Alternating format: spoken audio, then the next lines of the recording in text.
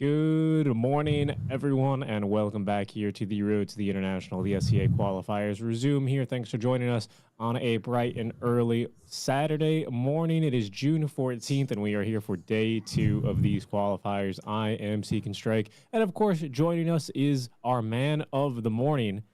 It is Winter. How's it going, Winter? How you feeling today? Ready for day two, ready for more action, ready for the SCA teams to show their might, to show their power and to fight for the glory of TI. Yeah, absolutely right.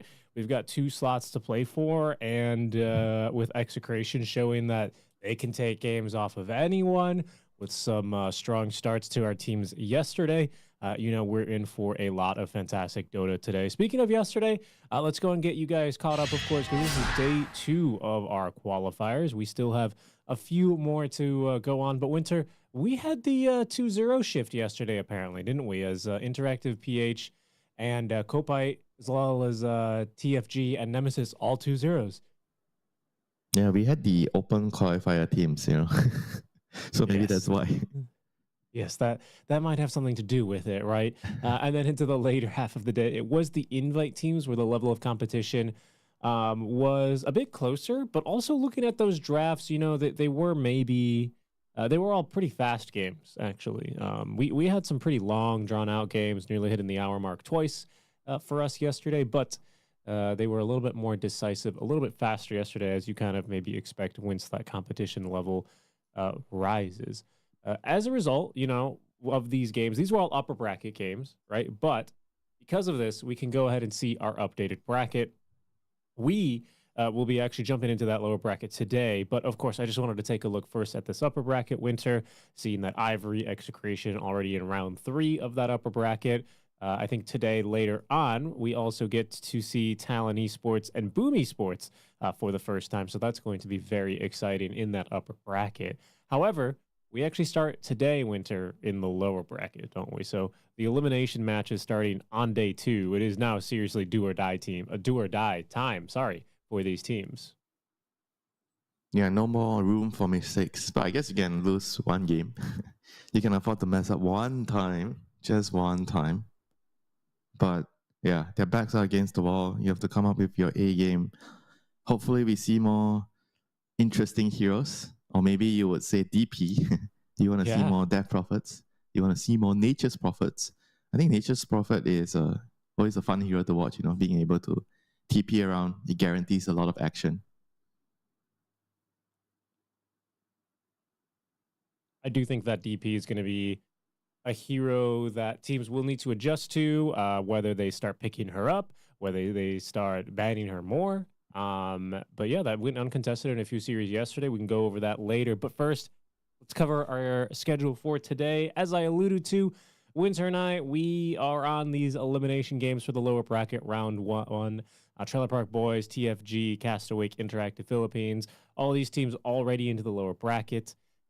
Mixed results for these folks. For our games, there were 2-0s. So, and they are the open qualifier teams. So we'll see how these matches get going. And then in the second half of the day, Mike and John return for some Talon versus Kopite, and then Boom Esports versus Nemesis.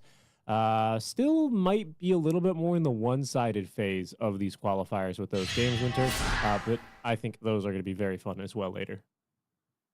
Yeah, it's going to be a lot of action. I think the current patch does promote a lot of fighting in the early game, because a lot of the heroes that are strong, they are very good at fighting early. Like we already mentioned, the Nature's Prophet, Death Prophet.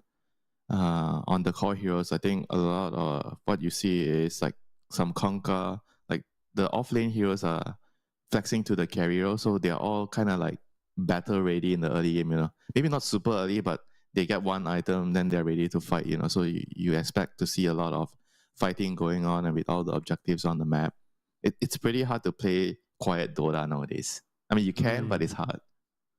No, I agree. I think we might be in for, especially with like DP kind of setting the trend, TA as well as in there, right? We might be in for like a objective focused meta, so to speak.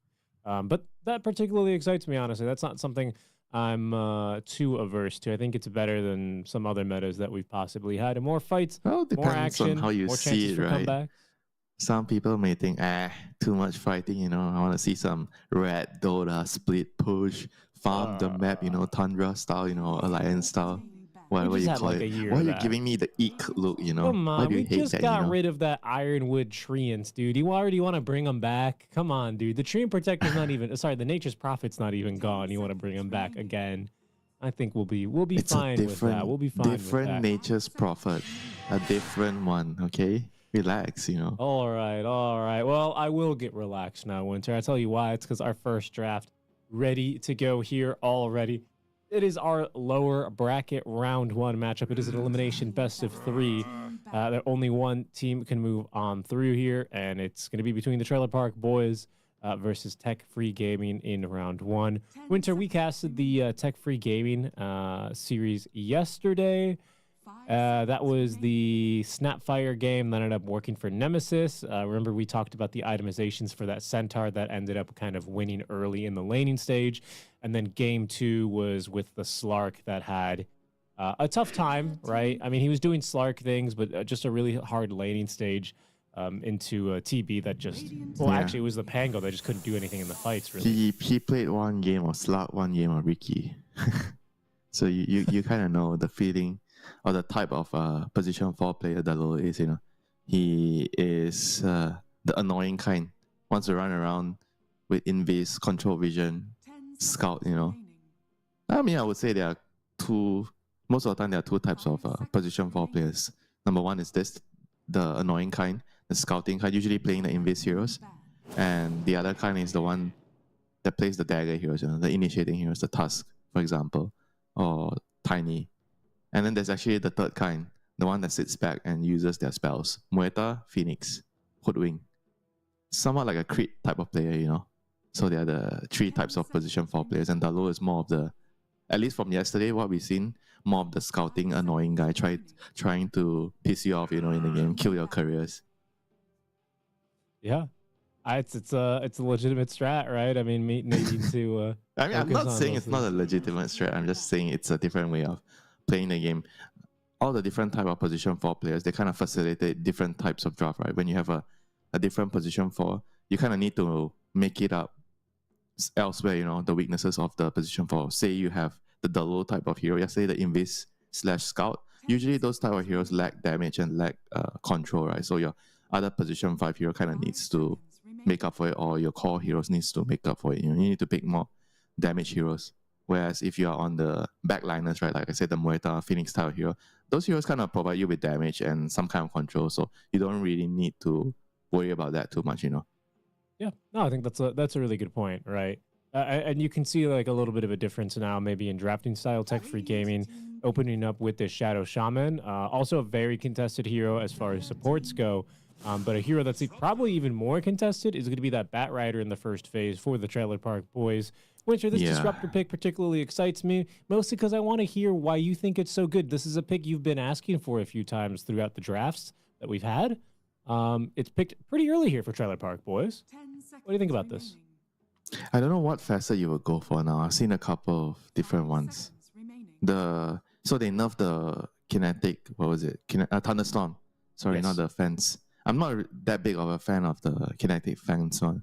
I think the Thunderstorm one is kind of nice because it helps you with the lane. They nerfed the slow already, because initially it was 0.8, because you get double slow from Thunderstrike with the first facet.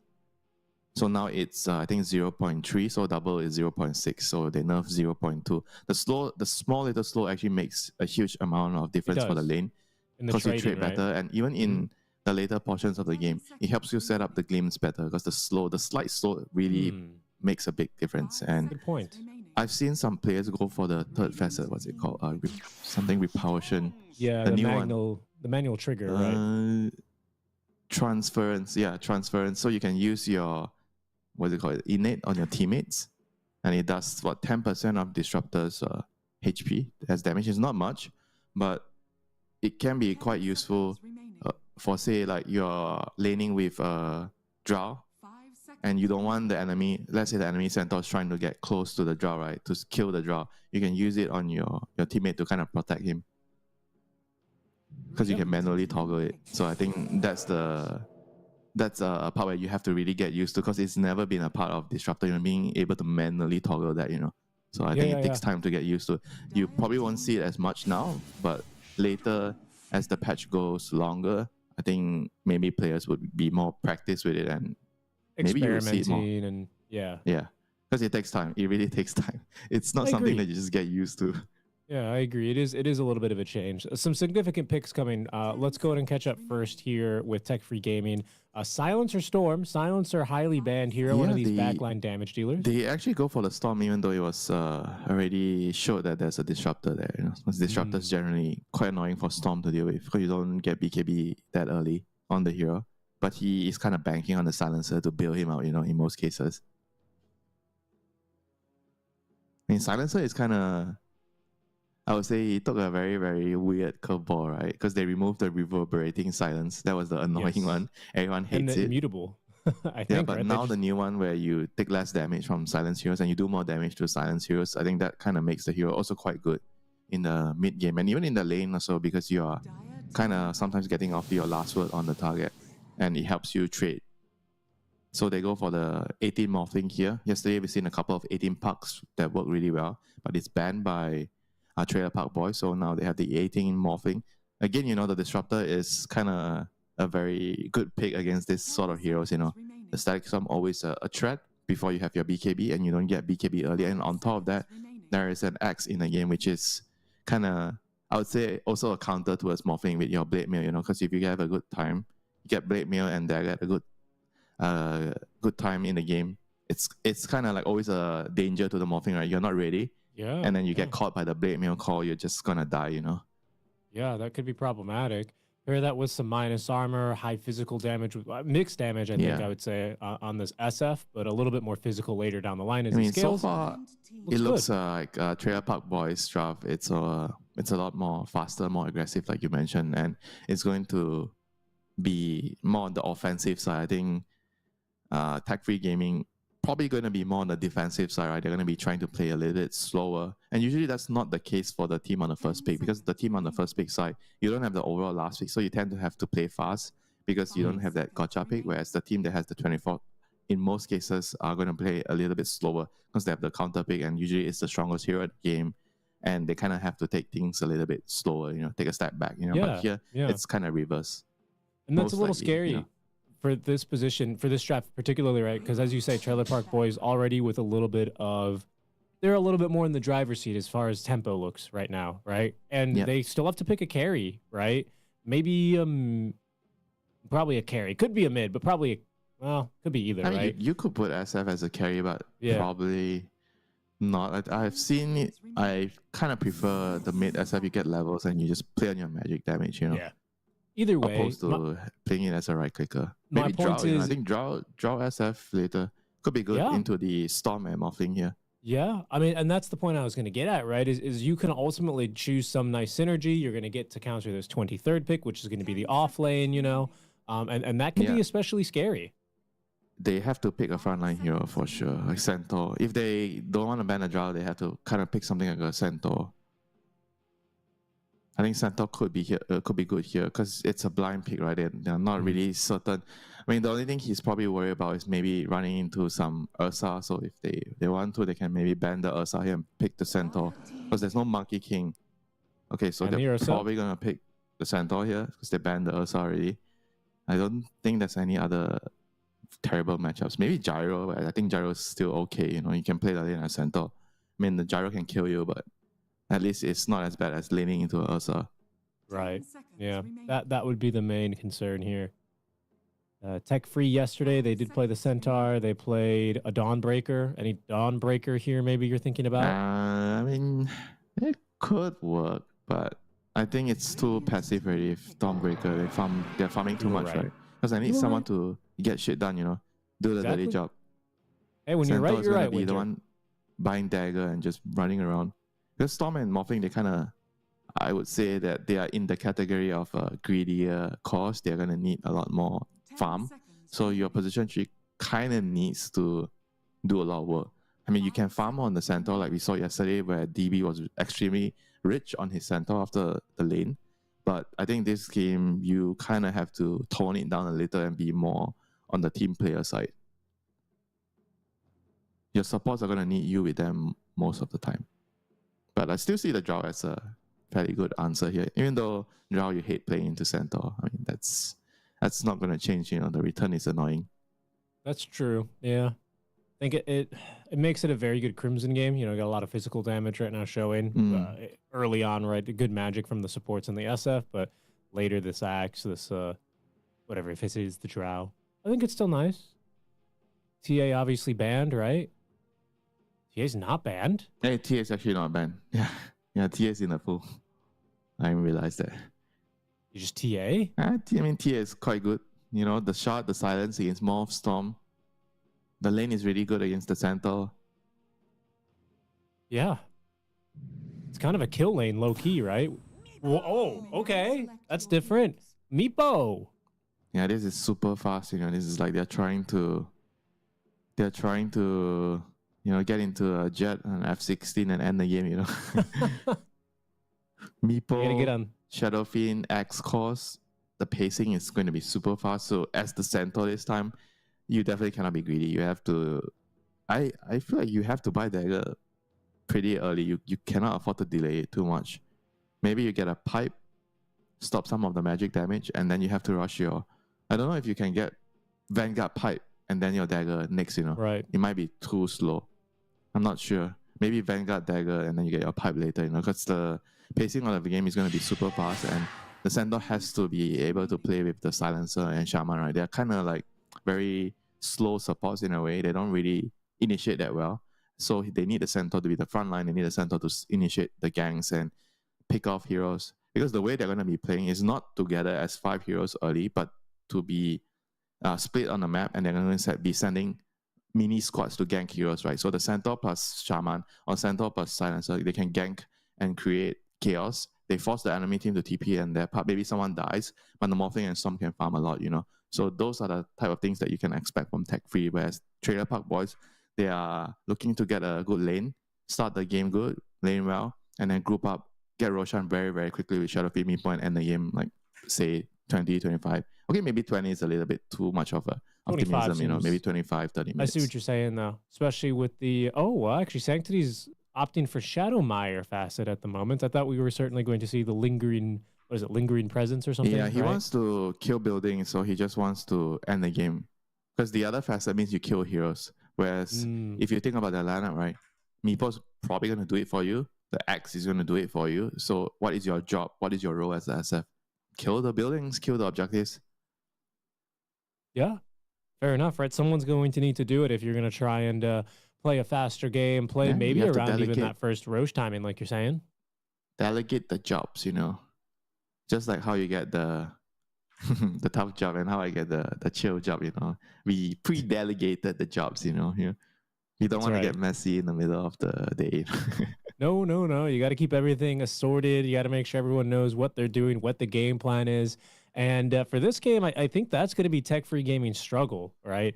I think yesterday, from what we saw, I think these are some, as you can really always say and see, by the way, these are some very highly skilled players. But we did have some questions about the builds, about the timings to fight, right? And they just can't afford to mess that up versus this Trailer Park Boys Meepo, right? It is scary. Yeah, so any weird facets, I guess. Like you already mentioned a Shadowmire. I mean, I guess Chicken Fingers. I think there's been some discussion about the split between Chicken Fingers and the Massive War. I think Chicken love Fingers Massive is Serpent Ward. It's so good. Chicken Fingers, I think overall is just better for laning. If you feel like you need it for the lane, I think generally you can't really go wrong with Chicken Fingers. That's how I would think about it. Oh, this is going to be a lot of damage. He does not have any regen, and dead to rights. Perfect start there. It's very, very worrisome. Because they're already on a slower lineup. And now you give the Axe first blood. It's going to be rough. Range 2 apiece after the first blood, but the Axe sporting a nice little boost to his net worth up to 1,000. And it looks like some creep wave shenanigans are afoot here up in this top lane. They're also looking for 4-2-3 down bottom. Oh, they're also doing a creep wave shenanigans down there as well, pardon. But both offlaners with some shenanigans. Yeah, I mean, this is quite common nowadays. And then you know that the heroes can't really stop you, or like what the Centaur saw from his perspective, his Morphling just got killed, right? So he knows they are get at top. So he can get away with blocking the wave at level 1. I think whenever you can get away with it, you should always do it. I think it's always good, to force the enemy carry under the tower, and then you push the wave and you make sure your position for blocks the camp or body blocks the camp or whatever he wants to do it, sentry, and you get the creeps in front of tower. And once you can maintain control of that, the lane is yours, on the offlaner. Like DB, Yeah, exactly. DB is pretty happy now with the lane. And look at the damage up in this top lane. We can see in the picture-in-picture, Virij has just been, face tanking so much of this damage with that level 1 napalm. Sometimes battle hunger. Yeah. Sometimes you see flame break early, but in this kind of a lane, they've just been keen to do as much damage as they can. We'll have to keep our eyes on that top lane to see if there's any really aggressive moves, but a phenomenal start, obviously. I was going to say for the IHC top lane, but they're the Trailer Park Boys now.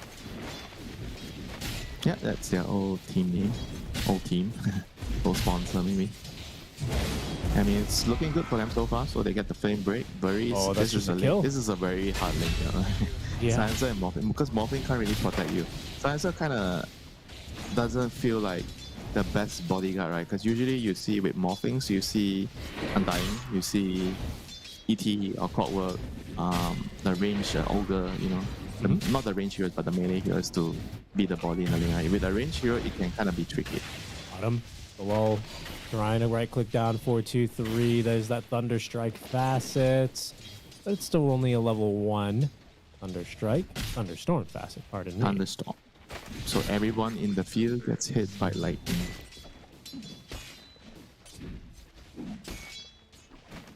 But you get this facet mainly because of the better lane.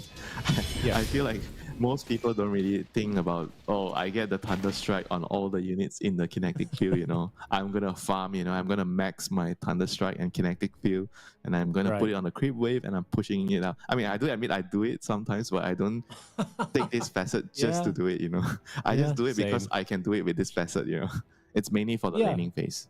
I mean, so the key thing there is, you're right, Thunderstrike applies to all enemies in the field, but the key sentence is the second one, Thunderstrike's slow duration is doubled, right? And you covered that in the draft, and we're starting to see why that can be so strong. Even though it was nerfed, it's still really good. Yeah.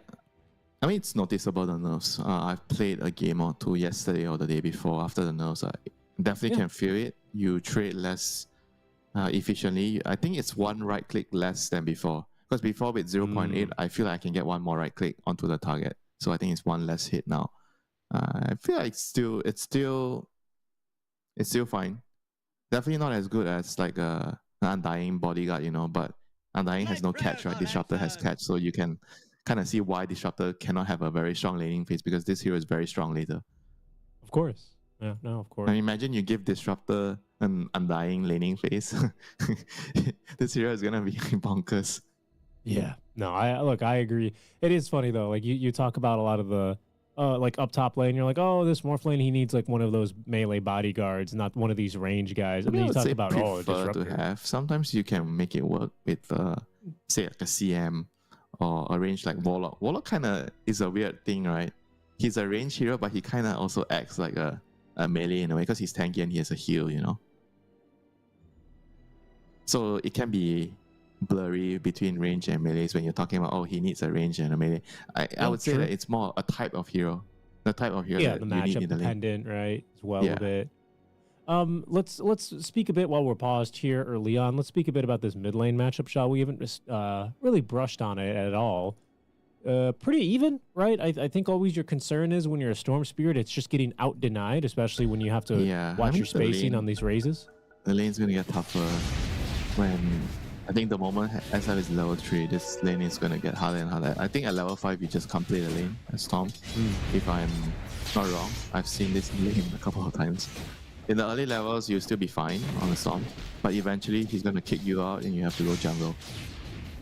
And then with this facet, he's going to look to pressure a tower with the siege wave, and you're going to need your supports to come over and try to defend the tower as much as possible. So rune control is going to be super important in this matchup. The supports are going to have to fight for the runes I think some games you could say that it's fine for the support to play on the side lanes, 6 minutes on. But I think in this particular lane, SF against Storm, you have to play mid. That's going to be troublesome, right? I mean, we've seen how vulnerable this top lane can be. 11 and Narman off to a fantastic start. So if Varij is going to try and rotate away, it's going to alleviate a lot of pressure. It's going to allow a lot of pressure, actually, onto Jikroy, I should say, as we see a little creep wave skip. Back on bottom, the second Meepo is in play. 4-4-2-3. The Centaur so far, he's getting a lot of good farm again. I think similar to the game yesterday. His laning is looking pretty smooth, double bracer. So, I mean, again, you know, Meepo doesn't really do anything to the lane. Taunt onto 2, up to 8 stacks of that napalm. Jikroy's got to be a little careful as well here. He's going to get those napalm stacks reapplied, but he's got 21 charges. He's fine. He's okay. Yeah. I mean, this is quite normal for this lane. Morphling Silencer. Silencer has to die in his lane. There's no other way. Because there's just too much catch and slow and a lot of damage, right? Through the sticky napalm frame break and the battle hunger. I mean, this is a type of lane that does not at all allow the silencer to be enabled, you know. Like silencer wants to kill heroes with like say like a lane that has a stun or kill potential. This type of lane, he has to be so careful about his positioning. Like once he doesn't have his arcane curse, the Bat Rider is going to be happy to play aggressive with the napalm. Yeah, exactly. That smoldering resin makes it so difficult for him, right? That innate, he's just constantly getting out traded if you can't dissuade him. Too much damage already. You can't. It's not even about trading. It's just you die. You die straight up. You know, you get caught. Even if you're close to full health, you're just gonna die. See how he's standing right now. He's like so scared. Yeah. He's like constantly trying to be in fog most of the time. I would be too. Mamang Daya mid lane. Well, you can see, like you said, Winter at level 5. It's becoming that kind of a lane here for him. He's got these infused raindrop stacks. You know, that's something here, but he's already down to 3 stacks. So it's only going to buy him like another wave. Yeah, they should try and kill him before he's level 6. Yeah, maybe the support should be thinking about moving there soon. And Rune is also coming up in 30 seconds. I expect the Bat probably to move soon, but I think he's going to move bot. He's tipping bot. Interesting. He wants the Centaur. Kind of feels like it's a very tough kill. 3 bracers, huh? He's tanky. It's very difficult to kill the Centaur. I'm not so sure that they can do anything to him. Man, I've got 1 point if in I'm the Centaur, I'll be happy they try to kill me, you know, because then my Storm and Morphling is gonna farm. Right. Okay, they're heading to the bot rune. Invis spawns top lane. Yeah. You know, of all the mid laners, they know the Storm went back to base, so they're still gonna get the rune. Earthbind down bottom. What's the Bat is already rotating on over, getting ready to party mid. Okay, so the Storm's going to TP to the top tier 2 tower. Mamang Daya, he will zip in then onto 11. I think did the neutral stun him? I think it stunned him, and now Sanctity out from the Invis rune lets loose the Requiem of Souls. So a quick 1-for-1 trade. That'll neutralize that Galvanized stack Mamang Daya just picked up. Yeah, and the Siege Creep is still alive in mid lane. Oh, this is worrisome, you know. And now they can't come to the mid lane to defend because of the disrupted glimpse, you know, if you TP down. This is not looking good, and SF is doing a good job. He keeps the wagon, you like to call it, alive. Yes, the wagon, the car, as you call it. Yeah, I like to call it the car. It just makes it special, you know. Every 5 minutes you get a car. Wisdom Shrines, though, will just be they give us a car, you know. Yeah, we need to bring back the cars, right? More cars are necessary, is what you're saying here. I mean, imagine if it spawns 2 cars at 5 minutes. Wow, that's too many, dude. Monk Daya Varij, unable to catch up to Narman there. Maybe a little bit too speedy, a bit too mobile. It's the lull. Sitting at the Twin Gates, wondering if he can make a move here somewhere. Seems like he's better off trying to maybe assist DB in finding something down bottom now. Man, this triple bracer Centaur, he's big. He's had a pretty decent landing stage, that could be said. Jikroy as well, looking fairly even, but you know, off of the momentum of that early first blood, it's 11 who is so far the best off, with Storm dragging behind after his death. Yeah, 11 is gonna have his blade mill in a bit. That's going to, I think by default, kick the morphing out of the lane because the morphing can't really hit play against the blade mill X anymore. But it's still gonna be hard for him to kill the morphing like straight up because you don't have a dagger yet. But at the very least, I think the blade mill is going to kind of help them secure the tier 1 tower at top. They can make rotations, the morphing can't sit in the lane. Because the strength of morphing usually is he's able to sit in the lane for a very long time. But against an axe, it will be kind of tricky and risky. And you see a lot of pressure being applied on the mid lane. Maybe the Bat Rider is like being annoying. Blade mill is already done on axe. Yeah, flying his way. Might farm a stack with it. Yeah, level 6 is on these supports are really the only thing I think that Trailer Park Boys are looking for as far as really going hard. Especially the Disruptor's level 6 is going to be super important. He needs it to kill the Storm or the Morphing. You never want to use your Disruptor on the Centaur in most cases in this game. You only want to be using it to pick off either the Storm or the Morphing. Even though it's not that long of a cooldown, right? But yeah, from my experience, it matters a lot in games like this. You know, there's always like a hero that you have to kill as Disruptor, and you have to find the right hero and not use it. Even if you get a kill on the wrong hero, sometimes you can use it on a support, and it's gonna matter a lot for the game here. Especially in a game like this where they have a very fast-paced lineup. They are looking to end the game quickly, and the enemy has a very, very heavy late game scaling lineup. You cannot afford to have too many misuses of your Static Storm. Well, this Disruptor or Static Storm also kind of changes the way that heroes like Storm and Morphling need to play these fights, right? Like you kind of have how to... they like to itemize, you know all the mid laners. I think I can get away with a late BKB, you know. BKB, yeah. Eternal Envy says buying BKB early is game losing, you know, so I'm not gonna do it. That's true. Yeah, that's very true. Smoke play now. It's still kind of true. Along Daya. He's got this bottle, amplified damage rune, smoke breaks by SC. We'll send him packing there with that level 3 glimpse. That was a good read. He knows something was coming. He was standing there getting ready. And I mean, to be fair, I felt like he could have actually died there, because the Storm could have just still went on him with the AD, you know. Or be a little bit more assertive. So once the smoke breaks, you just zip in. You don't have any fear at all. Hey, speaking of Storm zipping in, and like Static Storms is what I meant to say.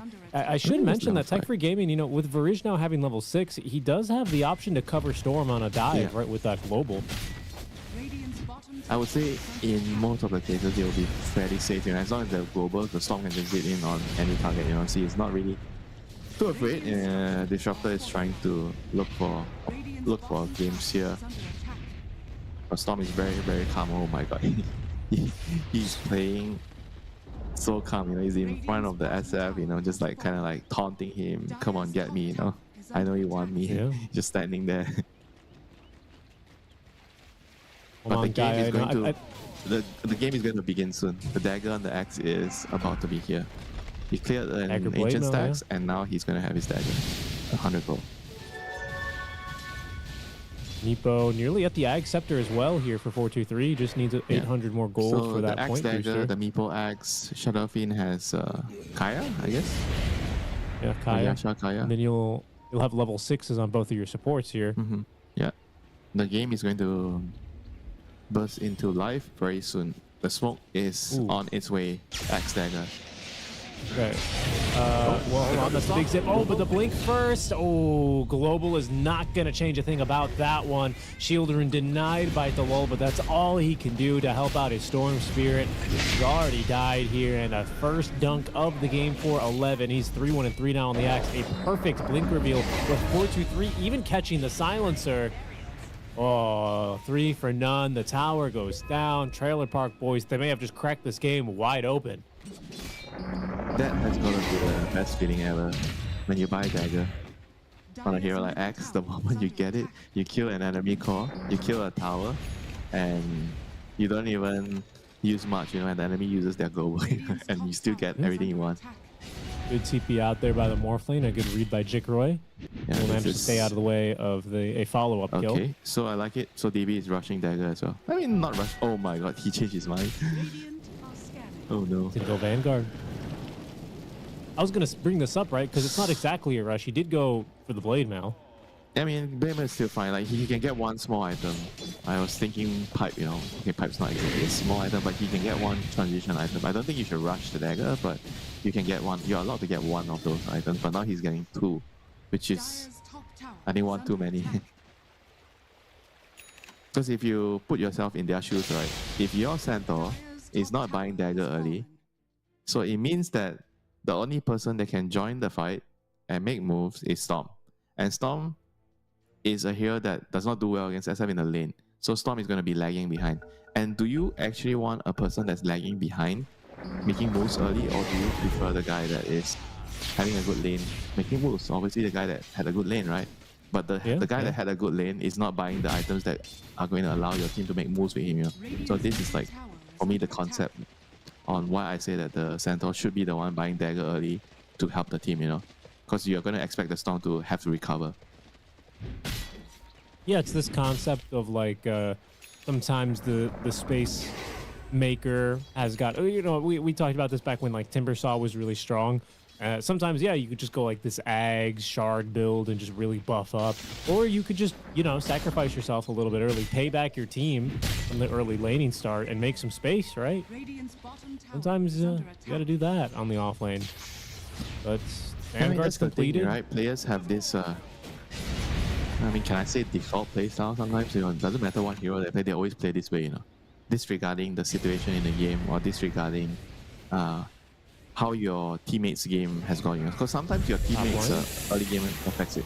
They catch the axe here. Wards. He's coming on in. Going down. Global.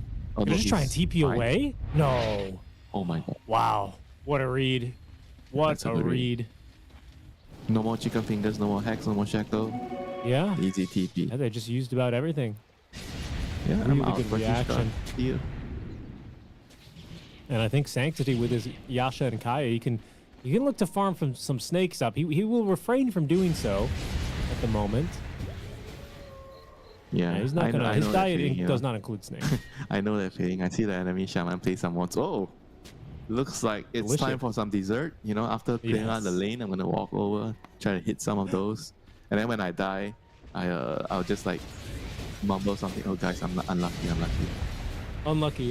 How did I know? Oh, Shaman has blink. Guys, Shaman has blink.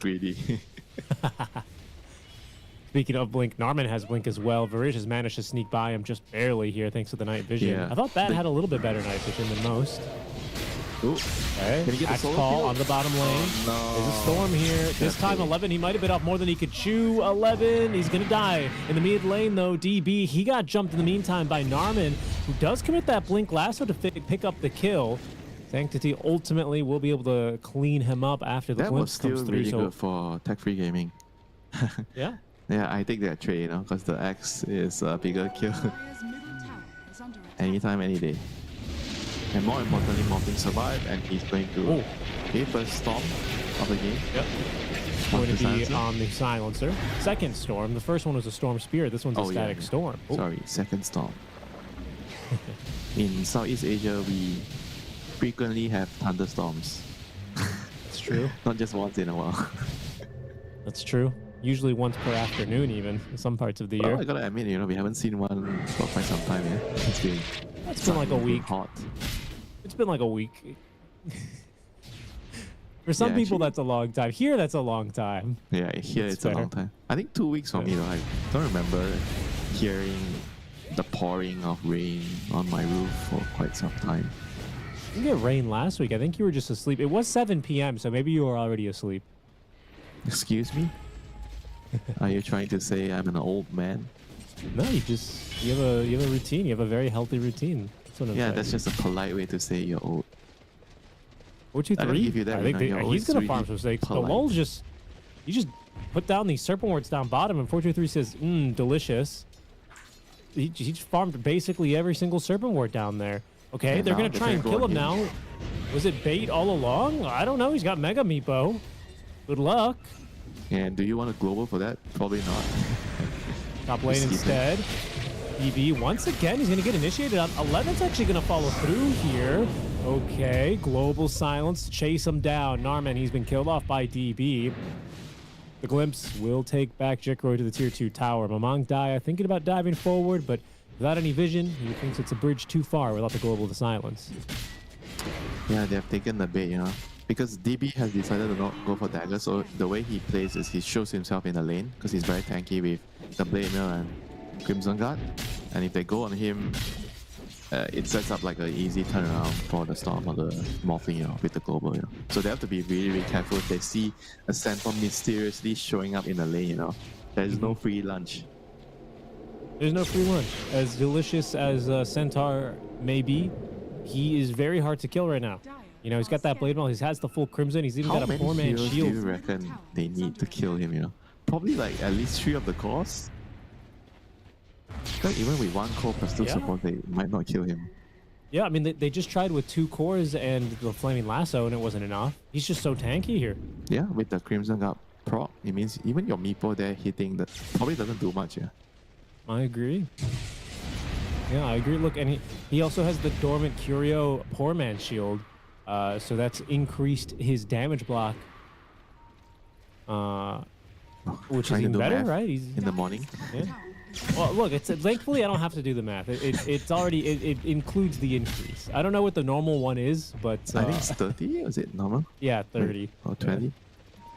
That's 30. Let me check. 423. You might. I mean, he's going to witness it for himself. Okay, well, here are the 3 cores. This is what we were talking about. Blade Mail does come out extra early, but TP's coming to that tier 2 tower. Oh, no. Mass Serpent Wards planted on down. There's the Stampede. They have no control. Look at that Morph Blade. He jumps in, and he's just going to find himself Static Storm silenced up. He does nothing. SC, he dies for that, but his body, in exchange for the carry, a trade well worth it. We do have a Mega Meepo ready to use, but you can't use it if you're global silence. Oh, the Meepo's still alive. Get the Mega Meepo off. And now he's free to turn. Sanctity this entire fight ripping through everyone, but it's 4-2-3 ends up with the triple kill. Gosh. That's such a crazy fight. What in the world was that? That was the Skadi reveal. We didn't even get to talk about it. We didn't realize that he actually just finished his Skadi pre-20 minutes. And the Skadi was devastating, you know. For Morphing, you can't really rely on your attribute shift. I mean, I think he still got silenced, so it probably didn't matter. He got silenced by the Storm. And he just died, you know. I was surprised that he actually went into the Centaur. The Centaur was the first target that the enemy was trying to kill. And then he decided that, okay, Centaur seems like he's not going to die. I'm going to wait for me with the global. And then he just disappeared, you know, in the storm. I think he got a return kill. Here it is again. If I'm not mistaken, he morphed into the axe and then called bad, you know. The Centaur was like still so healthy. They all went on him. He doesn't die. He stampede and then he waves in and he gets caught. And that's it, you know, the Morphing dies, he kills the axe in return, but then that's all your damage down the drain. Nobody has enough right-click damage to finish off Meepo. I mean, they almost killed the Meepo, actually. They were even so without close. The Morphing. Yeah, they were so close. Very, very close. The silence was ending. That's wow. GG. They must have been within like 50 HP or so. I think one extra right-click and he goes down. All of a sudden, it's just such an ugly fight there. For Tech-Free Gaming, that's rough, that was, man. Meepo having better base magic resist, one of those heroes that has better magic resist. It's a really good point, actually. You don't always he think actually about didn't that, die because of that. No, you're completely correct. I agree. It's because it's not like there's any super tanky with the Skadi, and I think without the Morphing at this point, right clicking on him, they are probably not gonna kill the Meepo. He's gonna go for this Disperser next as well. After the Diffusal, so you know, remove, the silence. Yeah, and the move speed's super nice too, honestly, for this kind of a hero, isn't it? Run away from the Stampede. That's true. Or run after them in the Stampede. Run after the Stampede. Yeah, the that's true. You can Stampede. do it like that as well. If you're ahead enough. EKB for Sanctity on top of this Kaya and Yasha. Got this Blink Dagger in the quick buy. That'll be ready here relatively quickly. This Trailer Park Boys starting up the Roshan. EKB flying to 11. I mean, they're hitting a pretty big time in here, Winter, it seems like. Yeah, look how this fast is what we call down. the high ground timing right there. I know I always say, oh, don't go to high ground. High ground is dangerous. Don't go there, you know. Remember what Obi-Wan said? I have the high ground, don't come up. But this time they have enough lead. And with the type of heroes they have, SF and Meepo, By the eye, Especially if they jump a silencer. storm. Especially if they jump a storm and a silencer. Oh, they've got the silencer. They've got the storm. The blink requiem. They can't even get the dunk. Oh, he did dunk them. Okay. Wait, what? What did he? Oh, no, he did dunk them. Okay. He did dunk them. Big kill. Beautiful pickoffs. 3.2 armor harvested by Axe. Apart from the galvanize and this Axe counter. I mean, there's a lot of things like this nowadays in the game. Punch with the counter, silencer with the intelligence steal. You always have to keep track of those things. It's true. Slug. Yeah, Slug too. EB. He doesn't have anything. He may not have a life much longer. 11 makes the jump in, and there's just so many Meepos. They even threw the blade mail, even threw the crimson. Oh, he never actually popped the crimson. He didn't get a chance there. 11. Oh no, the stack. Yeah, right. What is that cooldown from? Yeah, he missed the jump. Missed the job. Whoops. It happens. Yeah, Uh-oh. Common? A little few cheeky earth vibes. Oops. That is actually one of the things I like to do with Meepo the most. Permanenting, just because I can, That's interesting. One of the things I like doing is banning the Meepo. Okay. Anti-fun, Richie. Yeah. No. I mean, look at it. He's just destroyed your barracks, man. 1 second they're there, the next they're gone. I mean, he's 4-2-3 Grandmaster Meepo for a reason, huh? Having one hell of a game here. 6-0-3. I think every qualifiers, whenever he's playing it, it always pops up once or twice, his Meepo. I mean, even when he was on Steve, he plays this hero, he's really confident with this hero. It's just like the reason seems like he knows his timings. Okay, global silence to cover for Jikroy. It's going to allow them to pick up the kill on a Narman. Oh, it's 11 here. He actually finds the Storm Spirit. The Meepo's going on in, but a nice save there from the Centaur. And the Static Storm, the second too late to Mamang Daya, able to zip out with the BKB charge. He's going to go back in. There's a Stampede, but they're losing these heroes. That's 2 cores down. And Jikroy, he's just not big enough to fight versus them all, especially as Narman buys back. Oh, they've caught him with the glimpse. The Glimmer Cape's not going to be enough to protect them. The Perma binds Jikroy. He gets another wafer off. He's actually almost gotten through that Aegis, but he just can't quite focus fire here. Jikroy, down he goes. That was a nice such attempt. a tall He actually order. turned into the SM and he almost killed the Meepo with the race. Very close. A nice attempt to bring someone or drag someone down to the grave with you. But it still means he can't stop the push on the Meepo ending the game. Yeah, he literally is just gonna end the game now. Buyback on your Storm here, but he's respawning in 7 seconds. It's your Morphling who's dead for 45 seconds without buyback. As 4-2-3 will at least double back for the second lane of barracks. Bot lane still has the tier 2 tower. Oh, look at how good that Crimson Guard buff is. Fortunately, it only lasts 8 seconds. Yeah, it used to last a lot more. I got enough.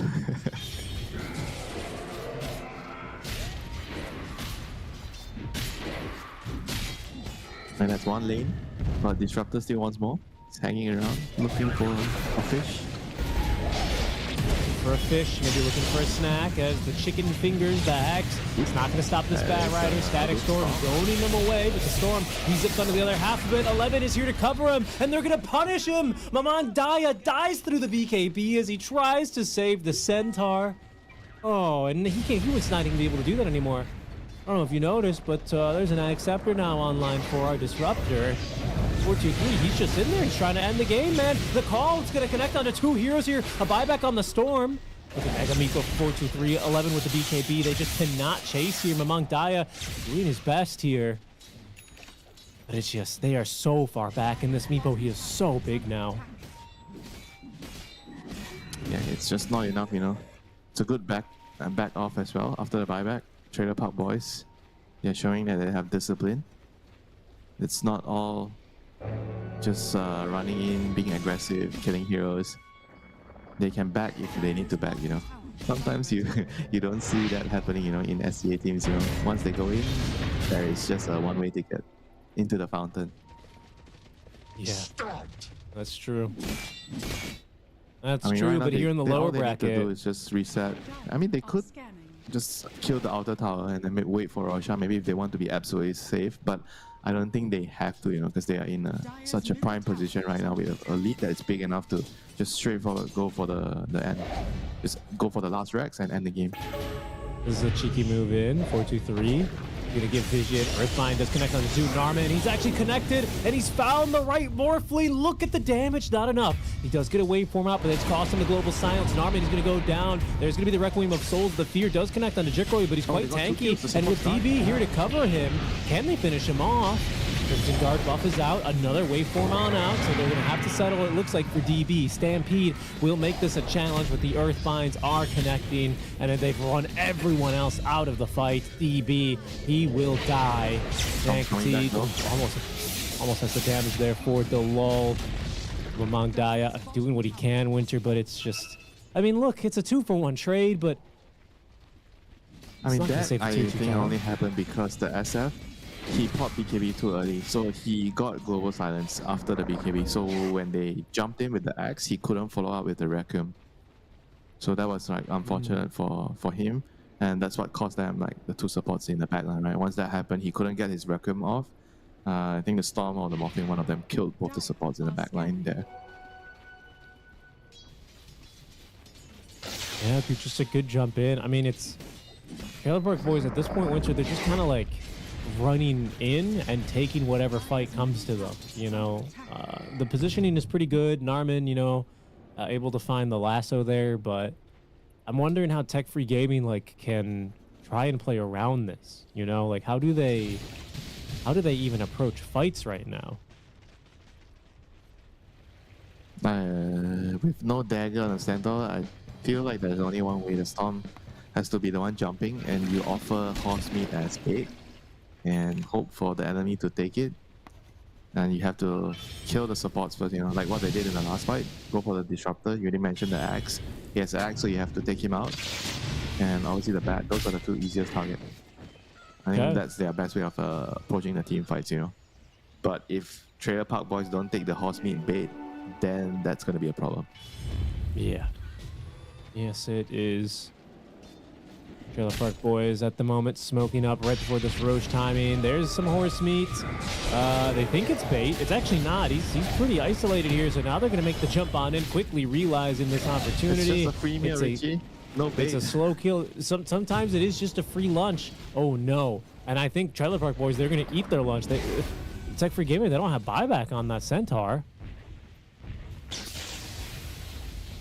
Nope, he does not have buyback, so this is going to be a problem. That's called Madman. He's actually caught the Morphling. There's going to be the Static Storm. Sanctity, this time he waited to BKB, and the Requiem, it's perfect.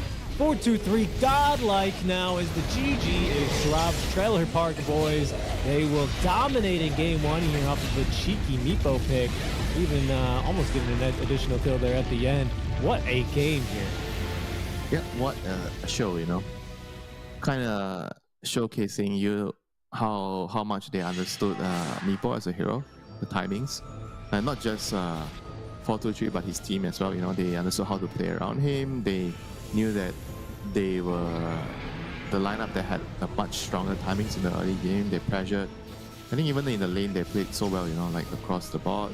I think especially the SF, he did a good job dominating the Storm, which kind of, I feel like, slowed them down a lot. Maybe for Tech Free Gaming side, they kind of were expecting the Storm to do a little bit better so he could, play around the team and allow the Centaur to play this greedy mid-shield type of playstyle without a dagger, just be a front line.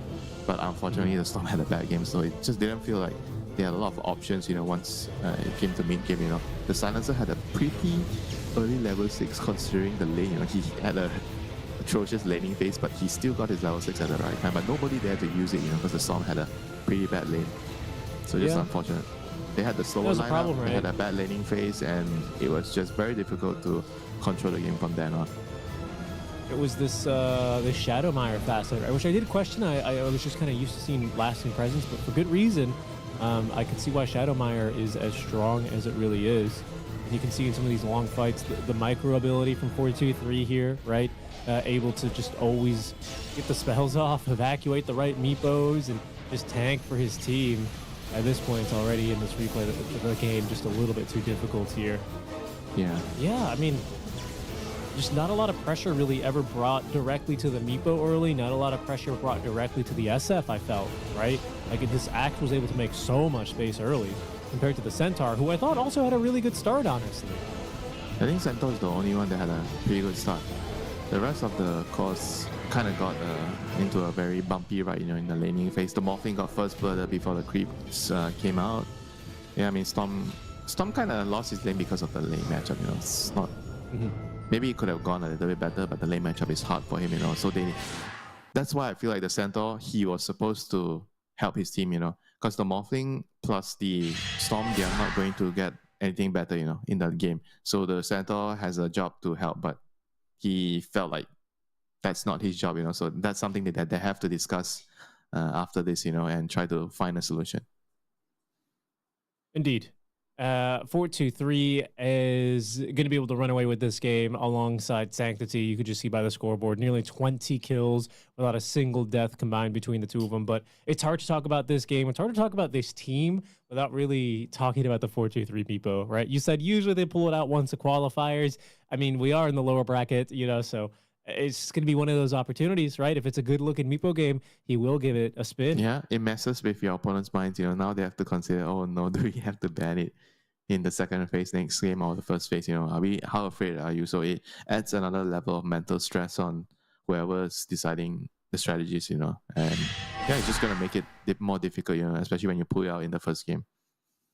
Especially when it is that first game. That's a really good point, right? But I mean, this is where you have to be tough, right? It's at some point, in these quals, if you end up in the lower bracket, you got to have that mentality. You can beat anyone. There's 2 slots here. You can still qualify through the lower bracket as we approach the road to TI. But that means they are going to have to go to a game number 3. Before that, folks, we are going to go to a quick break before we return with our second draft. But do stay tuned. Score is 1-0 as Trailer Park Boys lead Tech Free Gaming. We'll see what happens in game 2 after a break. The human body was built to move. Not trapped at a desk in one singular posture for 12 hours a day. It's time your chair evolved. This is Secret Lab Titan Evo. Ergonomically engineered for you. Gamers, hybrid workers, artists. Backing your every move.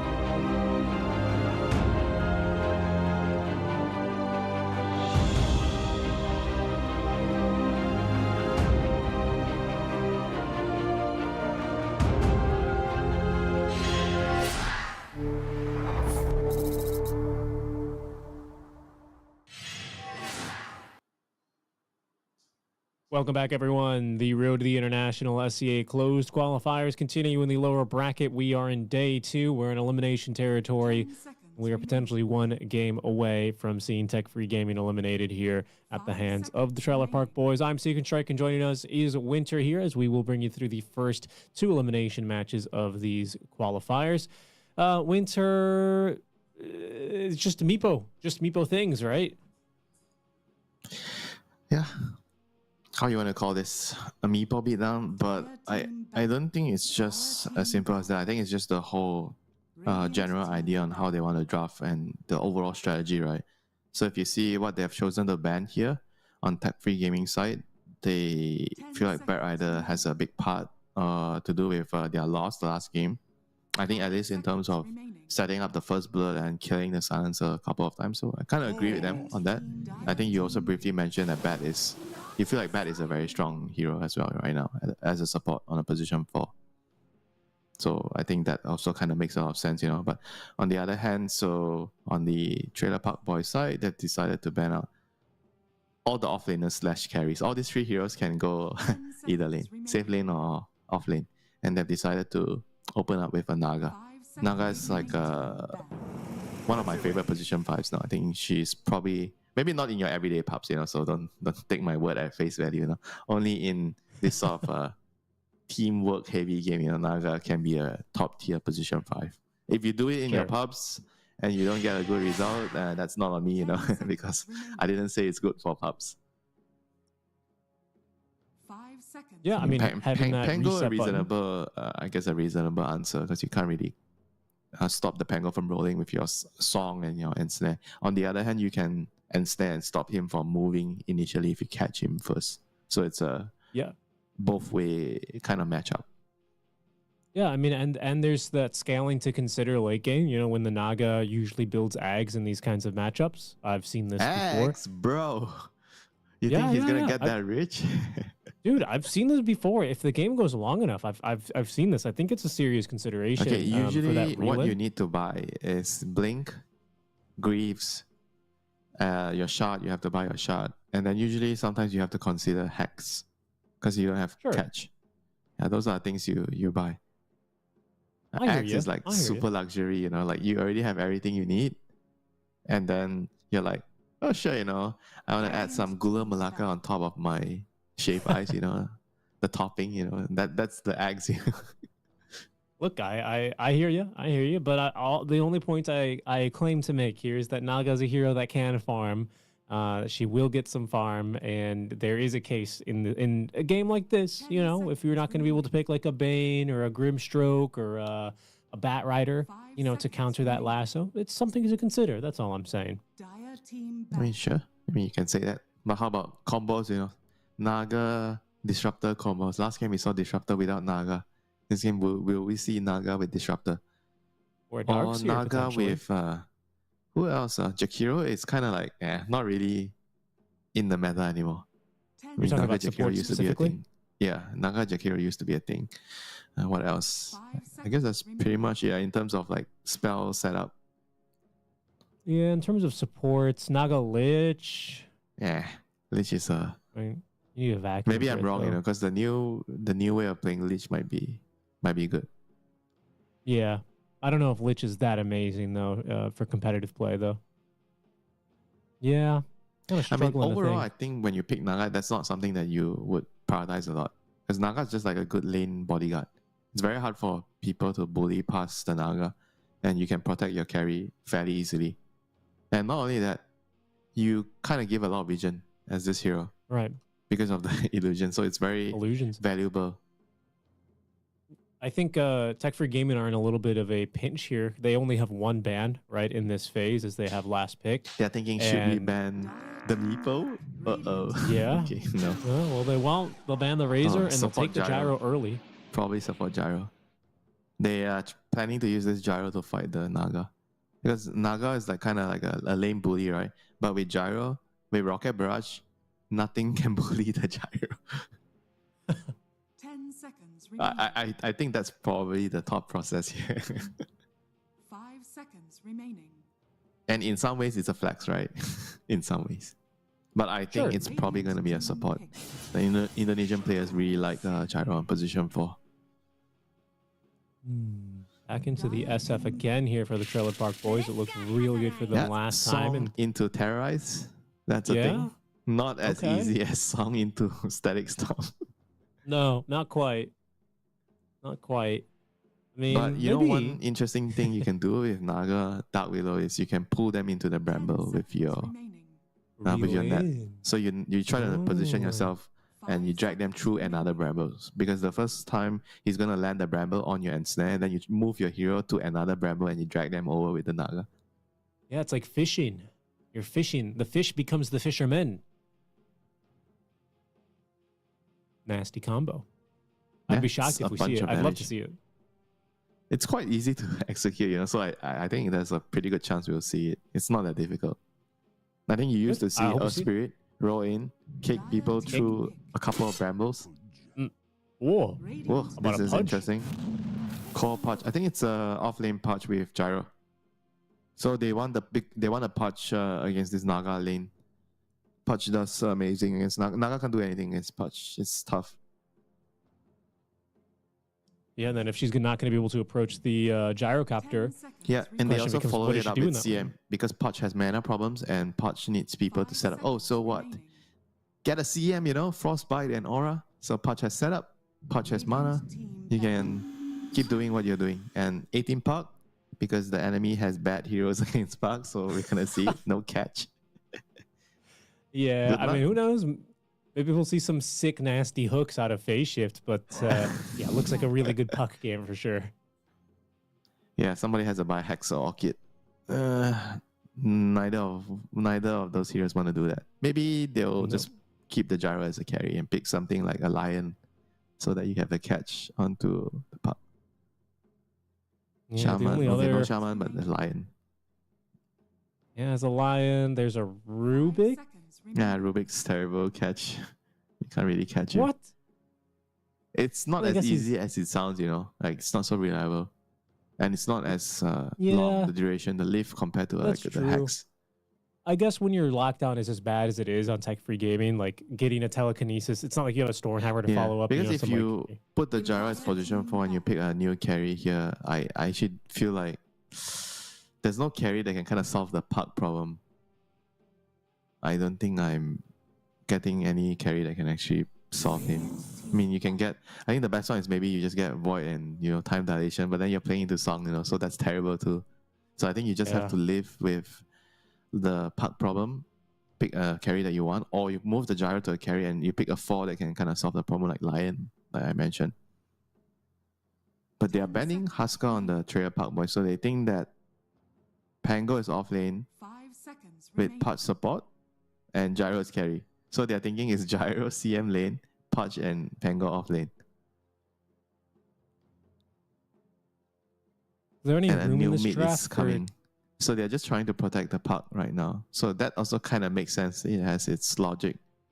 Because they know that the puck is a huge problem and tech-free gaming need to solve it. So they're just trying to use their bans to protect and make sure that the puck can secure the win for them. The only other hero that comes to mind is like a really big answer to the puck is the Night Stalker. We've seen it in this tournament earlier, but I don't know if they there's want a room. lane matchup, it's probably something like a Tiny. Tiny beats puck in the Sure. lane. And you're stunned because you can't phase shift the stun. Or when you come out of phase shift, you get hit by the stun anyway. And you out CS him in the lane. And overall, I think with the stun and toss, it's pretty decent way of killing the puck without having to commit to an Orchid or Hex, you know. So I think that is maybe a decent option. 23rd pick for Trailer Park Boys. They're going to be looking for an offliner here. What are they looking for? Another frontliner, maybe? Yeah. A frontliner? Frontliner, tank. SF and Puck needs tanks. How about a Centaur? Centaur's okay. You can never go wrong with Centaur. 10 seconds. I mean, it's Centaur's very difficult to open. go wrong with that hero. They can go back to the Axe, but they don't necessarily know the hero no, I matchup. think not X. Underlord will be fine. I think I like Underlord with Song. So you can Song and Pit as a setup. So some kind of like obviously it's not as strong as like Ice Path or Static Storm, but Song they're going and for Call. X with the call. So they want to just try to snowball through the lane. It's a very strong lane though. X and Dark Willow. A lot of damage, a lot of kill potential. So it... Wait, this is the... I think this is the... Is this the mid or the carry? That's this the is mid. Okay, yeah, against the Puck, you get X and you silence him. But then again, I also feel like the matchup goes both ways, right? Initially, the core is going to be quite deadly for the Void Spirit. X is not a cheap item. It's not going to come as soon. So I feel like before that phase where the Void Spirit has the X, Puck doesn't really feel too bothered, against Void Spirit. And their cores, so what are their cores? So it's Void, Gyro, and Pango. So Pudge is the position for CM Pudge. So they have a lot of, I think, damage in the early game. Frostbite into the Hulk with the Rod, with the Nova. So you deal a lot of magic damage, and you have the barrier, right, from CM, and the Pudge has the barrier sort of also with your meat shield, whatever you want to call it. So their heroes are pretty durable against right clicks early on. And if you look at the Trailer Park boys, they do a lot of right clicks, like SF with Naga, when they're trading in the early game, or with the Axe, So that could, come in handy. But at the end of the day, it's all about solving this puck problem. Can they solve the puck problem? If they don't solve the puck problem, he is going to carry the game, or she is going to carry the game. Depends on how you look at it, Yeah, solving the puck problem, trying to manage that counter initiation on the Song. Like, even if you do catch the puck, making sure you're not setting yourself up to get owned by some Song call. It's another tricky game here, Winter. I'm not gonna lie. I think Trailer Park Boys with another decent draft. Although I must agree with you, I'm not totally in love with this Axe final pick, or 23rd, I guess, right? But yeah. See how it goes. I think it can work. I just fancy more of like a more stable, like I mentioned, the tanks, the Centaur, the Pitlot, This feels like the game is harder to lose, It's more stable. But with the Axe, things can go wrong, No. We've seen it a few times the last game. I think once or twice where he tried to kill the carry and then he dies. Yeah. He kind of, I don't know if I should say, javated himself into doing something bad. Because your Axe, right? I think it's gonna happen. You are gonna see an opportunity. You think you can go for a solo kill, because that's just how the hero works, right? You see a hero showing up. Sometimes you don't ever know that if he's alone, or maybe you're unlucky, so you don't get the kill, and then it kind of ruins the game. But right now they break the smoke. It's a late smoke from First Blood with CM Pudge. They read it. Puck broke the smoke. That's very nice. They're all in very defensive positions, if you notice on the Trailer Park boys, because they know it's CM Pudge. It's very easy to get First Blood. Oh yeah, if there's anything that Pudge does, it's almost guaranteed he's going to win you these rune fights, at least in theory. Yeah, I agree. It's very difficult. Winter, to lose real those. quick, I just wanted to point out a few interesting facets that we've seen. A few. There's three in particular. One of them I want to call out is Call Out. 11. He's changed. I thought he might go one-man army again for that solo play style, but he's going for the bonus attack speed. So last game he felt like he needed more armor. This game he felt like he wants to go. So this facet is more for solo kills, I think, because it gives them more attack speed.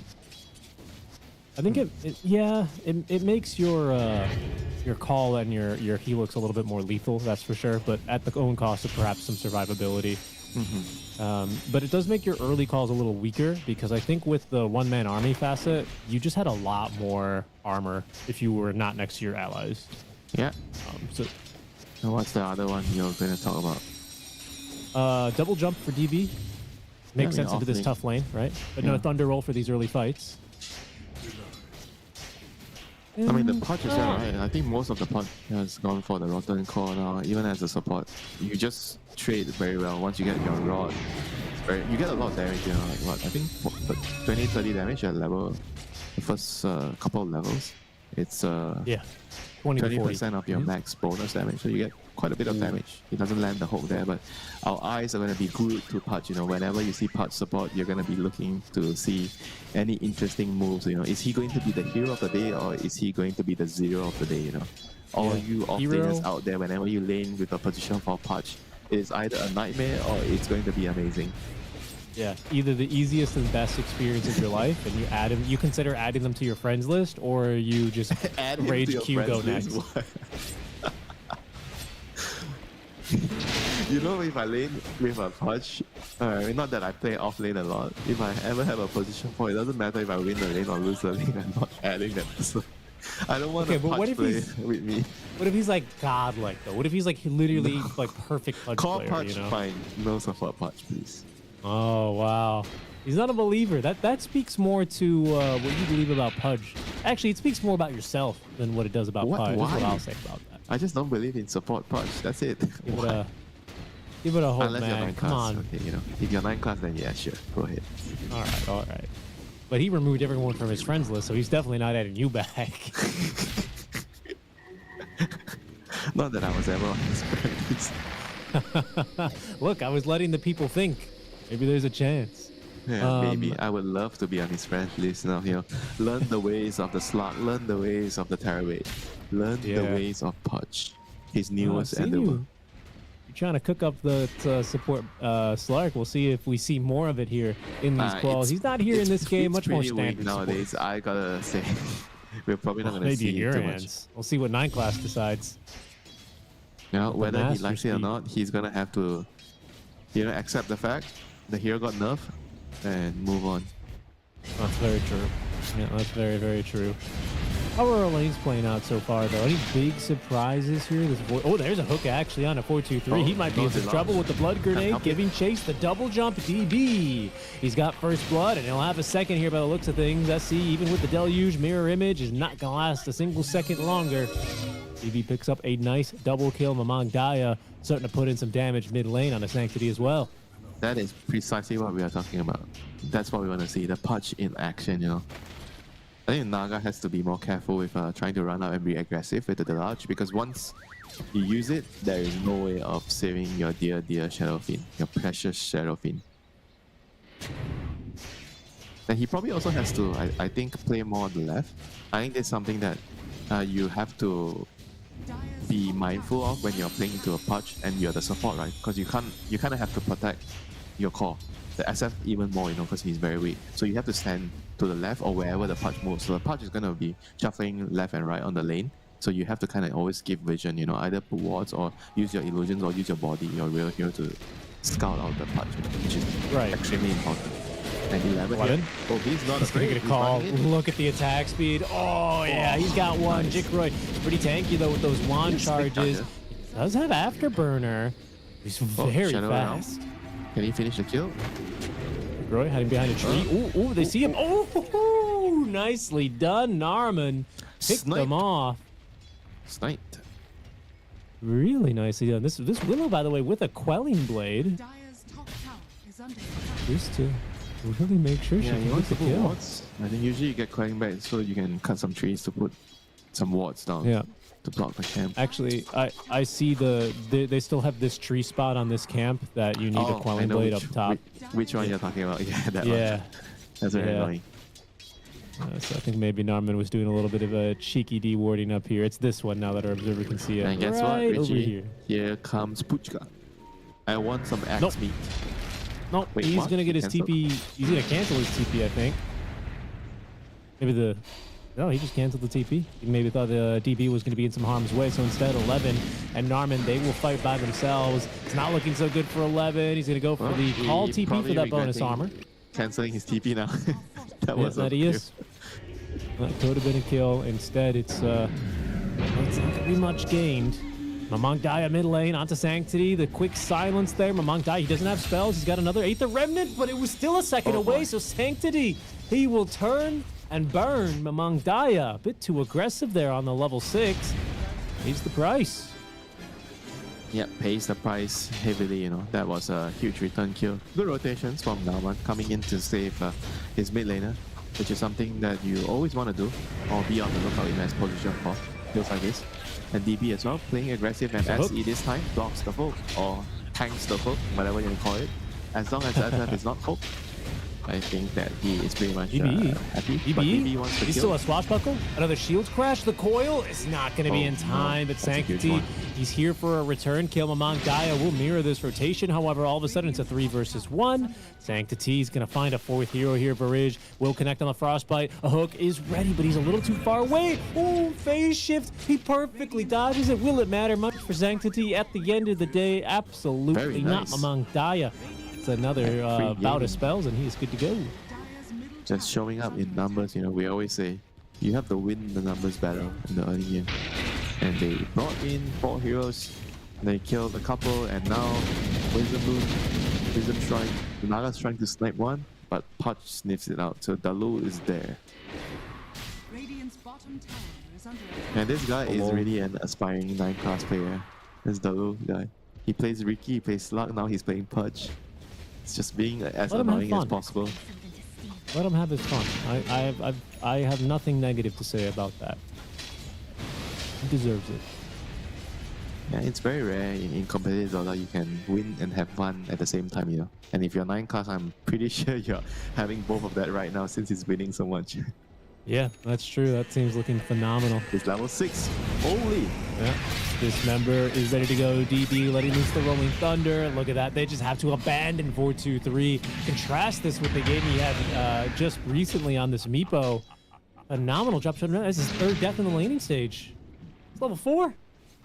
This is looking really, really good for Tech-Free Gaming right now. They're winning, well, maybe not winning all lanes, but they are doing well in all lanes. They're winning mid and the off lane. This is... Oh, no, never mind. He's totally fine mid. Mamang Gaia is easily going to be able to escape, and even gets a regen in. Oh. David.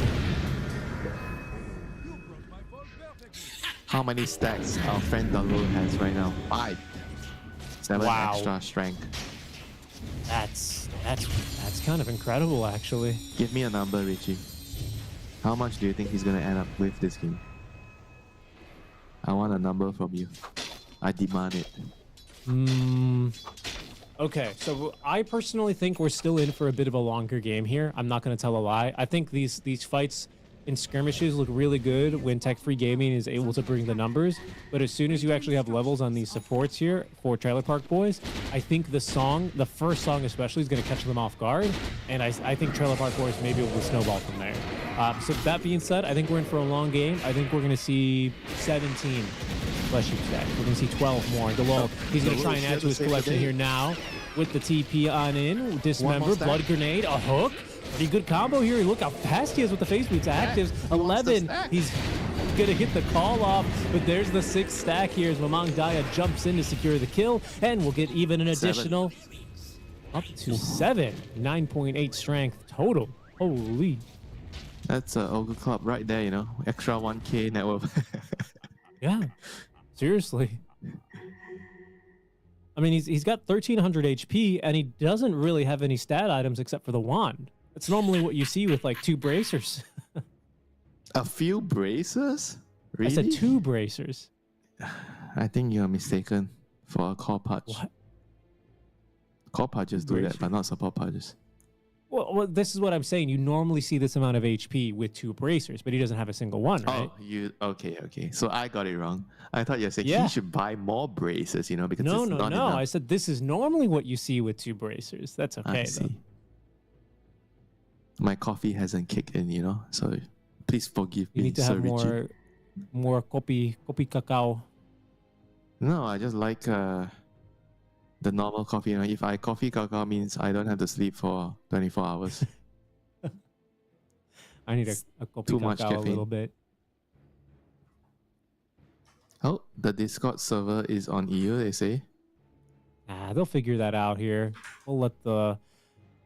Yeah, there it is. The admin very quick to adjust that. Shout out Splash.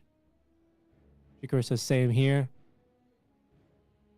I'm sure Splash will... We'll see him once again. He'll splash another one. That's what they say in basketball, when you land a shot. Splash. If you hit the buzzer, No. If you hit the buzzer, then you don't get any points because that's part so of the scoreboard. splash is not hitting the last minute hoop. No, I think it's just like whenever you land a shot, just splash, just goes in, right? I don't know. I'm not really a big basketball guy. I can't lie. But how can you not be one? It's huge in America. It is, and people always tell me that because I'm a little tall, but You're a little. Come on, bro. When you're in Malaysia, you're walking around. All everyone sees is you. Yeah, that's right. You know, Adam, he plays a lot of basketball. He's tried to get me. He's tried to recruit me for the team. 3-for-3, that is. Big basketball guy out here, but I'm just. Yeah, you know why he wants to recruit you? Because you're tall. You're taller than the rest of the field. I can't do it. Listen. I'm a much better Pudge player than I am a basketball player, and we'll leave it at that. And I miss about 10 hooks every game, okay? So I bet that's saying differ. something. You're not a good Pudge player. I'm sorry, That's Richie. what I'm saying. I'm a much better Pudge player than a basketball player. So you can imagine how good I am at basketball, my friend. Here comes the siege down bottom with our tanky Pudge. 7 flesh heap stacks. He may make it even 8. As the SF. Okay, they're going to make a play here. Song into Requiem. We got the puck incoming as well. Perfect combo. The hook's going to miss. And 4-2-3 picks up a big kill. Actually, it goes to Sanctity. But he's going to continue chasing here with the haste rune. Finds the lull. Snaps the coil. Down goes the tanky Pudge. That's kind of what I was getting at here, Winter. I think they're in for some trouble here. Maybe even mid lane as they set a trap. Lamang Daya springs it. Could have another astral step here to get out of trouble if necessary. So he's going to be A-okay. But try to nuke the wave for the wagon. Yeah, and 11 and Norman were there. If Nama was 6, he probably would not be alive there. That's true. That's true. Time to get their levels, but yeah, I mean, we still have a game despite the last couple of minutes going tech-free gaming's favor for sure. But with that last song into a pickoff, it's definitely gonna stabilize things for Trailer Park Boys. We still have a game here, even though things are rough, you know, for 4-2-3 and his squad at the moment. But they're gonna have to use some time to recover. X is the richest hero on their side. He is about to have his dagger, so he's not rushing the Blade Mail dagger this game because he didn't have as good of a start. He went Vanguard and now he's about to get his dagger first before he goes for Blade Mail, because they can't afford to wait for his dagger, you know, if he goes Blade Mail after the Vanguard. Yeah. So he's gonna be able to join the farm soon. I want to talk about quickly, hold on, Sanctity. It's related to him actually here, but he's going to be just fine. I wanted to talk about how well Tech Free Gaming have responded to the 18 puck so far, right? It was the last pick, 24 Void Spirit into an 18th pick puck. Yeah, he did well in the lane, and he's going to have solutions against him later with the Agrims. I mean, I say later, but he's already halfway two there. components. More than halfway there. More than half of it. And here comes the Lul, the man of the moment. Hook. There we go. There is some real skin. Caught trying to micro a little bit too cute, and Delol catches a whiff of him. Some unagi. Delicious unagi. Yeah, true. Oops. Up to 11. Okay. That's not the first time we saw that. Unfortunate. BB, he needs to get pretty good path in here. 11, nice footwork, gets the blink out in time. Didn't get caught in the pinball zone, Richie. That's important. That's important. You got to be careful on those bumpers. Reel in on a Mamang die. We have a Dream Coil, but with the lull behind, it's a little bit of a tough kill there. Yeah, meanwhile, 4-2-3 just wants to hit jungle. He has his Master of Madness, he has the new Feast of Souls, so he's going to be able to farm and move around very quickly. He has move speed as well, huh? Hack speed and move speed. And once again, the frostbite. Nice pick off. Nice pick off. What'll it cost him though? Narman, Bramble Maze set up here. They catch DB into the Terrorize, onto the two of them. Mamang Dai is cut off from the side. They've got a Song of the Siren. Should they need to reset this one as well? But with the Requiem, it's good enough as they snap the coil on the Terrorize. Jinkroid joining from the top lane. That cooldown's pretty darn good, but it's the lull. He finds a kill there onto the puck. Song of the Siren's going to come out just too late to change anything about this fight. In fact, it might not even save SC. Another hook. That one's not going to be on the mark. But the lull, he is far exceeding my expectations here. 10 flesh heap stacks here. Yeah, he's having the game of his life right now. He's going for a Glimmer first. I was kind of hoping that he would be a bit more adventurous, you know, go for a Blade Mail first item. seems like a pretty nice blade mail game, against their heroes. Well, a lot of uncontrollable damage. That's true. Yeah, but Glimmer is obviously the stable item. There's a lot of magic damage, so you want magic resist to deal with that. And it also kind of allows you to sneakily initiate Glimmer in and get a hold of the SF, bite him down. I think in the team fights, he's probably gonna be targeting the SF the most, right? He's the guy that you want to disable, stop him from right clicking. So you want to be trying to focus him, and it's gonna be up to the Naga and the Dark Willow to probably protect the SF in the team fight, right? They have the Terrorize, they have the Song. So there's going to be a lot of ways to make sure that he's unharmed, so he can dish out the deeps in the team fight. But before he has BKB, I think he's always going to be vulnerable. That's berries. Call. Another stack.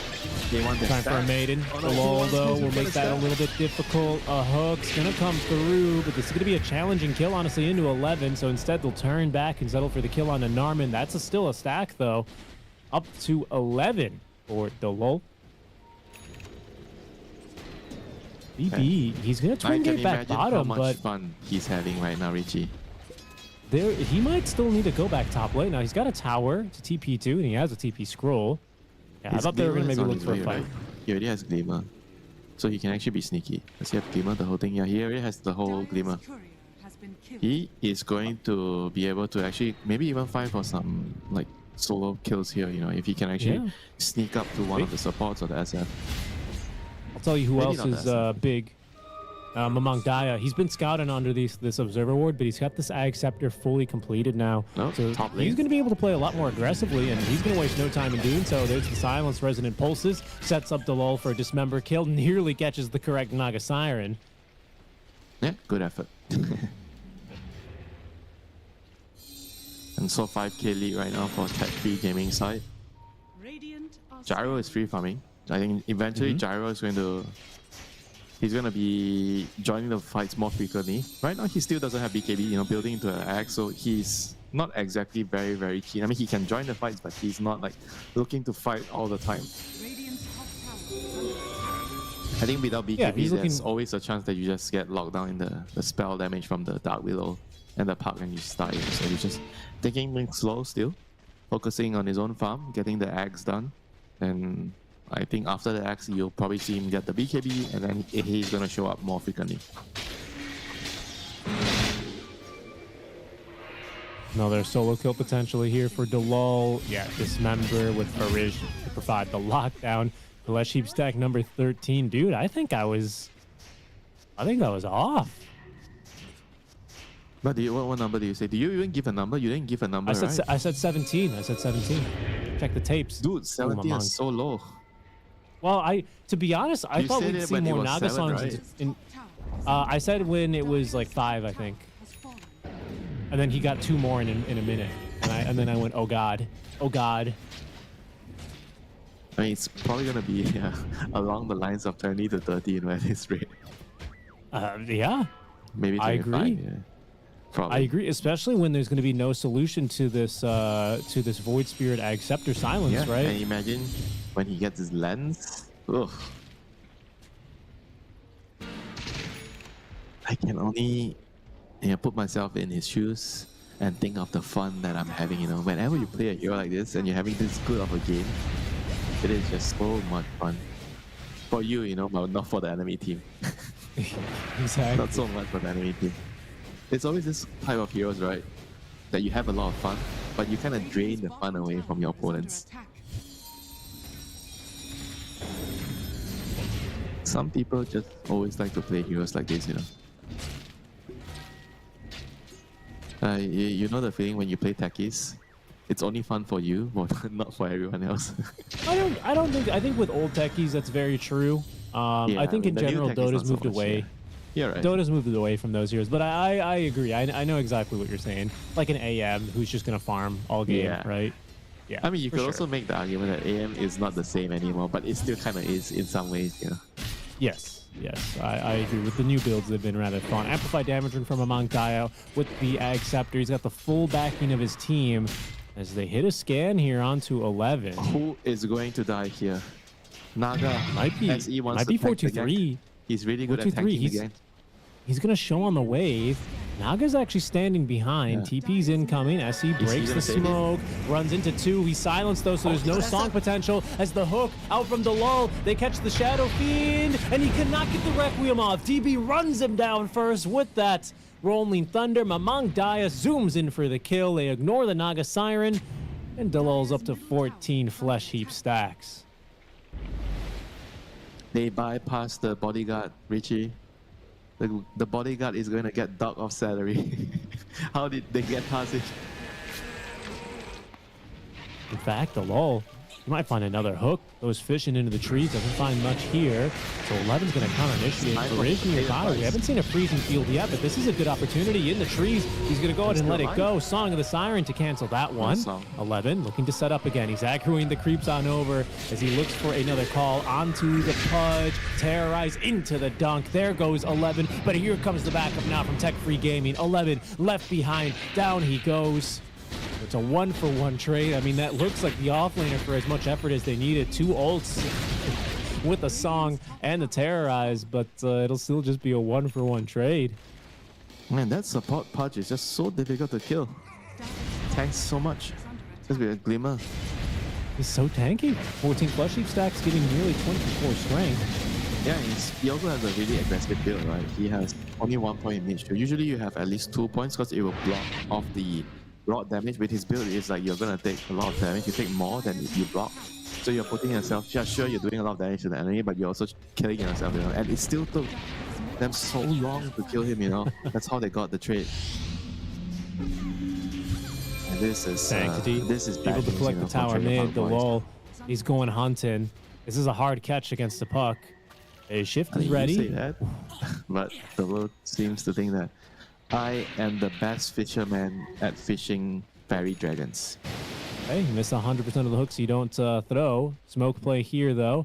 They have vision on Delul. He's not the greatest target, to be honest, but if they can walk uphill or if they're just patient, Mamang Daya, he breaks the smoke. They're walking right into this. 11, he does not get the call off in time, and Mamang Daya, he's straight into the Naga Siren. The hook in the meantime actually connects onto the puck as Delul's waiting for him out of the phase shift into the Dismember. They catch him with a Frostbite. Down he goes, Delul.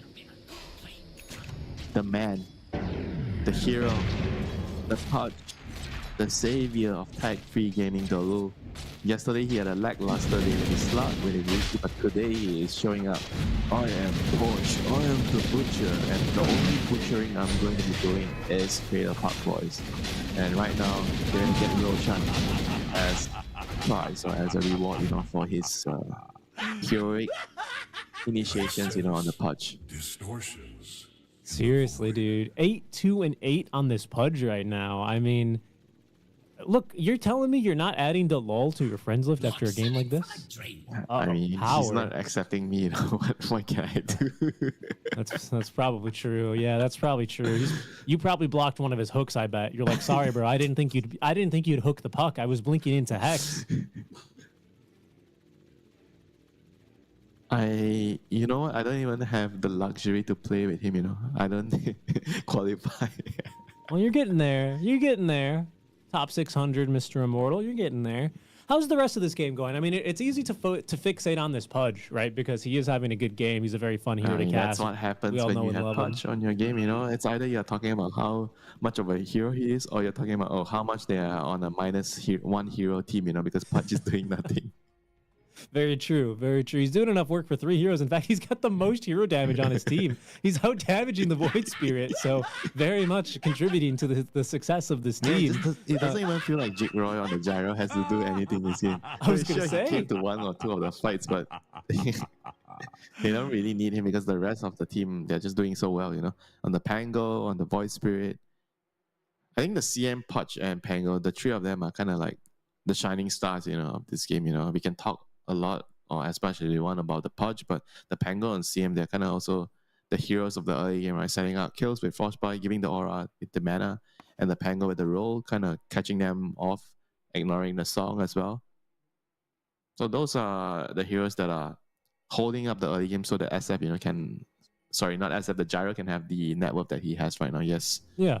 Pretty much the highest net worth of the game. He's been untouched. They can't really gank him because you have to get past their bodyguards, you know, the Pudge, the CM, and the Pango, and they can't, you know. Yep, no, they just haven't been able to string it together. Song's still on cooldown. Roche is about to go down. You know what they can do right now in the team fights is just rely on this Song combo, you know, either with the Requiem or the Song with the Terrorize. Or they could call into the Terrorize. You know, there are a couple of ways for them to win the team fight still, despite being 9k goal behind and they have to deal with the Aegis BKB Gyro. But all hope is still not lost yet. You know, there are still ways of them winning the team fights if they get the right jump. Radiant are scared. Absolutely. I mean, but this 10k lead is pretty nicely distributed across all of Tech Free Gaming. Tell that to cores. CM, sir. Okay, that's why I said cores.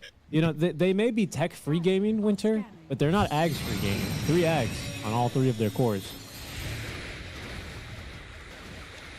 Pretty, 23-minute Ags. Tell me that again when Punch gets his agonies. I don't think that's going to be in the skill build here. Not too early. I mean, who knows? At this rate, look at him. He's TPing top. He's like, guys, don't worry. Watch this. I'm about to hook this SF. No way, right? No way. Oh. Oh, he was actually on the right trajectory. Yeah, he was. SE, he would have had a song, honestly, which would not have been too fun for him. Wow. I mean, SM has always been a hero that I always see. Wait, hold on. Down bottom? This is an opportunity. They TP 2 heroes. There's no Pango. There's no Pudge. But no, it doesn't matter.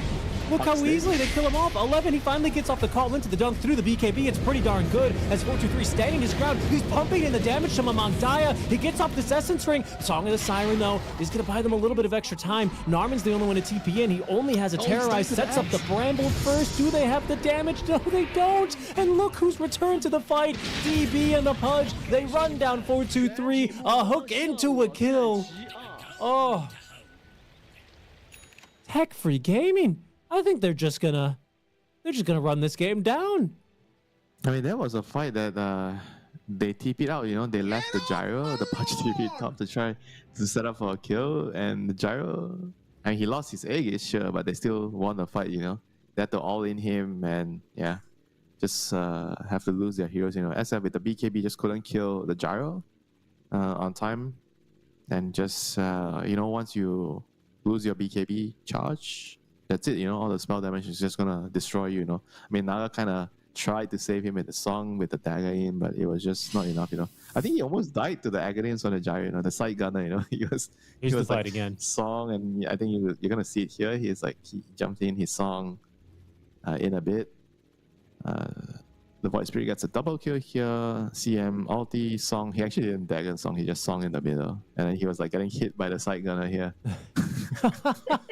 And then, Yeah, then you the realize, mirror oh image. my god, I need to use my mirror image. That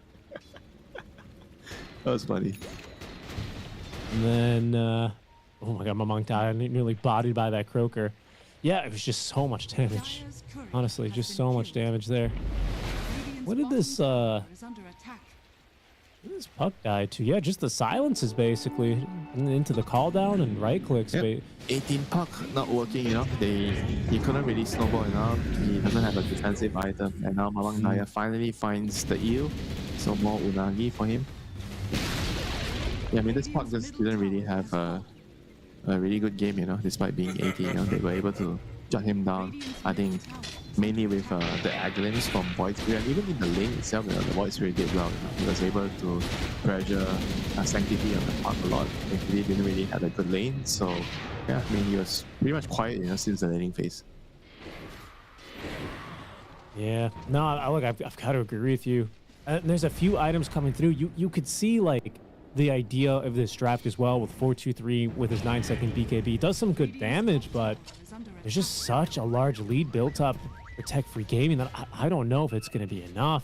You've got this Daedalus rather completed for Jikroy on top of all these items. Yeah, and you also have to remember that there's a lot of like physical barriers, like the Solar Crest, the Nova. I mean, there goes SE, but they have a lot of ways of blocking off the damage. It's not that easy for SF to kill everyone with his right click. You know, Potch has the mid shield, Void Spirit has the barrier as well from the Resonant Pulse, and then Pango also has another barrier from the shield crash. You know, so there's a lot of things that are gonna block your damage. Yeah, that's really true. Did you mention Glacial Guard already? Sorry. Yeah. I am resident CM player, you know, Richie? I have seen that. I've noticed that actually when you're in the friends list. Yeah, it's a lot. It's gonna be a lot. And that, look, even without this Aegis Winter, So they're just up to the high ground. God. Radiant's top tower has fallen. This is live for Java. Yeah, he just blinks directly in. He just tanks 2 Aether Remnants. He's down. Jikroy's nearly killed off here as well somehow. Requiem of Souls just to cover 4-2-3 and it's reaching the DB. He turns with the roll-up. Song of the Sirens needed to try and turn this, but it's not going to save him from the call down. That has to be it. That has to be it. You know, DB is not done yet. He's still going diving. Mamang Dai is on his way in, and Delol, he's just collecting more stacks now of the flesh heap. That's going to be a kill, though, at least on a DB. He's worth a pretty penny. A buyback from the Naga Siren, but once again, Delol, he's just connecting the lockdown, the spells onto this puck. They too managed to escape at the very least, but that's the top lane of Barracks gone, deleted from this game, and 2 buybacks only for the Pango kill. Yeah, I mean, the game has gone so wrong, you know. Mamang Daya. We should call him Mamang Diving, you know. He's just in the base, killing everyone. I mean, there's not much hope remaining, you know. They tried to save the SF opponent, and now another... Look at this. Another Look at punch this. kill, another stack. That's a Gosh. dieback. Guess what, Richie? He's at number 20 stack right now on punch. You know, it was looking like they were going to end the game there after they killed the Axe on the SF, and I went, yes, yes, but nope, he's up to 20. What was the number? 25? Well, you said 20 to 30. You gave a range. I gave a specific 25. number. I'll stick to 25, you know. Oh, yeah. Make the prediction 20 minutes later. It sounds so smart, huh? Okay, fine. So does that mean you get to decide my number between 20 and 30? No, you know what? You had a much better read. I can't. I'm just salty at how well you. Hold on, Jikroy. He's got Satanic though, so he's not an easy kill. But yeah, he was just kind of running in. Honestly, that was wild. Is under attack. Or some may say that was unnecessary. But yeah, he got the kill. Radiant's middle tower is under attack. Look at him, dude. Jikroy's got that red light up microphone. I mean, he's scary. He's bloodlusted basically IRL. It's gonna go in. Again, even without this Aegis Winter, they don't care. This Axe just completely shut out of this game. It's felt like as they find SC from behind, trying to plant down some wards. He becomes Flesh Heap stack number 21, ladies and gentlemen.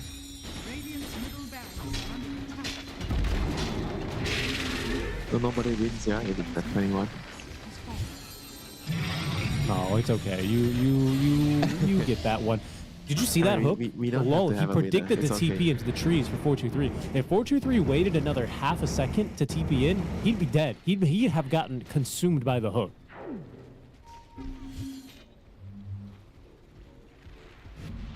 Yeah, it's kind of it's tough, you know. They can only rely on the team fight. I imagine even if they land some perfect song into Terrorize or song into Requiem, because it's difficult. The Gyro's just gonna BKB out as long as he has his BKB. Okay, another kill. Mahang Dara and we see Dalo. Yep, and the Dismember in the base. The wall, he's just in there. The wall's just in there for his 20-second stack. Oh, look at them. This game has been over for quite some time. I think we just have to see like because they are hoping that tech-free gaming are going to try to fountain farm them or make a mistake, you know. I think we just have to see like some song into Requiem. I don't think there's any way back into this game. I mean, the thing is, he's just gonna BKB out. They can't kill the Gyro with this combo, you know. Yeah. No, look, it'll be tough. I don't think you can got instant SNY. frame perfect, like time it, you know, to the point where he can't BKB out. I think it's always gonna be, he's always gonna be able to BKB out of that. I'm pretty sure it's not gonna work. So if that doesn't work, it means that they can only kill him if X lands a call and then you go in and Requiem, BKB Requiem beside him. Okay, well there's the call. The BKB Requiem's just not there. 4-2-3, he's just dead. He's just dead instantly. The damage from DB and Mamang Daya with the control necessary. GG is dropped. It's fallen apart. no song even came through. This one is just over, Winter. Yeah, it's over. Hutch will end up with. Oh wait, was it 23? Let me check the post game. I mean, he looks we'll see happy. in a Delol moment, looks but very yeah, satisfied. just- Look, he was eating them in game, and now he's snacking in real life. I mean, this is like the start of the Pudge nightmare, right? They're trying to kill him. He's so tanky. He doesn't die, or maybe he died, but they lost a couple of heroes. Yeah, I mean, I think this was his glimmer reveal. I think at 20 minutes, and he was so strong that they took so long, and the team had enough time to come in and clean people up, and Mamang Daya as well with the Agalims here coming in, starting the fight, giving vision. It's just like so much easier, once they got into a snowball, the way the team fights are happening. They don't really need to rely on any combos, right? Unlike Trailer Park Boys, they're just running in with their heroes, casting their spells, and things are just working out, Yeah, this is the one fight where maybe things can turn around a little bit more. Trailer Park Boys Yeah, taking maybe, a yeah. numbers advantage fight. You can see the Pudge and the Pango running in from the top lane, but the way that Puck gets caught by the double silences here. I mean, look, we talk a lot about the Pudge, but honestly, such a great game here from Sanctity, right? Or sorry, Mamang Daya on the Void Spirit make it. Yeah, he was able to win his lane, get the axe, and be a nuisance. The axe not only counters the Puck, but it's also very annoying for the supports, right? The Naga and the Dark Willow. They can't really do much if they don't use their spells, So there's that, And this Trailer Park Boys, you could see why I mentioned that I prefer them to have like a frontliner, right? Someone to tank, right? Because Axe is not exactly what they needed, because they already have a lot of initiation with the Puck, with the Willow and the rest of the kit of their heroes. But they kind of lack someone to stand in front to absorb the attention, right? You often see in the team fights that the SF is the target of the initiation.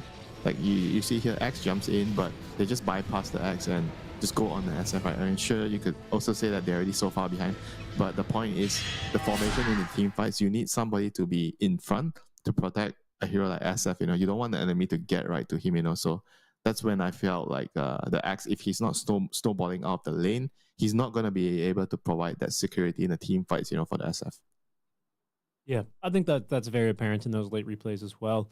But it's kind of awkward, right, when you are this Axe, because even though Axe is like a great initiator, he's almost better if he's like a follow-up, right, or a counter initiation. I mean, if he was like something that is a frontline and build auras, I think that would kind of stabilize the whole lineup a lot more, I'm not trying to say they didn't mess up the lanes, because the lanes went really bad for them, but I'm just saying from a strategy point of view, this is what the Axe and the frontline hero differs, These are the different types of things that would offer in the game that could change the outcome of the game. Sure, yeah.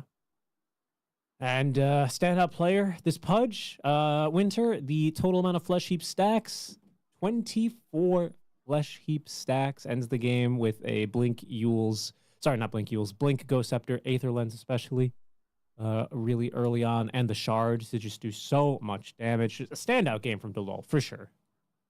Yeah, he should be first picking Pudge. Maybe. Yeah, stay away from the Slug, Ricky, and the other heroes, Just go for Pudge, I mean, I would also say that this is the one that you probably have the most fun, right? So it's the most fun hero. It's the most effective hero. It wins you games. So why not pick more Pudge? Pick more Pudge, win more games, have more fun, get to the next round of the Road to TI-SCA closed qualifiers. Sounds good to me. We'll see what Tech Free Gaming, if they go back to the Pudge, if it's going to be banned, or what Trailer Park Boys are going to give us. We've had Meepos, we'd have Pudges. Let's see what we have next in game number 3 after the break. The human body was built to move.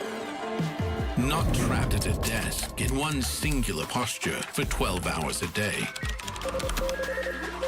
It's time your chair evolved. This is Secret Lab Titan Evo. Ergonomically engineered for you. Gamers, hybrid workers, artists. Backing your every move.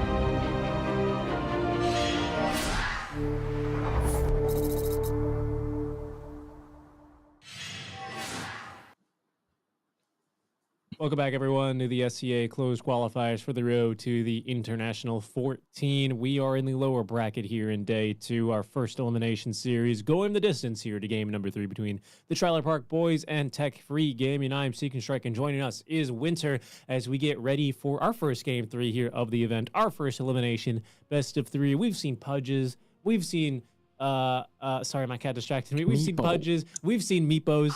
What are we going to see next here, Winter? I don't know. You tell me. Brood mothers? I don't know, actually. Maybe, right? Doesn't seem that crazy. I'll tell you what we won't be seeing. It's that Death Prophet. It's that Bat Rider. And no Pangolier here. Wait, for game Tusk? number 3. They banned Tusk? Okay, that is interesting. 10 seconds remaining. Why? Must be some strat, you know. They're 5 sniffing out a seconds strat. remaining. Yeah, Tusk but is not something interestingly- that you see in the first phase bans, I think, at all. You know, I want to say. Right. Usually what you do see in the first phase bans is someone who synergizes really nicely with Tusk because of that physical damage, and that's the Templar Assassin, but I don't think she was contested in game 2 either, was she? Nope, she was not. Interesting. Maybe her stocks, you know, went off a cliff since yesterday. Who knows? Yeah. 10 I mean, not seconds relevant remaining. in this series too much, but 5 the Shamaness seconds and the Naga Siren will continue to be contested for SC. remaining. Team Was it, do you think, was it like the Naga a problem, you know, or was it a problem that they didn't really draft much of combos with Song? How do you view that? Or is that just the wrong way to look about it in general? Not really. I think it's not the combo, it's just the overall composition. And also they didn't play well in the 10 lanes. I seconds think remaining. they lost the lanes a little too hard, especially the Puck against the White Spirit matchup. 5 seconds remaining. Lane mechanics, you know, 101. I feel like this matchup shouldn't be that difficult for the Puck, you know. I'm sure there are certain small details that we didn't catch, you know, in the game that happened, but it was still a substantial loss, you know, in the lane. And Trailer Park Boys, they also want to get their hands on this Gyro, you know. Gyro is a flex hero, I guess, for both the teams right now. So depending on the situation. 10 And seconds now, remaining. what do they do here? What do 5 they seconds respond with remaining. on tech-free gaming side? You kind of want to, I think, have a. I guess you could pick your offlaner here and assume, or if you have a flex hero, you pick the other support with a flex core. If there is still one available, I think everything is banned out. The Pango, the Bristol, Kunkka, Doom, no Monkey. Yeah, there's actually no more flex heroes here. You have to really decide what you want right away. Probably just pick a offlane hero that can lane into the Gyro, you know. That's what I would do in case the Centaur? Gyros could carry. Centaur on another support. Sorry? Centaur doesn't. I was thinking Centaur, but Centaur doesn't really like that matchup I too mean, much, it's does he? fine too. I think it's fine if they want to go Centaur here, but they go X again. X No, is this is the first they time just going value the Axe. hero very highly. No, I no, think this both is Tech teams. Free's first axe. Normally it's been Trailer Park Boys. Yeah, I mean, I said both teams. Both teams. Okay. X Sorry, is a sorry. very high value hero.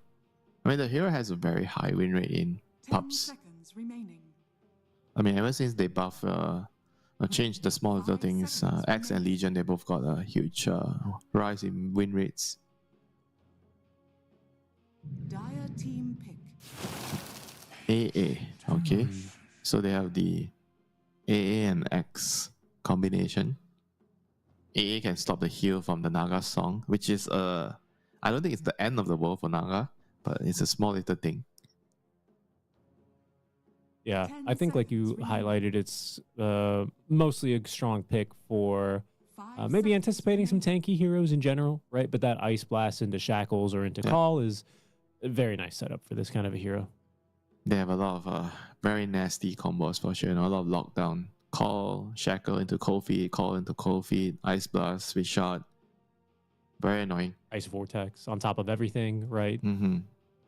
But those are heroes that are weak against Helm of Dominator. I think AA and Shaman, they cannot deal with the Zoo, so I would be thinking about drafting Zoo heroes this game. Keep my Gyro as a carry, And yeah, draft Zoo heroes. Maybe you can pick Undying, or actually no, they can't pick Undying anymore. They pick another position 4, keep Naga and Gyro as a lane against the Axe and Shaman. Yeah, and just go from there. You know, I think you pick I like the jungle hero route. You know, the jungle creeps the Helm of Dawn, because AA and Shaman, they pretty much can't really do much against a Helm of Dawn creep. Well, you especially know, AA. It's a hero that we saw contested a lot in day 1, but we haven't seen him yet today. It's this Darkseer, who is a pretty good Helm builder. I think the AA is a very weak laner into him. I wonder if we might see some of this. Okay, this is along different. different lines, but the summons, the Brewmaster. I mean, it is summons, but it has a different type of idea behind it. I think the main reason why they wanted to go for here is you have the Tornado, the Cyclone for either the Axe or the Shaman. I mean, you also have the stun to stop the Shaman from channeling Shackle. I think this is one important aspect against Shadow Shaman. You always need to have heroes that can reliably stop his Shackle channeling. And they also have the Ringmaster to do that with the Whip and the Wheel of Wonder. So extremely good team fight right now for Trailer Park Boys. Call Down, Song, Wheel of Wonder, the Bruce Split. So just a ton of team fight, you know. And whereas for the other side, the tech-free gaming side, it feels like it's going to be more of a pick-off game, right? With Axe, Shaman, A, and their head-on direct confrontation is probably going to be a lot weaker. Yeah, at the moment, with what they've got showing. I wouldn't mind if they leaned into that a little bit more, though, right? Because with these big ults, what you have the chance to do is by poking and prodding, you can maybe hope to trigger one, and then all of a sudden, Trailer Park Boys will be at a big weakness. Maybe something like an Ember. No, another 18 puck. So they are going to be committed to the poke and prod game here, you know, just attack from far. They won't be doing so well, you know, head-on 5v5 clash with this sort of heroes. So they're gonna need like some slug last pick, you know, something to split the map, you know, anti-mage type of hero. But it's against Brewmaster, so they need a lane they can play into Brewmaster. So strong lane. There's still Ursa. There's still, I don't know if Lifestealer is still a hero, but Lifestealer maybe could work. And so they ban out the Void Spirit after last game. Themselves, you know, they use the Void Spirit to counter the puck, so they are banning it out. Yeah. Other counters and considerations we spoke about were like that Tiny and everything else. Yeah, Tiny, Sniper, Tiny. Yeah, those are nasty combos. Nasty lane matchups for Sniper into Puck. Axe, though. A little spicy, don't you think? Sniper against Axe? I mean, you just pick it to win the lane. Yeah. And in the team fights, I think you are quite safe, you know, with the Brew Split, Song, Wheel of Wonder. But maybe it's not so ideal for the draft. I think the draft, they need someone that can go in like Tiny, you know, to initiate. But they banned out the Lifesteal as well. They were on the same trail of thought because a lot of the tier 1 carries are already banned. Yeah. I think with AA, you want like a melee frontline hero because they have a lot of backliners here, AA, Shaman, and Puck. They need more frontline. So I think maybe they will ban out the Ursa as well. Ursa is the next one that comes to mind. Nope, they ban out Medusa. Medusa is kind of also a frontline hero. So yeah. So what is remaining here? I mean, there is one that could work against the Gyro carry like Terabit, but Terabit into Brew Split is also not something too appetizing. You can dispel your illusions in a team fight. Yeah, so it's tough finding a pick here. I think Ursa probably feels like the one that's most stable. I was thinking Ursa as well, to be quite honest. I like the hero a lot here. I think the box is a little bit annoying, but you got a lot of AoE damage. There's actually one more. Sven. Sven AA lane. And you have armor against the Gyro. And the Brew. You kill the Brew Split easily with your splash.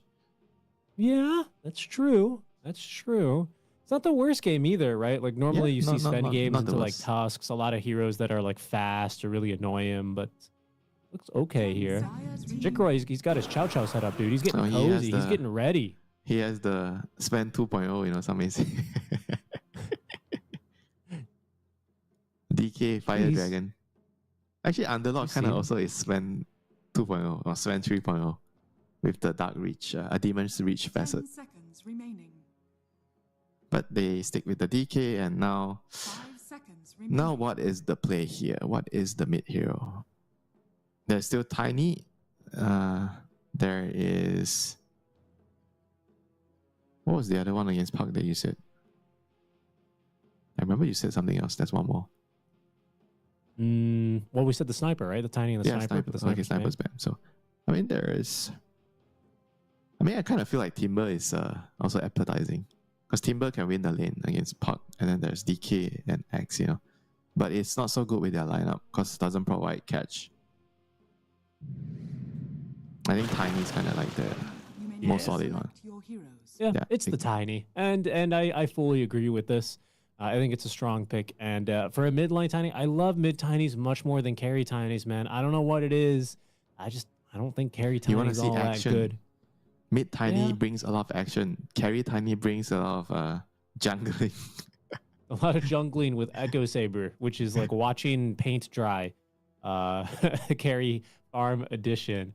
Yeah, I like honestly, you know what? I could be sold on either draft year winter. I can't lie. I don't know which one I prefer, especially after seeing a convincing game for both sides. Do you have a preference here? I'm wondering. Probably Trailer Park Boys. I think they have a little bit of the easier draft to execute. They have a very good team fight. They have catch. I think the overall draft is more balanced. Whereas for Tech Free Gaming side, it's more about like trying to outplay, you know, get to late game pickoffs left and right because their heroes are going to be very scattered across the map. Mhm. You have the Axe, you have Puck, you have DK farming somewhere, God knows where. And they are going to be trying to set up kills with Ice Blast, pushing out the waves, Shadow pushing, Phantom pushing with the Ice Vortex. So I think it's a more difficult way of executing the game. It's possible to win still, but if I were to choose, I would prefer to be on the Trailer Park Boys side. You know, I'm gonna join them in their trailer wherever it is, you know, and have some barbecue there. You know, Yeah, explore the plains of Mongolia, right? For our former Mongolian team. I think that's exciting, honestly. yeah, This kind have of a some lineup. tarantula as a snack. I'm not sure, actually. Deep I fried don't really tarantula. know. Apparently, they I don't taste know. I like don't- fried chicken. Is it? I wouldn't be surprised. Those are some big meaty spiders for sure. But I like their lineup. I think it is pretty heavily invested into team fights, and they gotta make them count. That's the only difficulty I see here. But between Song, the casual catch of this mid tiny, and the Brewmaster, you know, to kind of lift or hurl boulders and mass dispel, I do think they got it in them with still a little bit of save. They just need to make sure that the pickoff timing doesn't snowball into anything that crazy, right? Because, of course, having a tiny into a puck is not going to be that same kind of shutdown material as the Void Spirit was in game number I two. actually think that this lane is harder.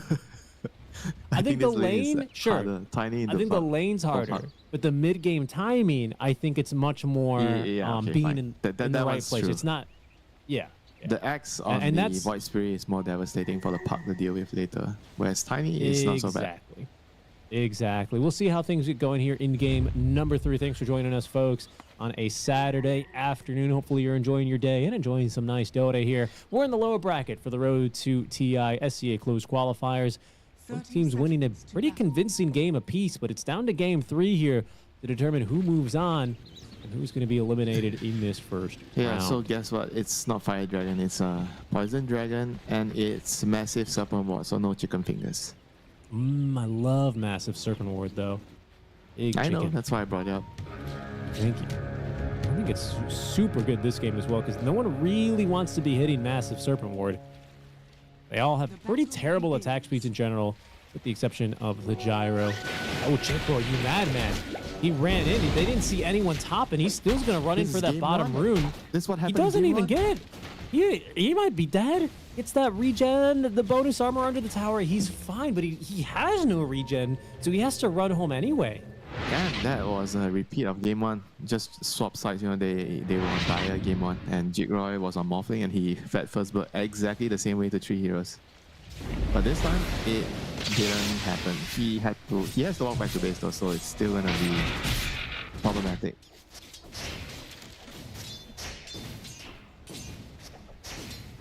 Well, it's still a bit problematic. As you say, he's back into lane now, but a repeated pattern there as Trailer Park Boys proving to be a little slippery here at the rune fights. Bruins still go 2 apiece, and we're off into the laning stage without a first blood then.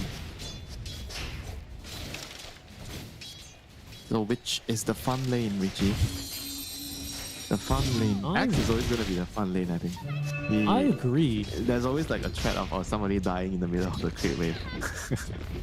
I think the struggle here for the Axe DB this game is that 423 is just eager to push these waves, right?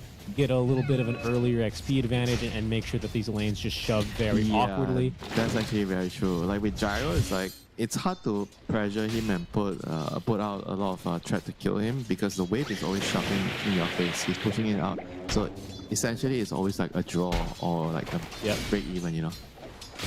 I will say, Delul, he's done something I really like seeing on a lot of position 4s. He's gone to block both camps, but most importantly, he stayed out of XP range to make sure that DB gets that solo XP, and he's got the skills, right, to be fighting earlier if he needs to try and neutralize like this awkward lane shoving. In fact, they may make a, well, it's only Aftershock, it's nothing there. Varish is getting his butt, his cold, icy butt. He's getting that butt, it's getting beat down here, man. It's not a fun lane for him. He's getting melted by the Cinder Brew. Igniting on him. Doesn't make sense, right? He's ice. How can he be ignited by Cinder Brew? He's a pure ice. Alcohol has a very low melting point, you know, so it's going to be really effective at starting to do that ice. We're going to go. Dude, oh, the whip! Tame the beast! Oh, they need a little bit more damage with the stick charges coming around through. Varish, he's just fine. If you're wondering why they're just bullying the AA and leaving Jikroy alone, well, that's because Jikroy's a Dragon Knight after all. What are you going to do against this guy? He's got 10 HP without a tango running. Top lane, the wall. Chicken fingers, Richie. That was a kill on the Gyro. Yeah, careful here. Chicken fingers are not going to be able to save SC, but SC is going to get out juked. So Delul pops this healing salve, juke it around in the trees. He will be A-okay. And who's getting a collect the kill? Delul and Narman, so one apiece. One for Tech Free Gaming, one for Trailer Park Boys. It's gonna be a heated game 3 here, you know, it seems. We're building into a very exciting game. Yeah, nobody's gonna outright win the lane, it's gonna be a bloodbath in the mid game. Something that is going to be very notable in this bot lane, unless there's more regen here. There's more regen here. I was going to say, Varish, he ran out of tangos. He had to run out of regen in the lane, so he had to play very passively until this courier delivered some more tangos. He's okay for now. So we can see top lane. That ward is not blocking the camp. Tech Free Gaming forced to interrupt this pull the old-fashioned way. And they reblock the camp. Both camps blocked, by the way, right now by Tech Free Gaming in this top lane. Why is that? Why do they want to block both camps up here? I think the first one, the pull camp is probably pretty okay. The medium one is a bit strange. I think because it's against the Gyro. Gyro can flat cannon and abuse that. I think that's probably the main reason. Because you rarely see them blocking both. Usually just so much damage. On those impalement arts. You like to highlight the double bracer, you know, saving lives. Yeah. I mean, also doing more percentage-based damage on, in this instance, on impalement arts, right? But it will save his life here. Yeah, this lane is tough for the DK, but he's still CXing well. I mean, he's taking a lot of punishment, but CS-wise, he is doing very well. 24 and 3 against the 22 and 2 of Brewmaster. And with his innate, he's going to be back to full in no time. Very true. The Dragon's Blood has a lot of healing properties, you know, they say. That is a big fantasy trope, actually. You're completely correct about that. Mid lane, we do see the Tiny get kind of bullied and out-regen out of the mid lane at the moment. So Lamang Gaia with a very small lead. Top lane, though, they do have a call underneath. 4-2-3 finished off. Nice opportunistic kill here. This blood goes to Delul, but DB very happy with that kill. Now that he's got that full Vanguard, he's going to be a bit more of a threat in this lane. Yeah, and looking at the CS, Puck is actually ahead of Tiny. Mamang Daya has Sanctity's number again, you know. Last game he was able to beat him with Voice Spirit against the Puck. Now he's on the Puck and he's beating Sanctity on the Tiny, you know. So both games, you know, getting the better of him, you know. Absolutely. And I think what's really troubling here for Sanctity is you look at his supports, this Ringmaster, this Naga, I think they kind of suck at rotating and fighting into this puck. Puck is not scared of those heroes. Yeah. With the exception of Song, of course. So that's different. Once every a million years, you song and try to ensnare him. But Exactly. Outside of that, it's going to be tough to kill him. You're going to have to rely mostly on the Avalanche combination with the toss to kill him. Nice micro on the thing is as well, like it's not easy to push him out of the lane because he can phase shift the toss. Usually as Tiny, you harass with the crash landing, you toss. But against the puck, you can't exactly do that. And you already mentioned that they don't have the best supports at shutting down the puck either, you know. Exactly. Yeah. That's what's concerning for me. The Shaman, he will rotate down bottom because Axe is cutting waves behind the tier 2 tower, sets up for a quick and easy kill there onto the Ringmaster as they look to put more pressure onto the Brew's lane. This Brew, who is CSing pretty nicely so far, he's not going to be too happy to see an extra support down here in his lane. 4-2-3 though, he's being chilling up here though. DB off into the jungle to farm, but his CS is going to continue basically uninterrupted. I do like the strategy though from Tech Free Gaming, just putting a little bit more pressure here around some of the lanes. Every game DB is fat, you know. This game no different. Just stacks, doing well in the lane, just recovering. It seems like the reliable backbone, reliable offlaner that every team would dream to have here. Because every game is going to be able to give you something. Yeah, it seems so.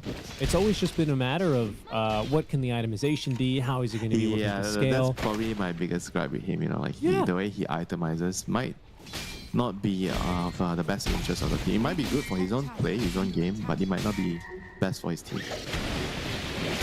Right, 11 making a quick play on the Jickroy.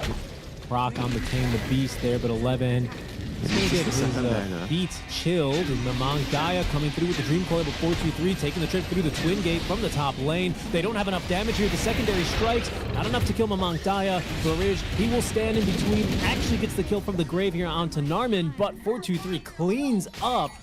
Ends up with both kills here and a very valuable rotation here through the gate early on. Yeah, in fact, very nice. That's given 11 level 6. Primal split now. Jickroy in a lot of trouble. There is no running from 4-2-3 as he will end up with a triple kill back to the top lane. Nice rotation from him.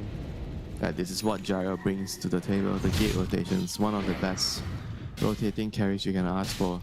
Actually, if not, there's nothing better than a Gyro coming through the gate, I think, as the carry. Yeah, especially in this kind of a meta. No one can do a better job. Now, back to the top lane, Sanctity. He's going to try and cut off the Tiny. Toss back into the waiting hands of 4-2-3 as they rip that axe apart. Gyro is here again to clean up the kill.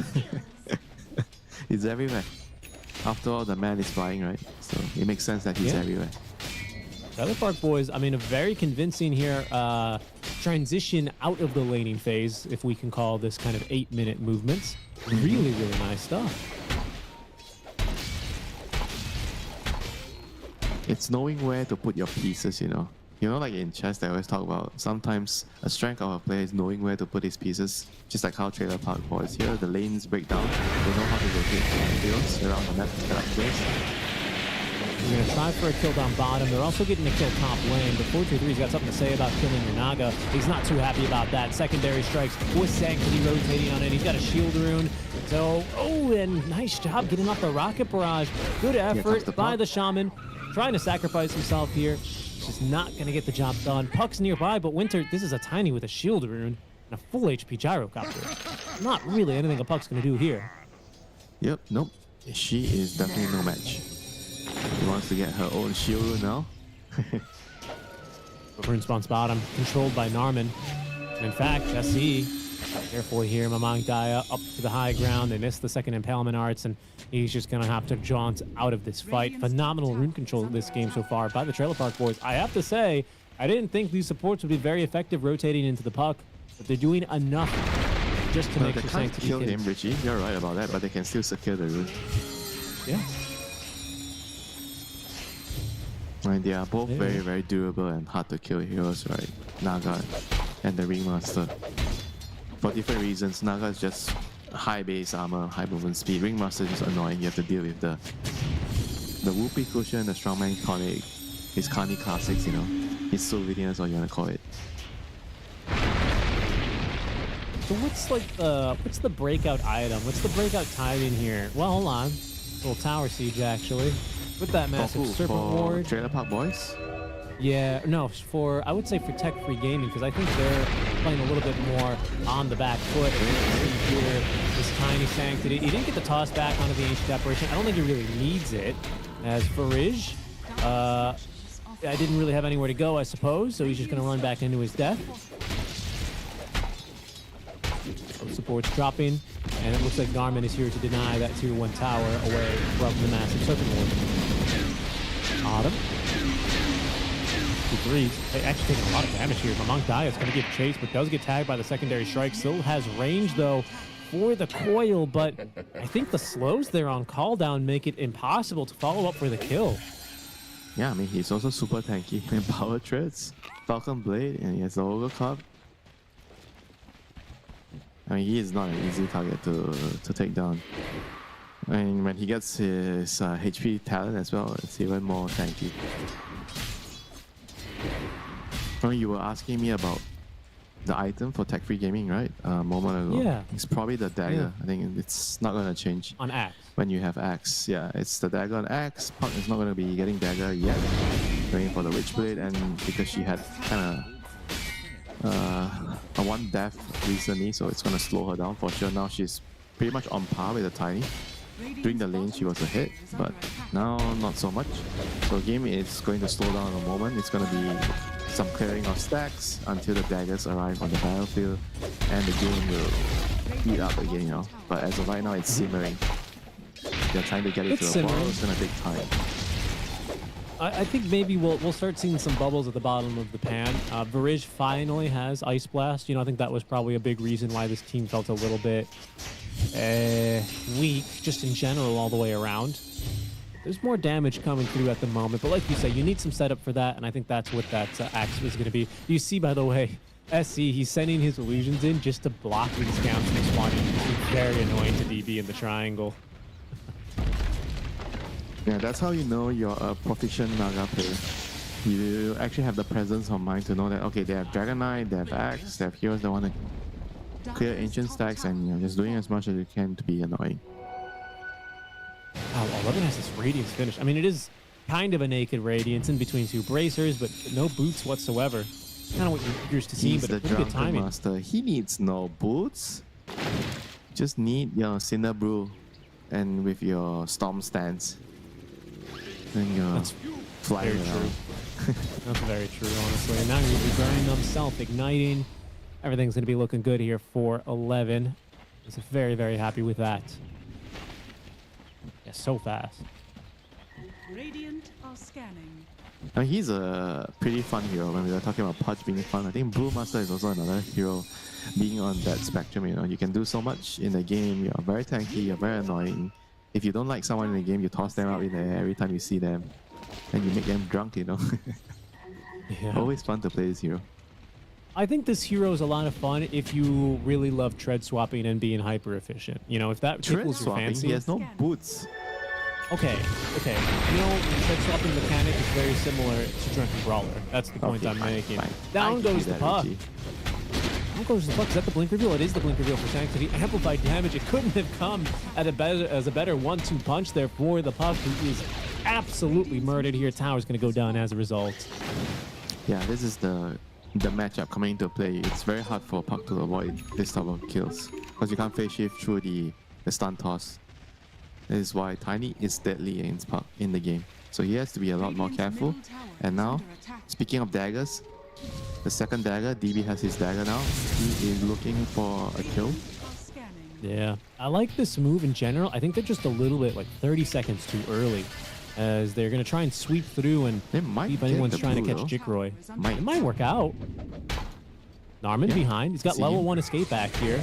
It's going to be the blink call into the AI splash. Norman running in with this escape act. He's not going to be able to save him, though. They just get the kill, but in return, 4-2-3, he's going to run them down. That massive Serpent Ward dropped here in the middle of the fight. That's pretty good. Jikroy, he gets tossed on a 4-2-3, and they don't want to be fighting underneath the snake. This thing's not a joke. Song of the Siren used to cancel out that TP away, but SE, he also can't stand next to this snake, and Mamang Daya's joining the fight now. Will he actually have enough damage? That's an entirely different question. 4-2-3, another round of the flak cannons by Mamang Daya, giving them the control with that coil, and it looks like with cold feet, they'll collect the kill onto the Tiny. A 2-for-2 trade, but a much better deal here for Tech Free Gaming. Well done. So they got the Brewmaster, they got the Tiny, they lost the support and the X-Wave, so definitely worth it. DK didn't go down.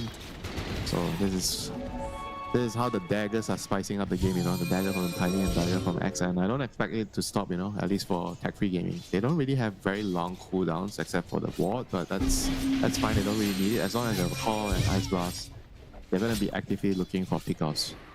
So I think they are the ones that can play fast, whereas for Trailer Park Boys, they have a long cooldown, right, with the Song, with the Blue Split, but they have Blue Split now, so they have to be more cautious about when to use them, you know.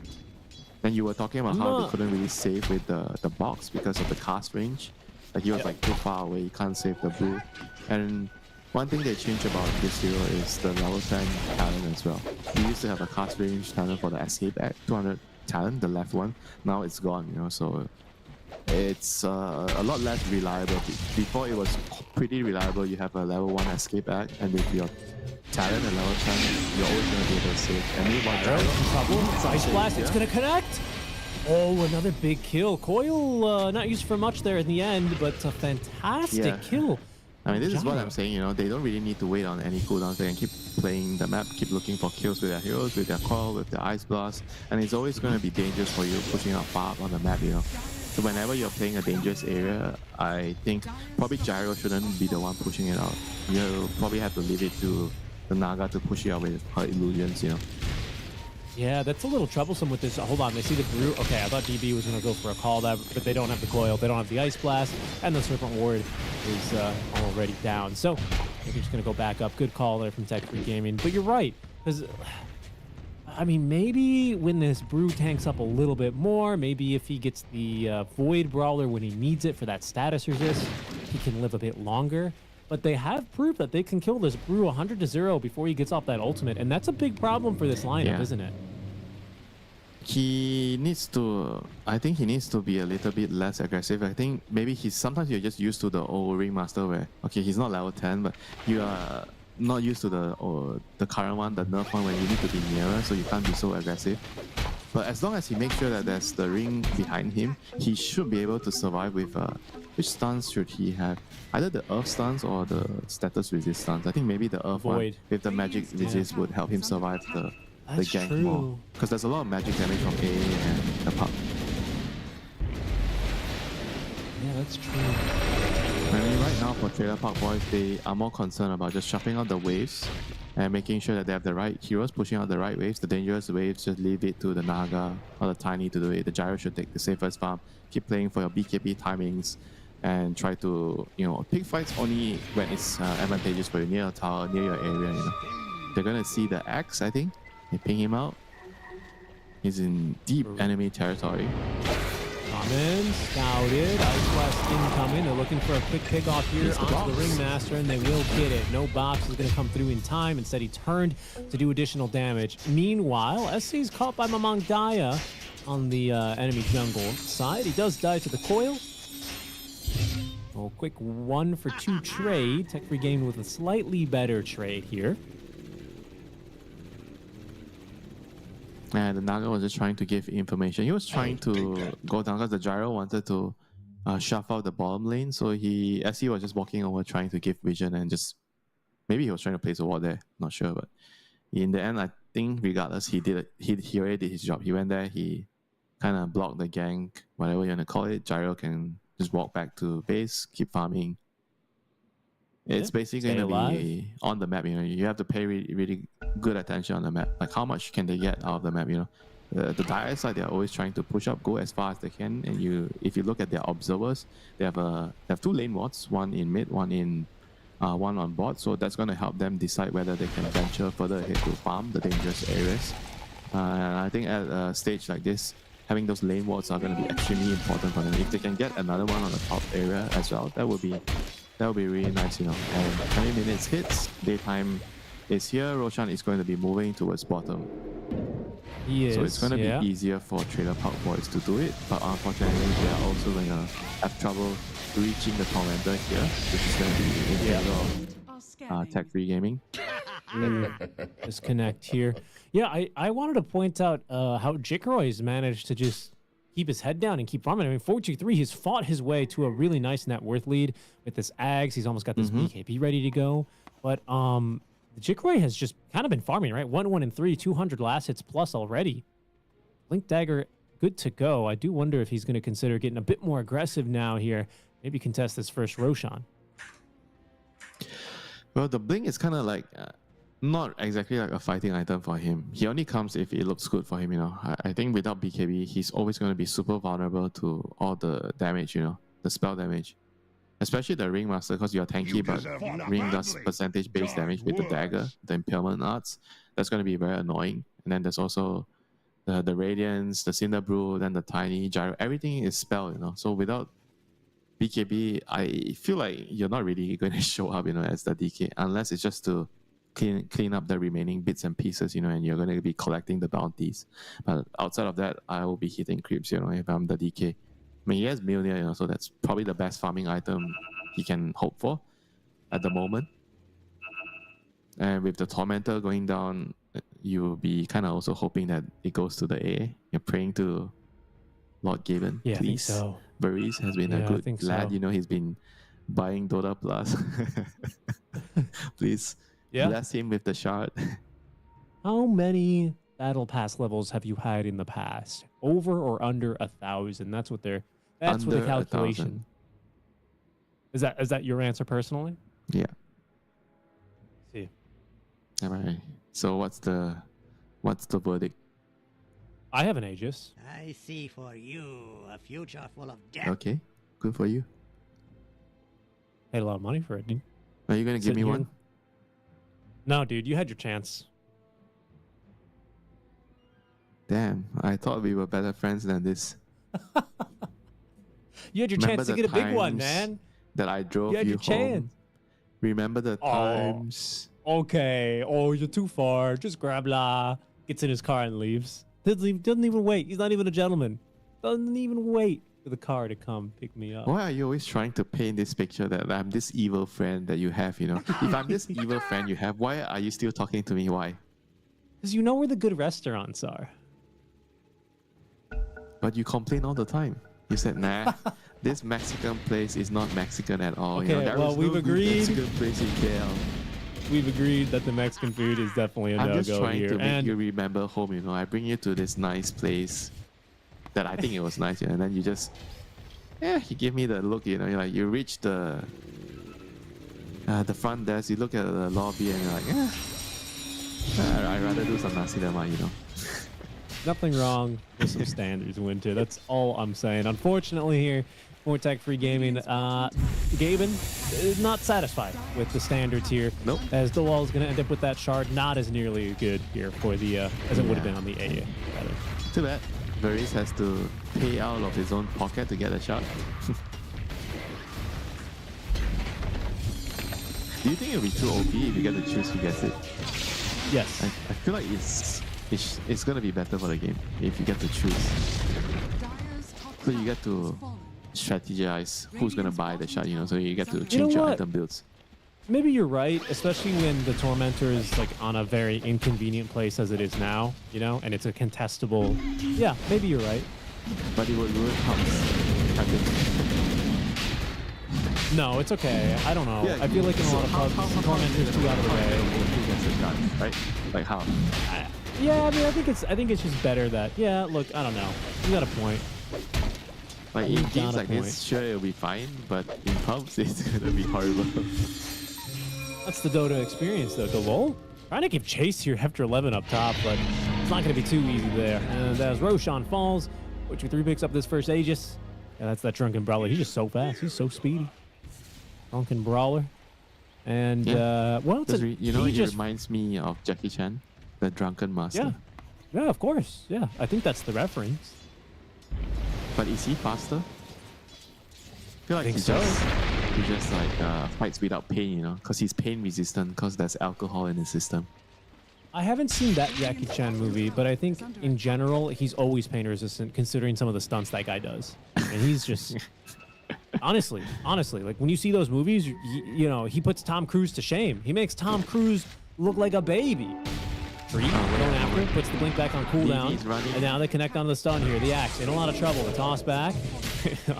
Norman's like, thanks, I guess. But 11 running back on through. This should bring the damage they need for this kill onto DP. Tame the beast coming through, and there's the kill onto the axe. Caught without a blink, caught without a TP. Well, I have to say I am also a fan of the Mission Impossible series and Top Gun. Yeah. So I'm gonna defend him. Look, I agree. The biggest difference between Tom Cruise and Jackie Chan is that Jackie Chan operated in a world that did not have safety standards or OSHA, basically. That's what's eliminating Tom Cruise. I'm not saying that if Tom Cruise could also do some of those stunts that he would not have done them, you just can't do them anymore. Yeah, he just got. And Jackie Chan, you know? he existed in a world where you could, and that's why those movies are just so different.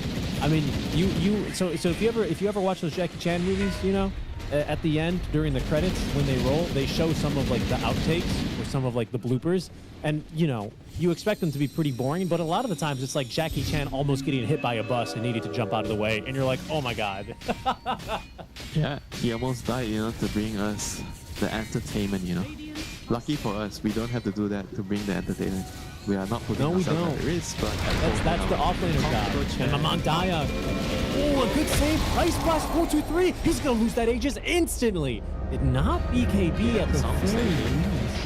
Oh, he's gonna come out with the BKB, ignores those shackles. Jikroy standing his ground with his own BKB, trying to fight the axe though. He ends up getting feared. The Tame the Beast gets perfect. And 11, he's gonna get off this primal split. It's not good enough to save Sanctity, or is it? Seems like it is. Song of the Siren here, resetting this fight through that coil duration. But the blink forward, Jikroy, he's waiting for them. The toss, it actually tossed the Ringmaster, who does get the escape back before he dies, but he cannot get it off onto Sanctity. Jikroy chasing after Narman. 11, ooh, his ult has ended, but he still ends up with that kill onto the Ancient Apparition. Where is this puck in this fight? Chasing down Narman, and it's going to be a 2-for-2 trade, maybe 3 if you count that Aegis, but a good fight for Tech Free Gaming. yeah, I kind of feel like the fight actually went badly because the Naga song wasn't used appropriately. You know, I think once the DK, so they killed. What happened was the initial fight started with the Gyro dying with the Ace, the Ice Blast that killed him, and then the DK BKB and man up to him, and he was fighting the Gyro. I think the song had to go off there immediately. Sure, you're not stopping the DK, but you're healing the Gyro, but you're stopping the rest of the DK's teammate from coming in, right? So I think that would actually minimize the health loss on the Gyro, at least heal some of his HP, and then maybe the Gyro could man up and fight the DK, because at that point he was the only one that had enough damage to kill the DK, but he had to run because he couldn't fight the DK during BK when the DK BKB. That's when the song should have came out. You know, I think it came out too late, and it actually kind of tipped the fight into Tech Free Gaming's favor because they were already winning, and the song didn't really change the outcome of the fight. I'd love to see a replay of that fight, because I'm pretty sure the axe initiation got completely bodied by a quick Tame the Beast from Narman. So the reaction time there was so great. They killed the axe to get off the primal split. I thought the fight was still winnable, honestly, but I think you're right about that song. The Gyro lost Aegis and he was very low, you know. He didn't die, but he was very low, so he couldn't fight. He couldn't do damage. I think that was like the main, at least in my opinion, the main problem. They need to be able to protect him much better, you know. Either they caught the split earlier, go in and just disrupt the fight, or use the song, you know, or some way, you know, let the Tiny go in first before they fight. It's that massive serpent ward doing some work. Almost killed the tower. Dude, I'm telling you, it's so good. People really downplay this thing. Well, I have to admit, Richie, I've been killed by those things Quite a few Yeah. things, you know. Because you just don't. You're like, oh, Serpent Ward, blah blah blah, whatever, and then all of a sudden Yeah, it 'cause punches it you doesn't for look like I would 400 die, right? damage after reductions. It's crazy. It's so good. Now when I see the ward, I just run. I don't even Yeah. try to kill it. Even if you're a Snapfire, that thing's still terrifying. Like, start blasting it with Little Shredder, and then it hits you 2 times, and half your HP's gone, and you're like, actually, the Serpent Ward got hands. Yep, 27 minutes on. The shrines are going to pop. DK is going to have its SMY soon. Baiting his axe. Baiting his axe. Sanctity, he will bite. Heroes behind. Trailer Park Boys, though, and of course, with the song in reserve, it supports not making the jump in quite yet. But Mamang Daya joins the smoke. Pretty much immediately reveals the smoke. Yeah, this is going to be very, very important to get the right Boyle. jump. Who they've caught. It's going to be onto the Tiny. SC immediately unleashes the song of the Oh, Siren. DB's It's going pretty in. good. Is there any follow-up? They've got 3 heroes in the river, but DB protecting them with the Axe Scepter. This Axe standing his ground. Jikroy trying to fight uphill as 11. He eats a stun. Ice Blast incoming, but he gets the ulti up just in the nick of time. The toss back is good to throw DB into the mix as 423 unleashing the damage under the BKB, but it's not enough. And now that BKBs are up, can they continue fighting? Jikroy, he's almost killed 11. 11's got to run onto the cover. That shard saving his life, but he's got to abandon 423 here. Jikroy, the damage is just too high. The That battle of gunpowder the gauntlet. carries. Oh my god, DK. DK is proving to be the strongest hero in the game. The Gyro can't really man up to fight in the face of the DK. I mean, they have to really kite out the BKB, you know. I think the song initially was a bit also, I'm not really sure if it was the best play, you know, because the Tiny was full health. I felt like they could have just let Tech Free Gaming initiate on the Tiny because they called the Tiny and the Tiny was in a position where he was very far away, right? So they needed to commit a lot of heroes very far to kill him. I think that would have served a perfect battlefield for the Gyro to stand there and BKB and hit all of them, you know. And they used the song when only the DK BKBs. I think it's got to a point where the song is going to be super critical that they have to use it to kind of block out or waste the BKB timing, the duration on DK, and Here's a wait fight for of that DK again, to by use the it. way. Yeah, here, like he was so far away, you know, and then he just came in and saw. Felt like the Tiny wasn't really in too much danger, you know, and that would have been a good fight for them. And then instead, the song was wasted. Jigroy seizes the moment, he jumps in, BKB, he fights, Gyro can't really man fight. He almost kills off the Brew, but the Brew has to split, and yeah, I mean, here you can see DB coming in just to buy him some space. DK goes up, they kite out the Gyro's BKB, and once the Gyro has no BKB, Jigroy comes in, almost kills the Brew, but he was not successful, but he kills the Gyro. Gyro can't man fight him, and the fight was just over. I So think the this. story of the fight is going to be about how can they just run down this BKB duration, you know, kite it. Dire are I think it's so difficult here, right? Because in these fights, Gyro's the only one really doing damage at the moment. When Tiny's kind of getting initiated on like that, that's why that song I think felt so awkward. Because if Tiny's not doing at least 1 or 2 combos worth of damage, it's just up to the Gyro. Yeah, but at the same time, if they go on the Tiny is not an easy kill, right? It's gonna give you a lot of room to do damage as the Gyro.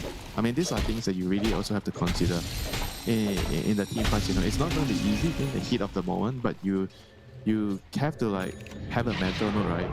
I'm only going to be using my ultimate when the DK BKBs, you know. You have to try to prioritize that and not just react all the time, because you're just reacting, right? Tiny is yelling, that's so nice, they are going on me, you know, they call me, you know, then he's just, oh, okay, I'm coming to save you, you know, without too much thought process being put into it, you know. But Okay, to win the I team see. fights, they have to try to kite out the BKBs, and once the BKBs are on, that's when they pounce. Hide out the BKBs. That's going to be the move here. See how they get that done. Song ready to go here. Round 2 as we prepare to tangle, prepare to tussle over the Roche pit. He just in the pit, as well as that Roshan banner, pardon me.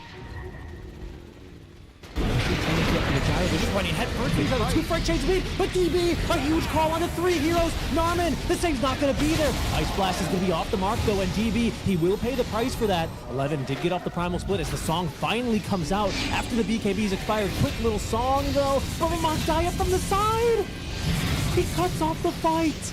11, Jicroy he's is trying to not fight dying. through this one now, but Jicroy, he's too big, he's too tanky, he's too much of a boss. This Hex into the shackles, 11 is going absolutely nowhere. SC ran out of this fight and killed down by Mamang Daya. It's a 1-for-5 trade, a full wipe. I also don't think that was the song they were looking for there. No, the song was like just at the end, at the tail end. It was not good enough, and it was initially, I think, a big call by DB. He got 3 heroes or something with the jump, and they were kind of like trading BKB durations, but they just didn't have enough in the tank. The gyro couldn't stand and fight. He took too much damage from the initial jump, and he just couldn't finish off the DK. And DK just man up. He was the king of the hill in the end, and he killed everybody. Yeah, seriously. The damage numbers just have to be insane right now for the DK. Yeah, I mean, he's as far as also hero almost damage 35, belt. Things are just going to get rougher and rougher for Trailer Park Boys from now on.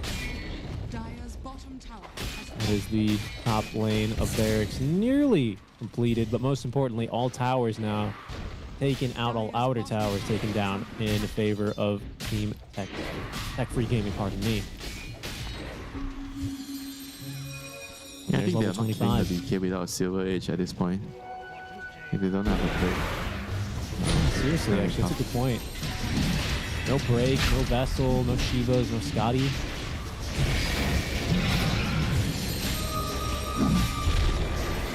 Tech Free Gaming, they claim a big bounty now. Jicroy, you can kill him once, maybe. Good luck killing him twice. BKB in the backpack, though, at the moment. May leave him a little bit vulnerable.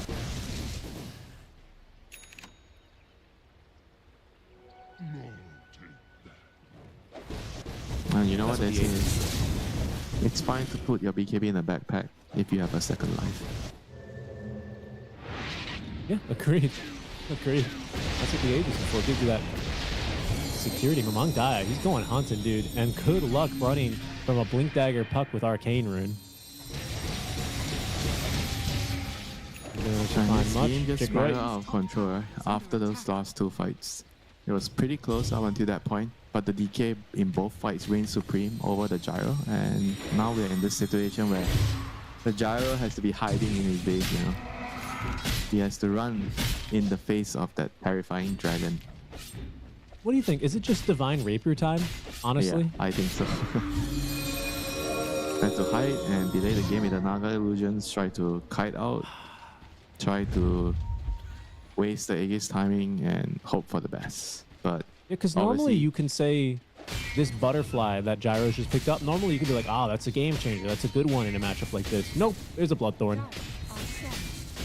Like that counterplay. Oh no, BB's gonna find someone. Yep. Good catch. And he's found SC.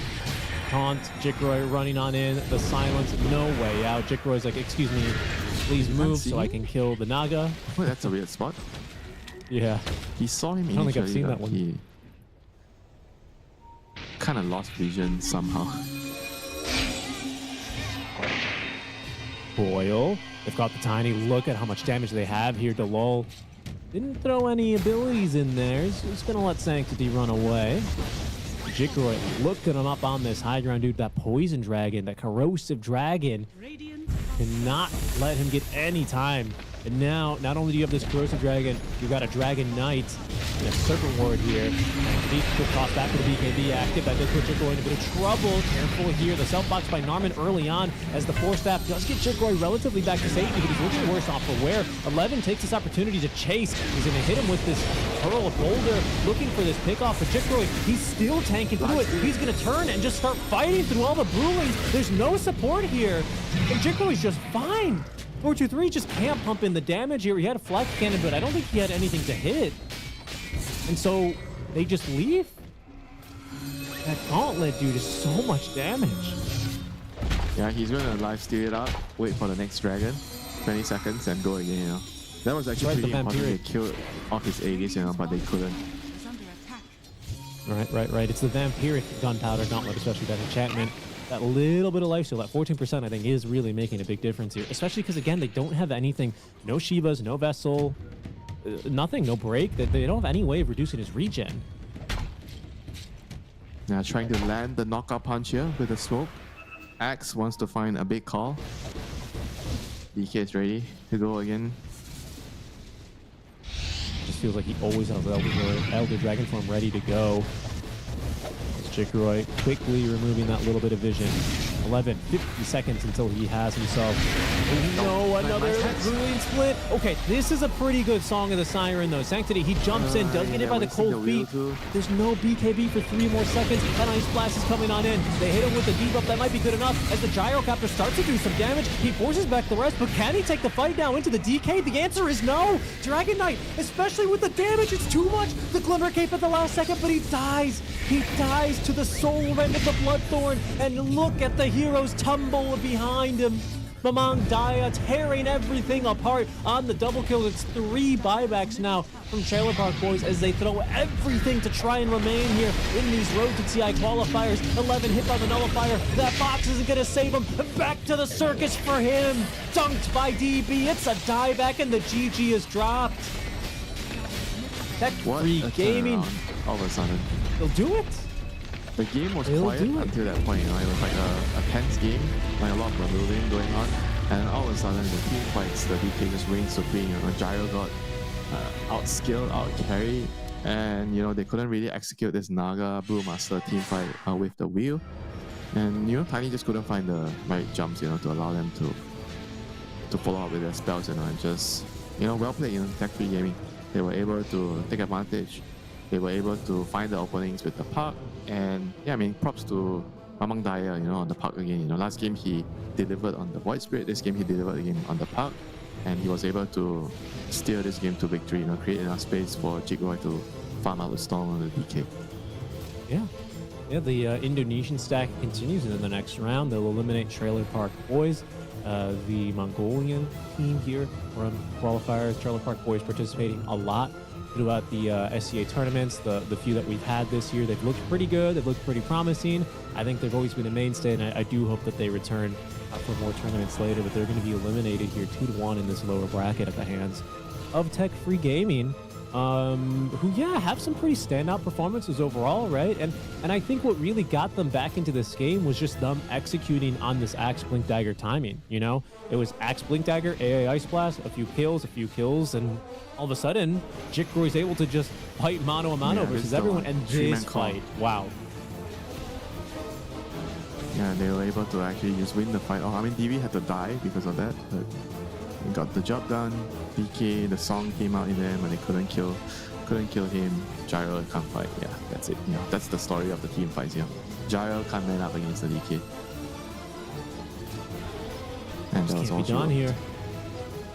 Exactly. From here, I think all the fights just continue to spiral out of control for the Trailer Park Boys. But yeah, crazy good game again from Mamang Daya. What was his first game? Because I think I remember he didn't have such a great first game, if I'm not mistaken. Yeah, the first game he was playing, I don't remember. Doesn't matter though. I mean, able to bounce back like this. And you can see, like, it really makes a big difference in these late game team fights, doesn't it? As you can see, just like the way the puck's able to dive the backliners, Jickeroy just holds the front, and the fight just falls apart. Yep, well played. Well played to Tech Free Gaming side. They live to fight another day. They live to fight another round, and they're going to prove, are they worthy of the slot to TI, you know? And hopefully they are going to be able to bring more exciting games like this for us, you know. Buying the right items on the offlaner, give Mamang Daya the right hero, and Jickeroy is going to carry the rest, you know. That so far has been their game plan, and it has been working, you know, so far in this series against Trailer Park Boys. So they're going to be moving on to the next round. Yeah, exactly. I'm a little bit sad to see the loss, of course, of the Trailer Park Boys as well, as they are eliminated. I think they've got some cheesy picks, some fun play styles, but at the end, it's going to be this consistency, these standout performances like the one we saw on the Mamang Daya, able to bring them into the next round. And that is already going to wrap up our first series of the day, Winter. Unfortunately, there's more heartbreak upcoming here as we move straight on into our next series, which is also a lower bracket BO3. That one is going to be Castaway versus Interact Philippines. We've got a short little break that I think we're about ready to throw to just to get everything set up as we change over very quickly, guys, on a rolling schedule. That next elimination series taking place in just about 10 minutes, so stay tuned. And when we come back, Castaway versus Interactive Philippines. We'll catch you soon. The human body was built to move, not trapped at a desk in one singular posture for 12 hours a day. It's time your chair evolved. This is Secret Lab Titan Evo. Ergonomically engineered for you, gamers, hybrid workers, artists, backing your every move.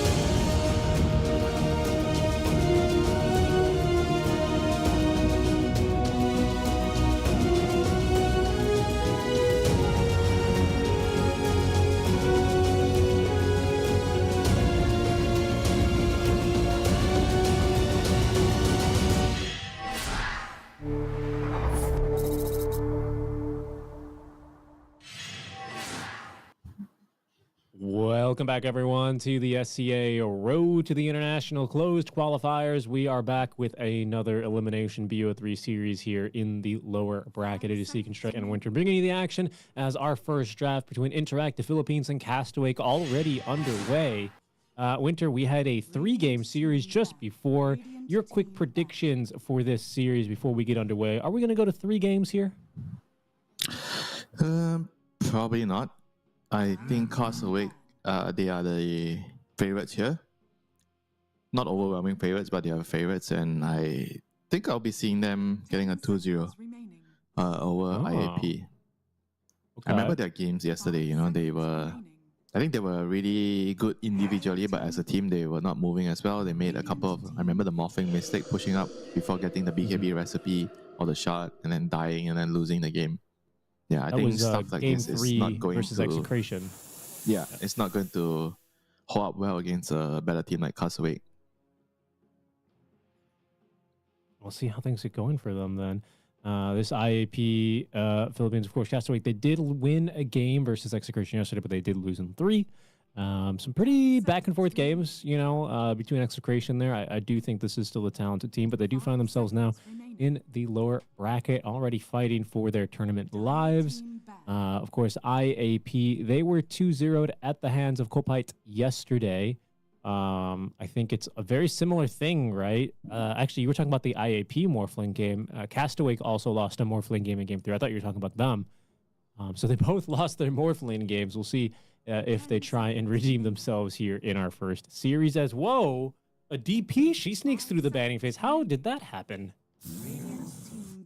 Because the second pick team didn't ban it. That's how it happened. So Richie. And now let's see. I mean, there's still other counters. I think I mentioned.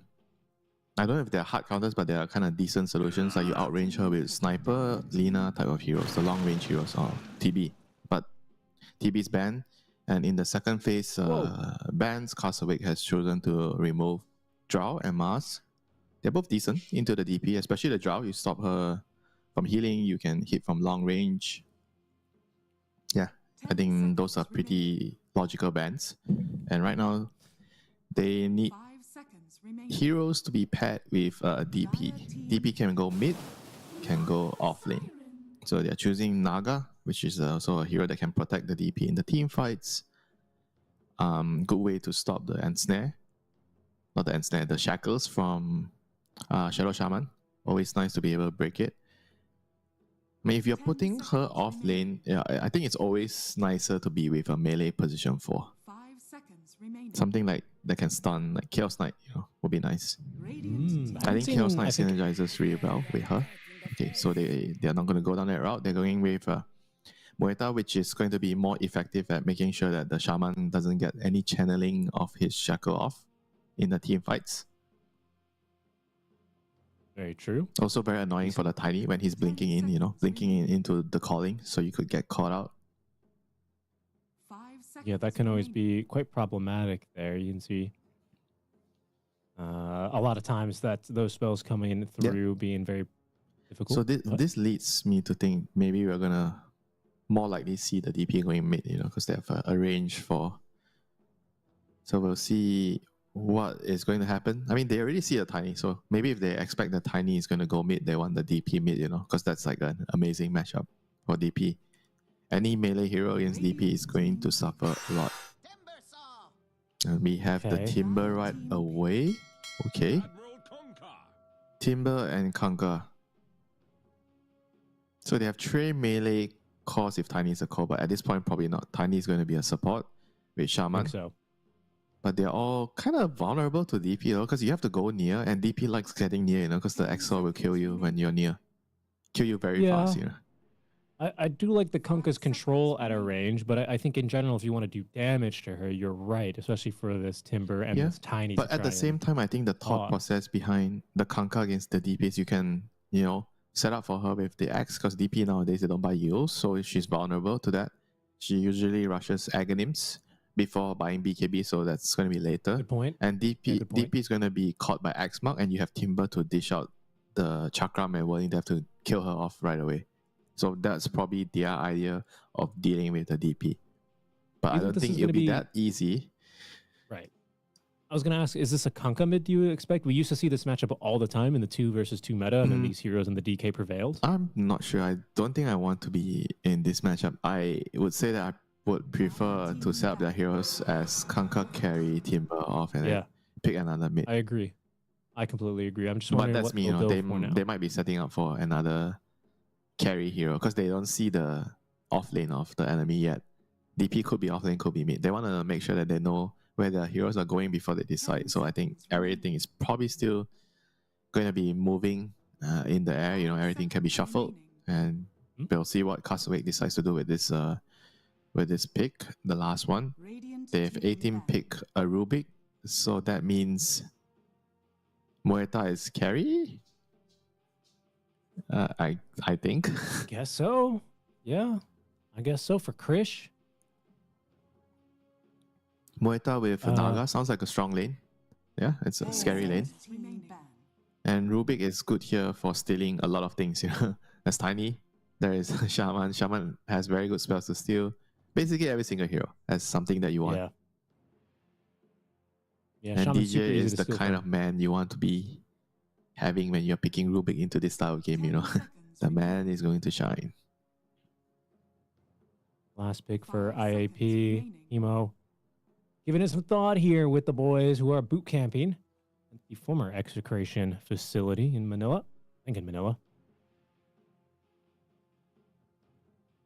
What will they choose then? They have 23. Probably. You said they're in the old place, right? The old place is in Manila. I would be shocked. I remember this wallpaper. I will say old execration. This was years ago when we were doing SEA DPC out of KL. But years ago, they usually had all the lights off, I remember. So this team, now Chemo makes them play with the lights on. And I like that a lot better. I gotta say. Yeah, so Chemo has chosen to remove the Bristol back, which, okay.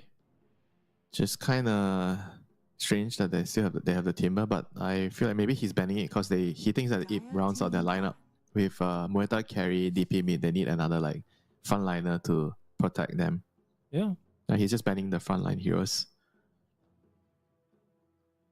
Mars is gone as well, as is this Undying and Doom. So they're going to have to reach for something, right? With the Kunkka and the Timber already picked. As far as offlaners go.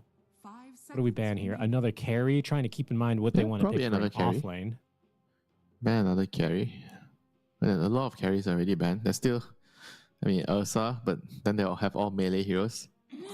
Probably a range. What range heroes? Or co-op. Okay, co-op not exactly carry, but they can flex their heroes anyway.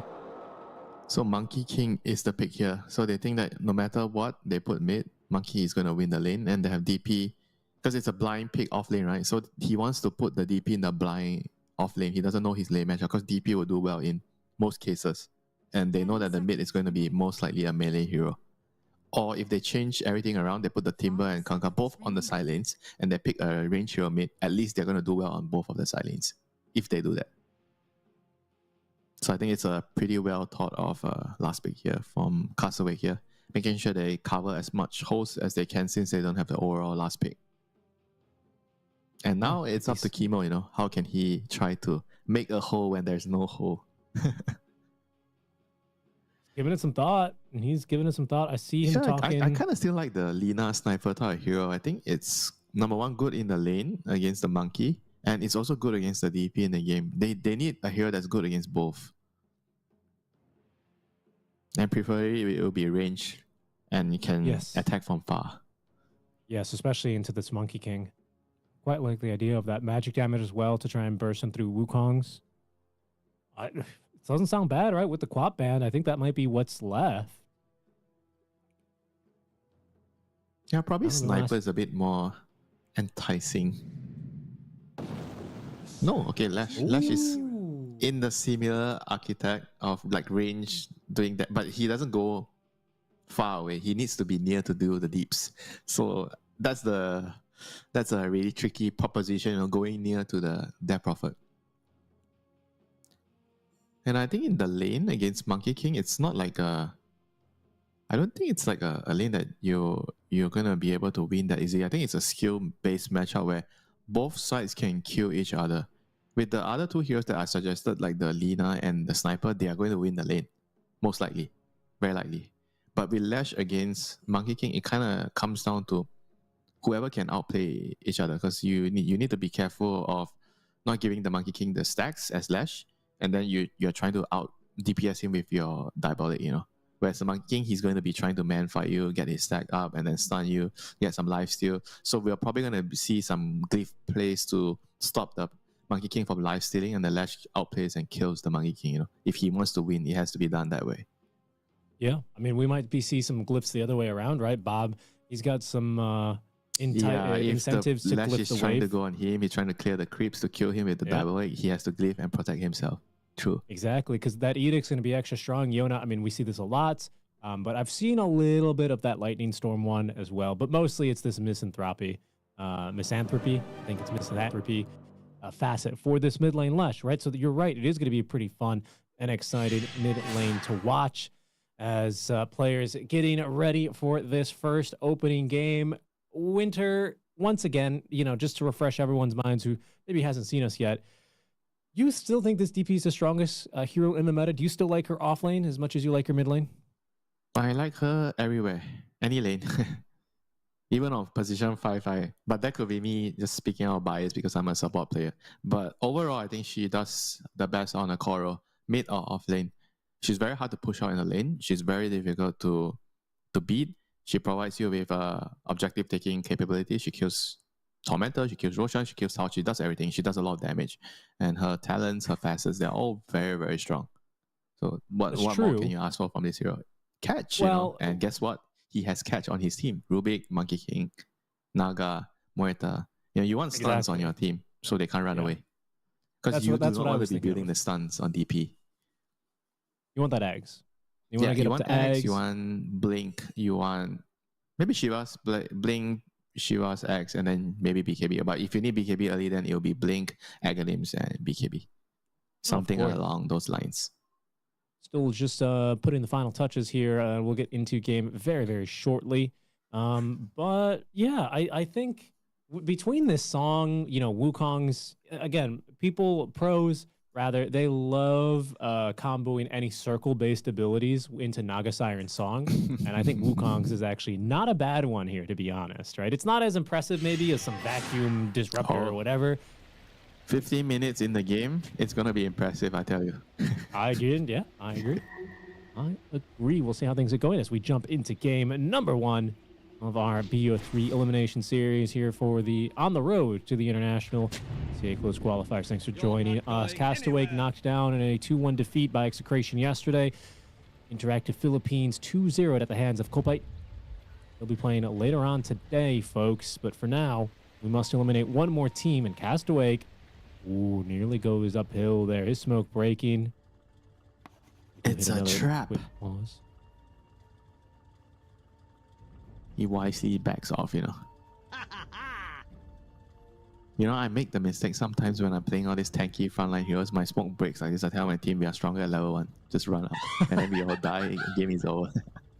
Right. And then you're like, oh, actually, they have Pudge and Viper and Necro and ET. Yeah, but if you look at, if you compare the Radiant and Dire 5 heroes right now, at level 1, who would you favor at level 1? In the direct brawl.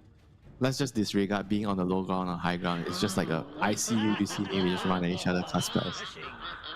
I gotta say Interactive Philippines, I think.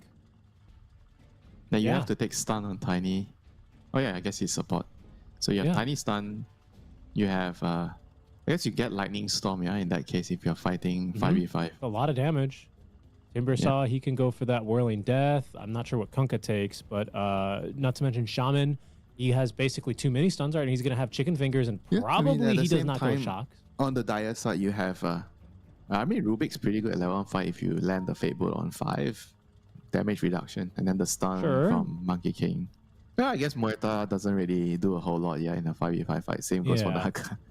Yeah, that's kind of how I'm doing my calculus here. I'm not expecting some big 5-man rundown, Diabolic Edict, Misanthropy kind of...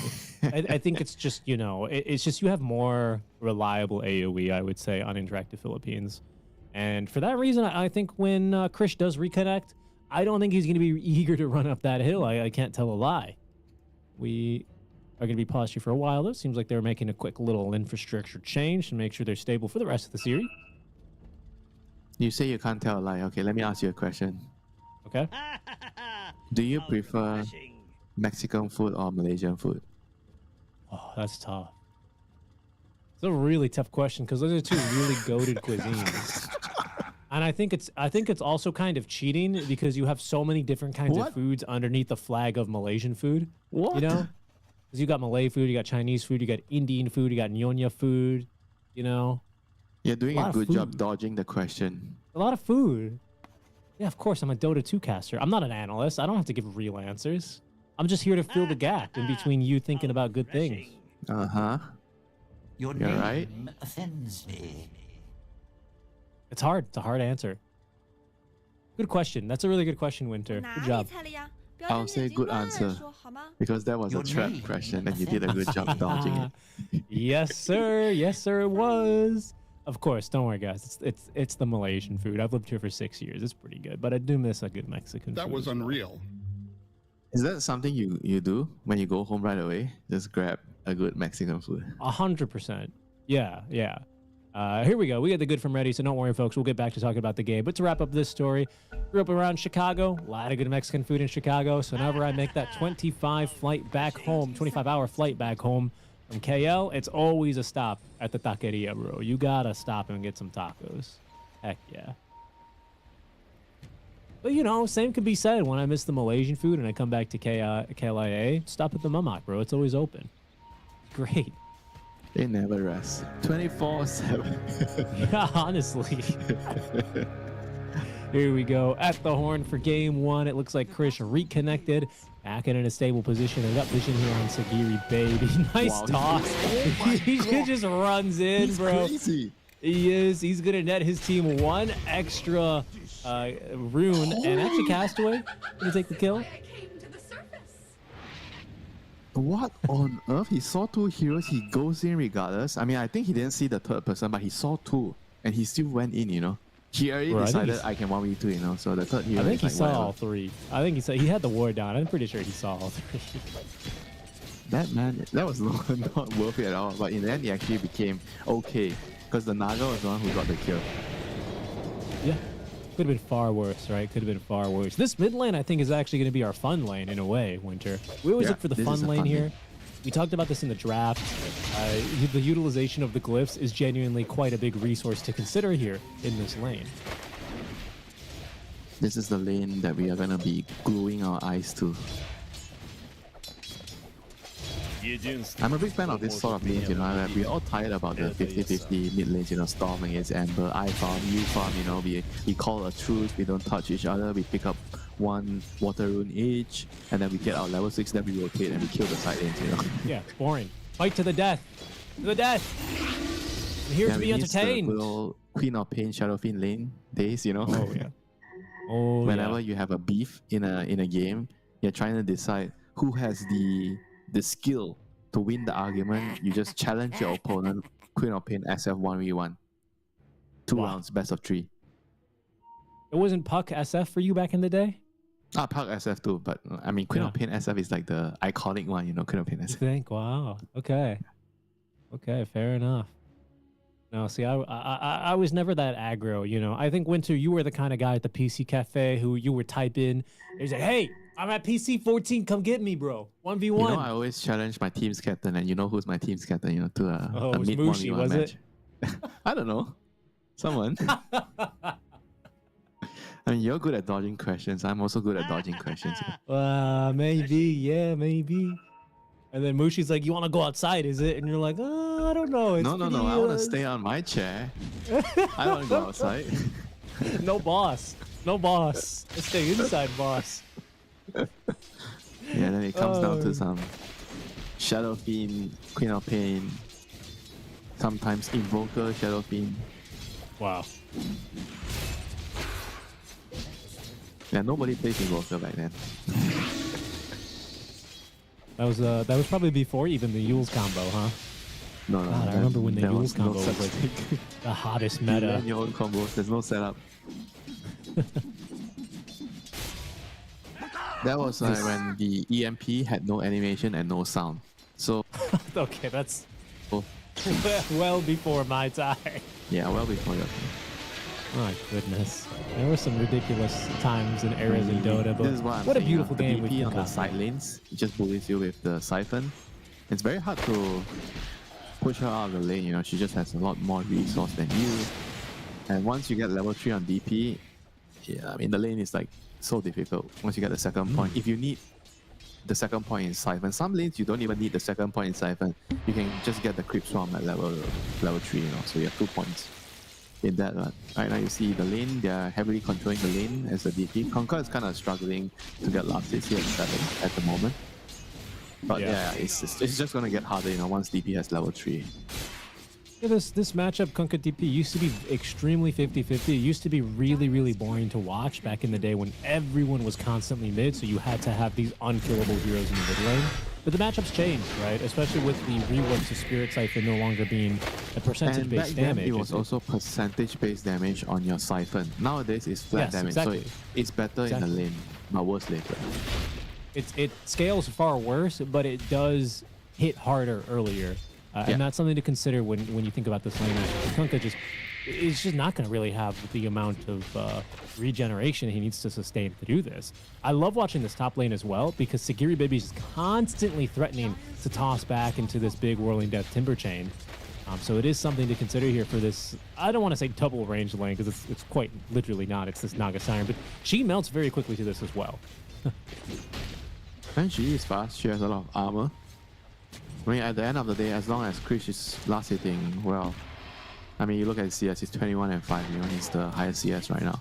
So I think the Naga's doing his job, you know. They don't necessarily have to kill the Timber, because when you are trying to do that, like you say, you know, you're putting yourself in danger. You might die to the Timber's nukes or the tiny nukes, you know. Yep. Mid lane, we did see a Glyph of Fortification get used early. You can see Bob, he's a little bit more on the back foot, but he would have died. And that's kind of what I was talking about, you know. We haven't seen Yona need to do it quite yet, but he's doing so far so good in this matchup. 8 denies. The Monkey King still last hitting, and a good amount of denies as well. This is a really, really fun matchup to watch. Somebody's gonna die soon, I feel. Oh, yeah. Yeah, this is like about the time where somebody's gonna like all in, because you're running out of resources and then you're just debating to yourself, do I send more or do I just all in, try and kill him and then get home to base for free, right? But as long as I kill him first, I get the XP, it's worth it. That's what's important, right? And Yeah, always the something to two-way, consider when right? you're You know, laning the against the two-way Lesh, ticket. because even if he dies, the Edict explosions continue. These supports from the top lane have constantly been rotating over as well. But Yona, I think he's just a little bit better off here because he's had constant access to these water runes on the side lanes. Careful here this time, Bob. He's in some trouble. 10-1 charges to his name, but that's all he has. And against the level 3 Edict, he will not stand that test. Yeah, the Tiny doesn't even have to lift a finger, you know, the kill was already there. He's just there to give moral support, collect the AoE support goal, assist goal. Actually, he didn't even assist because he didn't even do anything. He's just there, you know, to get the XP. Yeah, and meanwhile, Naga came over but couldn't really help. And guess what? More people in the mid lane. Shaman's here too. Whoa, I'm in a Uh-oh, bit of an Bob. awkward spot. Wow. Wow. Okay, it's just really tanky. Yona's running back in. There's a lot of creeps in the midst, though, but this level 3 Edict, it's going to do some good work. Cast Awake, spawning in more illusions. There's all the supports and a big 3 versus 3 in the mid lane. DJ rotates on through, eventually assists for a kill onto that chicken. Yona does not have the Edict active and won't for another 5 seconds. Bob, let's get those Jingu Mastery stacks up, but there's a regen rune awaiting Yona here. Boy. That is very unfortunate for them, you know, for the Castaway side, you know. Now the Lash is going to get level 6 in 1 CS and he has regen rune, you know. Good luck.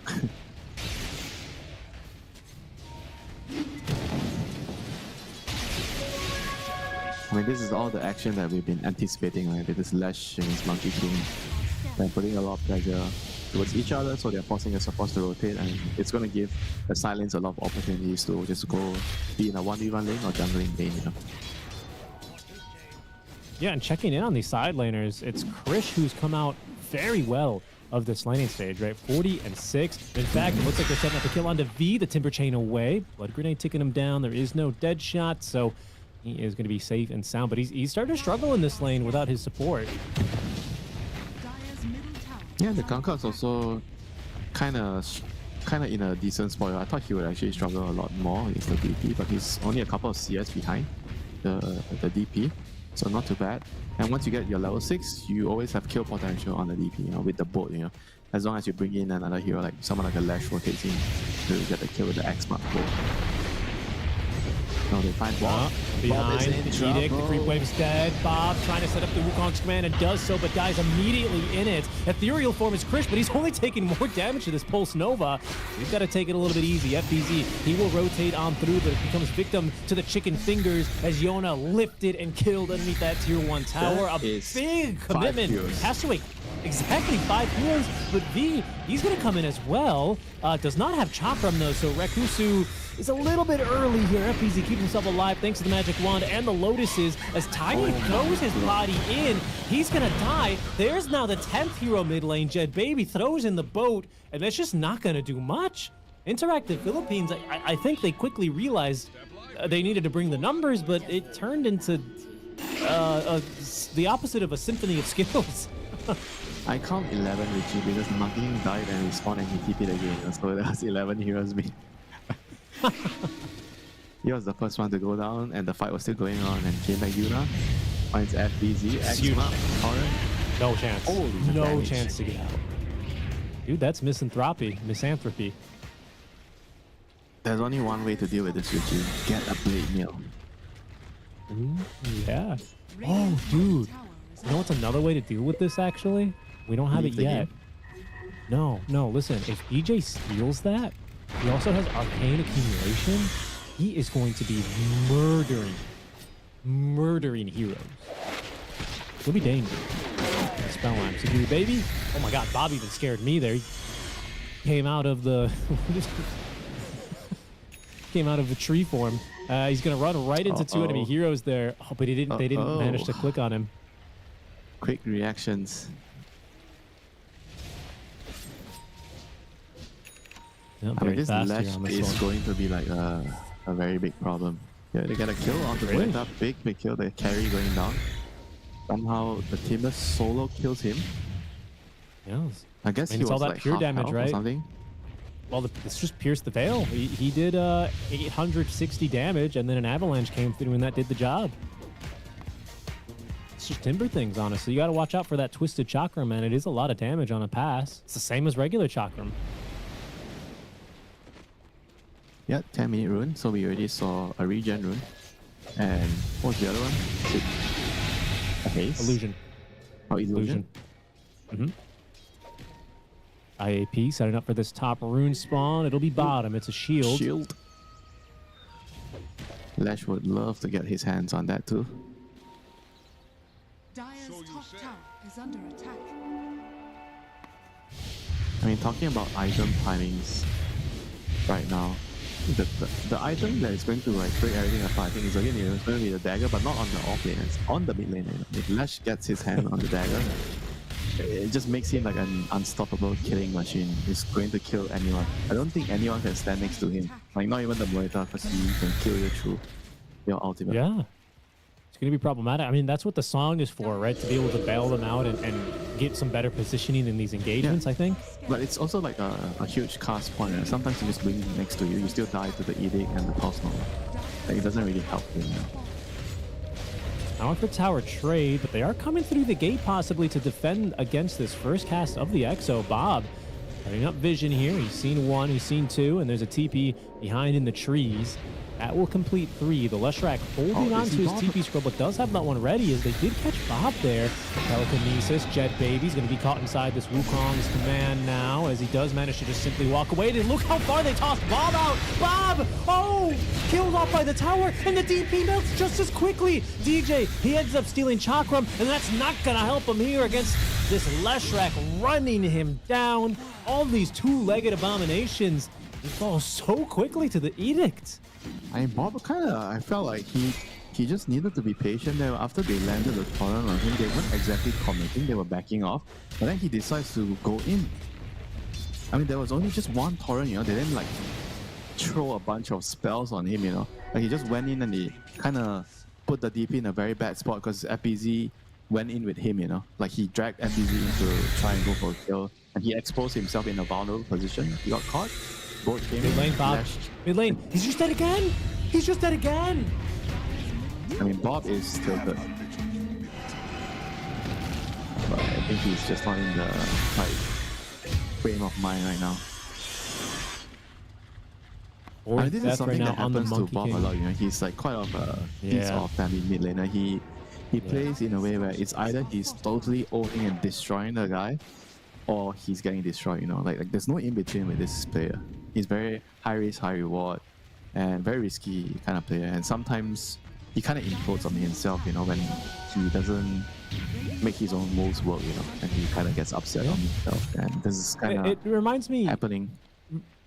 Yeah, he reminds me a lot of like the old-fashioned SCA mid laners. I would say like the era that came after yours, like the TNC Predator. What was his name? The guy who was playing Ember, who would be like 50-50.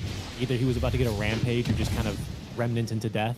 Radiant's Yeah, I mean that happens a lot back in the day. Because mid players, they kind of have the ability to carry the whole game on their own, so they kind of just go in like 1v9 mode, you know. So everything they do everything on their own. has been denied. Nowadays, that's not the case anymore. So Bob gets the deny on the tower, so Shama doesn't get the last hit. But still, you know, his game has been severely hampered, you know. Like if you look at the net worth right now, he's bottom of all the cores. And Monkey King is not a hero that you want to be in this position. This is a hero that you're supposed to be snowballing, and you want to be in the spot where the Lash and Timber is, basically, or even the Kanka.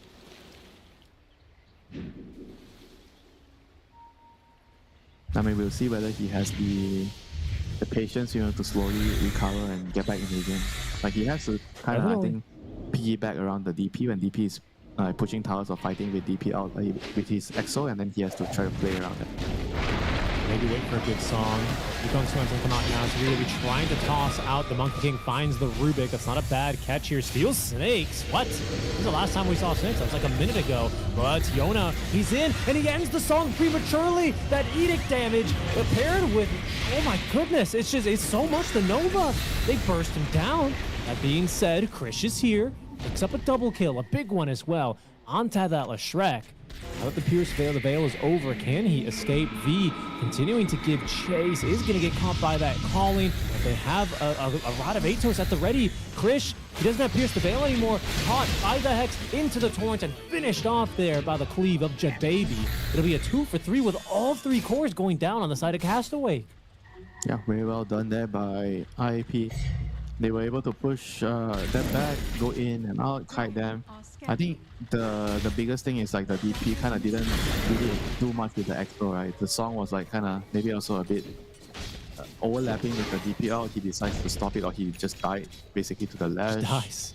Yeah. Then the fight kind of just became so awkward, right? Because the DP couldn't really output damage. You know, they have to fight around the DP goals. You know, be there and try to stop the Lash blinking, because that's actually the only way that they can burst the DP so quickly, right? If the Lash pops his Edict and Pulse Nova gets to blink next to the DP and there's a boat on top of that.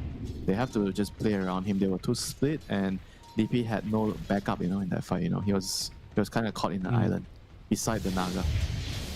Yeah, it's those dangerous fights in the river, right? And that's where, like, you know, you talk about Bob, maybe, you know, it is feast or famine kind of a hero. I think that's his playstyle. He just wants to fight on his terms. And sometimes when you're stopping the game, that's a great way to play, you know? Keeps your enemy off guard, but in games like this, sometimes you just have to be a little bit more calculated. I mean, the issue Nice with job fighting on there. your own terms is sometimes your teammates cannot fulfill the terms, right? We are all humans after all. Fair? We have Yeah, fair. limitations. I agree, and you're down a little bit, right? The positioning is a little bit better here by IAP. The toss backs, I want to highlight, have been amazing so far from Segura Baby. He's got the Monkey King once, and he's trying to catch him again. I was going to say this Blink Dagger, they could only get worse because he's gotten all those toss backs without the Blink. That is online now, as they will smoke and look to defend against this bottom. DJ with the snakes again. I think he's going to net the tier 1 tower. Good deny by Jet Baby. Very good deny. Yeah, they know something is coming here. FBZ is just backing all the way back. Creep Wave is pushed in on top side and they don't see anyone around.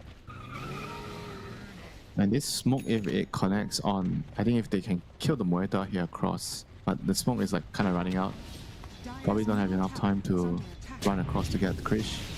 They're gonna see Cast away on the Naga. Looking for a toss. Not the perfect toss they needed here. Bob underneath the trees. He's gonna get chopped down though before we got the Wukong's command. That means V's gonna be able to walk away. Serpent Ward's committed here mid. They've stolen Chakram here as well. Rakusu taking a lot of damage, but he's trapped them in the snakes. And now the Avatos. Bob, he's in the firing line. V lets loose, and it's a double kill for the Timber. Yona, he's chasing after them. Oh, holy moly. DJ, a big steal on the Whirling Death. Cuts down the Leshrac at the very least. He's not, oh, he is gonna get another one off. He kills V. DJ with the double kill. Bob's throwing him the tip. Secure Baby's got to get out of here as Krish, he's going to run on in. Song of the Siren from Castaway. And unfortunately, they will be left cast awake. Oh no, they will be awake. Secure Baby didn't get slept. Scanning. You know the story of why they are called Castaway? I don't know. Yeah, because his name is Castaway, and there was this one time they were playing a game and he fell asleep in between the games. That's why I think he just didn't wake up or something. They missed. They were playing an open qualifier and they didn't have 5 players because he was asleep. Oh, that's rough, dude. It's my worst nightmare, honestly. I no longer. Oh my god, look at this fight though. Oh, Bob, he like pump fakes.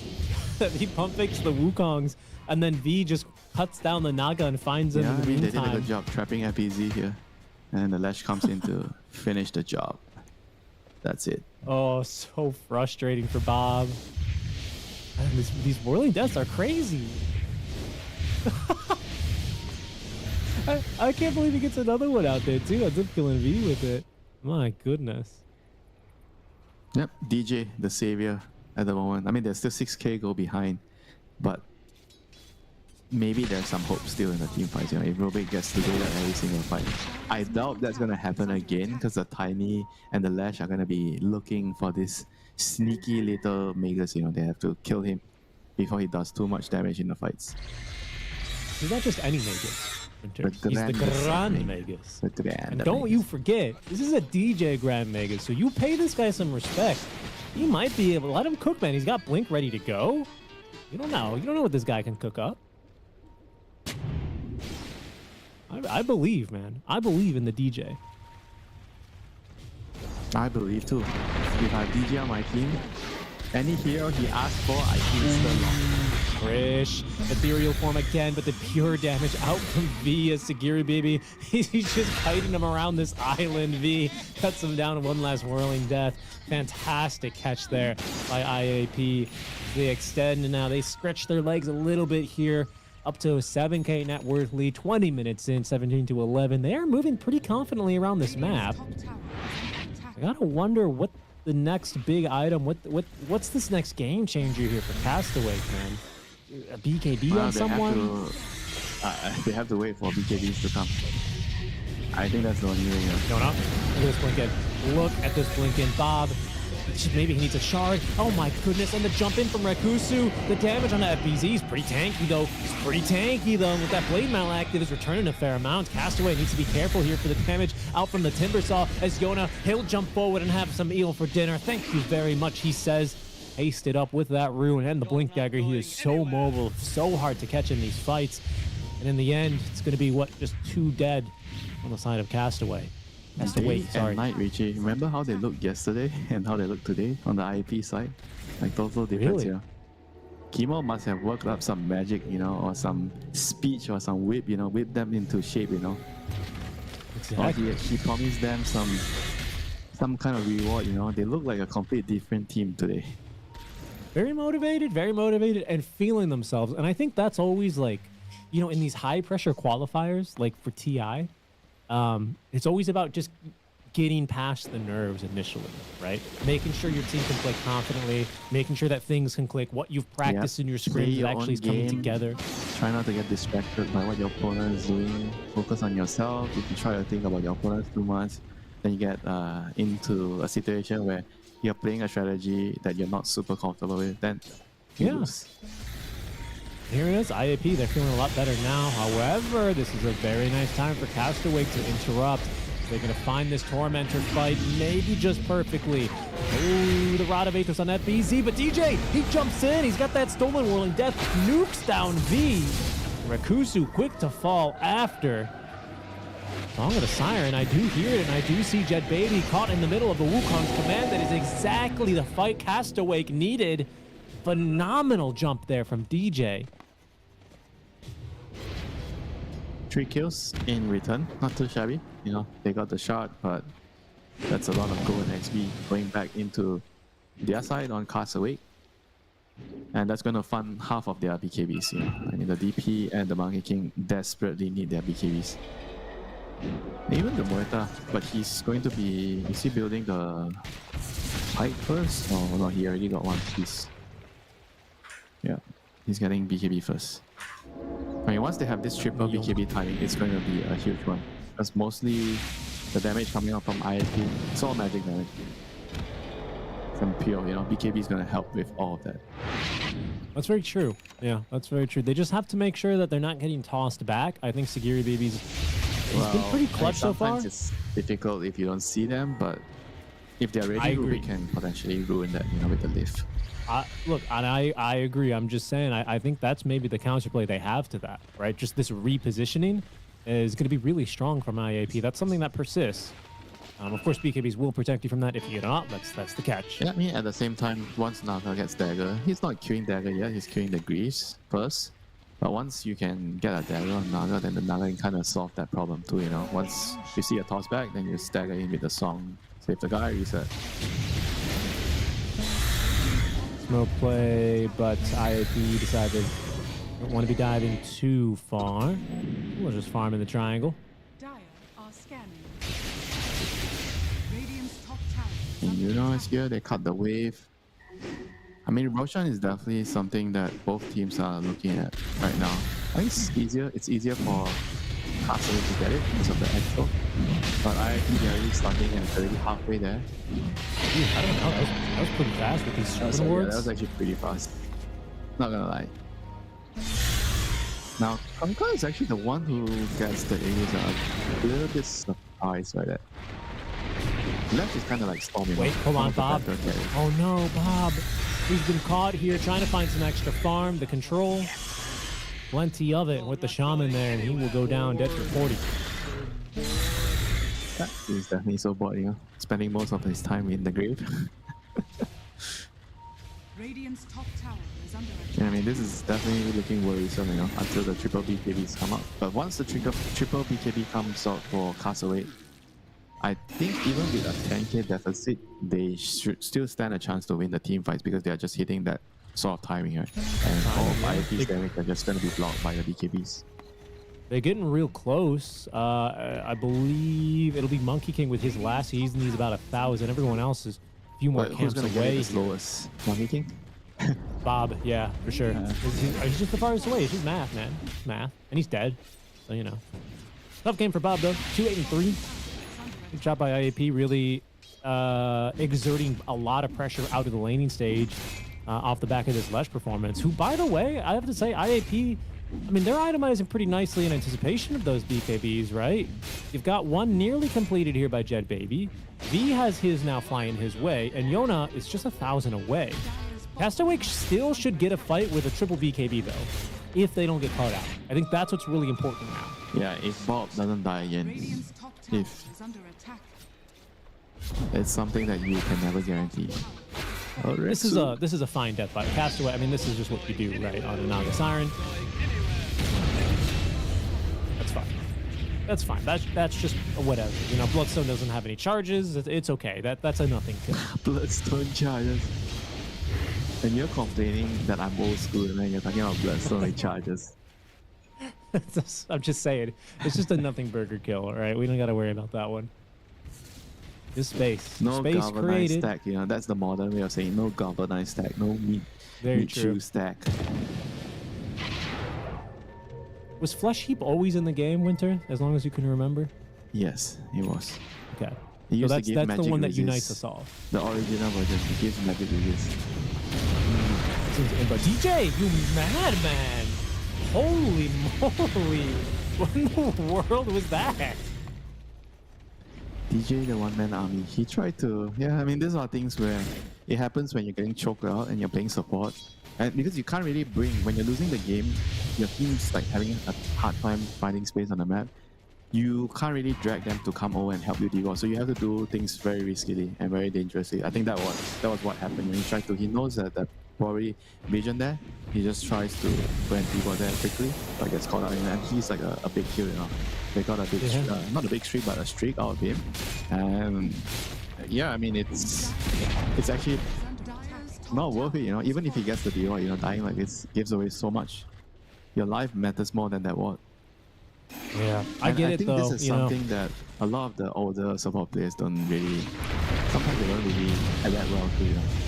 Hold on, that's a carry. That's a carry, but the BKB, Krish able to fight through this one a little bit, but it's just too much the pure damage. It's too high through the Edict, and Krish will die through the Ethereal form. FBZ, he's activated his BKB. This is not how they wanted to get it done. It's a little 1-by-1 here as Yona, he's bodying the supports. FBZ and Bob trying to fight through this one. They will at least get through this Kunkka's first life on the Aegis. TJ returning the damage, but it's not good enough. But Yona, he will still pay the price.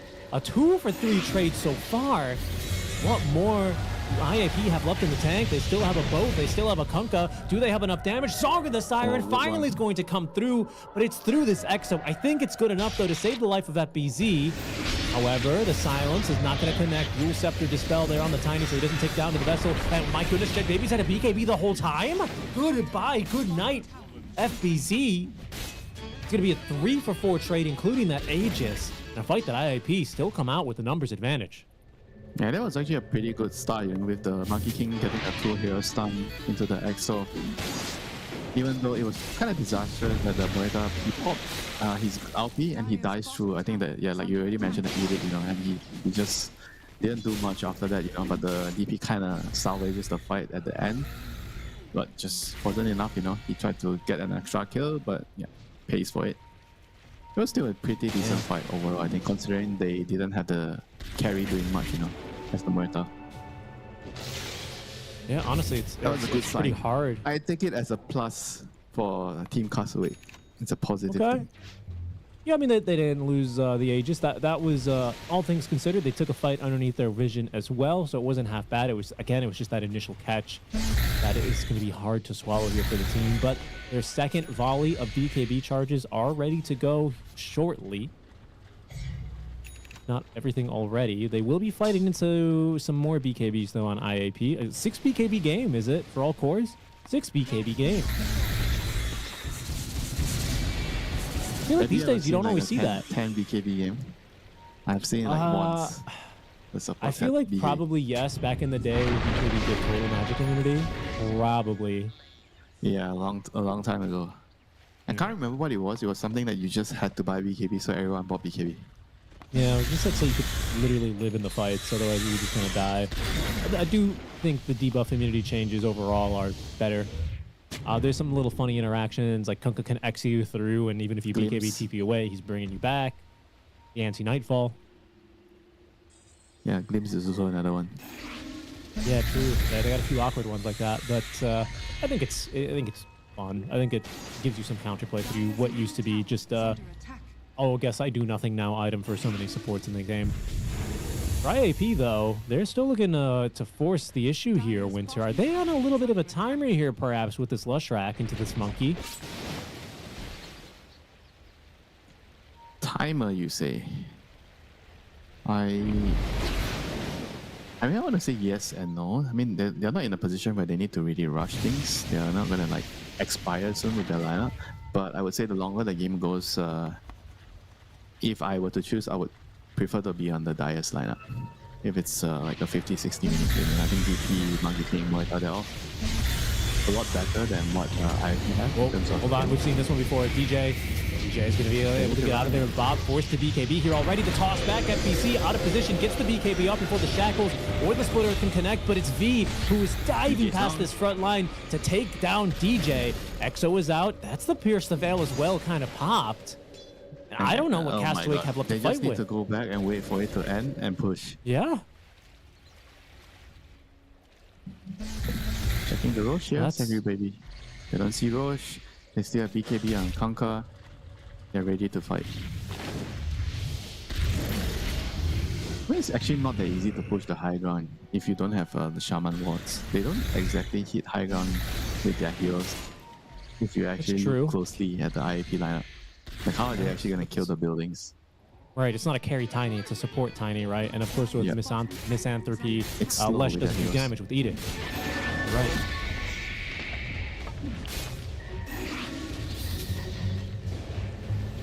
But go get the job done the old-fashioned way. Yona, he jumps in. He actually catches FBZ. The Blade Mail did come out first. And there's Krish letting loose now with the Pierce available with the BKB active. Yona, he's so immune. The Torrents onto 2. It's beautiful. FBZ ticks down. And Krish, he's up next. Trying to live through this BKB as Bob does good work there. Zoning out these supports, taking down 1 with that Wukong's command. But in trouble underneath the tier 4s. We've seen this one before. Sagiri, baby, with another blink toss back.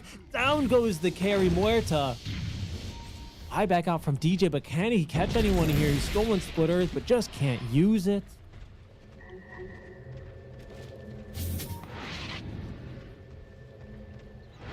I mean, the Lash is just doing so much damage, you know. But he knows that he needs to kill DJ first. He sees the Rubik, he brings in, he goes for him. And once the Rubik is out, sure, he fought back in the middle of the fight, but you could clearly tell that how IAP, you know, DJ is a very, very dangerous hero in the team fights, and they are really looking to find him and kill him off first, you know, and that's working. Every fight that has happened, Team Castaway has like not much answers to return, you know, in the team fights to IAP. Yeah, the voice lines coming out now from IAP. They're feeling themselves here a little bit. I wanted to say as well that was just, I don't want to say unlucky for Castaway, but because of the awkward fight they took earlier, where everyone kind of uses BKBs and then the Exo gets popped and IAP just kind of back out. FBZ was like seconds away from having that BKB charge to maybe live through the Lesh initiation. But Yona had his BKB, you know, FBZ did not. And just that kind of game sense allows him to make that aggressive dive in and go relatively unpunished. I mean, unpunished in general. Yeah, they don't have enough like physical damage to tear through the Lash, you know, through the beginning. Yeah, that's this problem with the Muerta carry, right? Well, this is a good opportunity. Yona's got BKB, will activate it, simply walks away out from the Wukong's command. What do they have left? Actually, look, IAP, they want to fight into this Exorcism even. On the side, Jet Baby trying to force the BKB out of FBZ. He really needs to be careful right. Finally, he will commit as V. He jumps straight in, does get feared there for a second, but he's got some assistance courtesy of the Force Staff of Sagiri Baby. Once again, continuing to poke. This time, FBZ without an Aegis. Out comes the Song of the Siren, but V covered by the BKB, doing the damage. Can FBZ do enough? He can't Spirit Siphon anyone. He doesn't have any regen, but he outlives the BKB of V. Another round here, another initiation. That's an insane blink, so deep from Rakusu, but it's gonna work out. Down goes the Rubik. V, he's fallen, but FBZ, his Exorcism, it's healed him up, but he has no more damage remaining. A buyback out from V. What can Bob change in this fight? Not much. He's just passing through here, and it's Krish in the mid lane who once again just dies to this Lesh Shrek. V TPs into that outpost that they've captured on the dire side of the map, and FBZ has nothing to work with. He goes down. No song to save Castaway or Cast Awake. And it might be lights out here in game 1 as IAP straight up to the high ground.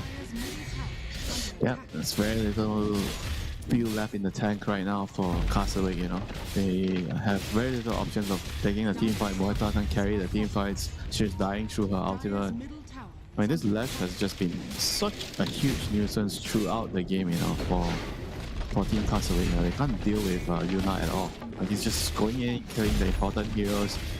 And not often you see a hero able to stand next to a DP and kill a DP, you know, through DP's Exo and this type of thing, you know. And Lash is able to do that time and time in a team fight. Great poking, great control that just kind of like... Yeah, they force the Monkey King out, they force the BKB on the DP with the Timber, he brings out, and then once everything is done, it's on cooldown, they run back in with the X pump. It's a very, very good way of approaching a team fight. Patience, 100%. Waiting for the cooldowns and just not being overly aggressive, you know, just diving in.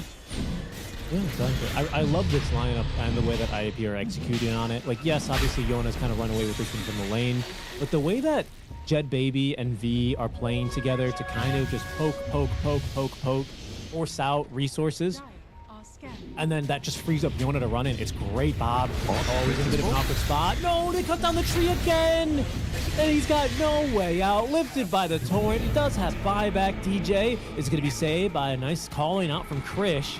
That is well done, but Bob, he's going to buy back. I don't blame him. I don't think they can let this Roche go for free. They have to go. This is the last hurrah. They need to go all in on this. Bob, he needs to redeem himself. Find an opening. Two-man stun. Go in.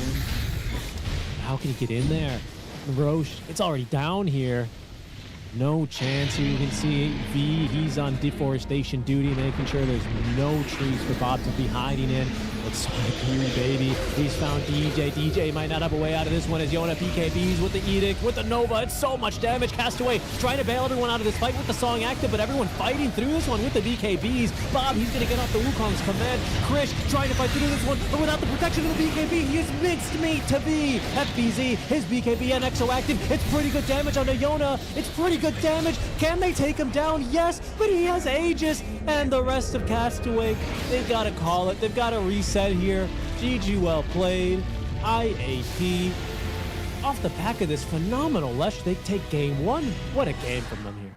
Yes, not just the draft, just the play, the teamwork, Yesterday we saw a very, very different IAP. They were disconnected among each other. They're not really playing like a team. Today, they are playing very, very well with each other. The team play has been excellent. Yuna has successfully tilted Bob out of his mind, so Bob has to reset for the next game. Seriously. And yeah, everything just fell apart. I think it all started in the mid lane where the Monkey King lost his lane so badly. They were like fighting mid, 10 heroes at one point. Because Bob couldn't fight the Lash anymore, so FBZ needed the TP, and that kind of gave IAP a lot of space to farm on the side lane. So even though they still brought 5 heroes mid, but it shows you a lot of the fights are being started because of what happened in the mid lane between the Lash and the Monkey King.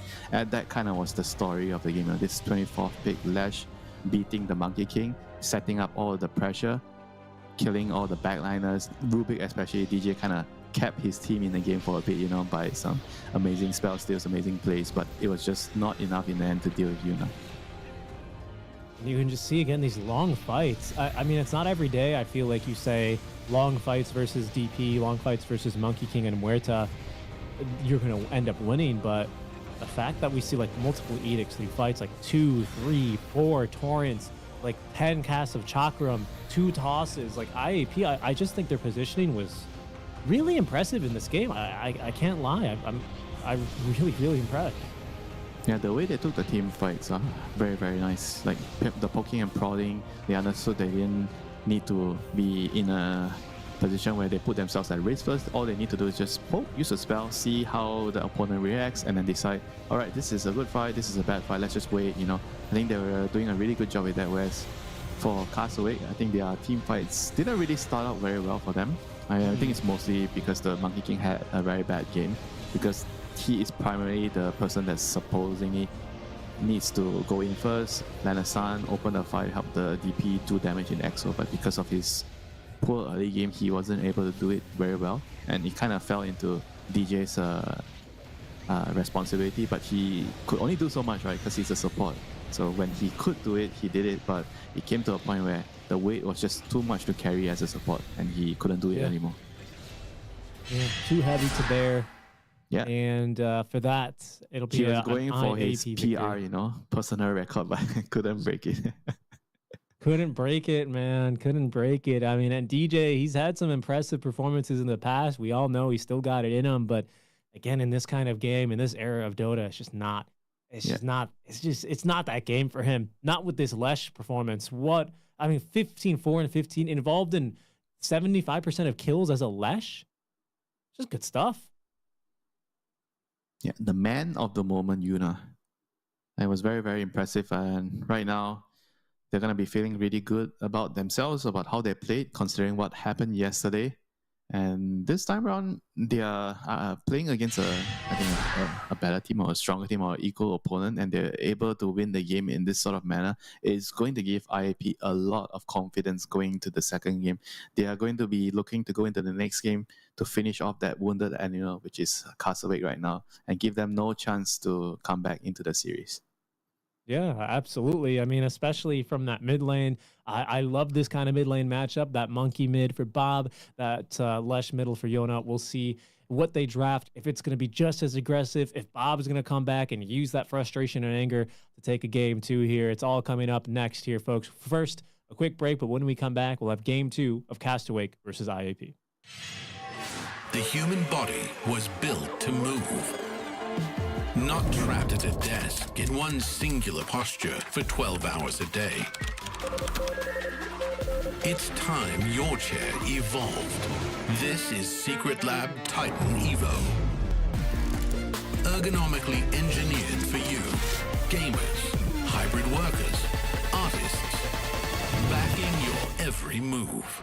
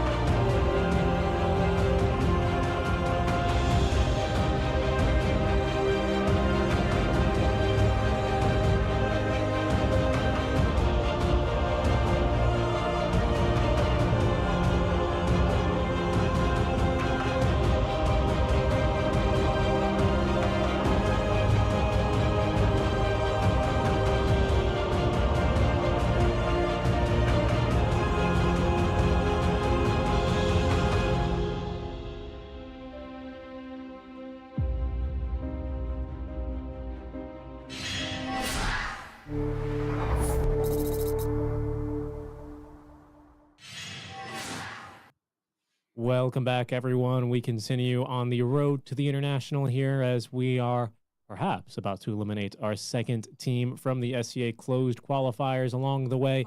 I am Seeking Striker. Joining us here is Winter. We hope you guys are enjoying the coverage, and thank you so much for joining us on this lovely Saturday afternoon.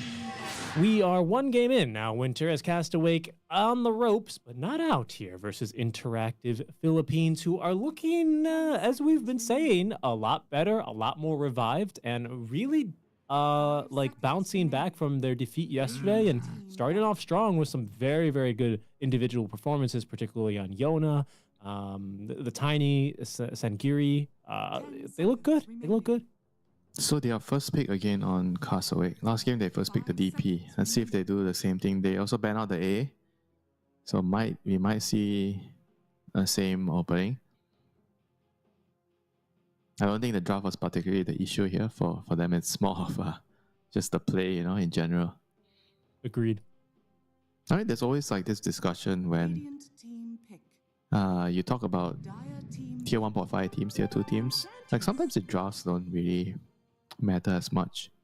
Like getting the more easy to execute draft or the stronger draft. I think what matters more is like how you play around each other, how you move as a unit, and are you on your comfort zone and everything else. Like getting the best strategy based on the meta is actually second or third priority, And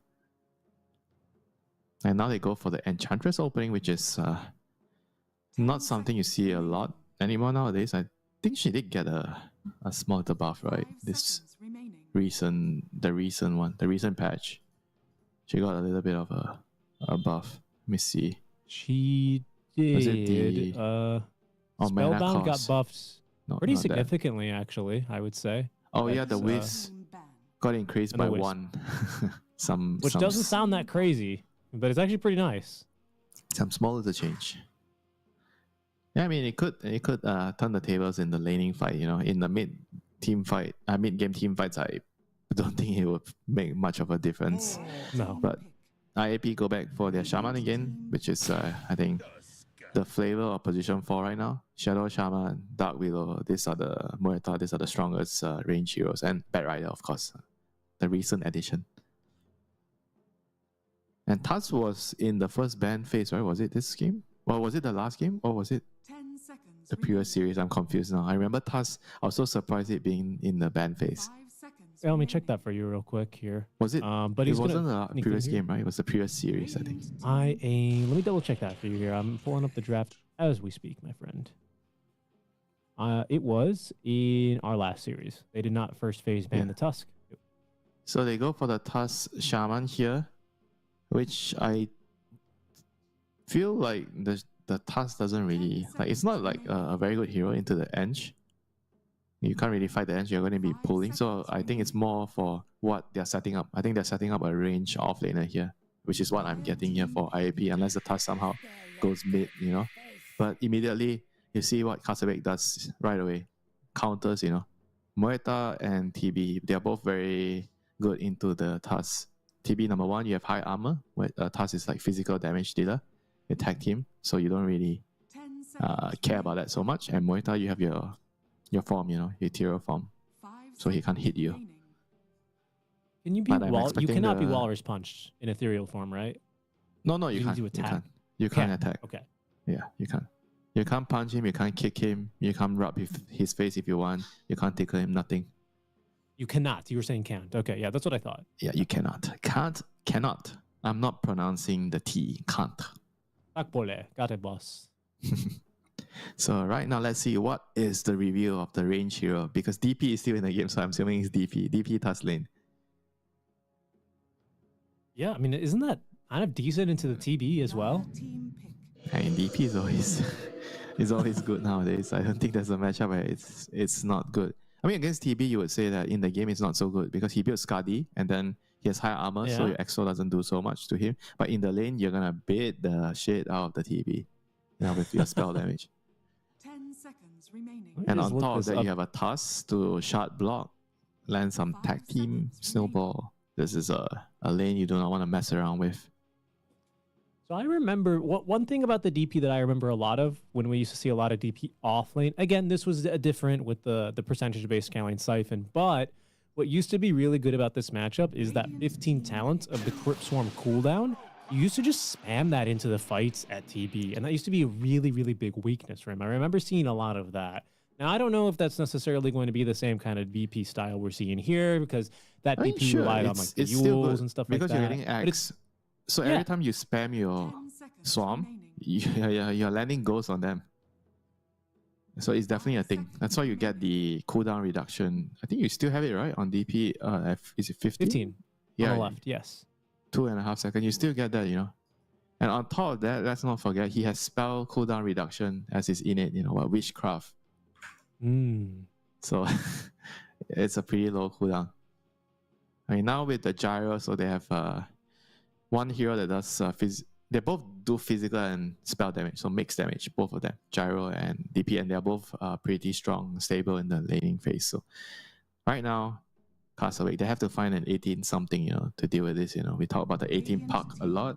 Let's see whether it comes out. It's an 18 Queen of Pain. You know, Bob has to stay awake for this game. You know, last game he was asleep, half asleep. Okay, and this game, Queen of Pain, long range assassin. You know, that is what you want to have against DP, and it's also good against DP in the lane because you don't really get harassed out by the siphon because you can blink away. You know, but at the same time, I've seen this DP beat a lot of the range heroes. Though I'm not really sure if I'm sold that Corp will beat DP in the lane if DP goes mid, you know.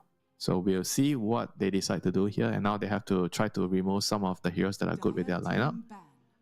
Try to remove some stuns. So they're banning out the puck because Corp doesn't want to play into the puck. And I think the last ban will be like maybe an offlane hero.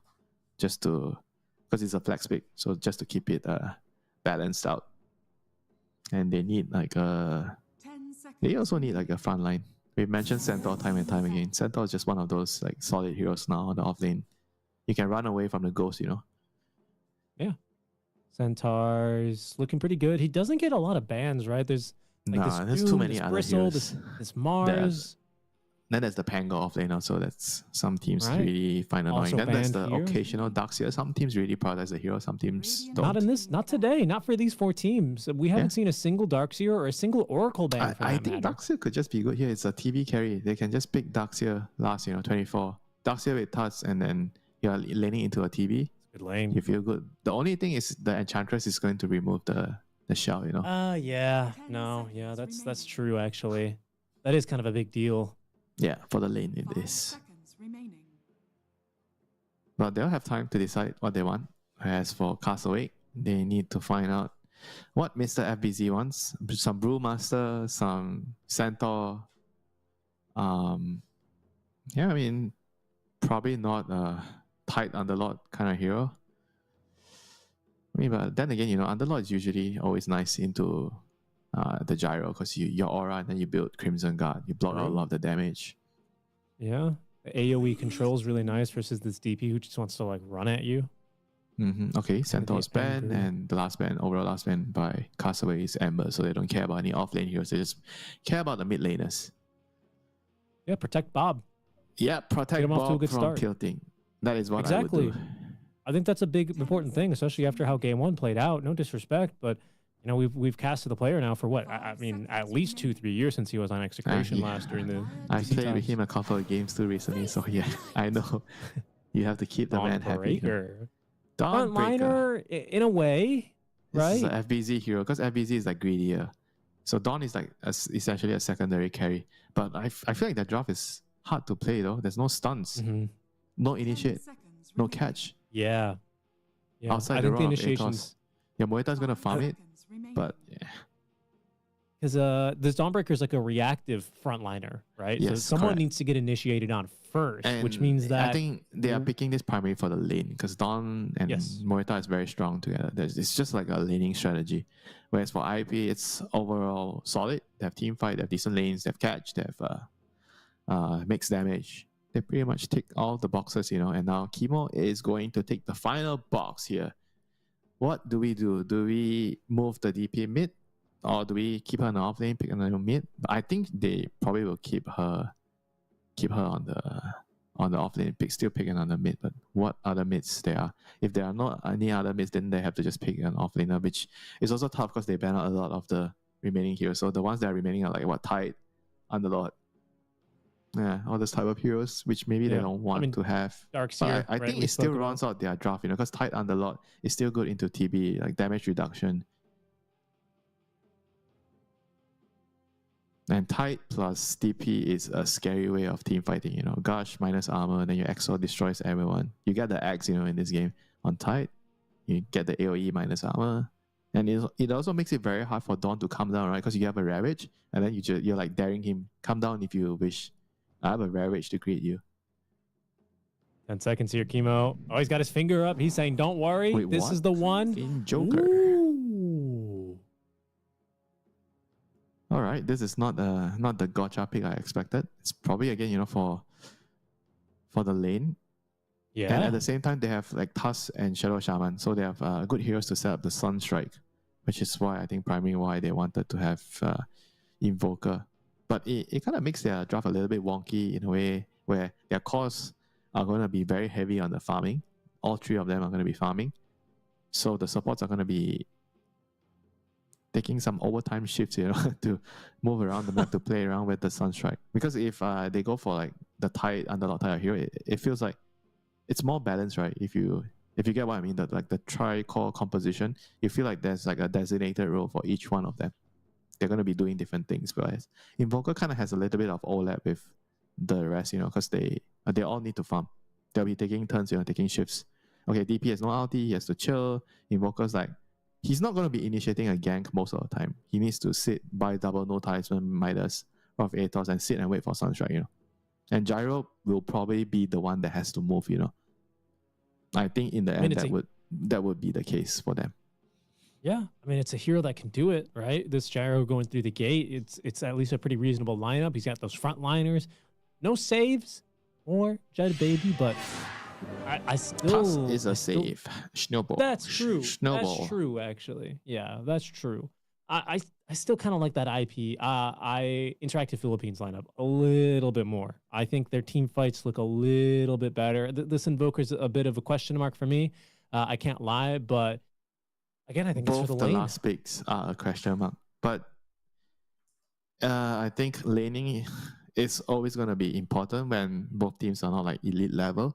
So when one team gets away with the lane enough, you could always just disregard the draft, because once you lose the lane badly, it doesn't matter what advantage you have in the draft. It's going to be real rough, to climb up that mountain. And I could see that happening here, Dawnbreaker Mueta. In theory, if you think about that lane, Dawnbreaker Mueta into the Shadow Shaman Gyro, I mean, I think there is potential that they can run them over, Be it either they win from the lane or like you mentioned the gate rotations by Gyro, but I think Enchantress is also similar type of hero where you can gate, gank, and get a creep, It's always going to easily set up kills for heroes like Dawnbreaker Mueta. So I think there's a lot of potential of the lanes just breaking down very, very badly for IAP, and Castaway could just run away with the lanes, and once they run away with the lanes, then your global Dawnbreaker ulti is going to be very deadly. With the Queen of Pain, she blinks in, you have Soul Guardian down, you just kill people. Yeah, that could also be something that could happen in the game, So for them, they are looking to run away with the lanes, win the lanes, whereas IAP, I think if they can survive the early game, once it gets to mid-game, their team fight on paper should be superior. Should. Yeah. I think that could be a strategy here, right, for Castaway, as we do get into game number 1. Star Surge there for the Dawnbreaker. I always like to talk about these facets, right? Yeah, what did he get on Dawn? Oh, Star he got a Surge. different one, Star Surge. Yesterday we saw, it was the cooldown one. It was what, Solar Charge, right? Yesterday, yeah. The Dawn yesterday. Yeah, we saw Solar Charge. Yeah, basically that one. Star Surge. So you gain bonus attack speed at the end of the Star Breaker. Who is it good for? Everybody, right? Everyone wants to attack on their lineup. Honestly, pretty much. And it also helps you get the Luminosity stack, because you got attack speed. 30 seconds to battle. We have Chicken Fingers this game, tag team, and the Agent of Galaran, of course, Exhort. No surprise there. I mean, with the Quap one, it's a mixed bag, right? Sometimes you see Masochist, sometimes you see Bondage.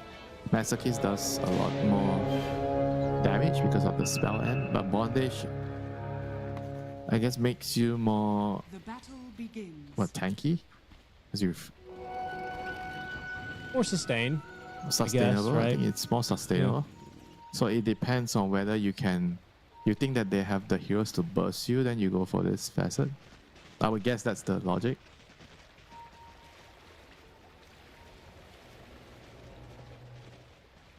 I mean, she has Yeah, Dawnbreaker. Maybe that's why they picked Dawn. Because the Queen of Pain wants to go crazy, go ham, and you have to make sure she doesn't die, you know? Maybe that's why. I guess so, because that's kind of, I mean, Dawn's your only stuns here, right? So you're going to be limited to making sure that can actually connect on strike there for the first range creep. Of course, classic Invoker move. Yeah, I mean, we were talking about the Invoker Corp, right? Just now, and now it's happening. A 1v1 I mean, this Negro lane mid should lane. be, I think, favorable for the Corp. Corp should get the better trades in terms of CS and everything.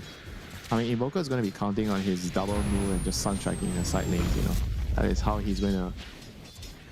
I don't know if I should use Recover or get his damage. You know.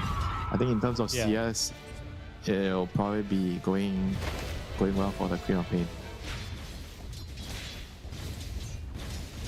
Whereas for the side lanes, the Tusk again, Tusk DP, this is, you know, classic. They're going to power on the pressure. But we already mentioned the TBE. High armor, so tag team doesn't worry him too much, but the Spirit Siphon does with the magic damage. And the Dawnbreaker Moeta probably gonna get the slight edge, you know, on the top lane against the Gyro and Shadow Shaman.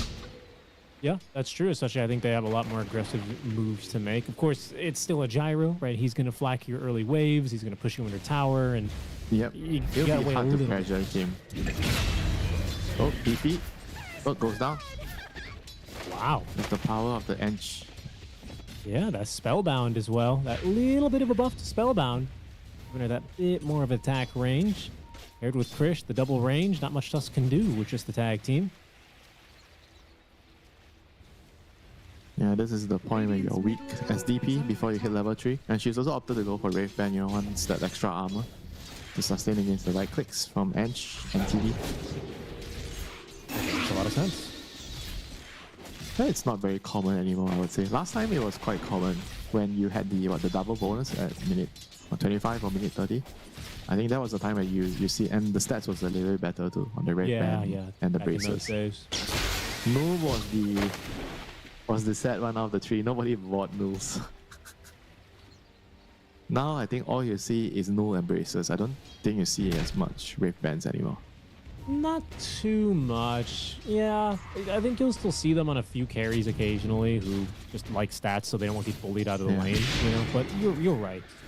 It's probably hard to see a case where all three items are going to be equally prioritized, but top lane. Yeah, top lane they're fighting good damage here on the FPZ as Rakusu is going to go down, but Jet Baby getting in there. He's got secondary strike, so he doesn't have the move speed to keep up here, but a third Rocket Barrage here at level 2 is good enough for the kill onto DJ. Yeah, that's a good death for the Shaman. They took so much damage trying to kill the Shaman. I don't think it's actually worth it for them. You know, the Gyro's happy now in this lane. Right. Down bottom, Sagiri Baby, he's a bit worse for wear because he tried to contest that Lotus bottom. He kind of trapped himself with Ice Shards, rather. So he had to TP back to tower, but that did leave Krish easily able to secure that first Lotus. You can see there, they used the tag team to take down the the enchanted creep, I should say. Still does a good amount of damage back to them. Yep, 4 minute runes. And she's coming in to secure the rune. And right now, Corp has a slight edge. Invoker denied the top water rune with the Forge Spirit. Yeah, so far no Sunstrike kills yet. He's still waiting for that bonus Midas Gold from a form of a Sunstrike kill. Yeah, but this, he's just going to be farming his lane and he's waiting for those opportunities. Yep. Seems like it's not really happening soon. All the side lane heroes are all pretty healthy on the Castaway side. Yeah, exactly. DJ is going to take a little bit of damage off from that flat cannon, but otherwise he's totally fine. Now bottom, that could be their first opening here on the castaway. He's going to need it. Well, actually, I don't think it's even necessary here. No Sunstrike needed. Gives V the kill down bottom as Krish uses that metamorphosis, so they've got to keep their distance here a little bit. A lot of damage on this guy, especially without any Spirit Siphon charges. He's best. It's not even about whether they needed the Sunshine or not. It's just more goal, for the whole team. They get the global, if he gets the last hit, the global XP and gold. And they still get the AoE gold and the assist gold, on the other two heroes. It's just more gold, And DJ is here to ruin Yuna's day, like how Yuna ruined Bob's day last game. That's right. Making sure Bob's happy. He's here. Fair Eyes, calling. I think they're connect. He's actually just going to turn the Sunstrike. Good damage on the Bob. I think he shared it with some creeps as Yona. Oh no, he's forced back onto the high ground. Drops the ice wall. Good damage. Oh, almost gets the kill there actually with the Forge Spirit continuing to chase. Oh. It was looking scary. The ice shards, level 1, not committed there for the kill. Bob escapes with his life. He's going to be very happy with that, returning to lane with level 6. Yeah, that is the start you want to have for Bob the Builder. Let him build the game, snowball the game. Need a good foundation. Sunstrike, good effort there, Bob. He knew. I think he knew, right? Because he took the other path. Yeah, he knew. Good catch by our observer there, making sure to watch. Now action back into the mid lane. Bob lets loose now on that first Sonic wave. They throw the Blood Grenade. They have the Wild Wing Ripper chasing down Yuna. Yona, he's going to go down. Rekusu tries to deny him, but no chance. And Bob quick on the tip, maybe even quicker with the second kill as the Ice Shard, Sakiri Baby trying to get a return onto Castaway, but there's just not enough allies here. Eventually he takes down Castaway, but it's going to come at a heavy cost. Maybe even all 3 dead underneath the tier 1 tower. Sure looks that way as Bob blinks on in. He'll have to do it with the right clicks as he's out of mana. But a double kill for Bob. 2-0-2. What a start. And he's got the card. Bob Winter the card. Spinning himself, even tipping him. And this is the game, the type of game you want Bob to have, snowballing, starting on the enemy mid lane. That's right. Bot lane DP, not level 6 yet, but you can still pressure with the teleport wave. Yes. I mean, there's no way you fight him. It's making Spirit Siphon. He's a pretty fast TV though. He's no longer as slow as he used to be, and he's gonna live thanks to the wand charges, thanks to the power treads. All of a sudden it's DJ and Castaway who are fighting 3 versus 3. That's a big Dawnbreaker ult. The stuns onto 2. Sunstrikes off the mark. Sakiri Baby gets the kill onto DJ, but look at V. He's just gone down. FBZ going to be countered by this rotation through Jet Baby from the Kates, but it wasn't really the best call down, and now they have nothing to stop this TP away. Maybe able to find this tower at the very least, so it's something, but the TB lives, yeah, FBZ that was lives. a sloppy call down for sure. I don't think he hit anyone. I don't think so either. Once. I don't think so. Nah, that was the gyro that we said that needed to come into action, and the double global Sunstrike and Solar Guardian coming in, and so everyone was taking part in the fight. This is I mean, the tripod right now on the Castaway side, they're all sitting pretty on top, and gyro is the lone one, 3.8k. We're gonna see a lot more fighting soon. This game is going to get even more heated. And for Castaway, they have to win this game to force a decider. Whereas for IAP, they do not want to play a third game. They want to finish this here and end the series right now. End the series, take a little afternoon nap, a little siesta, prepare for your games tomorrow. That's what I'd be doing. Probably not. You know these players when they end early, guess what they do? They play more Dota. They hit play Dota. Run into Dota, they kill another game. FBZ up top lane does have the Celestial Hammer. He's going to escape the Ice Shards. Good effort there.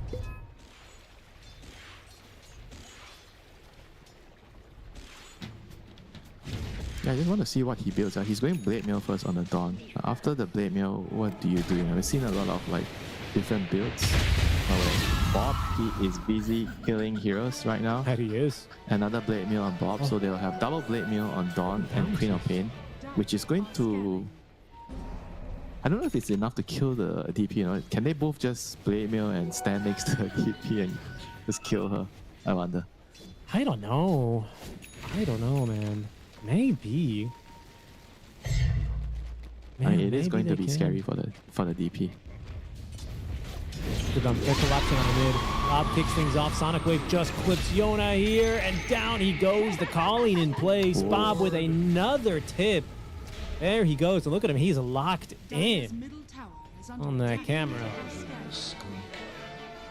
That was actually so much damage. Couldn't do anything. He just dies. I mean, Dead they're shot. just kind of abusing them because they have an Invoker, which is a Stop. good deal. Gonna try again, hit the Dawn Breaker. This time the call down is pretty good with the snowball and the tag team. They have the kill. The calling expanded by one ghost here, but Bob eats that punch. There's not really a whole lot left for IAP to fight with. And I think Bob knows as he runs down. Ooh, attempts to run down the kill on a Sagiri Baby, but will be denied by the Gyrocopter. Down bottom, V. He's going to run into two heroes here with a Sunstrike to back him up. It does connect here onto Krish, but it's Castaway who is going to go down. But V, who dies to the illusions. That was That not metamorphosis. worth it. That was not worth it. I mean, Krish was definitely thinking about sundering his Enchantress, you know, like to save me. That's what a good position one would do, you know, save your post 5. True. But Krish is just going to keep farming, man. Uninterrupted farm. Needs to catch up to that gyro. Is catching up to that gyro, actually. Yeah. Dire's bottom tower This is going really well for Team Castlevake right now. Lane came out good. They are using their global presence, lane shopping, and Bob is just having a good old time here.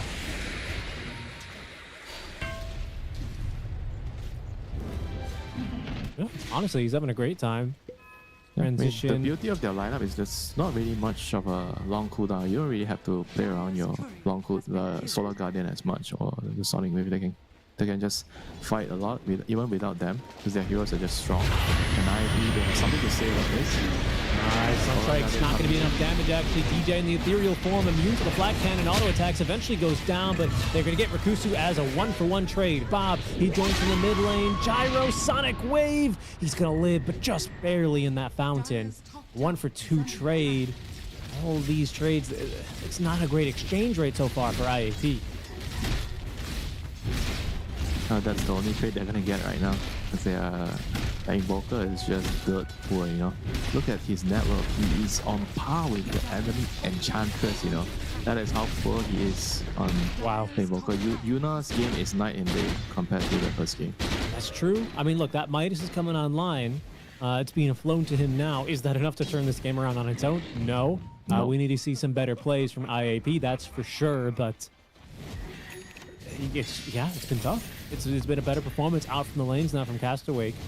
I'm eager to see how they continue to apply the pressure, you know, where they feel like they need to take fights, what items they build up to, as Bob does have that Blade Mail completed. That's Blade Mail 1 of 2, actually, as FBZ also has his, I think, flying on over. Indeed, he does. Yeah, double Blade Mails online. They are ready to rock, and he has an AD rune. Bob does not want to sit tight. He wants to roll them over. And this is a pretty good kill if they can get it. I reckon they will be in a lot of trouble. Just runs back on in. Great fear from DJ into the hands of Bob, into the hands of Krish, and with the AD rune, that is a very easy kill indeed. Dire's structures are fortified. And the snowball has begun, you know, for Team Castlevake. Whereas for IAP, their snowball has not begun. Nope, Us is it's still barely sitting just started around. snowing. Bottom tower is falling. And they have to be... I think the whole game right now is gonna be very passive for Team IAP. Their lineup doesn't really allow them to fight back well. It's very greedy. They have to kind of sit around and wait for the two supports to do some overtime work. You know, they have to sit on the side lanes, try to play on the side lanes and get pickoffs left and right. But in the meantime, they're gonna lose double wisdom. This is gonna just Yeah, I add think salt so. to injury. Three baby, nice try. He tried to force him out with the shards down bottom. Avoids the stun, but ultimately he's gonna have to give this one up. I think he just knows he's dead now. But he is making Maybe space. die for it. He's gonna die for it, that's for sure. But they do get that tier 1 tower. Careful, careful. Jet Baby gets out of range just barely. The Solar Guardian, but the Sonic Wave is there to catch him. Jet Baby trying to TP away, but Bob blinks on in. Scream of Pain knew where he was and will not be denied a kill. Unstoppable streak for him. as behind the shaman, he is going to be a nice dessert for the side of Castaway. They lose the tower, they lose the wisdom shrines. Pick up 3 kills. Not bad. Not bad indeed. And Krish, meanwhile, having the time of his life. He may not have any desserts, but he is having a very, very big plate of main course, you know, in the jungle. He's farming away. It's gonna be real tough right now. I mean, I'm thinking, what can IAP do to kind of stem the bleeding? It's just like, just pick off it. The sun strikes, but Bob is just everywhere. He's just hunting Yuna down. Like no chance for him to farm. No quarter whatsoever for this Invoker. The Hurricane to try and get this Shaman out of position. Look at the damage from Castaway from behind though. That's a really good snowball. Bob, he's in a little bit too deep, and V, he's got a kill. Goes to Security Baby. DJ able to TP out under the cover of the Pierce the Veil. But that's a big healing streak on over actually. It's to the Tusk. So that's significant funds into the Blink Dagger, you know, purchase. Isn't quite there yet, but a nice collapse by V. That actually gives him the money also from this Ag Scepter, so that's now completed on the Death Prophet. It is the start of something, potentially. They need a couple more of those. Now they're gonna get a tower. Oh no, DJ. DJ says nope. You're not getting it. How did he actually deny the tower in front of the catapult? The Serpent Wards and the right clicks of the heroes, you know how? Yeah, kind of crazy. Just built different, honestly, this guy. 91 hero damage, that's not half bad. He's got a Gleipnir coming to him. The boot.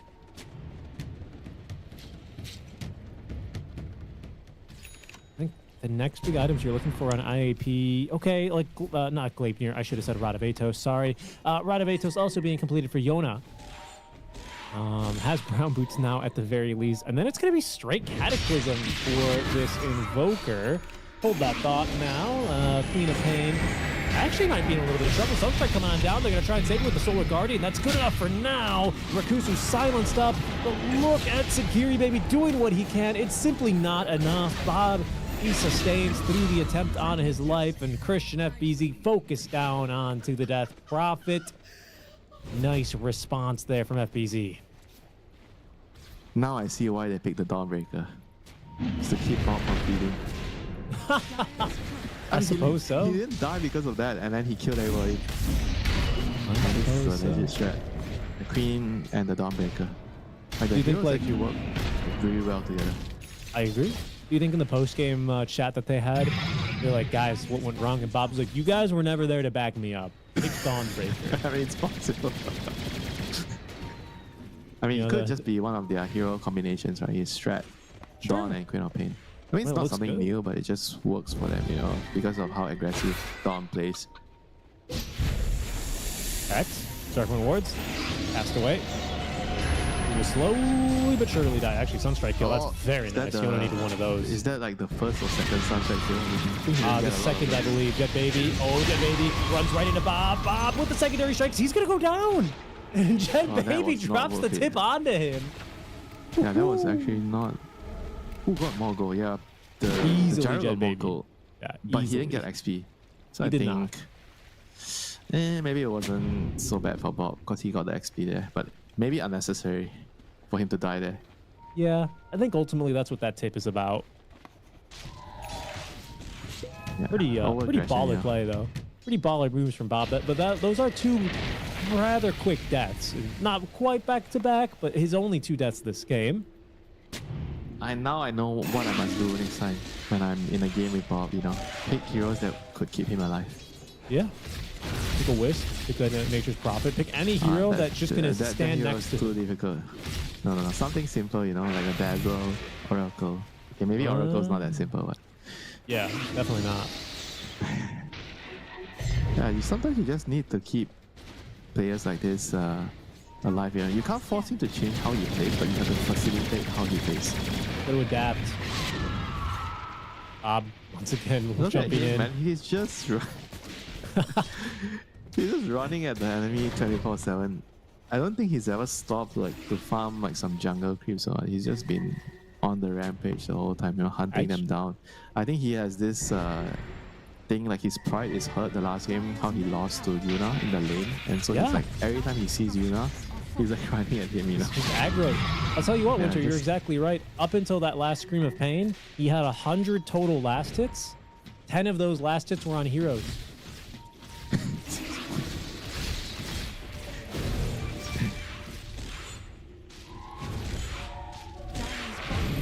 Is under attack.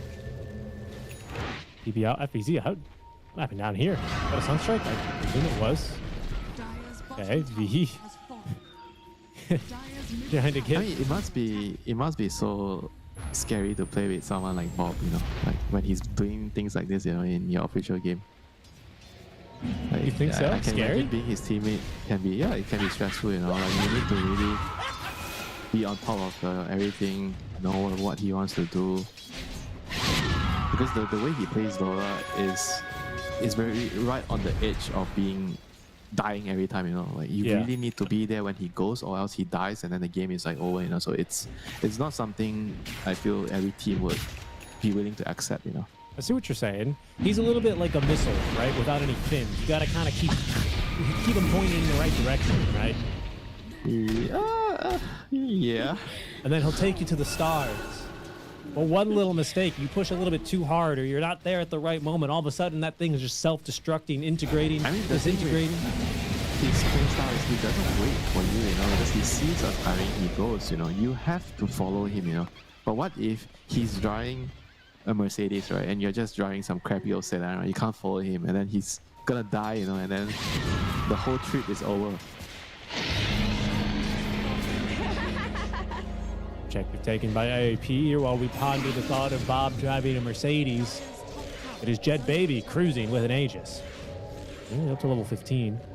Did Somehow he they commit managed to the- get Roche. I think this is like the classic exchange now, where Radiant gets the top, or whoever gets the top Tormentor with 20 minutes, then the other side gets the Roshan bottom.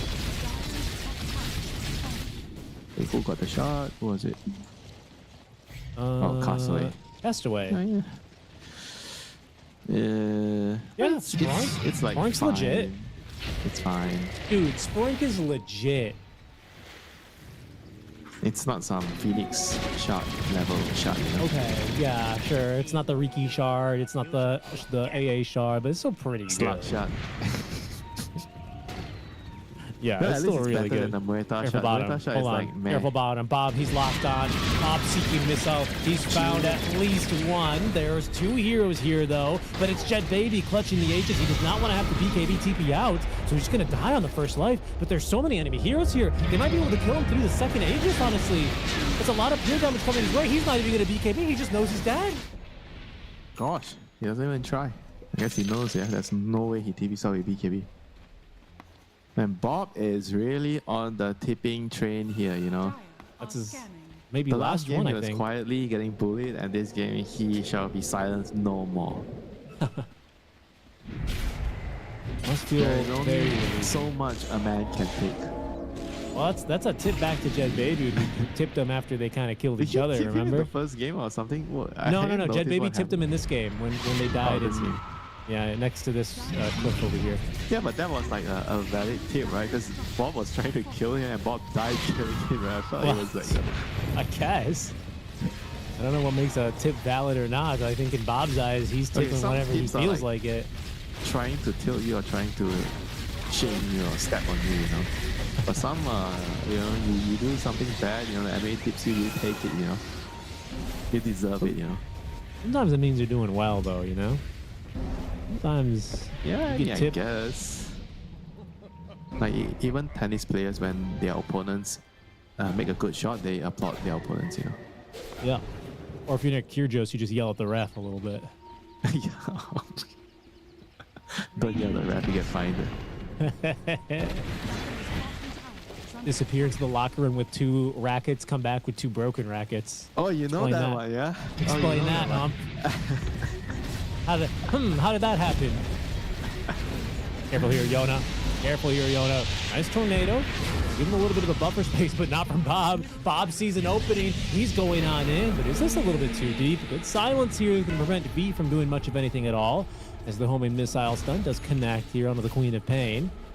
Yep, The to answer your IAP question, it's never too deep for Bob, because he has Solar Guardian. That's Wherever right. he goes, there is backup.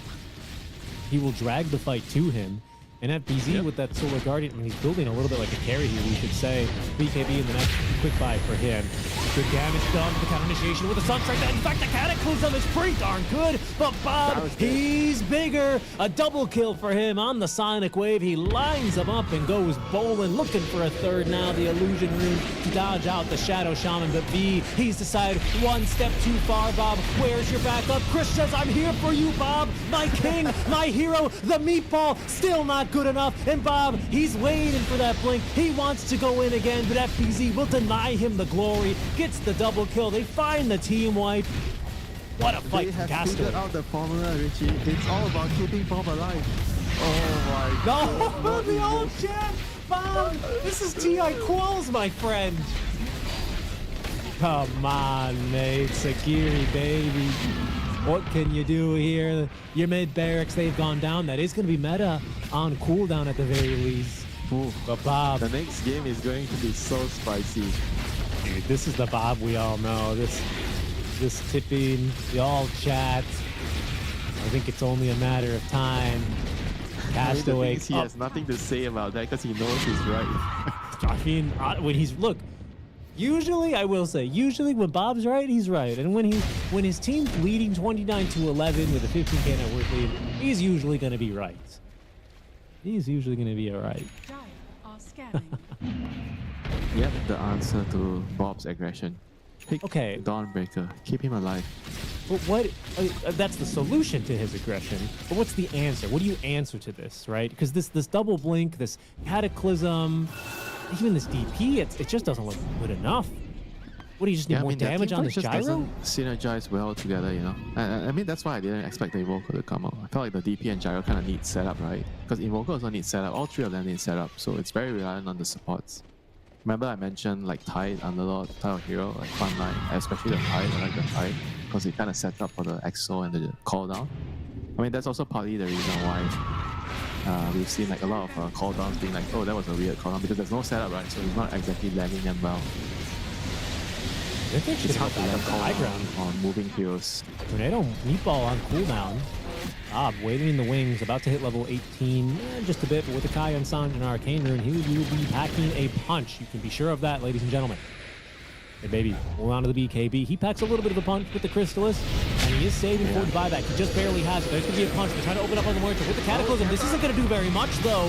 Cataclysm wasted. Jet Baby, he's BKB. Good damage from B. Can they really finish anyone off, though? Look at them fight, and Bob rips them apart again. There goes the Sonic Wave with the Arcane. He's blinking forward. He says, Yona, where you going, buddy? Why don't you want to fight me anymore? Yeah, he's blinking it again! Look at him go, this guy! No care in the world, and it's the double blade mail which will finish the job, but Bob zapped down. Eventually, he will be shut down and out of this game, but he's got the rest of the team to still deal with. As he may die, but his team will fight on, will move to claim that top pair of barracks. You may have gotten Bob, but you have to pay the ultimate price, which is defeat in the game. Seriously, the double blade mail shredded. Absolutely shredded. And my goodness. It took like 1,000 damage from blade mail. It took over 1,000 damage from blade mail. Careful here. This could be promising. This could be promising. FBZ, Walrus Punch. They still have the snowball to follow up the Force Staff. Not good enough. A pretty big death there. It is still a second lane of barracks. It did cost them a second buyback here, but IAP, knowing that they are not out of this game yet.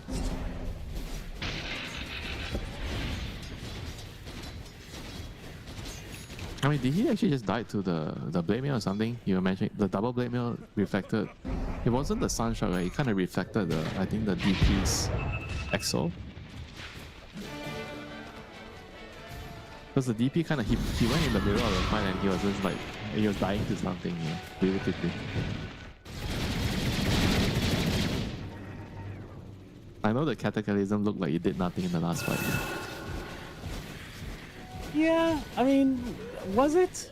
Did it do I don't anything? even think he landed it on any hero because I there's don't no think it setup. did. It's like, I really don't think it did. I mean,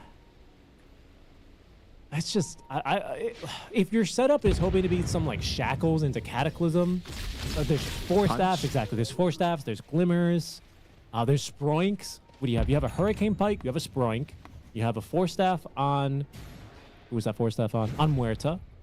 You have Dispel on TB, you have, I mean, a tanky Quap at this point, honestly, who is once again Bloodlust on Ida Jet Baby, does force the BKB. I'm so bored. I'm so bored.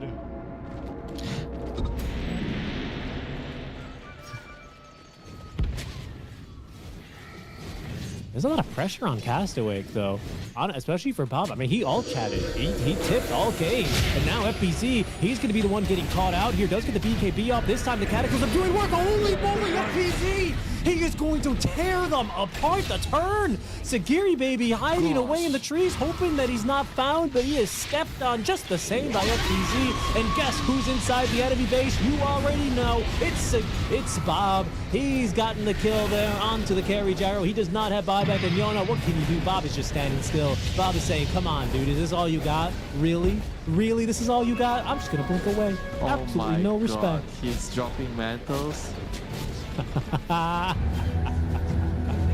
Regen rune activated, blinking around. Yona, he's denied it because I don't want anything to do with that. At this game, I think all but over in name as only one hero with buyback, and there they go. They have to call this Bob. He's dropped another mantle of intelligence. Yoda's gonna go ahead and deny that one, but that is a GG. That is a game 3, and this is a reinvigorated Castaway Esports off the back of this Bob Queen of Pain. What a performance! What a performance, honestly. Yeah, he woke up. This game, he woke up. He definitely, I think, almost single-handedly carried the game. I mean, obviously he had support from FBZ here, but I mean, just what a stark difference from the first game and the second game, you know. I think the game plan is simple. Keep Bob alive, you know. You need to play around him. You need heroes that can facilitate the way he jumps in, be aggressive. You just need to go with him. It's do or die with Bob.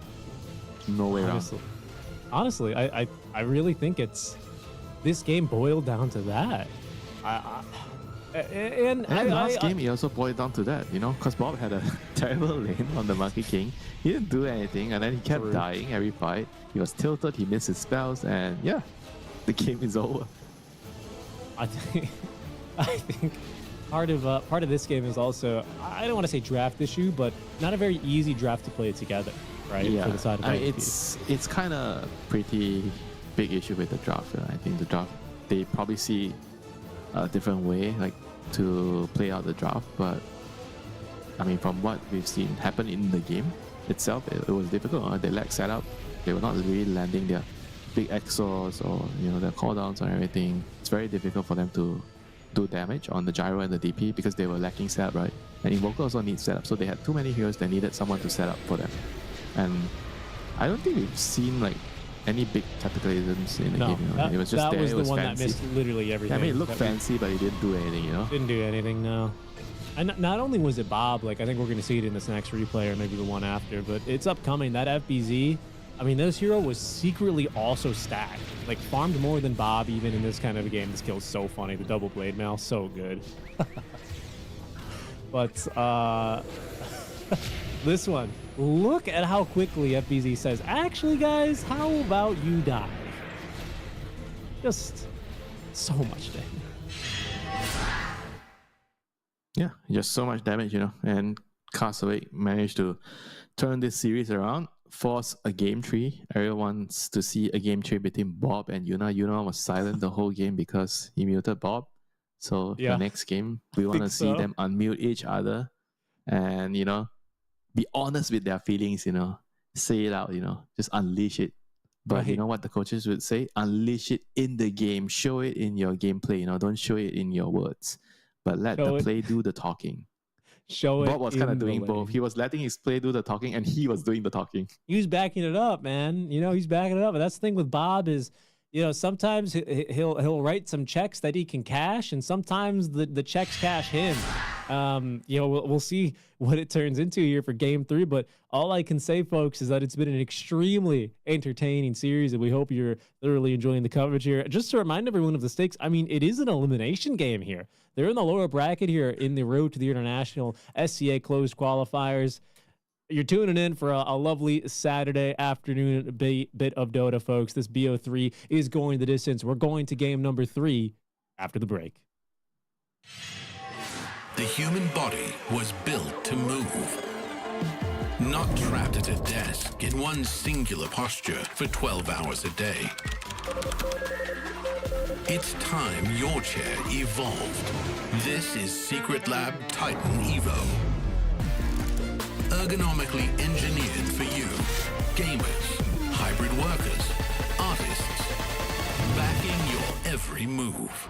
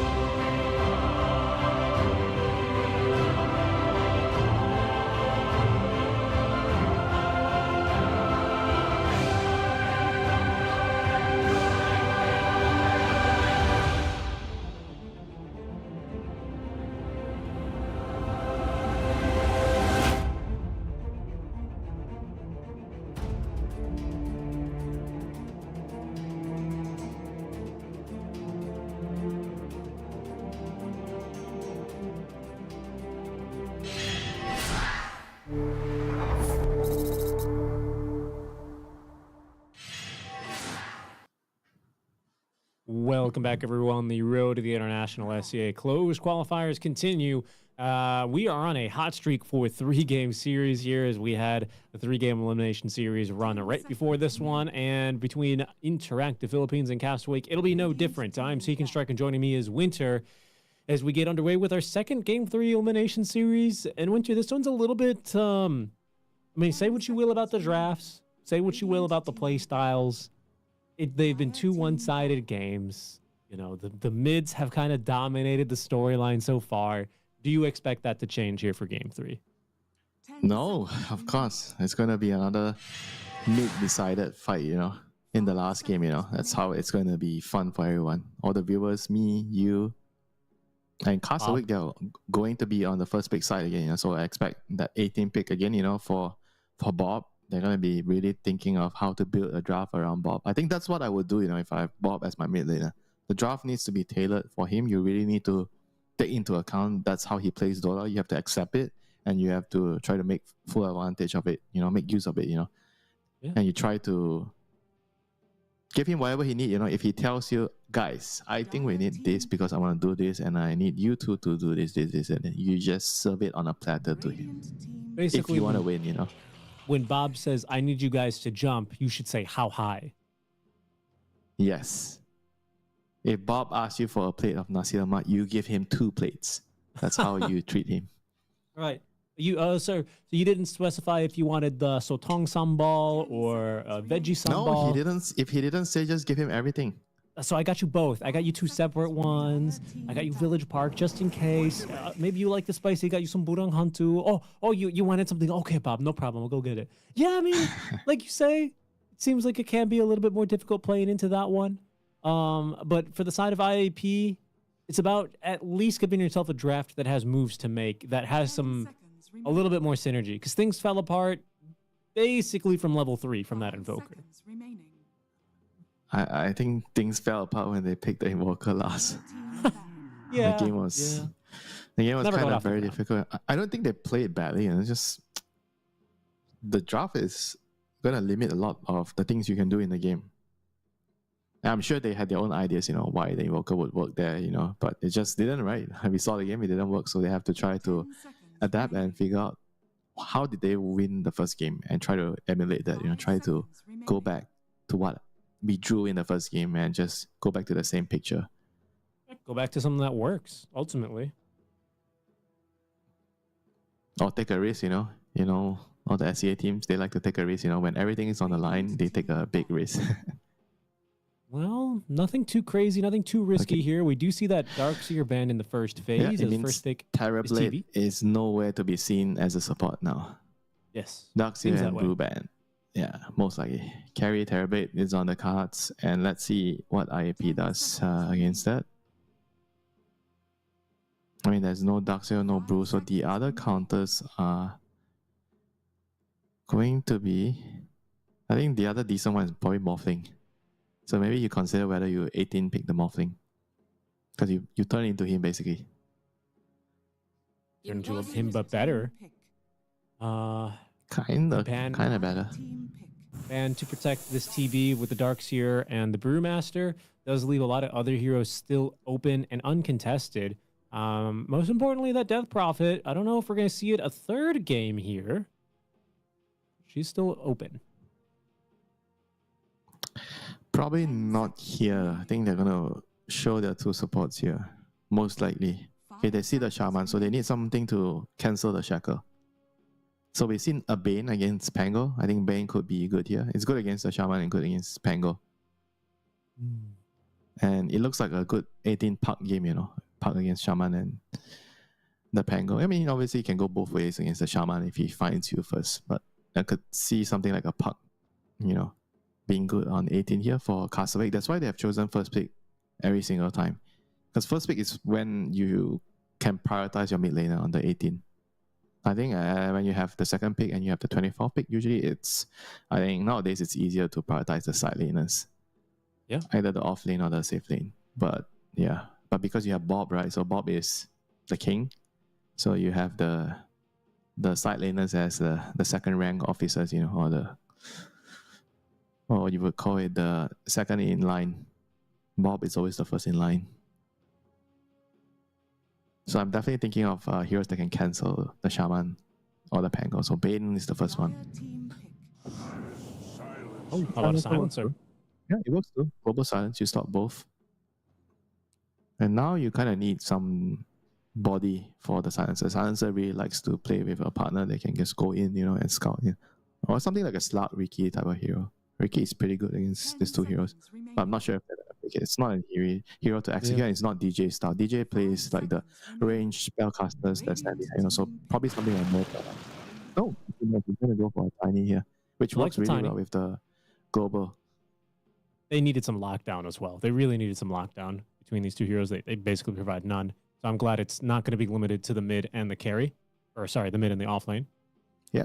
So now you have to be thinking, do we pick the Morphling here? Because if they don't pick the Morphling here, it means that most likely it's going to get removed in the last phase, So do you take the gamble, or do you think that if we don't get Morphling, it's fine, there is something else, It's going to be like a huge decision here they have to make on the IAP side. I don't see any other carries that are going to be able to do this now against the TB.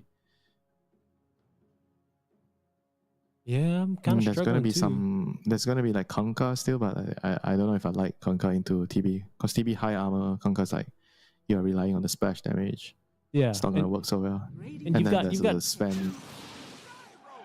Sven, yeah. The thing with Kunkka is like you have a timing, I think, early when you get the radiance, but okay. I mean, there's a little bit of magic damage. The gyro's back. Go for the gyro. Okay, fine. Gyro, I think it's still fine because you can kind of outpace. Obviously, late game you're not gonna beat the TB, but you can outpace him. We saw it from the previous games. You get ganked. With the cooldown, you can pressure the TB and kill the TB. And you have a bounty to scout for you, which is always nice. And bounty is very, very, very annoying for Silencer to deal with in the game, in the lane. Just run beside him, find him, scout him out. And it's not going to be an 18 puck, but it's going to be an 18 Storm. So Storm works very well with the Global Silence. So everything about the drop here is pairing with the Global Silence with the Tiny and the Storm. One thing about this Gondar pick, that I really like is you talk about you talk about a gyro versus TB. You say you can go fast. The track gold is going to speed up your game, right? Give you more resources, and that could be a way to start snowballing from the lane. But yeah, you were saying about the last pick upcoming, right? 23 looks like an offlaner needed for Castaway. Well, most likely an offlaner. What is FBZ going to want to play here? It's like more towards the greedier side. There's no Brew, no Dawn, no Doom. I mean, it's going to be probably like some Kunkka Centaur, I think. Kunkka is always nice against Gyro because of how you can mitigate his damage in a team fight or slow it down with the boat. Always been there. And then you have the X-Mark to help initiate. And it's always nice to have Kunkka and Storm. You X-Mark, you go back to base, refill, come back, fight again. True. Yeah, very good point. I think probably Kunkka. I think he doesn't like playing Centaur, so he doesn't play it much. I mean, Centaur could work, but maybe not for him. I think his sort of play style maybe more of Kunkka or Underlord that farms more.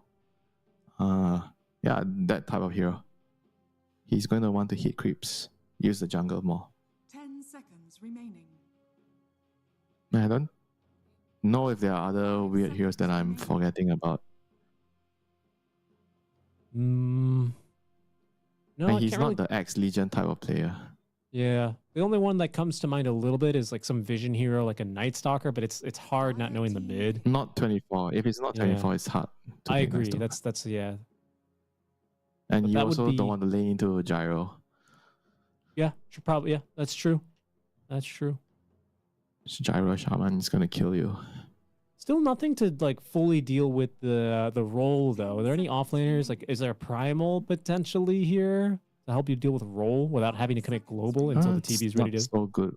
It's not so good in right now, I think. Yeah.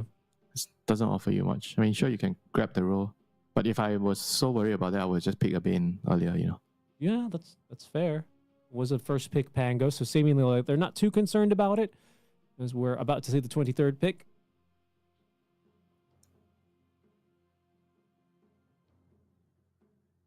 And there's one more option where you put the Terrorblade. I think Tiny's off lane. Yeah, tiny. Wait, is it Terabit? Wait, maybe it's a Terabit plus Rubik lane, and then it's Silencer, Tiny. Tiny is carry. 10 seconds. Why? I feel like Rubik is DJ's hero. Yeah. So the Terabit and Tiny is going to be their two cores. Yes. I mean, you could do either way, Tiny off lane or Tiny safe lane. But I would prefer Tiny safe lane and Terabit off lane. Interesting. Is that only because you think Tiny is better as a safe laner right now, or you like Tiny better? He's in this better. draft? I don't like him as off laner. Okay, that's. I mean, that's Terabit fair. can buy like the pipe and everything to help the team, you know. Yeah. But Tiny doesn't really play as a utility hero. This is Like an he's interesting one. greedy. You put him on the off lane, he's like another carry or mid. Yeah. You know, it's not gonna change. You know. Well, how will Chemo respond here then? 24 pick. Last Mid time it was the hero. Invoker. I don't think we're going to see that again. It's either they pick another off laner or they put Pango as the off lane, pick another mid. You know, there's still a lot of options here. They're definitely thinking about countering Bob. Okay. Now Is the select Storm Emperor. He wants Classic. to shut him down. Bob's not flinching. He's ready. Bob's like, I'm the older brother. I'm Storm. Storm beats Amber in the lane. What are these guys smoking, you know? But it's a rounded draft, you know, for IAP. They have a much more rounded draft. Last game, they had the, Evoker, Gyro, DP. It wasn't very balanced. This game, Pango, Gyro plus Ember. I think they have a lot of good things going on for them. Track, and then Ember can slide chains, catch heroes, and they have team fight from the rest of the team. Gyro, Shadow Shaman, Wards, the role. It's a lot easier to play this type of draft, you know. I would actually favor their draft a lot more, IAP. I think I agree. I especially they're like going chain to gang have into a this. slight edge, going into this deciding game. Whereas Cards Awake, a lot of their eggs are going to be on this Bob's basket, and I think he is going to have a good lane in this matchup. But we'll see. You know, in the game, he's going to be up against a shaman. You know, there's a lot of things that can kill him. He's going to be relying on the global silence. He doesn't have Solar Guardian, but he has global silence. So the key to succeeding Bob is to have global stuff. You know, to help him when he goes crazy. You can always help him. You never know, right, when he's going to just unleash his other self, you know, and just go in without thinking. And having a global spell means that you don't have to worry. Right. You never know when you're going to get Dark Bob or you're just going to get Bob. And Nope. like you say, having It's that either you global get Bob the Builder or you get Bob the Wrecker, you know. It's... Bob the Destroyer. Bob the Destroyer, Bob the Builder. We'll see what it is this game. I think ultimately that is going to be, in many cases, especially here among this caliber of team, it is going to be sometimes even more important to consider than the draft. You know, it's how well these players are going to be able to execute, how they're feeling, and, whether or not there's going to be any tips, any all chats. It's a pretty 50-50 lane, I would say, right? This Storm Ember matchup, Winter? 50-50? No. Storm has the edge, slightly. Why do you think Ember's just better for the game? One of those picks. Yeah, he enables everything. Storm is... Storm kind of also enables his team here, but I think that if you just compare the whole overall lineups, I think the Ember does help the Bounty, the Shaman, and the Pango, because you set up for them to roll in, or the Shaman to drop his spells, or the Bounty to... okay, I guess the Bounty is giving vision for him to set up. I think everything feels more distinct, like everyone has the same job. Whereas if you look at what Castawake have, it's a bit like a little bit of overlapping between the Tiny and the Storm. They both want to go in. They both want to just find someone and destroy them with the global. Rubik and Sansa standing behind and Terabit somewhere in between. There's no like mid shield in front, you know. Tiny can sort of act as both, but at the same time, he doesn't want to reveal himself too early because he wants to burst some targets with his combos. So it's actually an offlane Tiny here by FBZ, not a carry Tiny. So it's Tiny plus Rubik and Terabit plus Silencer. So I think overall the balance is a bit off here. My skill, you know, of weighing a draft is a bit off for Team Castaway. So my eggs are going to be on IAP's basket here. Late smoke here. Castaway trying to get the first blood. You know, as always, you have Bob. You're going to want to give him everything. The first blood, the tower last hit, the Roshan last hit, the A-Gaze, the cheese, the refresher shot. Everything belongs to Sir Bob. Yes, sir. Yes, it does. I'm wondering, I just thought about something, but I'll bring it up later when it's relevant because Jet Baby Breaking some Is it smoke, him wards planted down, avalanche, blood grenade, plenty of damage, and no way out as Bob gets the first blood. That's exactly what Castaway are looking for. Bob, where's the tip? I'm surprised there's no The tip. battle begins. Oh my Yeah, god, he's the gotta man is in save him. serious mode. I haven't won the game, so I'm gonna restrain myself. I'm gonna hold back. I'm gonna wait. I don't want to cash my check too early, like you say. Yeah, it's a pretty fragile basket. I think even Bob knows that better than most. They're gonna try for a cheeky kill down bottom here. This shaman is getting baited at the moment with Castaway waiting nearby, but Rexu, no, he's been here before. Rekusu, he's been here before. You're gonna have to wake up pretty early in the morning to get one over on him like that. Well done. Yeah, they like to do this a lot. They have 3 heroes securing the offlaners, blocking the creep, and then after that he TPs back. Yeah. I've seen them do this a couple of times.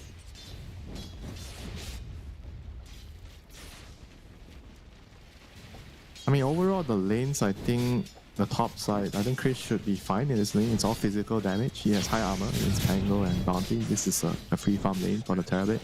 And mid lane is going to be good for Bob. This matchup slightly better for him. And on the off lane, the Tiny and Rubik is going to, I feel like they're going to have a hard time against Gyro Shaman. So I think overall 2 lanes will be in favor of Castaway and 1 in favor of IAP. Yeah. I mean, Bob, not only with that little bit of first blood bonus, he got a deny in the first wave. So he did have a little level advantage and used that in the second wave to also pile on the pressure. I think Chris has played TB in all 3 games. Am I mistaken? It's his kind of hero. Yeah, No, he played Moeta first game. that's right. I am mistaken. You're absolutely right about that. Ghost Lady is not his type of hero. Yeah, it didn't really strike me as it either. He is not a super hard carry. He is more like the carry that enables his team, like sort of like a Daracho type of playstyle, you know, like he's an active carry. So I think he fits more like with Gyro, TB, this type of heroes that can help, you know, with Meta or Sunder. Taking a Bob's bit of a surprisingly taking a beating from the Yeah. Ember Spirit. Just a little over aggressive. He's going to lose his Observer Ward as well. But we'll still have 1 water bottle. You go ahead and regen off of a touch. He's not in too much pain.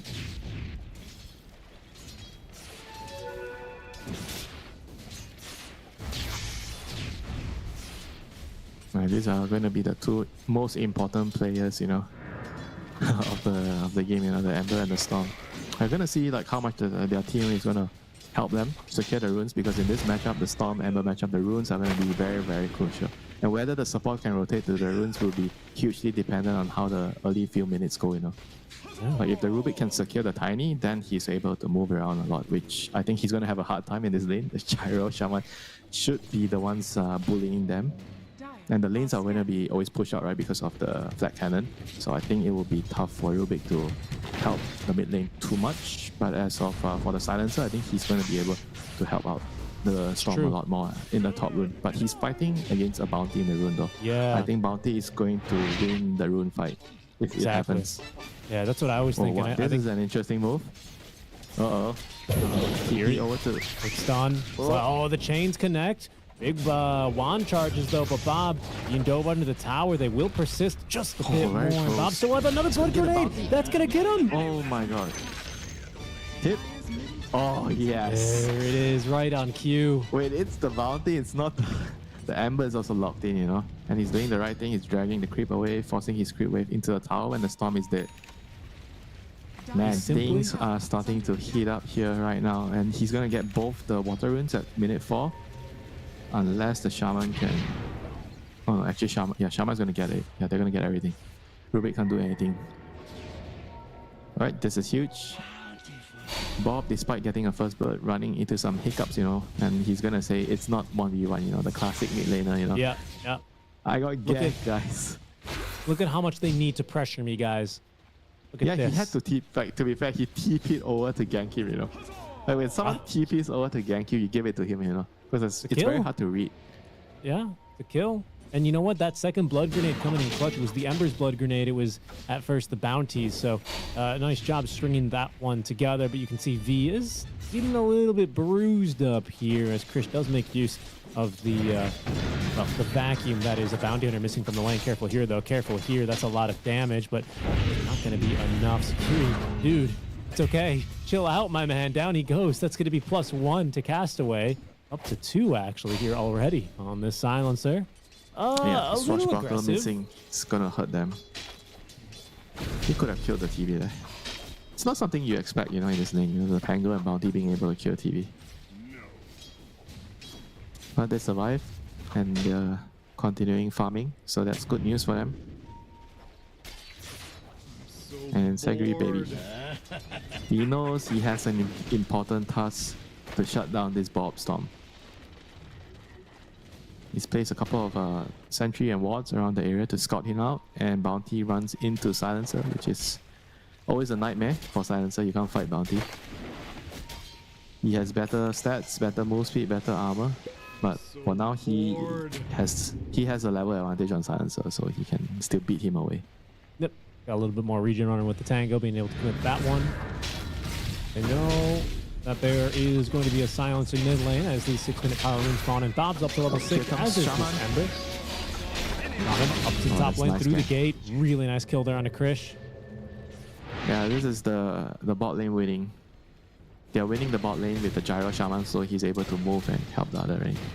Very, very nice timing with the gank there. Nighttime goes to the gate, moves in, has a wave under the tower, gets a free kill. Well done. Well done by IEP. Up with 11 denies by 42 and 11 to the 28 and 5. Just wanted to point that out as our laning stage starts wrapping up here. That's Yeah, this is pretty normal. Storm should have an edge against Ember. Yeah. Not to mention because of the first blood, he had yeah. a quicker bottle. Scanning. That's true. That's true. It all built. It all snowballed.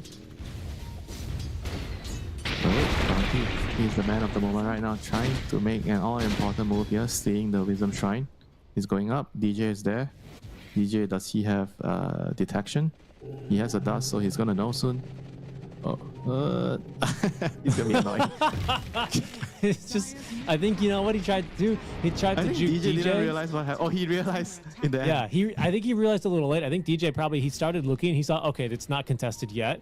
And then he tried to steal it at the last second, hoping DJ would just walk away and give it to him, you know? Yeah, good job wasting the smoke there, but here comes the Ember. Yeah. TB is level 5. Ember's going up top. Down bottom, though, it's FBZ and Bob who will first get the kill on the enemy carry. That first Rolling Thunder is not going to necessarily get them the kill, but Yona, he's here to secure it. They had enough space and time, and not really much a silencer can do there. But a second dust here will find the lurker. They'll get the bounty hunter and make quick work of him. So it's a better trade overall for Castaway. Slightly better. Dire's top tower A is little bit under better. attack. But looking at the two carries are not doing well. The Gyro and the TB slightly worse in terms of network. Close to 2.8k now. 8 minute rune. Bob does not get his hands on it. He's gonna get a No, kill. he does not. Galvanized stack. Uphill miss. No, not going to happen. So the galvanized charge up to, what, 3 now for Bob? 6 make it. I'm sorry, I always forget he gets 3 every time he levels ball lightning. That's pretty decent, but top lane, Castaway caught and killed underneath his tier 1 tower. Damage there onto the bounty. Really good damage on the bounty.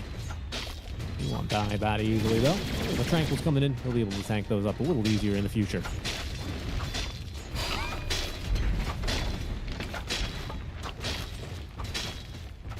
And once again, you know, Jet Baby using the gate, coming in, finishing off the tower.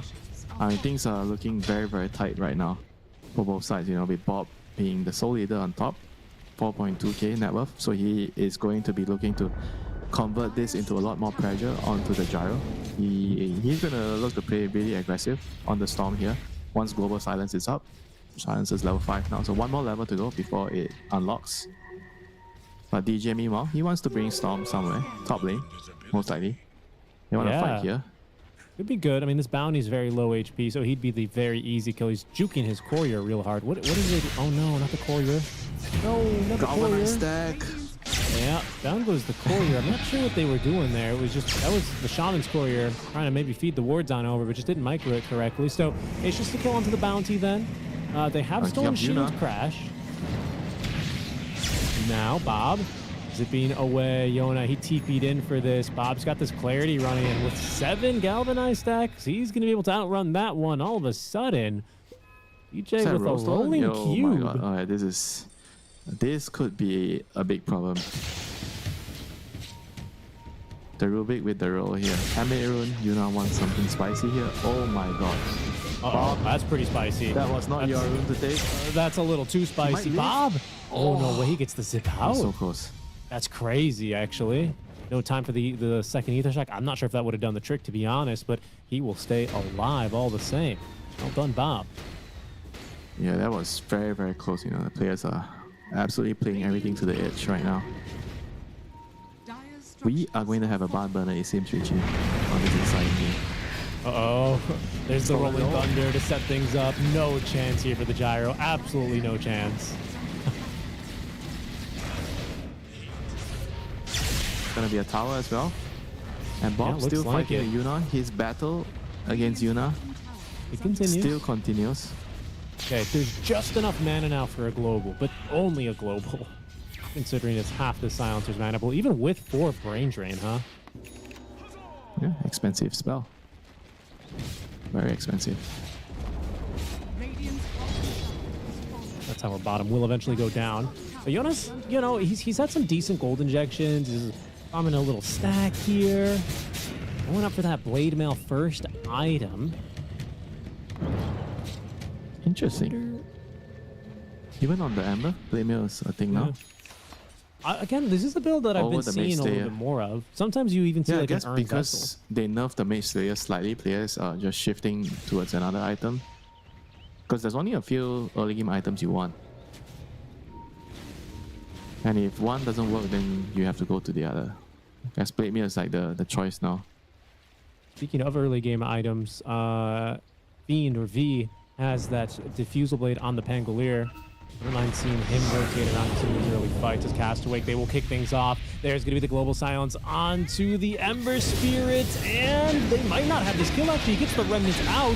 He has that magic barrier up to keep him alive, and he finds an AD rune. Here comes the turn, and look at the damage. The Rolling Thunder out from V. He's going to find DJ as Jed Baby trying to do the damage there. Finally catches up with that max level Rocket Barrage. In the meantime, you can see FBZ tried to find and finish off the Ember Spirit, but it is Ember who ends his life instead. Very nice fight. DJ. Oh no. I think he didn't realize that was how it worked. So he was rolling, and mid-roll he stole another spell, and that instantly stopped his roll. Yeah, roll ends. He was supposed to save the storm. Like, so his roll, I think that was pretty much what happened. So he was rolling, and then mid-roll he tried to steal the Shaman Shackle, and then when he stole the Shaman Shackle, his own roll stopped. So he couldn't save the storm. And that kind of turned everything around. Yeah, I think you're right. Let's see. Here's a replay of it. You can see a really good initiation with the global to follow. Yeah. Jump in. Then Bob gets hexed. Shackle, see. Oh, you're right. He did it just a second early. Yeah, he stole a little too early. But even then, I think he didn't know. Otherwise, he wouldn't have done that. Maybe. I think Bob needed that one stun, but I see what you mean. I see what you mean. I feel like he definitely didn't know that that's how it works. You think? DJ it's not didn't something know? you do every day. I mean, I wouldn't know if I were to already cast a spell, right? Yeah. And when I steal another spell, it will remove the previous spell. Yes. It's a little bit weird, but it works like that on like it's weird, but Rubik has like exceptions to that. I don't know, man. It's his most played hero in Pro Dota. He might have known. You know, yeah, but I don't know. Not every day doing roll, you're stealing another spell, you know. Look, I get it, but I guess my question to you is, how big of a nerd is DJ, right? Because if he's a big nerd, he definitely knew. Not as big as Aoi, I can tell you. Okay, well maybe you're right then. Aoi's like high bar though. I mean, he's like the Mount Everest of nerds. That was a costly mistake there. It was. Yeah, it was. It's going to kill a little bit of momentum, and I think most importantly, It's going to upset Bob a little bit, right? He's lost a few galvanized stacks. He's got this Kaya. I mean, he's still on a good trajectory overall, but what was a solid, you know, 2 lanes basically for Castaway has kind of been neutralized here by that fight. We do hit another pause, a little bit more lag spikes here that the players are just waiting out. And you know what's a little bit scary is Sagiri Baby has not even hit level 6 here on this bounty. I mean, it's pretty late at this point, but, you know, it's one of those heroes where, like, all of a sudden getting like even trades becomes uneven, right? So you have to kind of change your mentality when you play against this guy.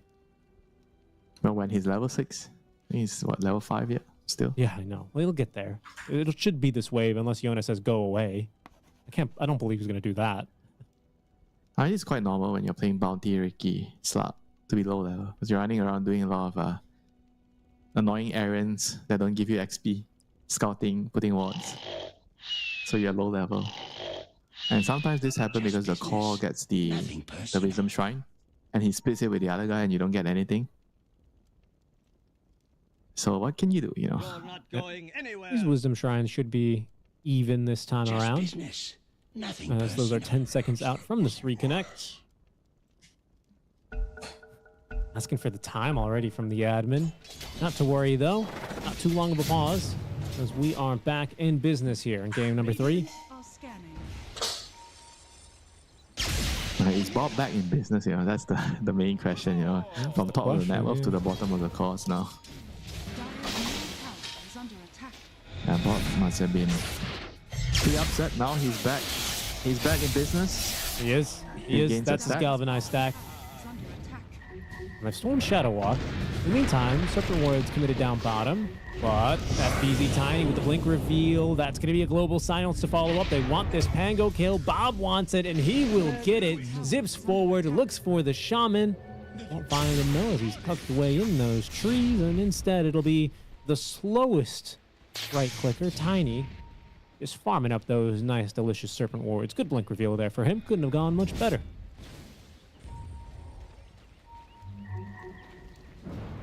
Brain Drain stack this time. No galvanized stack, but they want to keep chopping out waves now. Global is on cooldown.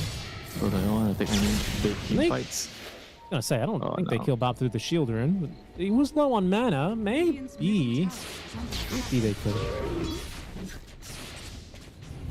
I mean, it was close though. They could have maybe chained him. Yeah. I think it was close. Maybe they could have killed him. I agree, actually. He was really low on mana. Would have been doable, but he gets the zip away, especially if the Pango joins with this Diffusal. He's had a rough go at it, but he is building this Blink Dagger next, I think in anticipation of some more beneficial fights. DJ's just showing off at this point. He's got Fire Remnant stolen, man. Look at those little Rubiks out there. Cast away. Ooh, Searing Chains. Those will find him. And really not much for him, but a quick death. And again, that's going to be that first track kill of the game.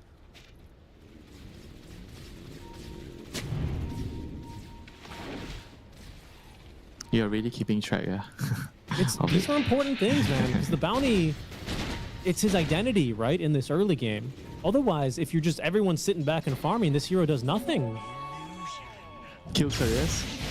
Yeah, okay, that's true. I think Especially if your the name is scouting part Matthew. is the most important part. I mean, you can't really quantify that, right? But the scouting part, giving your team information, who's moving, where, or this hero just TP here. These are things that you can't really calculate, right? But he's doing something to help his team by just seeing someone TP to a lane, you know? Oh, he's got vision now on Krish, and Radiant's even middle more tower now is with under the attack.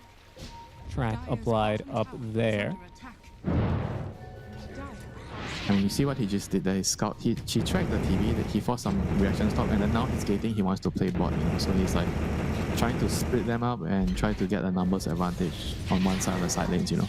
I Working kind out of like so what far. he's doing here. He TP's mid, follows the storm, and they get the bottom tower here. I don't think they can defend this tower since Shaman already used the wards. Yeah, it's gonna be tough here. Probably have to give it up at some point. The tower bottom goes down. DJ did commit the TP down bottom. The rest of the team from INT, they are here and ready to fight, but it's a great initiation. The Rolling Thunder, though, does come out. Can they control Bob? There's no follow-up, and he was kind of stuck in between the terrains, so it's just going to be a dead bounty hunter. Oh, the Shaman coming in from the sides as DJ Johnson around with the remnants. He will be A-okay, but they did get on top of Krish. FBZ throws out the avalanche. Everyone's slowed to a crawl by the arcane curse, so that means Yona can't quite catch anyone there. With the Searing Chain, so a 2-for-1 trade. With the tower still standing. I don't think it was a track kill, though. No, the bounty was killed. So Yeah. probably not. I mean, it's still a good trade for them. 2 supports for the carry. I think I take that trade. And you kill the enemy carry, you lose 2 supports, whatever. You defended your tower. And Mac completed on DJ. That's going to be very, very helpful in the next team fight.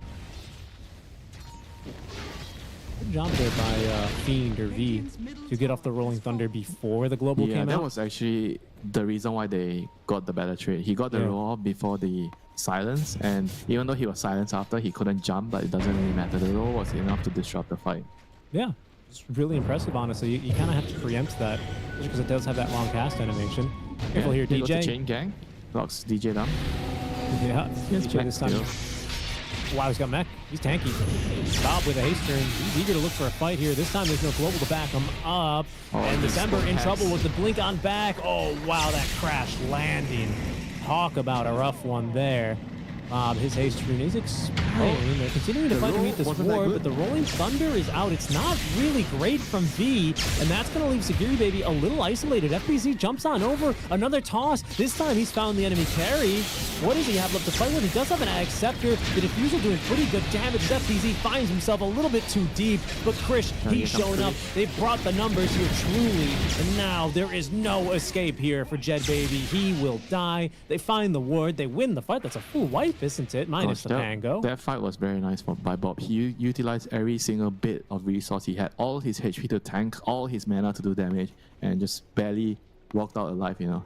That is just Bob, you know, for you. It's either he kills everyone or he just dies, you know, before anything starts, you know. Very true. Very true. Ended up looking really clean there as well for Castaway. And we'll continue this streak. I mean, I don't know. It's looking really great for them. I don't know if this Ember been able to utilize the vision that they've been getting so far. Global as Bob, he feels like he can get this kill solo with Castaway, providing a bit of bonus damage. You bet your bottom dollar, and there goes Whoa. Bob. I think that's It his has first tip of the begun. game. It has begun. Radiant's middle This is the tower first one. is under attack. I mean, I'm surprised this is the first one. So this is the moment where Bob feels like they're slowly taking control of the game. I think they were behind, you know. Throughout They were? the first like 15. They were like 1-2k behind IAP. Last couple of minutes. Drums, Castaway. I don't know if he. Wow, that is another +1. It is. They do get that kill eventually with V swiping He on got the it. +1. But it's another kill there, Bob. He is just unleashed right now in this game. And Winter, that is the first tip. But before we did cut into game, we had a quick pause, which is why we were on our level. Hold on, that's off, Bob. Bob! Oh no. Oh, Classic no. Bob, right? Just right after he killed someone, he dies because he's being so greedy. That was not unreal. That was just greedy, Bob. I think he's still in a good mood. I think that's what that voice line means. He's still in a good mood. You know, as far as like tilts, we're maybe, you know, a little bit upset now, maybe back to neutral. I Hey, think what are we're we still doing fine. here? Breaking down their mental state? Well, yeah, we gotta, you know, we gotta tell it through the eyes of the players. What matters? Bring that analysis. Just look at the way he is posturing himself. You know, is he sitting up straight? You know, it means he's filtering it. Is he like tilting his head backwards? You know, it means that the body language is bad. Ooh, very nice shard for DJ. You gotta take some lessons, you know, Richie, about reading the body language. That's true. Yeah, no, that's true. Roshan, in the meantime, is going to go down in exchange. It's Serpent Wards traded for a... Oh, hold on. And the free silencer kill. That is certainly nice. He's going to pick up that one. Do you think you should be able to regain your lost intelligence if you kill him? when he already stole your intelligence? Yes, but what you can do, I think, if there's a silencer in the game, you can cast mantles of intelligence on him that leave a 5-second debuff, and if you kill him, you steal back your int. It's only fair, right? If you can actually take them back. Yeah. No, I mean, I agree. I think you should do that, by the way, with like Pudge and also Slark, you know, just obviously with No, Punch doesn't steal, he just gains stack, you know, That's he doesn't make you true. lose Yeah, that's your true. strength. And That's Undying is true. like not permanent. Yeah, that's true. He just borrows. He's no thief. He Yeah. merely borrows. Let me take them for a moment. You seem to not like your strength or not use it as well. Let me just take it for a couple of seconds, you know? Items are coming online, though. I have to say for Yona, I mean, we said that this wasn't necessarily a pick, right? In the draft, this was a 24 Ember into an 18 Storm. He knew what he was going to get into here. He knew how pogged up that Bob would be. Are we hitting this turnover stage here for Ember where he is a little bit more active, a little bit more of a threat? Not exactly. I think the silencer is the key factor here. He makes it very hard for the Ember. Careful here, Jet Baby. I mean, he Careful has here. a Manta, no? The Wrath of Bob, it's out. They have a global, and the silencer well positioned all the way back onto the high ground. That's going to be the first Oh, life. boy. No reaction, though, from IAP. Yoda's pretty far. He had a TP to the tier 1 tower. This time, though, they're preemptive again on the Rolling Thunder as Jet Baby able to just start blasting here. Krish does manage to get off that Sunder, and Bob, he's immediately going to follow up, at least finding the Shadow Shaman. Jet Baby managing to stay alive through it all. Unbelievable, and in goes Yona. He was late to the fight, but that means he's got more resources to fight with. Another Avatar from FBZ, and that's good enough for the kill, but it's still coming at heavy cost here. They've lost the carry. They're about to lose the offlane. DJ jumping in, trying to make a difference with the stolen remnants, but in the end, it's a double kill for the Ember. 2 deaths on that gyro, 1 covered by the Aegis, but Bob, hold that thought, he might not be done. Another zip on in, trying to find Sagiri Baby with the dust on board. He's got that kill. Okay, that'll sweeten the deal a little bit there for Bob. Yeah, that was not the fight that I envisioned would happen. I think the reason that is because after they killed the gyro with his Aegis, I felt like the silence needed to come right away.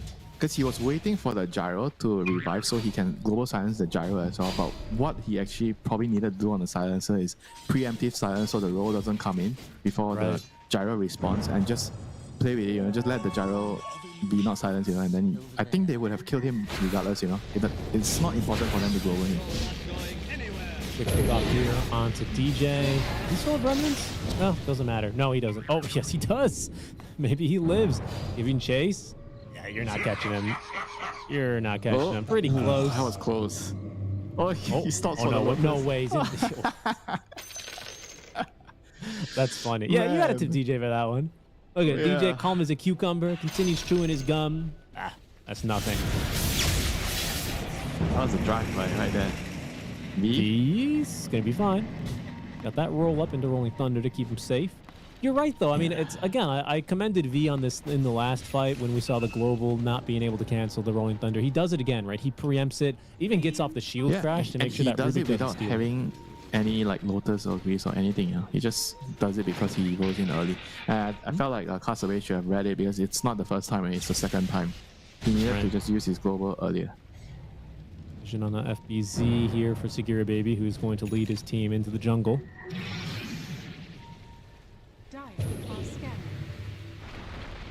You're right about that. Things I mean, are there's still very tense. 26 minutes, only just for 1k goal lead separating the teams, and Bob has a regen and time to bob it off right now. time to bob go. it up. He's almost got enough money as well for this BKB, just 750 more, and he has that debuff immunity. Seems like we'll be proposing a tier 2 tower trade here, and I think it'll be accepted. Both sides here. Wait, why I say that? DJ, he still has remnants, right? That he does, but he's gonna get hexed. Oh no, and Jet Baby is here. Global Silence used to save him, but that means he's out of the fight now. Bob says, guys, this is the perfect time to go in, right? Everyone else cancels their TPs. Wow.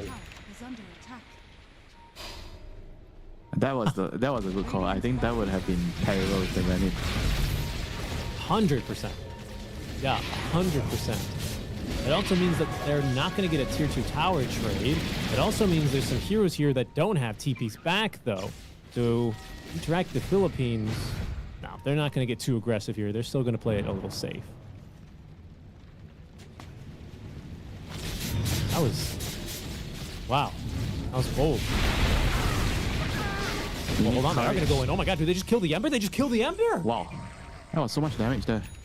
Stun toss, turret right clicking. Okay, And Bob he has to isn't in this rebuttal. fight, so this is actually a pretty even 4 versus 4. They're going to get on top of Chris, but they need Jet Baby to actually get in here to do some damage. Shaman, he's been caught from behind, but it's Castaway who's already dead. Chris looking for a Sunder. No! But he... What did he Sunder? He sundered his His illusion? What did he... I don't know what he sundered. We'll have to check the replay for now. Gosh. DJ will be the last to fall in that I think fight. he Beam's going to sundered drop a the- tip there onto Krish. I think he sundered his low HP illusion instead of the gyro. That could have turned the fight completely around. He must have.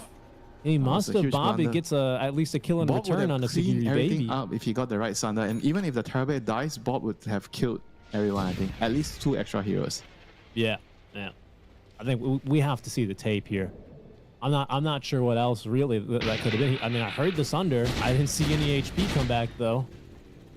Nobody has Lotus, right? Am I crazy? No one has Lotus, right? Let's see it here. I mean, the Ember just getting caught here is kind of criminal by Yona, but let's overlook that for now to see how the rest of this fight looks. What was it? There's no Lotus. He must have sundered the illusion. Alright, call down. He got hexed. He made an... Yeah, he manted and sundered his own illusion. He did? Yeah, he manted and he He sundered did? his own illusion because he was low. So he gained no HP. Gained no HP. He gained absolutely no HP. And that was so unlucky. Another They would kill have there. totally owned that fight with the Storm. That was a huge, huge blunder. I mean, if they lose this series, that it would be something that would haunt him for the next couple of months. It's TI qualifiers. Yeah, no, I mean, you're absolutely right. It does put IAP in a little bit of a better position here. The 2-2 tower eventually goes down, but most importantly, they win that fight, they win that skirmish, and they lead this game by 4K as far as net worth. They trail in kills by 5. That isn't always the most important metric here. Yep. I'll tell you what is an impressive metric, though. It's Bob with 21 galvanized stacks. He's still having one hell of a game here. 11, 3, and 9. I mean, you know the game is tense when Bob stopped tipping. He tipped one Yeah. time and then he stopped. He tipped one time.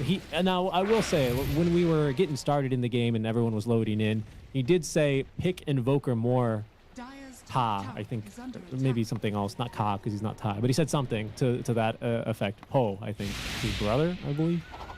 But yeah, he was...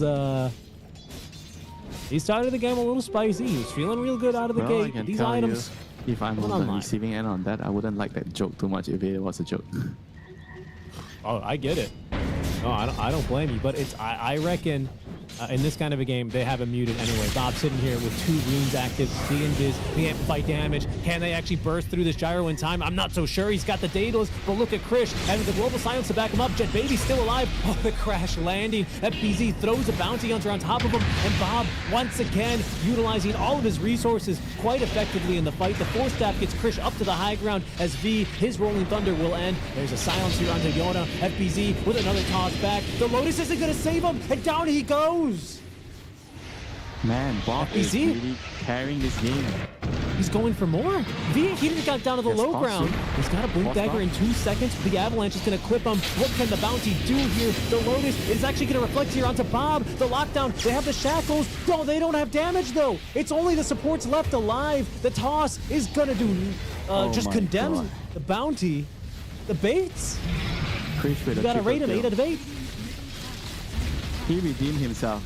Let's just put it that way. Triple kill on the Terrorblade. Clean up this fight. And Bob initially did all the heavy lifting, he tanked everything, used all his mana, he got out, he reset, sips his bottle, comes back in, gets a couple of kills, makes the enemy focus him, they don't kill him, they all die. Perfect use there of the BKB. Man, he I'm surprised he just didn't even escapes. tip there, after not dying on a Nice. sliver of health, He is dialed in. He's holding out, man. This is serious mode. I mean, it's still only a 3K net worth lead after that sequence of events. Phenomenal jump there onto the gyrocopter. He doesn't have a BKB, Winter, and he's not building one. I suppose Satanic is going to give him that protection. I Still don't know, needs that man. money for the Reaver. I think the Rubik and the tiny spells are killing him too. Yeah, I'd certainly agree. Cheeky effort there to cancel the TP of Krish. But it seems like Roche, it's going to be the next objective here, Winter. It's a long respawn, long enough such that the Global Silence is ready to cast again. And Bob, I was about to say, he's ready to take Cast Awake here into the next round, making them jump, forcing back the Ember. The It's Lotus not on over. Pango, so they do There's have still a one more dispel fight. there. Krish, It's not over. Krish is scouted. And there goes Bob. Okay, but the counter initiation, they forced the BKB early. We're still holding on to that Global Silence, but they have at least burned the Bob BKB. It'll make that next dive a little spicy. They still have global. Rolls down anyway.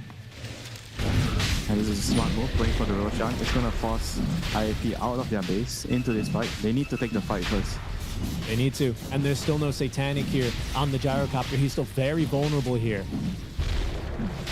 Storm all the way back up onto the high ground. This Krish, is going the to only be a one in the pit. game-determining fight right here.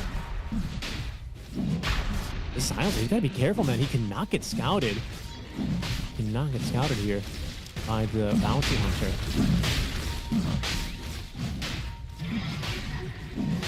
You can see how close they're playing it now. They have to go. Gyro's They're waiting far. for the Gyro's rope. going to go finish his Satanic. I think they're waiting for the rope. 20 seconds. Oh, it's coming off cooldown. They're waiting for it. Going down slowly but surely. They find their marks, though. They find their marks. Yona, he's been scouted. Hex picked up and killed Bob on a dominating streak and make it a double. The Global Silence was committed for that. The Satanic is completed, but now, without your Ember, there is no chance for a fight.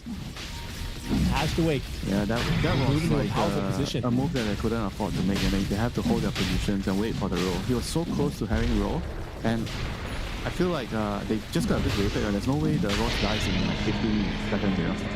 They could have just waited, stay there. I don't think the Satanic was as important as like having the roll ready for the fight.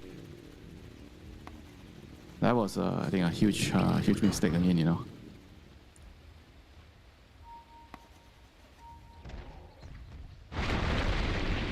Now it's a 7K lead for Castaway. Aegis number 2 in their hands, if I'm not mistaken, right? Yes, indeed. On the They have TV, the yeah. Roshan's Not banner. on the Storm, yeah. On the TV. No, on the TB. The transformation here, that's not always what you see. 4 minutes left for a auxiliary life here. DJ once again steals those remnants. Man, he's got the Grieve, so he's a hard catch.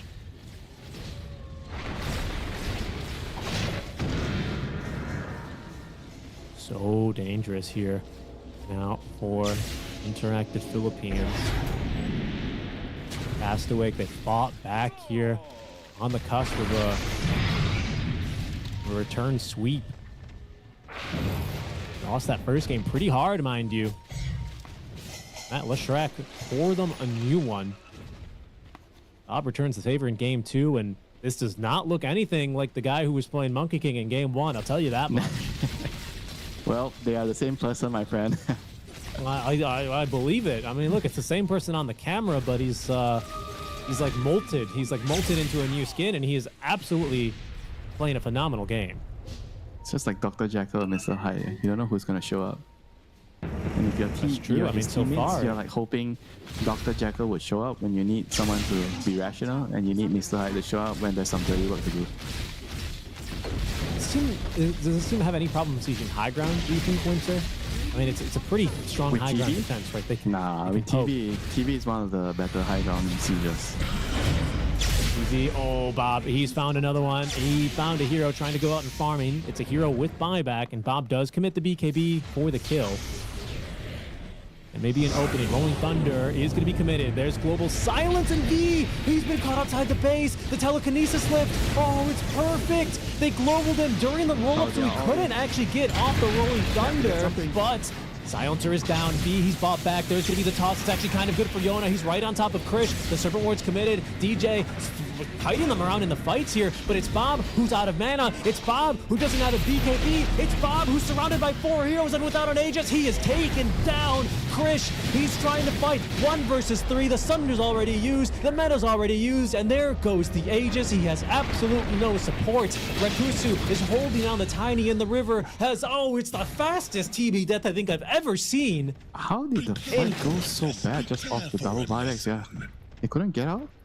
They couldn't leave. I mean, after the silencer died initially, I didn't expect the TB to go down as well, and it stopped. That was very, very strange. That was very worthy of the 2 buybacks there by the Pango and Shaman, getting those kills. 100%. And now it keeps them in the game for sure. They didn't lose Rex, they defended. And now Gyro is going to have his butterfly. This butterfly is going to be super huge. Here's a look at that fight again here, Winter, if we're wondering how that happened. BKB runs just away, slowed. Storm runs away. Pain Gang.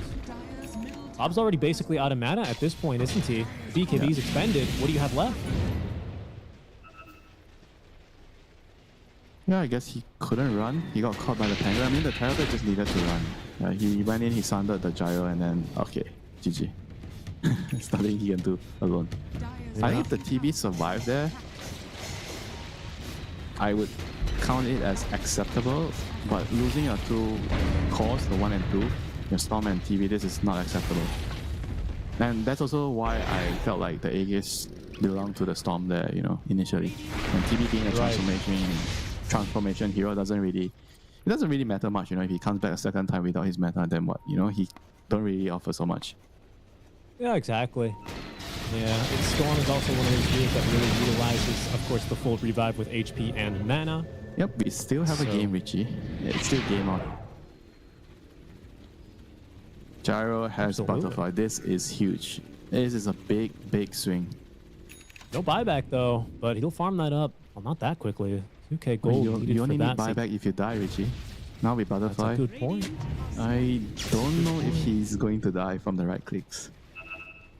Yeah, you also have Sagiri Baby, who quietly on this bounty has building a lot of auras, right? We should mention this quickly. Hype Crimson Drums.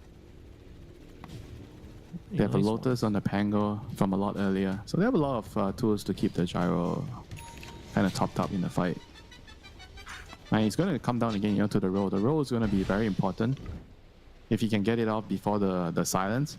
And if they keep the Gyro alive, I think it's going to be like the battle between the carries now, the Terrorblade and Gyro. The Storm Ember Saga has ended, they are already demoted now. This is the time of the game where the carries are going to be the talking points, They are going to be the ones that win you the fight or lose you the fight. The Storm and the Ember, they are kind of like demoted to the sideshow now. Supporting cast. Yep, supporting the side characters. FBZ, he's blinked into the wave. He blinked into the wave to push it.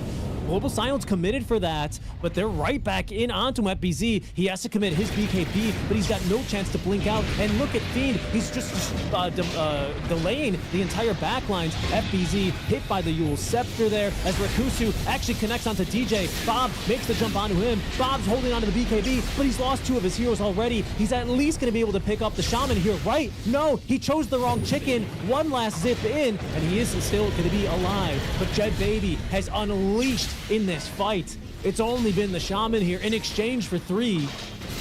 Krish, he's used the meta. Didn't have to BKB in that fight, Winter. This meta's going to run out quickly. Buybacks used.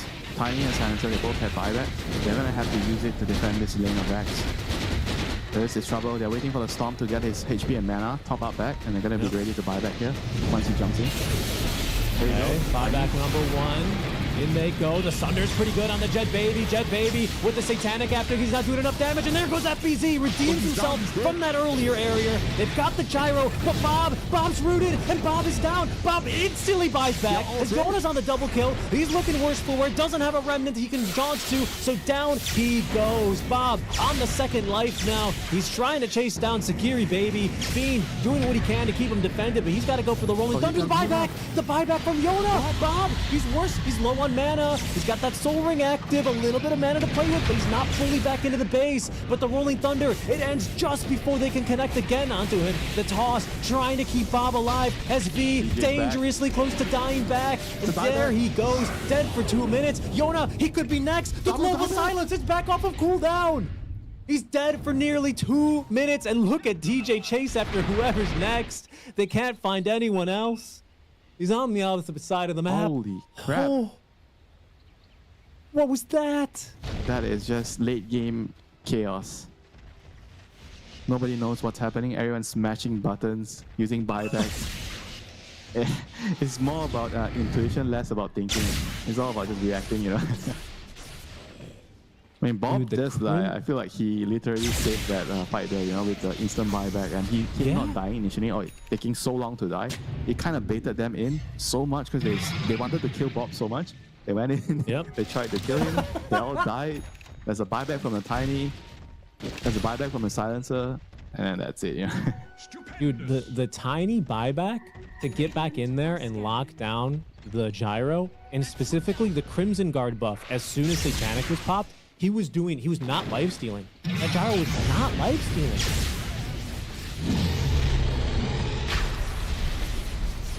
I guess he needs this. He needs what? Qualifier?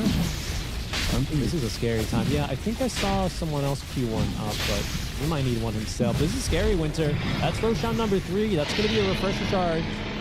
And of course, that Aegis, this time in Silencer. the inventory of Bob. No! Give it to the Silencer. They should. They should. Justice for Silencer. Justice for Cast Awake.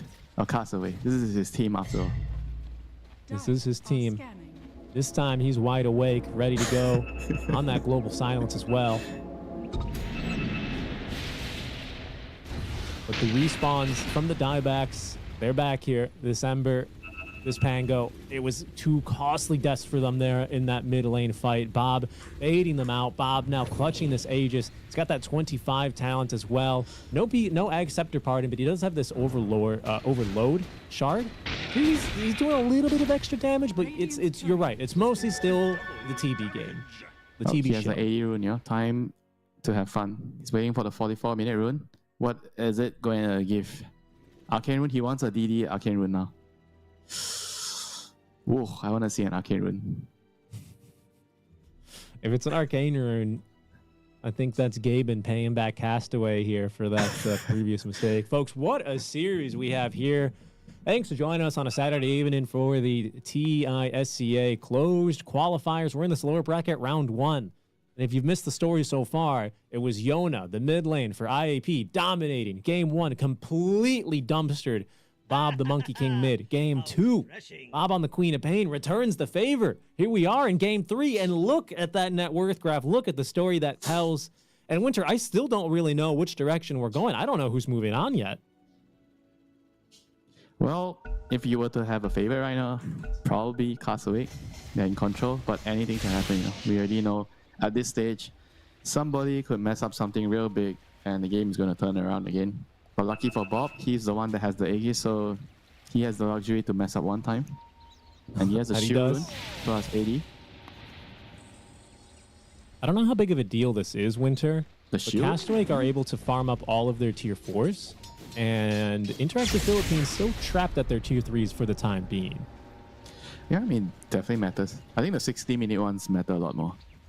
Yeah, definitely. Definitely they do. You're going to see people buying Midas to go out and get items.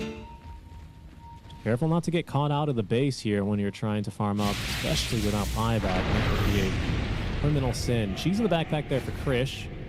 We can see, but he's still holding to that refresher shard. I also kind of can't believe it. Double the Global Silence means double the coverage here for your Storm Spirit. Seems like they're going to choose to siege again in this top lane. Oh, it's nerve-wracking here for these teams, I can only imagine. As TB slowly but surely whittling away at that tower. Buyback situation is looking pretty bad as well for Interactive Philippines. It's only Tango, only the Shaman with the buyback. No one else is really too close. And there's the jump in from Bob. He wants to try and take down this Gyrocopter. Gyrocopter without a buyback, but he's going to be able to Satanic. He's life-stealing through this one. How long can he sustain this for? The fight going pretty good now. Now that the Global Silence has ticked down. Yona jumping back in here a second time around. He's looking not so great though. The toss in place. Yona, he's dead. He does not have buyback. Bob stopped anyone else from going back on in. Rakusu, the Shaman, he's got buyback as well. But look at the damage that Krish is pumping in onto V. He BKB'd on the first life. He's got buyback, but he's A-okay for now. Bob trapped inside of the Serpent Wards. Can anyone do damage? Look at this Gyrocopter as well, being stunned up, Hex, and killed. Krish, he's got the double kill. And Bob once again, he's baited them. Big V-types. He knows that he has captured their attention. He has captured the gameplay. He's captured everyone's hearts, and he's so far about to get into the next round here. I can't believe he it. waited a long time to say that. I can tell you. This might be it. I don't know if they can hold. There's a meta ready to go. I mean, the game There is a bottom lane of Bears. doesn't end yet, but it's close to being over. There's no buybacks. Everyone is alive. Second meta. This one's just With over, the- Winter. With the flag, the creeps are invulnerable. No gyro. Who's going to kill the flag? Your base is going to fall. Interactive Philippines. 15 seconds left. You just got to do whatever you can now if you're Fiend. Just do whatever you can. They did force that Crimson Guard here pretty early. 35 seconds until Gyro's back, but that was your one Rolling Thunder. And Bob, he's getting ready to go into the fountain. Bob, he's going to get a die back onto the support. Down he goes. Krish with the tip on the Jet, baby. The tips are raining out. GG. Good luck's come out. And it is official. The throne goes down. Past the wake with the reverse sweep here in the Elimination Series. And Bob, just another day at the office for him. No reaction at all. Yeah, cool Bob, yeah. I thought he might have, we might see some interesting reactions from Bob, yeah, but just another day at the office. It's still early days, in the qualifiers. There's still a long road ahead. And Cast Awake, they are going to need to stay awake for a couple more games, if they want to have a shot at reaching Hamburg, in a couple of months. So their journey continues, and we shall see if they can make it all the way. We shall see. And a game that coulda, woulda, shoulda, I think Interactive Philippines will find themselves saying. Unfortunately for them, they are the second team eliminated here in the first round alongside Tech Free Gaming. Tough for them. Tough for them. Yeah, it's going to be tough. You work the whole year, you're trying to get to TI, trying to get to EWC, and when things don't work out for you, it just sucks, you got it.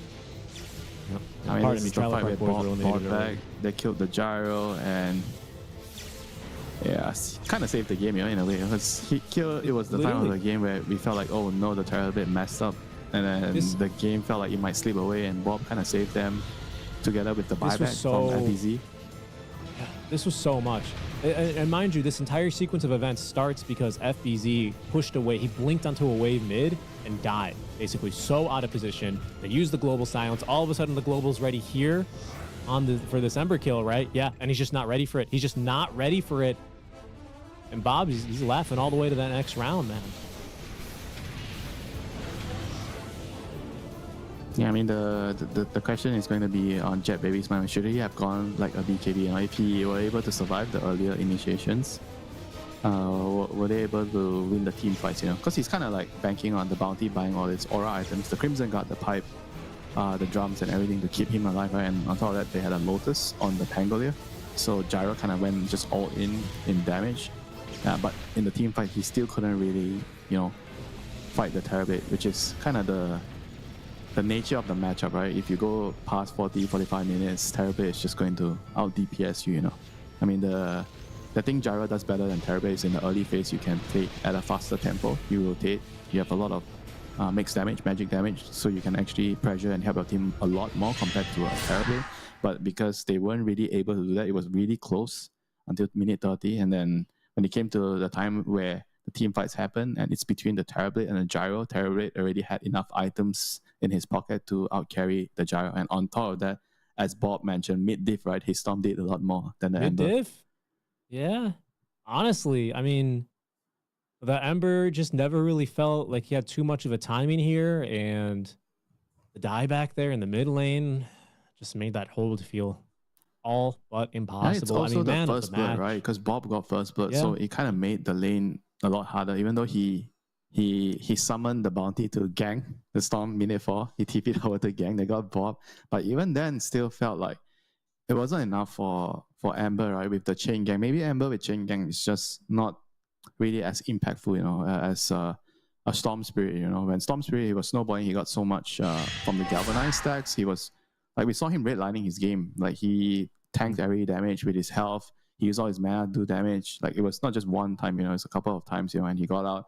He kept his stacks, and then they won the fight. And then again it happens, and again it happens.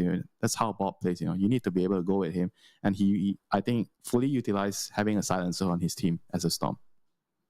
Yeah, and it looked really good. Super convincing. They will bounce back. They'll take the series, and well, Castaway, they eliminate Interactive Philippines here in the lower bracket round 1. That's going to be it for the elimination matches today, folks. We are going to be moving back into that upper bracket. Coming up next, we have Talon Esports versus Copite. That's it for Winter Night today. We return, but not to worry. MLP and John X Fire taking over for us. We'll catch you tomorrow. See you soon. The human body was built to move. Not trapped at a desk in one singular posture for 12 hours a day. It's time your chair evolved. This is Secret Lab Titan Evo. Ergonomically engineered for you. Gamers, hybrid workers, artists. Backing your every move.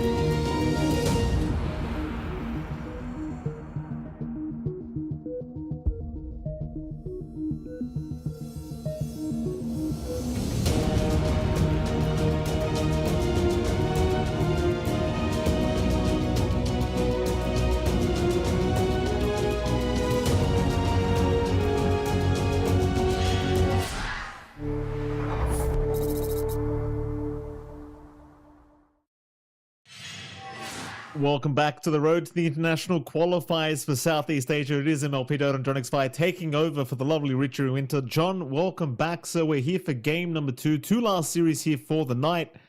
How the hell are you feeling though before we get into it?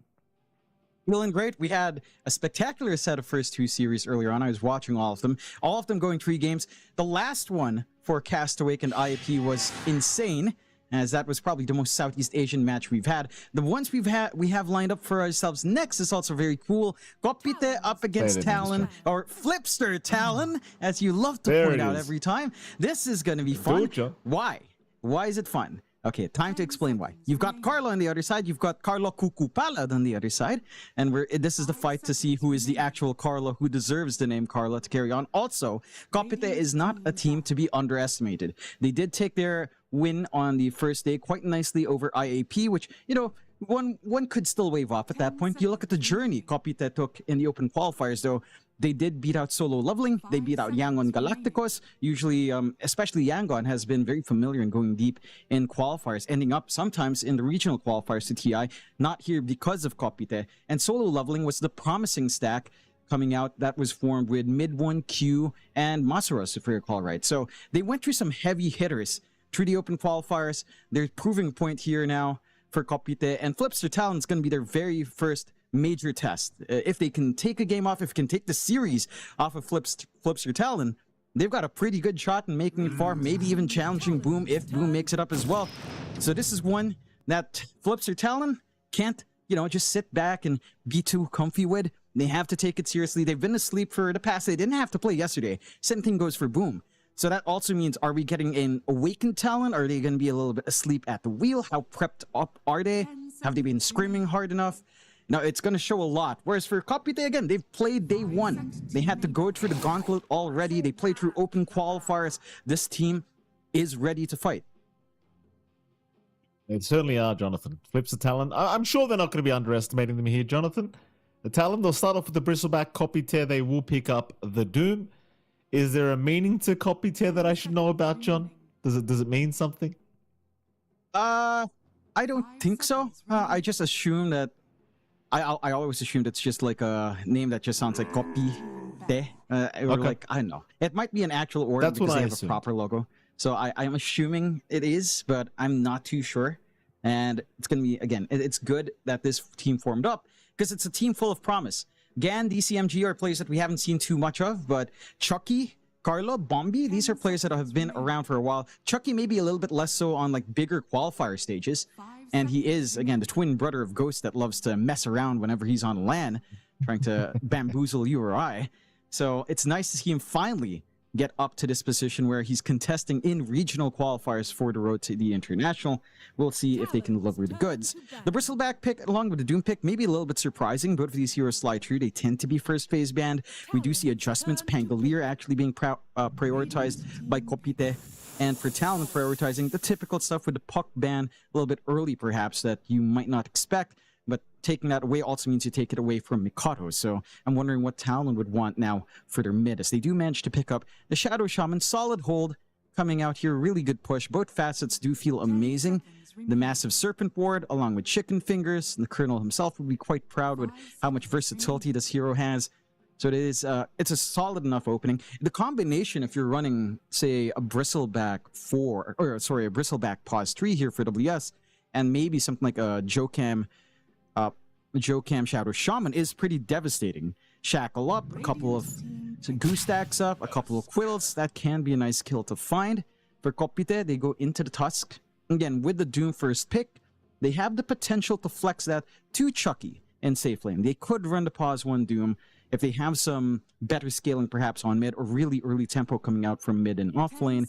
That can be one way to do it. It's open enough, so it's kind of hard to read what you'd want to take care of. Like Talon had to ban out the Grimstroke plus the Drow, just removing a easy Doom combo and removing something that could just pierce through your bristle. But again, it's very open here for Kopite. Even this Tusk pickup doesn't show too much. It's a good save against the Shadow Shaman, especially as you get the Blink Dagger up.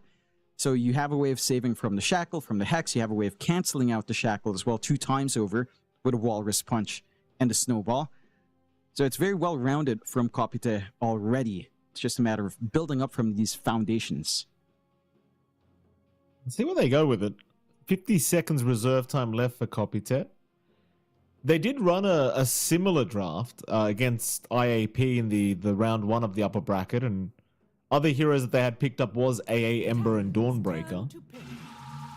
They're going to go for an Oracle pickup, though, as Oracle was allowed, and you and I, we've been going on for, I feel like, a month now about how great this hero is. I've probably been going on for years, John, but finally teams are picking it up. Still surprised to see it not getting banned out a lot of the time, but I suppose there's too many heroes to ban out right now, so fair enough. Copytet, they will be able to pick up the Oracle for themselves. 5 seconds remaining. Talon, how concerned are they by it? We don't know yet. Chances are, though, John, you are probably going to want some kind of catch. We see this over and over again with teams that do get Oracle. Is if you can't catch the Oracle as the fight begins, you are kind of just screwed, as they are going to go down a Mirana route for Talon. What are they doing, John? Well, it's a great Mirana combination game. There's maybe room here for an Ember as well to kind of triple down on that. You've got the Shackles arrow. You can get the Chains arrow as well. 10 seconds Mirana remaining. overall is the support. Again, we've seen it a couple of times when Wandering Waters came out, when we got the changed facet, that the Starstorm facet is pretty menacing. The damage output on the secondary strike as a support is insane. Your threat early on is big. It's not quite your backline jump, but a good Moonlight Shadow as well maybe allows you an angle in onto the Oracle. And just the threat of Moonlight Shadow will at least force out a ton of sentries and dust. So that's going to eat into the economy of the pause 4 and 5. They'll get the Monkey King here for the side of Talon, so they keep it open.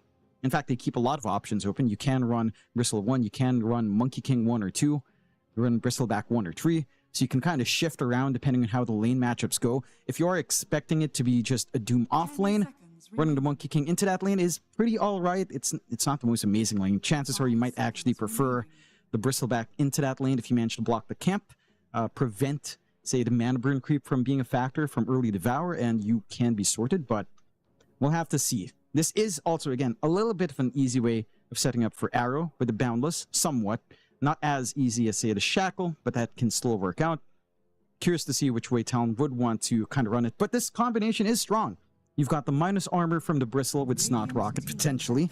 You've got the Monkey King who can feed off of that. They do go Husker Oracle all in on Copyte. So they take that on mid, expecting the Monkey King to go mid now, and this just crushes the lane. This is all in, but they are protected. There's no room for like an AA pick here on the side of Talon. Not unless... What goofy thing can you do here? You could run Mirana 1, but chances are you won't, just to make way for an AA 5. So you will have to find another way to counteract that. That is devastating, though. Like, this Husker is going to crush... It's going to crush a Monkey lane, so you're going to want to try to shift. Monkey can kind of sustain it, but it's not easy. Yeah, the Husker kind of has to really mess up for that to kind of go wrong. And I don't expect that coming out here for Gan. What time is it? It's time for Master Cuckoo to bring it out, John. The famous Cuckoo Broodmother is what we need here right now. I mean, think about it, John. Those necrotic webs against Oracle Husker. Yeah. What's he gonna do? What's he gonna do? Think about it. Cuckoo, bring out the Broodmother. Bring it out. Your brain's completely rotted now. I love it. You hear about the necrotic webs, and yes, I didn't even think of that, Mikey. I've ruined you. This is great. I love it. Do it. 5 seconds. Bring it out. So you're calling for a pause 5 Broodmother. No, That's I'm not, John. I'm saying that Master Cuckoo's going to draft a Broodmother is what I'm asking for, John. I don't think he's actually going to do it because Talon never picked Broodmother. All I'm saying is there's a lot of regen, and there's one spell in the game that completely negates that regen. And it's on a particular spider hero. That's all I'm saying.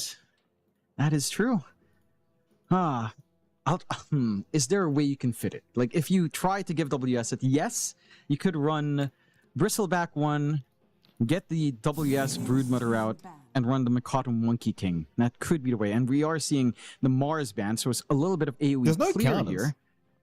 You don't really have counters towards it either. Think about it, John. Yeah. Like, if WS chooses Broodmother, what's going to counter? Maybe that does. They do go the Dawnbreaker. That is a good pick. I will give them that. But it's even more regen. There's a lot of regen here right now, John. Think about it. It's either you're choosing something weird like Broodmother, or you're going to need some like really fast Skadi carrier or something else. Just save yourself the headache. Give WS Brood. 5 seconds remaining. Wouldn't mind it. I think that's the way to go.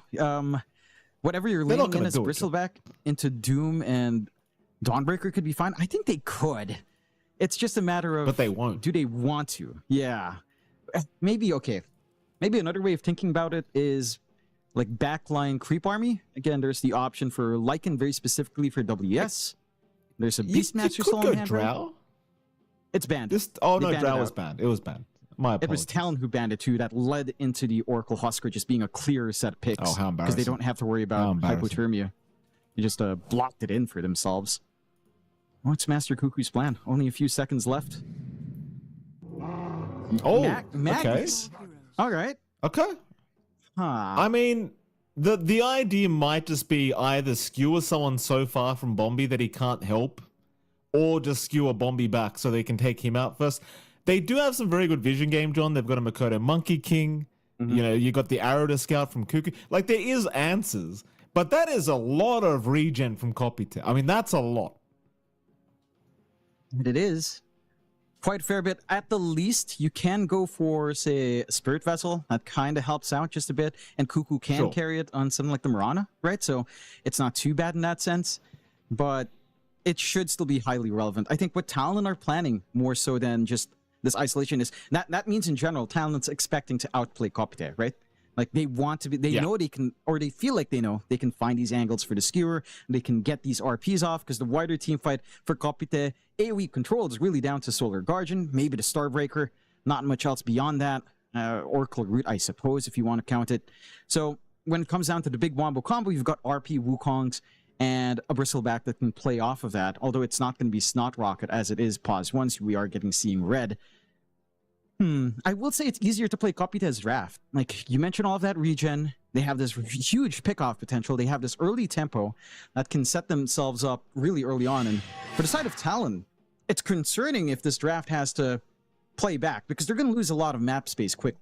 Right? Like, Kopite can be anywhere on the map. They've got Solar Guardian if they want to play aggressive. There's always something to back up like this Husker outside of just the Oracle. The Dawnbreaker is going to be able to come in any single time. So it's threatening. And I think Kopite, you know, I watched them in the open qualifiers. They do play really aggressive.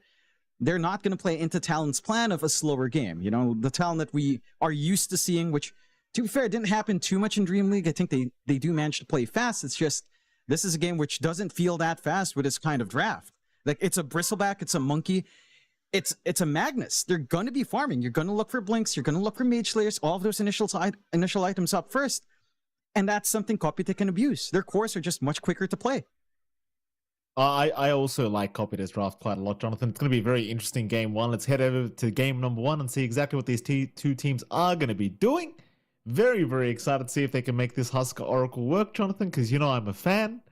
What are Flips the Talon going to do? I don't know, John. I just don't know. I mean, I couldn't help but notice. Oh, you want some of this? yeah. I couldn't help but notice that Carlo on the side of Kopite, he was wearing a TNC jersey as well, John. Yeah. Got to point that out. Really And, brought the tears out for me. DCMG was wearing a team jersey as well for a team that he's not on right now. So that's why we had a camera closure and he changes into a plain shirt. That was a little bit funny. I didn't see it. I'm not sure what team that was. I forget. I think he was on IAP before, perhaps, if I'm recalling right. So, yeah. 30 But seconds to battle. Don't I want to disqualify. point it out. You know, when you have to be careful as well if you pick the Husker combination into Cuckoo, because, you know, that's Cuckoo's bread and butter from before, man. He knows That's what's the up. Filipino Husker. You can't do that to the master. Here we go. Carlo's going to show up. Chase onto WS. Wishful thinking, though. They don't really have any lockdown here. The Tusk is not going to throw anything out. As a Blood Grenade as well. Makoto's going to show up. They'll look for the Tusk. Carlo, he does get caught in a pretty awkward shackles. And it seems like they should have enough with a bit of a boundless out. Eventually, Carlo does go down, but they do get Savage as a trade. But it seems as though Talon are getting a lot more out of this as they do secure first blood, and they should find a secondary pickup here onto DCMG. Not before Joe Cam goes down, but he actually makes it out. DCMG the one to drop. In comes Bombi now, but Bombi could be in danger too. Oh, they've got shackles again. Oh, and he's going to commit it. Bombi, run. He's okay. He's all right. Though Joe Cam's waiting, he's going to find out there's a ward in that mid lane. So it is going to be a 2-for-1 start in the favor of Talon. As Makoto probably not very happy. His supports are here to soak XP at the moment in the mid lane, but not much he can do. Certainly not. A little bit unfortunate. WS got his TP cancelled. Beautiful snowball out from Carlo when he respawned in, and does force WS to walk back. So that cuts down on the Magnus's early EXP. That gives you a little bit of an edge there on the Doom. And that's going to make it a little bit painful for Magnus to try to play catch up. Taking a gander at that top lane a little bit here as we pan on over the Bristleback Marauder lane. Not the most naturally synergistic here, right? You don't have that arrow set up. It's going to be more about poke here from Cuckoo, which you do really nicely with a Starstorm facet. There's a lot of damage you can pump out, as we're also seeing that damage lay onto Mikoto mid. Because again, the matchup for the Monkey King isn't too smooth. This matchup gets maybe a little bit better once you have at least the brown boots to run up, but it's never going to feel great with Anya just having these burning spears with that incendiary facet as well, the preferred facet, of course. Mikado can't really do much. You could try to dodge a spear with Mischief. That's the best you can hope for. And as levels build up, Anya should have himself a free time. He should. Well, Makoto, we'll see what he can find to do. Like, I mean, it is hard. You can't really pressure the Husker at all just by right-clicking. Here is Makoto. He does have to sit back and take it very safe. And of course, Anya gonna be very aggressive in this mid lane. As of course, bottom lane as well. You've got WS and you've got Joe Cam against Bombi and Chucky. WS already off to a pretty awkward start because he had to run back to the lane. As Anya now getting low. Makoto, one more would do it, but the Fairy Fire gonna save Anya. Oh, maybe not Anya. Okay, bug MK is the call. I don't see a bug. That Cuckoo.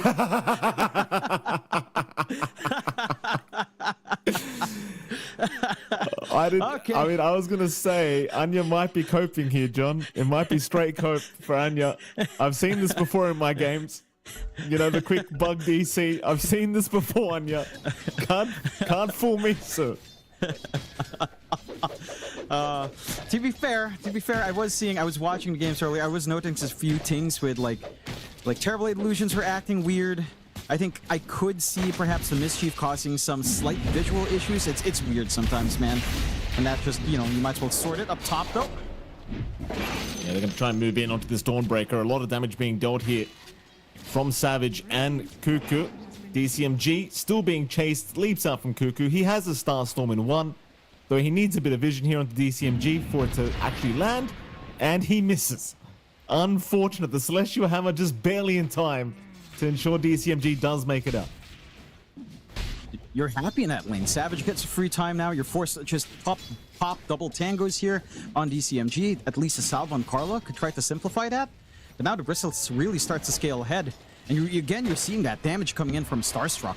Every single time a hero is too close, that secondary Starstorm doing so much damage, and the blind as well, helping to just buy a little bit of space in EHP here. It does so much work. Jokam getting very low down bottom. Bombi, not enough mana for a Purifying Flames, though he did actually have some stick charges that he could have popped for that, but maybe assuming he wouldn't have had enough anyway for the damage output he would have required. So hold out. I mean, Bombi does play quite a bit of Oracle, so I trust that he knows the values very, very well. As mid lane now, Anya chasing down Makoto, but it has been pretty hard for Anya to really apply the pressure that he's looking for. I mean, he's already died once solo to Makoto, and it doesn't really feel like Makoto's struggling to CS that much. He's only one behind the Husker. In fact, he's getting aggressive again here, Makoto. Really trying to abuse this Jingu. Anya, no way he dies a second time, and he won't. But Makoto is kind of proving that you can lane against Husker as MK. Yeah, I mean, the key thing is, sure, it's a melee matchup for Husker, but there is no magical res there, as we're seeing how that solo kill happened. Yeah, he just ran back in for the Extra Spear, see Cuckoo typing, laughing, then typing out the mid-dip, as he does find and now the kill. Makoto does. Yeah. he dived into T1 towers that time. Makoto, he got this sample while diving. Meanwhile, DCMG is going to die to Cuckoo. And Cuckoo finding a nice one there on the Mirana. But everything going pretty well for Talon so far. 2 to 4 their way. Very slight net worth lead their way to boot. Of course, Savage completely free farming on the bristleback at the moment. Absolutely zero contest for him. I think the one saving grace right now is Anya in the mid lane, but Anya's being chased again here, John. And it just doesn't feel very safe here in the Husker. Savage is okay for now. Carlo's going to find him eventually, but you're out of spells. Salve up. I believe that was actually a double salve on Savage, but it doesn't matter. In fact, it gets cancelled anyway, so even worse. It's fine. Never hurts to be safe, right? Just in case your carry didn't manage to pop a salve. I could have been saying things. I'm not sure. I feel like I heard too as well, but you know, my hearing's not the best, Mikey. I think the big issue for Kopita, and like you said, Anya's doing fine in mid, but your big issue is really Chucky not having the best of times, and that's for WS missing out at least one creep wave. They're sending in the heroes mid to try to secure Power Rune, which they will. Regen Rune's not the most important though, so it's not really going to do much here for Anya. The key thing now is to try to get Anya to that launching point. Get this full armlet up on the Husker. Try to get that early activity, buy space for your Doom to start to get big, and try to get level 6 on DCMG to get that hard connection from the Dawnbreaker. So far, the top lane weakness is also the one thing that's going to hold back this early aggression from the Husker, perhaps, as the levels have stalled out quite a fair bit. Itemization's also not going to be too quick unless you find extra value once you hit that level 6 mark here for DCMG. Again, in a solo lane, there's not much Savage needs to worry about. Do like his build as well. Going for the Ags build up here on the right click. Bristle, we've seen a few Bristles go for Echo. We've seen them maybe go for some durability first. But the Ags is the way to go if you're wanting to play very up-tempo. And since you're expecting Kopite to run at you, that is the way to go. You'll have a lot of burst damage back, tying in with the physical damage of Mikado as well. So do like that, just need more time to build up. And again, the early start for Talon has gone well enough. I'm curious to see still if we're going to get anything like a Spirit Vessel on Cuckoo. Hasn't really queued it up yet, but once that healing is online, again, that's another concern for Talon's side in that case. Oh, Savage. So really have to find a way. Savage, he's in trouble, but Makoto's there to help out. Or is he? Makoto eventually coming in, but Savage is still going down and does eventually fall. Makoto trying for Anya, won't be able to finish the kill yet. Chase continues, but the blood grenade. The blood grenade slow from Carlo, saving the life of Anya. As now they can look to turn. A nice arrow from Cuckoo trying to find something, but he misses the star. No, in fact, he's holding out. He's trying to get it off. It just doesn't matter. They had the edict. Anya will find a double. Talon find nothing. Yeah, and that's exactly what you want to see out from Kopite. They are starting to rotate out. It's very important for Bombi to be there. Has that value point in Fate's Edict, blocking out, again, that overwhelming damage from the Store Storm early. And just a little bit out of position for good old Savage. Not quite the tankiest, again, with this kind of build. Not going for any intermediary items. And this is the point where Anya's strong. Armlet fully done here on the Husker. He can just have Bombi sit behind him. No care in the world. Physical damage is still terrifying, but again, there's no way of mitigating that healing at this moment. And we are still about to hit level 6 on DCMG, who does take a pause for the lag. Had a few of that today here in our earlier series. We certainly have. The go-ahead's pretty quick. So Anya's still top of the net worth board on the Husker, still having a great old time now with the completed armlet up. Keep in mind, this is you're getting close to the stage where Anya's going to become a bit of a problem as long as Bombi's behind him to make sure he can get that false promise out. Because Bombi's still level 5, needs an extra level for that false promise to be available. But this is around the time you start getting a little bit nervous about taking team fights if you are Talon. Because if you don't catch the Oracle, you just can't fight. Like, if Anya's there and Bombi's there at the same time, you're probably going to be in a bit of trouble. Chances are you aren't going to kill Husker through the false promise as well with that regen. He's going to jump in pretty damn deep. That's pretty deep. Anya, he's gone real deep for this, but Makoto is still going to die. Big RP out onto 3 targets, so takes down Anya. Perfect setup from WS. They're going to find a bonus in the Dawnbreaker kill. DCMG going down. Carlo on the run. Carlo should also be falling, though Fate's Edict will make it a little bit challenging, but in fact, he's going to buy more time. Carlo actually finds Cuckoo. Uh-oh, hold on a minute. Carlo's still running away. WS will finally get the kill. Meanwhile, Joe Cam now in danger, but he will be able to walk out. So still a very good team fight for Talon. I believe that was actually a 2-for-3 trade in the end. Yeah, I think you're pretty okay with that, especially considering Anya is one of those heroes to die. they slow down Anya a bit, getting maybe a little bit over aggressive with that level 6 combination from DCMG onto Dawnbreaker.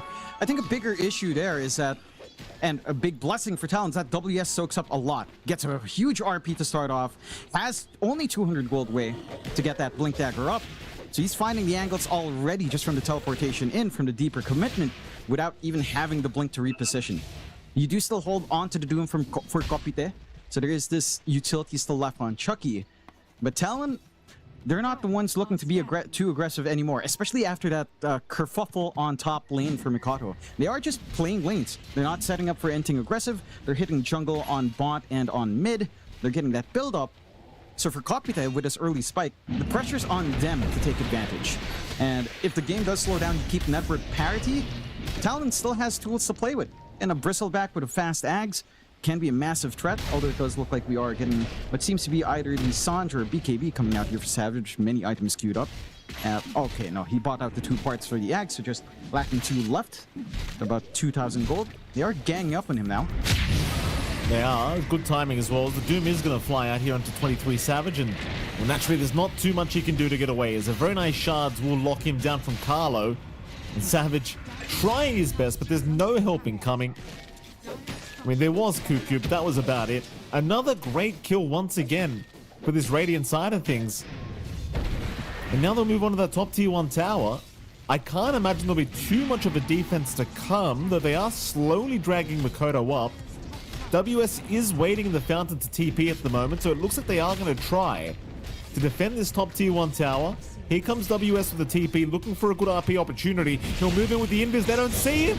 Oh, but he missed. Oh, he missed everything. We got too greedy. DCMG is going to get caught. He still finds a skewer on Chucky, but the wrong way around. Listen, you either reach for glory, or you don't. John, he reached for the stars. He fell a bit short. Fell back on his ass. What can you do? At least he tried. He tried. He could have just gotten the RP on Chucky. No, Chucky was the one calling out to him in lobby if Mr. Wei Shen was still asleep. A little bit of a wakey there for WS after he got a good RP earlier. I do appreciate though, right? How often do you see someone just try to get through heroes right on the edge? You don't see that level of risk taking too often, but that's why we love Southeast Asia, Mike, we take risks here, sometimes risks that we don't need to take. And that's what makes it exciting. A nice status so far for both sides, relatively even still, as they will find a mid-tier 1 on the side of Kopite. 8 to 9, slight net worth lead for Talon, but Kopite is starting to apply that pressure. Chucky could be in trouble top lane. Mikoto is sneaking up as a tree, but looks like he won't jump in with WS.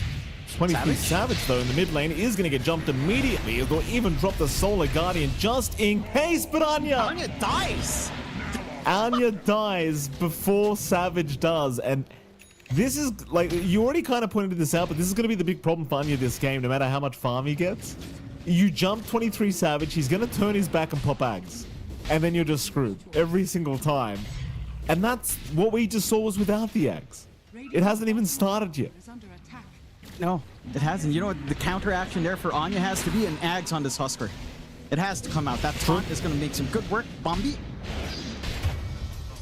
Very nice kill into Bombi.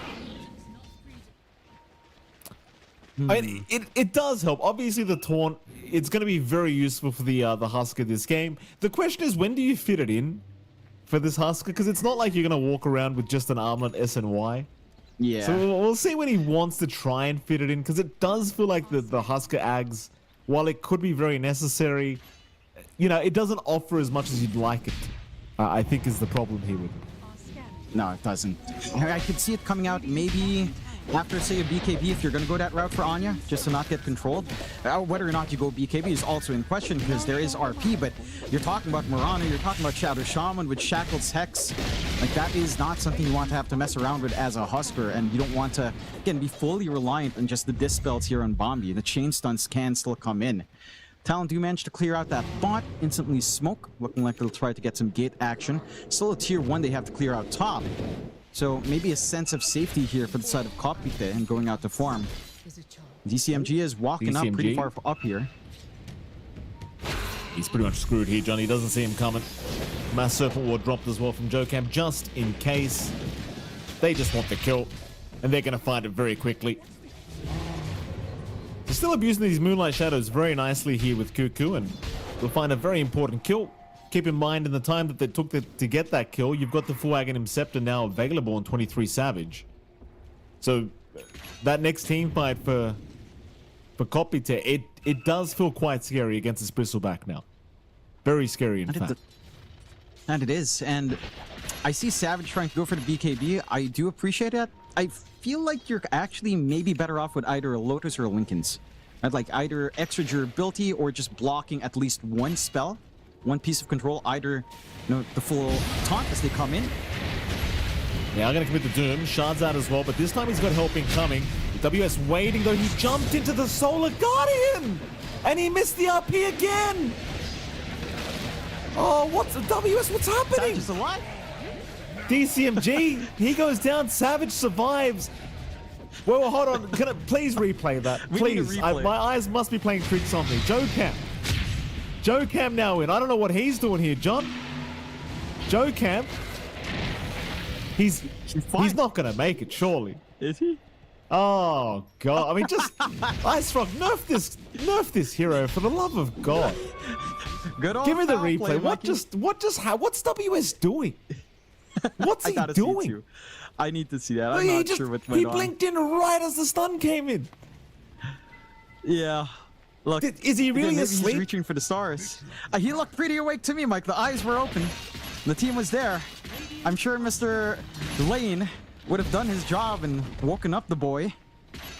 I'm fairly certain. So, who knows? Maybe having a little bit of an off game, maybe getting a little bit greedy again on good old WS. It happens. Hopefully it cleans up, because right now it's still all right because you're cleaning up. They're not fully kitted out on copy. There's Chucky. Yeah, tips out immediately from Jokam. Can pretend that never happened. I don't think I've seen Jokam ever tip on Poke and Mikado as well. As a catch. Oh, here we go. They're going to find a bit of revenge here onto that Jokam Shaman. Meanwhile, Savage getting jumped, but I'm not sure about this. Can Anya really do it? It looks like with the false promise he probably can, but can he survive? No, he can't. He can't. It's too much damage. I was going to say, I don't think the false promise is enough anymore, as they do eventually kill Savage with the Fire Spear burn. So I guess it is enough. But not quite during the team fight, as Savage probably going to be laughing from the grave as Kopite will lose another team fight. That they will.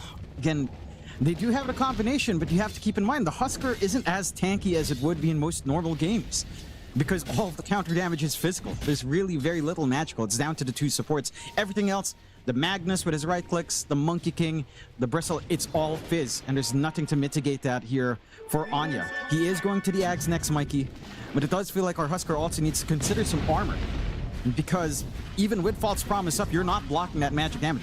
There's literally nothing Berserker's Blood is doing for you outside of the strength regen and the attack speed. Like, the actual additional EHP from the magic res is not really playing a part here. So I'm keen on seeing if that's something Anya will think about. And for talent side, they do maintain that 5k lead. It's not been the cleanest game. We've been seeing some good punishment out from Kopite, and they do still have some timings. Chucky doesn't have Radiance up yet. Has the ability, well, actually no ability to sell the Midas, as he did go for Impending Doom.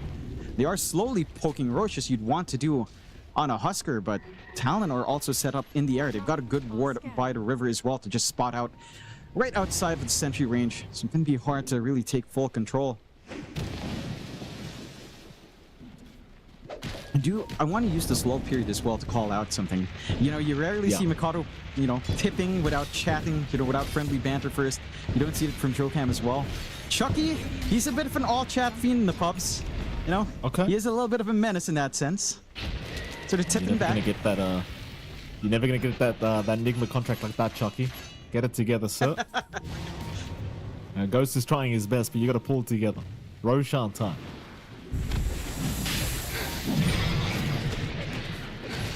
It's going to happen quick, and Kopite, they're letting it go. Mind you, they do have a pretty awkward Roshing teamfight style of lineup. Like, you don't exactly have the kind of lineup that wants to fight in this small area. And Roshan's gone. Savage with a free Aegis for himself. Meanwhile, mid lane, a fight breaks out. WS going to find himself the primary candidate. False promise they're going to come in, but there's your RP. No flashiness from WS this time. Just get the job done. Anya, he will eventually die. Meanwhile, DCMG was forced to come in and try to help out with the heals, but the heals are proving to just be nowhere near enough. They kill off Bombi. DCMG also going to be following his teammates straight to the graveyard. And so it feels like Flips and Talon now well and truly on top of this game. Everything under control. And Copytear with this style of draft, I mean, you still have Ghost on the Doom, but I don't think he's anywhere near farmed enough to really offer any kind of contention here against Talon. No, not yet. Needs so much more time. Again, he can't sell back the Midas. He did go Impending Doom. So he's getting a longer Doom as this game goes on, which is going to be really useful, of course, up against a Bristle, up against a Monkey, a Magnus. There's a lot of utility there for this facet. It just means that your pacing in terms of itemization is rather slow. Again, it does feel like this Husker as well it really was picked to own the lane, not own the game. Not quite, at the very least, as it's just not tanky enough. Right, again, you're not able to out-heal. There's a lot of minus armor. There's a lot of physical output coming in. And the Husker does get ripped apart through False Promise. Free Tormentor coming out now for the side of Talon, and they will get the free shard on Jokam. So a little bit more nuisance in that foul play, as there is a bit of a smoke out from Kopite. They aren't quite at any major item spikes, but they do at least have the blink of Carla to try to set things up here if they will find an angle out. Oh, we couldn't find Makoto. The Makoto pre-dancing at the right time. They know he's around there somewhere, but they might just give up on the chase for the Monkey King. Bit of a hard one to catch. All they see is Courier. Never mind, not so hard anymore. They know he's still here on the left side. Pings out to the tree line as well. They know exactly where he is right now. But they need a way to chop down the tree. And, oh, they got the wrong one. They got the wrong one. Makoto, what are you going to do about it? He's going to go for the fight. There's no way. He's winning. Oh, he kills Chucky. Oh, my God. And they run. They run away from him. Here comes WS. Bombi's gone. So is Anya. Okay, I mean, that's just depressing. That's depressing. That it you is. just spit on their graves, Talon. Why'd you need to do that? Look, you know, they're waking up. They want to prove a point, Mikey. We had our doubts even before Talon came in, right? We were trying to sell it. It was like, maybe Talon or Boom are shaky. Talon wanted to show us, maybe not. I was trying because, you know, I need chat to at least get some spice out, you know? John wants one day where they don't call him biased. Just one day. Just one Talon game. Just be bad so I can trash talk you guys like I did in CDPC. But they're not right now. You know? We're gone from days where I can meme about 5 Pinoys or 2 Pinoys. 1 Pinoy, they've got balance, Mike. One is only necessary, John. Here we go, DCMG. Getting caught out. Or is it that having one is only necessary? I can't tell. We'll ask Savage later about that, as Kuku will secure the kill. Meanwhile, mid lane, Savage, speaking of the devil, is in trouble. WS is there. He's still burning, and he is going to die. Maybe we need 2 Filipinos, John. Is Palos available? We call Palos. That would get the spice going, you know. That would be a spicy thing, you know. We could ask that towards the end to if Palos wins out, you know, we get an interview with Execration down the line. I'm like, hey, you know, how are you feeling? You know, how do you feel about Kuku? How do you feel about Kuku back with Savage? You know, get the spice flowing. Still not relevant yet, Mike. Aegis expended, but you can see that Kopite don't want to deal with 2 lives on the Bristle. They're forced to back off. Forced to retreat, and that's just giving Talon a little bit more room to play with. They're getting that build up. Savage is going for the BKB. He has it queued twice, in fact, just to remind himself that he wants the BKB this game. So I like that from Savage, just ensuring that he won't shift his mind. You've almost got the full Sanj Yasha up now before Mikoto as well. And WS does have that control with the Orchid. Will go for that Ags, try to get the Horn Toss in. For Kopite, it's going to be a Manta for Chucky, so he is going to try to scale. He's got some right click with the Alpha Wolf passive given to himself. You do have bypassing the Ag for Anya, just trying for the BKB to not get controlled. Oh, he's being watched here, John. They're going to find Bombi. Bombi's down. The fight doesn't end either. The shackles will land onto the Husker Anya. He's going to jump in and try and fight, but he needs to get out. There's no fight here for him. Without a false promise, he can't survive. Here comes the Solar Guardian. Doom committed. Maybe they can kill Makoto. Savage is going to show up, and Anya actually makes it out for now. They'll focus everybody else down, going after the Doom. RP going to land only onto one. In they go again with the life break here from Anya, jumping onto the Shaman, who will still survive for a little bit longer. They'll chase down the Husker. Savage now right on his back. And there you go. He's gone. It was a pretty decent team fight for Kopiter, but it still ends up being a 2 for 3 in favor of Talon. And really, it felt like Makoto only dies because they committed Doom on him. And it is. Like, they have to throw so much onto the monkey that you leave a lot of wiggle room for Savage to actually play his game. And he canceled that TP of DCMG, so he's stuck here. Oh, no. Yeah, he's stuck all right, John. 23 Savage, picking up his 8th kill of the game. And Kopiter, I mean, obviously showing they're not out of the game yet, but it feels worse and worse as time goes on. This Doom's still not keeping up as much as you'd like. The Husker dropping off quite a bit. Now Talon are just tipping each other. What's this about? Wonder what's going on. It's an interesting one. Two gentlemen giving each other a handshake, John, is what's happening. For doing a good job, of course. I suppose. What do we have coming out now? Oh, okay. Maybe this is why Cuckoo is going towards Assault Cuirass is queued up here. Rather interesting. Of course he is, John. For Armorana. Well, that is Master Cuckoo, of course. Honestly, the AC is not as important for Talon as it is for Kopite. But more minus armor for Savage to play with is nice. You know, you worry less about, say, the Doom right click, the Dawnbreaker's combinations with all of her physical output as well. And I'll say this about Kopite's draft. Putting your scaling on the Doom without a heavier scaling hero is dangerous. Like, Chucky's not doing enough just yet. He's going Manta. He probably needs a BKB on top. Maybe even some like an active refresh here. DCMG is going to be okay down bottom, but Makoto slowly chipping away. Mid lane, meanwhile, Bombi was there for about half a second. Gets blown up by 23 Savage. And now they're onto 2 lanes, basically. I mean, the mid lane can just be forced in. Savage doesn't need an Aegis right now. They'll go with the bottom lane instead. Just go for the easier target. Bombi down for 25, though he does have buyback, but he really would prefer not to have to commit it. Because it is starting to feel like he is going to need that Blink or Ghost Scepter up ASAP. But they're going to lose a T3 bottom tower. And probably a Rax, though the Mass Serpent Ward is not placed correctly for it. Which I believe Cuckoo actually pinged out as well. So Joker might be having some words with the boss later on. And they'll move out. Another tip. I mean, they can just reset. There's that Blink you were mentioning there for Bombi, Mikey. So you can stay further back, try to save his cores. But I don't think Talon just have anything to wait for. RP is still set. Everything's ready to go except for the Mass Serpent Ward. Savage doesn't care. Nope.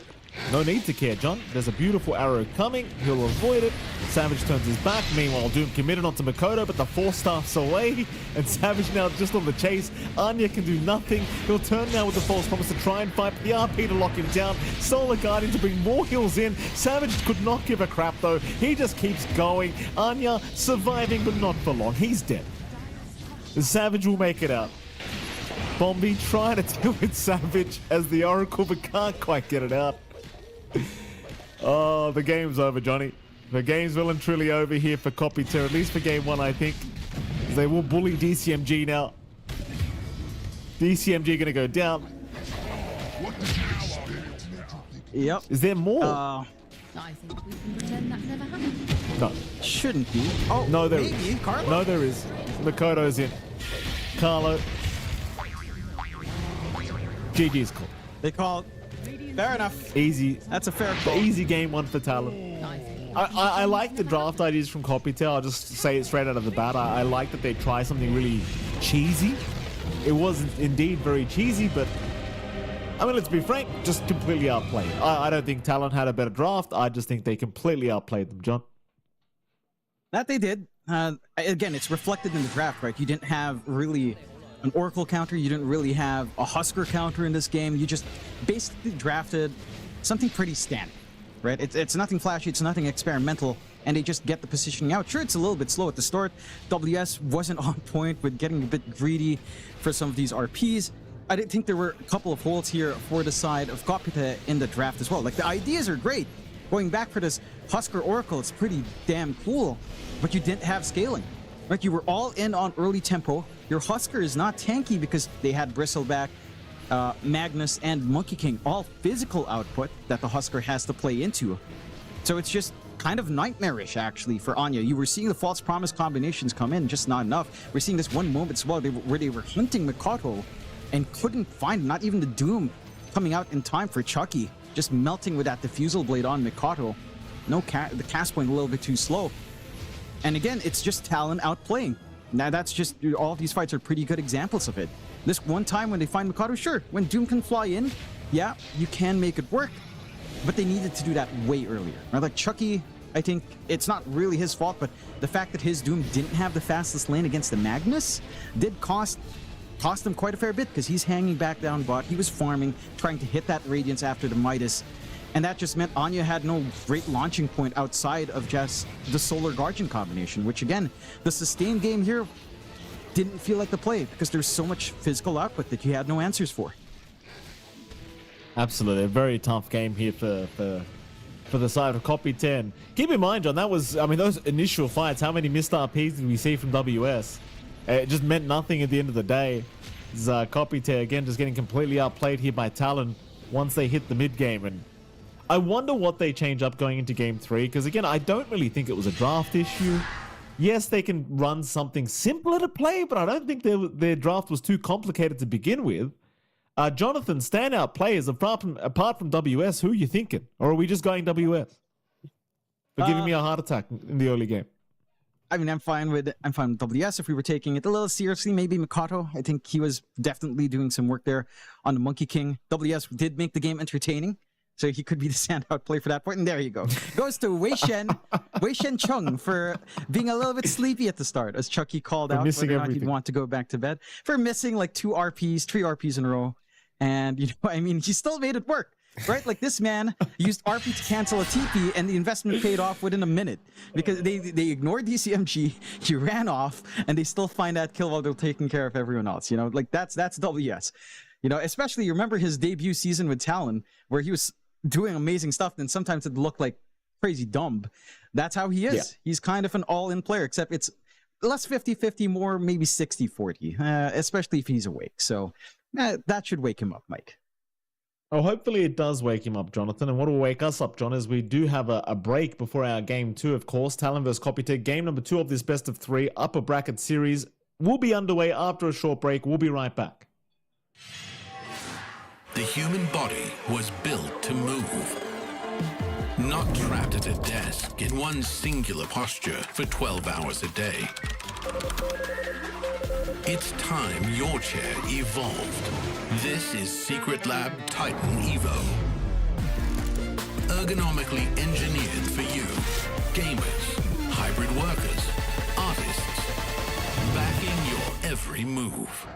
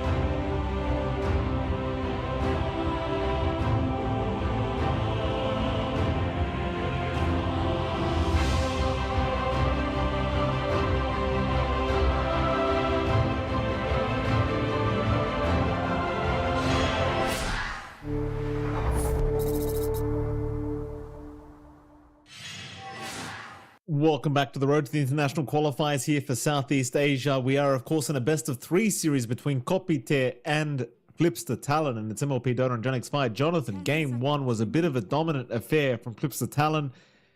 Would you mind hiding that damn smirk, sir? For the love of God. You look a bit too happy, John, after game 1. How do you feel like game 2 is going to go? I'd like to see it more even, honestly. I feel like, again, there were some great draft ideas coming out from Kopite. They go back for that Husker Oracle, but... We all believed you when you said that, John. I mean, look, like the Husker Oracle just didn't do enough. Like, there was no tempo to come in. I think the side lanes weren't doing as hot as you'd want. Particularly Chucky's Doom lane, I think, was a little bit too slow. And that's despite getting at least a 1 creep wave advantage with WS losing his TP. And, you know, there were quite a few mistakes coming out from Talon there. WS TPing in the middle of the river, getting stunned up, walking back, missing like 2-3 RPs in a row. You know, they were making things a little bit interesting for themselves. I'm sure Alphonse enjoying that in the background and the rest of the Talon crew. Oh, I mean, look, they could still shift it off lane. It's not a hard commitment to anything. And now they also banned out the Bristleback. So they take care of the physical cores that could come in. I don't think they gun for the Husker combination once again, unless Talon commits for the early Monkey King yet again themselves. There are a few options here as well for Talon. Shaman's still open if they want to just go back to that. What else stands out? Ringmaster is there if you wanted that kind of save. Slark surprisingly is there as well because Jokam likes to run it. And it'll take the Magnus instead, so nice and safe. Not revealing too much. Should be RWS hero, but can certainly be shifted to 23 Savage on the safe lane. So they can kind of pick and choose still on the side of Talon. Same thing goes for Kopite, of course. But yeah, like, the last game was, again, some really strong draft ideas out. Feel like the laning execution maybe didn't go the way you'd want. Top lane for DCMG was slow. Bot lane for Chucky was not as quick. I mean, it wasn't necessarily slow, but, you know, he went back for Midas. Radiant's timing was farming while the rest of the team was trying to engage. They really needed that early Doom to actually be able to find some of those kills. So the tempo was just thrown off, and I think that's something Kopite has to identify and correct in this build-up in this draft. Well, absolutely. One more ban to go before we can continue. They'll get rid of the Shaman. So I won't be seeing that Jokam Shaman again.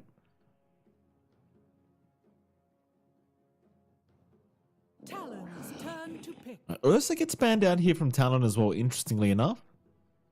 Wonder what they're thinking for position 1s with the Ursa ban. For now, into the think tank again, Jonathan. Second pick to be made here by Flipster Talon. 10 seconds remaining. Obviously, you still got that broken Oracle we talk about all the time if they want it, but instead, it's gonna be a Nature's Prophet we're looking at. John, well, what's going on here? I mean, it's a lot of healing. It's a lot of early presence coming out. I would assume this is our Cuckoo hero on 5. And again, that allows some early activity. It's actually pretty interesting to run that with Magnus, I suppose. Easy setup for some skewers. I do believe you have the innate of extra damage on skewer through trees, right? Like, I believe that still is in the game. I'm not sure if it's tied into like a short timing or something, but I think it's his innate, if I recall right. So you do have that. I think I've seen a sprout skewer. I mean, is it the money tree is... Frankly, it's so weird. I'm not sure if money tree is actually bad or actually good. Right? Because in a way, if it actually gives you enough gold and you find enough kills, it's like you have a bounty hunter, but you don't have a trash support bounty hunter, right? Like, you don't run the risk of having a hero that doesn't do anything. This hero will show up, this hero can push. And then you get that track-like feature that the enemy team can also pick up. It's kind of cool. Kopite commit into the supports really early on. Back to the Oracle, which again, I don't think was too bad, especially with the Husker. The idea was correct. Just the matchup they were up against didn't feel great. And the Rubik. The Rubik's a harder sell here. It's a hero that, again, there's always good spells to steal when a Magnus is around. It has felt like the Rubik's been on the back seat. I think we were seeing Castaway pick it up for DJ. And even in Castaway series up against IAP, that hero felt a little bit back and forth. Like, in bad games, it can feel really awful. But again, you have this way of stopping the Magnus from just blink RPing or even blink skewer with lift, some instantaneous control to cut off the combination. So it can make things a little bit more troubling here for WS. And again, a stolen RP can kind of change things around. Even a stolen skewer wouldn't be too bad. So I do appreciate what Kopita is doing. They're trying to now also outplay Talon by having this option in Rubik. We just have to see if they can make it work in lane, because again, it feels like that's the biggest weakness of Rubik. His laning phase is bad. Like, they nerfed the hell out of telekinesis time and time and again. Fade Ball as well is not as strong as it once was. And now we get the Wind Ranger out as well. So that should be our stable Jokam hero coming in, as we've seen multiple times before with a kill shot. A Wind Ranger Magnus lane is a very easy setup for some skewer backs if you step a little bit too far forward. It is hard to poke back against. Trying to trade with these range supports onto Wind Ranger, not going to be amazing with Wind Run up.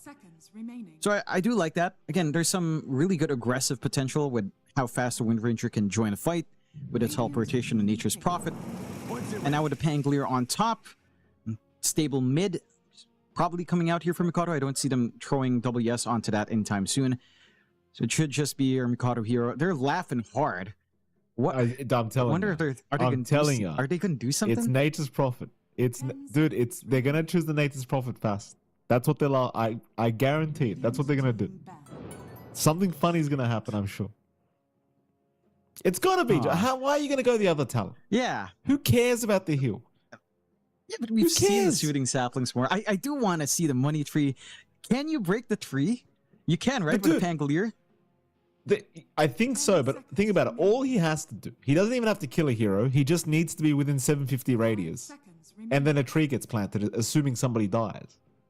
An enemy, of course. All he has to do is be there. Yeah, that's fair. Imagine you make the call. Let's do it. We're about to kill somebody. Can we get a TP in just before they die? They die, money tree, get the hell out of here. Your job's done. Yeah, but what if the enemy dies right next to an ally, so the ally picks up the money bag? You know, giving them some compensation. So. It's like an insurance claim. It's like, oh, there's the instant payout from insurance from our Nature's Prophet.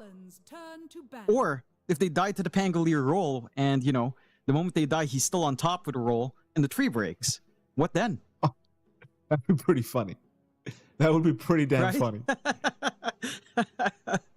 Well, I mean, look, I'm down for it. I think Talon could afford to mess around if they'd want. Messing around. It would put some danger in. I'm not convinced it's amazing. Look, I've seen it once or twice in my own pub games. The gold isn't that much. I feel like the numbers need to be buffed up, but it's good on. It's a good idea. The money isn't that high. I think you need more cash money for it to be appealing, as they will ban out more tanky off lanes here. The Kunkka and the Tide being taken away. Kopita taking care of the terribly. They should just change it to seed money, honestly. That'd make it better, right? Well, they could. He's literally planting a tree. Seed, it's money seeded in. Yeah, okay. I didn't pick up on the pun, John. I was just trying to make fun of you. Final pick up here for Kopita. They'll go for the Beastmaster. Very well done. So no Husker this time around, John. Ember Beastmaster is how they finish things off. It is going back to the carry doom of Chucky that we were seeing in Game 1, which, look, I'll be frank, I don't have the most faith in it, especially considering how it went in Game 1. But maybe with this new draft, maybe with the Ember Beastmaster, things get changed. But it could. Do you pick like a Razor here now for Savage into a Beastmaster lane? It's not too bad. Why is Talon so happy? I don't know. They're so happy. And they're happy and they're not picking yet. They're like, we know what we want. Lock in. That's why. That's why they're happy. Oh. Because they know I'm going to get upset, John. Yeah. I mean, we could be getting 3 games. Cuckoo, change the facet. Don't go that sapling crap, Cuckoo. You know the better facet. Do it. Oh, he's not going to do it. No, he's not memeing. He's not memeing. We're not getting the... Mom, can we buy a Bounty Hunter? We have Bounty Hunter at home, and it's Cuckoo on the Nature's Prophet. Not quite. We're not getting that, Mikey. Still, that's unfortunate, John. This draft, it is unfortunate. Draft-wise, I will say, I think I do like the tempo coming out from Kopita again. Like, there's a lot of rundown potential. Right? Okay, mind you, I can see why Talon is happy with Tiny Magnus. Because Tiny has such high base damage, and power just gives you almost like amp damage rune here. Plus your tree grab, right? So it is a stupid amount of right click for 23 Savage. My issue is their laning might not be the strongest. There's a lot going on with these lanes. Like you have, again, Chucky on the Doom. You've got DCMG on the Beastmaster with Wild Hunt. So it's all about early tempo here, building, say, drums, Dominator, Overlord, and kind of running down the tower. Tiny can kind of manage that. He can cleave through the creeps, but you do put yourself in the firing line. So I'd say for Kopite, it's another fast-paced idea in draft. They want to play it quick. They want to take these objectives. They want to use these early power spikes. And they have to, because their late-game scaling, again, isn't clearly there. Like, yes, these heroes do scale, but they're not like a Tiny. You know, maybe the best scale you have is Ember, but even his damage gets capped now with how much that hero has been nerfed and changed in playstyle throughout the years. So I would say for Kopite, the timing we're looking at, take tier 1s by 10, at least, you know, 2 tier 1s by, say, 10 to 12. You're looking at tier 2 threats by 15 to 18.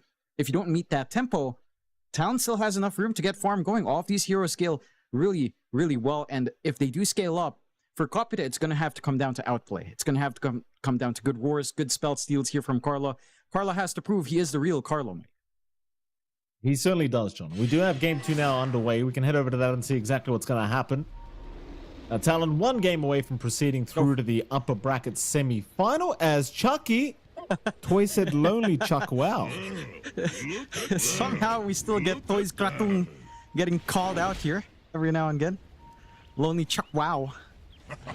These guys are pub fiends. I mean, Chucky is a fiend in pubs. I know a lot of, you know, he was talking to us. And the first time I met him, I think in CDPC, he did say, I think everyone mutes me in the server because I am just very toxic. So yeah. He is a very known figure, good old Chucky. Which is funny because I don't know if Ghost is that way. I feel like he somewhat is, but I know Chucky is more. Okay. That's alright. That's alright. At least he can admit it, John. The worst kind of people are the ones that can't admit when they're being toxic. Those are the worst. Yeah, no. Those are the ones who don't even think they're toxic, Mikey. They don't have the self-awareness. Just ask my wife, John. Just ask my wife. Top rune spot. I'm joking, by the way, John. I'm having a fantastic marriage. Can't you tell? Top lane, they're going to go for a fight. Cuckoo. Oh, very nice. Sprout does block the stairway, but he should still be in trouble. Savage not going to level up Avalanche as he has gone tree throw, and they do secure first blood here for DCMG. A very nice start for Kopite. That's what you'd want. You get the extra gold now for DCMG to play with. A little bit more EXP, not the most as you're sharing a lot of it, but a little bit of a quicker ramp up, of course, into the levels, into having the higher level force to harass that lane. Gonna feel good. Taking a gander at that mid. Anya up against Mikoto on the Pangolier Ember. This matchup is pretty stable for both sides. It is really interesting that Anya is, again, going for the chain gang that we've seen a lot more across every qualifier. And it is going to give some really good control. It's not really going to have impact in lane, but once team fights are up, tossing those remnants to set up with the chains first can do a lot of work. You can toss multiple remnants to get multiple chains and basically lock the entire team from Talon if you're not too careful. Laning wise though, without the threat of double impact, Mikado is much safer in this lane. And there's less hard pushback from Anya. He is just going to have to try to play a little bit more on Flame Guard. I believe we see most Chain Gang Embers going back to maxing Flame Guard in their build. And that does leave a lot of wiggle room for Mikado. Sure, he can't melt through the shield, but he'll do direct damage to you every single time. And there's not much play for Anya. Rune control is going to be important for him to maintain presence in this lane. So far for Mikado in CS, not that hot, but he has been really focused on just making it a little bit uncomfy in terms of HP here for the Ember. How's that bottom lane going? Chucky and Bombi are going to be up against WS and of course Jokam, and still a pretty scary lane here if you are Kopite, because this can happen. For now, Bombi okay, but surely not for long as they are trying to trade by taking Jokam's life, but they can't get it. Jokam will slowly heal up thanks to that Purifying Flame, and Jokam will let Bombi know about it too. Very nice. Yeah. I mean, you got to appreciate it. If you can't find that kill, you know, it's always going to feel nice for the hero being targeted down. Just extra region to come in. And already, again, Talon, they did give away first blood. They're finding that aggression bot. Like you mentioned, easy setup for the plays here for WS. Up top, also starting to play a little bit of poke. It's not the most aggressive, frankly, with Nature's Prophet in this kind of lane.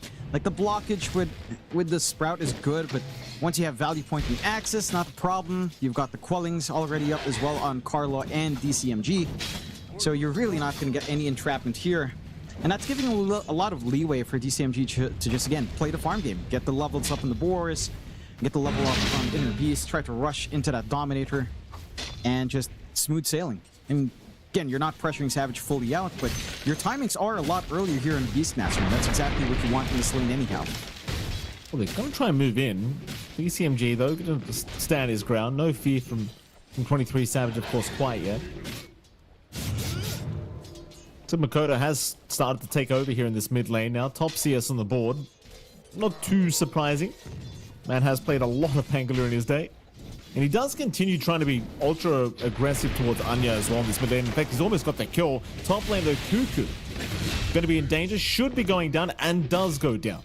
Nice pick up here for DCMG as 23 Savage trying to trade. Can't quite get there, though. And that's one of the shortcomings nowadays of that Nature's Prophet. Just doesn't have the most presence. Again, they're set up with the double quells, so even if you try to defensively sprout yourself, not going to do too much for Cuckoo.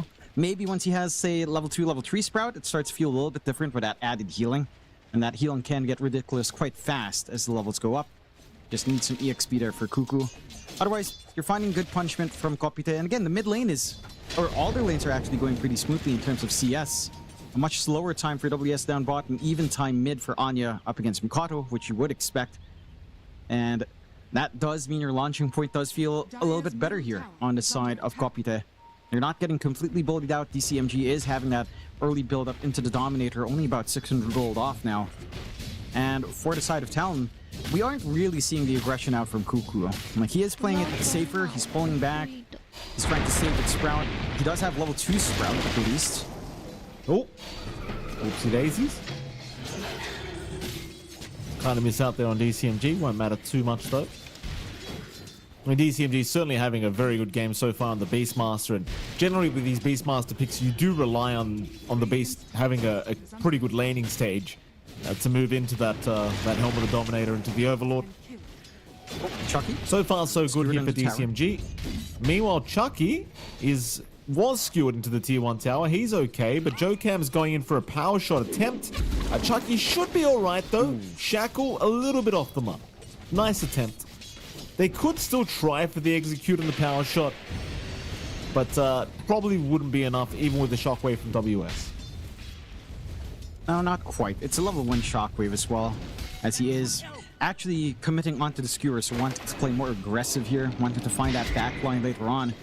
And do miss out on a little bit of that damage overall. So, gonna be a little bit slower. And again, for Chucky, it's a better game. Still setting up, but... Well, they have got a nice route here onto the mag, and WS does indeed die as tips come out from Chucky this time. Chucky kind of giving it back to WS, and that's a very nice one for him. Meanwhile, mid lane, a bit of a fight between Makoto and Anya. Cuckoo's going to intervene as well. Anya was not anticipating it.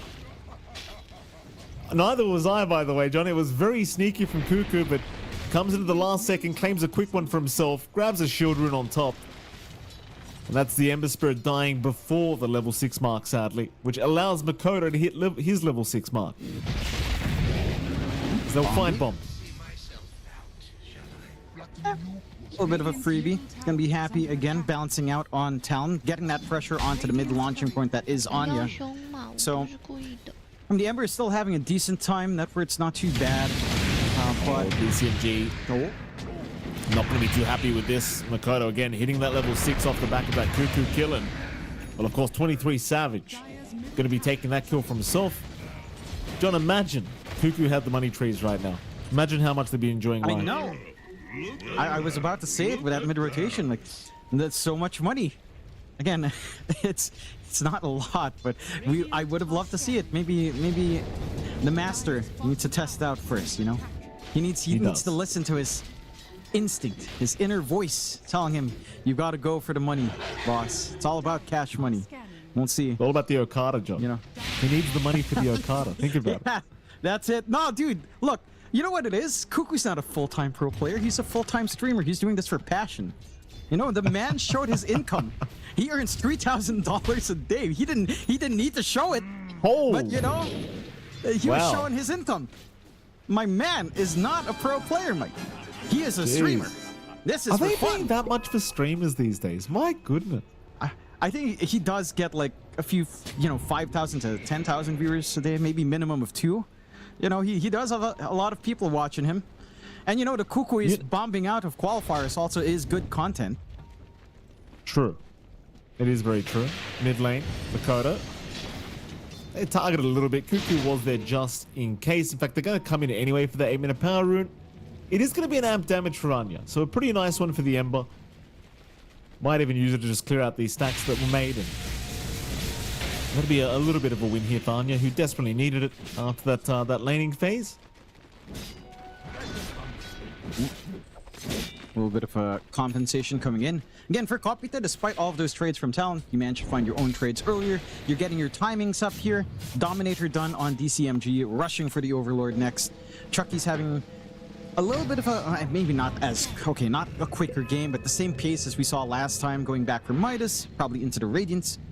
So no early presence on the Doom, but certainly will have some activity, or at least some faster pacing once that Midas is in. The one person who's really hurt in this game has been WS. He's pretty far behind again. Blink timing is still a ways off. Not going to be able to initiate for the team anytime soon. Does have the level 3 empower, so the farm pace can kick up. And there are some good stacks for him to play with. You do have that for yourself at least. Cuckoo. Oh, Cuckoo. Will be spotted. Probably nobody. Oh, nice sprout. No. Oh, the quelling. He's blocked. He did quell a tree. He pulled the wrong tree. And now they're coming to try and trade. 23 Savage actually dying a Chucky at the top lane. Meanwhile, they're jumping in onto Makoto, who does have Rolling Thunder ready. Will eventually look to pop it, but no, they take him down. He never gets it off in time, and now Joe Cam also caught out, locked down, and probably just dead. Huge kills here for the side of Kopita.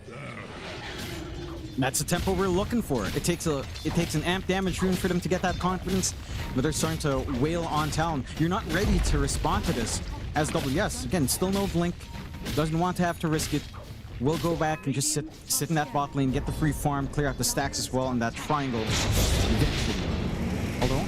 RP mid lane. They have got themselves an Ember. Sleight of Fist only going to do so much though as Makoto makes it in with the roll.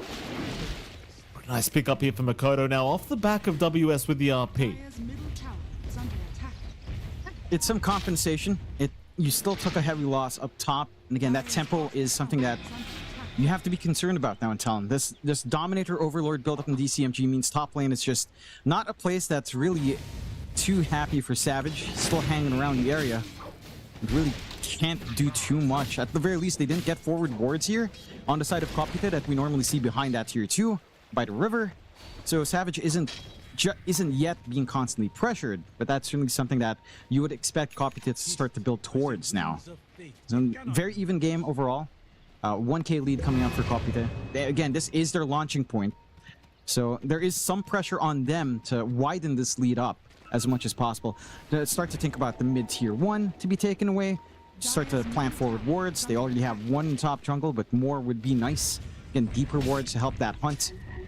See, they're not fully committing for any sort of push. They are just playing a very calm farming game. Well, it's going to be a little bit like that, at least for Talon, because again, they did fall a little bit behind after that big fight up top lane. So it should be Kopita looking to try and pressure at the moment, and so they are. Mid lane being forced in thanks to DCMG moving over as well. The T1 mid tower now going down, basically with no contest as Chucky, bottom lane, is being chased. He did commit a 2-1 to WS, but it's not going to matter. It's not enough damage. And I guess that was the trade. You give up the mid tier 1, you find their opposing POS 1. And that's the trade Talon will accept. And the healing saplings are actually doing quite a fair bit of work to recover WS fully. And that's his blink now coming out off of that kill as well. So initiation's much cleaner now for WS. They should start to get some play. For Kopita, that mid-tier 1 was pivotal, but they need to keep that constant pressure top. Need to get some value as they hunt. Yeah, there goes Cuckoo. He kind of just ran right into Anya, who was just waiting there, waiting for the Prophet to move up. So another nice easy pick off here for Kopite. Helm of the Overlord almost available as well for DCMG, so I imagine they'll start to get even more aggressive once that's going to be available. In fact, he does have it up now, just on the courier. Things going absolutely swimmingly right now for Kopite. And it doesn't really inspire much confidence in you either, that of all things you're relying on a +1 Tiny to drag you back into this game too, but that's kind of where Talon are at the moment. What is it, John? I mean, again, it's like Magnus, it's a Tiny with Empower. Once you connect those two together, it's a lot of damage. It's just a matter of trying to get that damage available. Savage is going all in on like the carry Tiny build, not even a Blink coming out here. No Blink, no Toss, no nothing.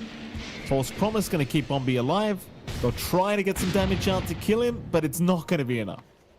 He'll survive through it with just about one Purifying Flames through that False Promise. And sadly for Talon, they'll have to come back another day. Is now Savage being hunted. Anya actually going to miss out on Savage and instead will run into the Dire jungle. So maybe connecting into the mid lane. He knows there's no tier 1 tower there, so it'd be pretty hard for anyone to survive if he does catch him. And in fact, he does catch one. It's gonna be Joe-Cam, but there's help around. WS has a blink up ready with the RP, but they don't see the angle.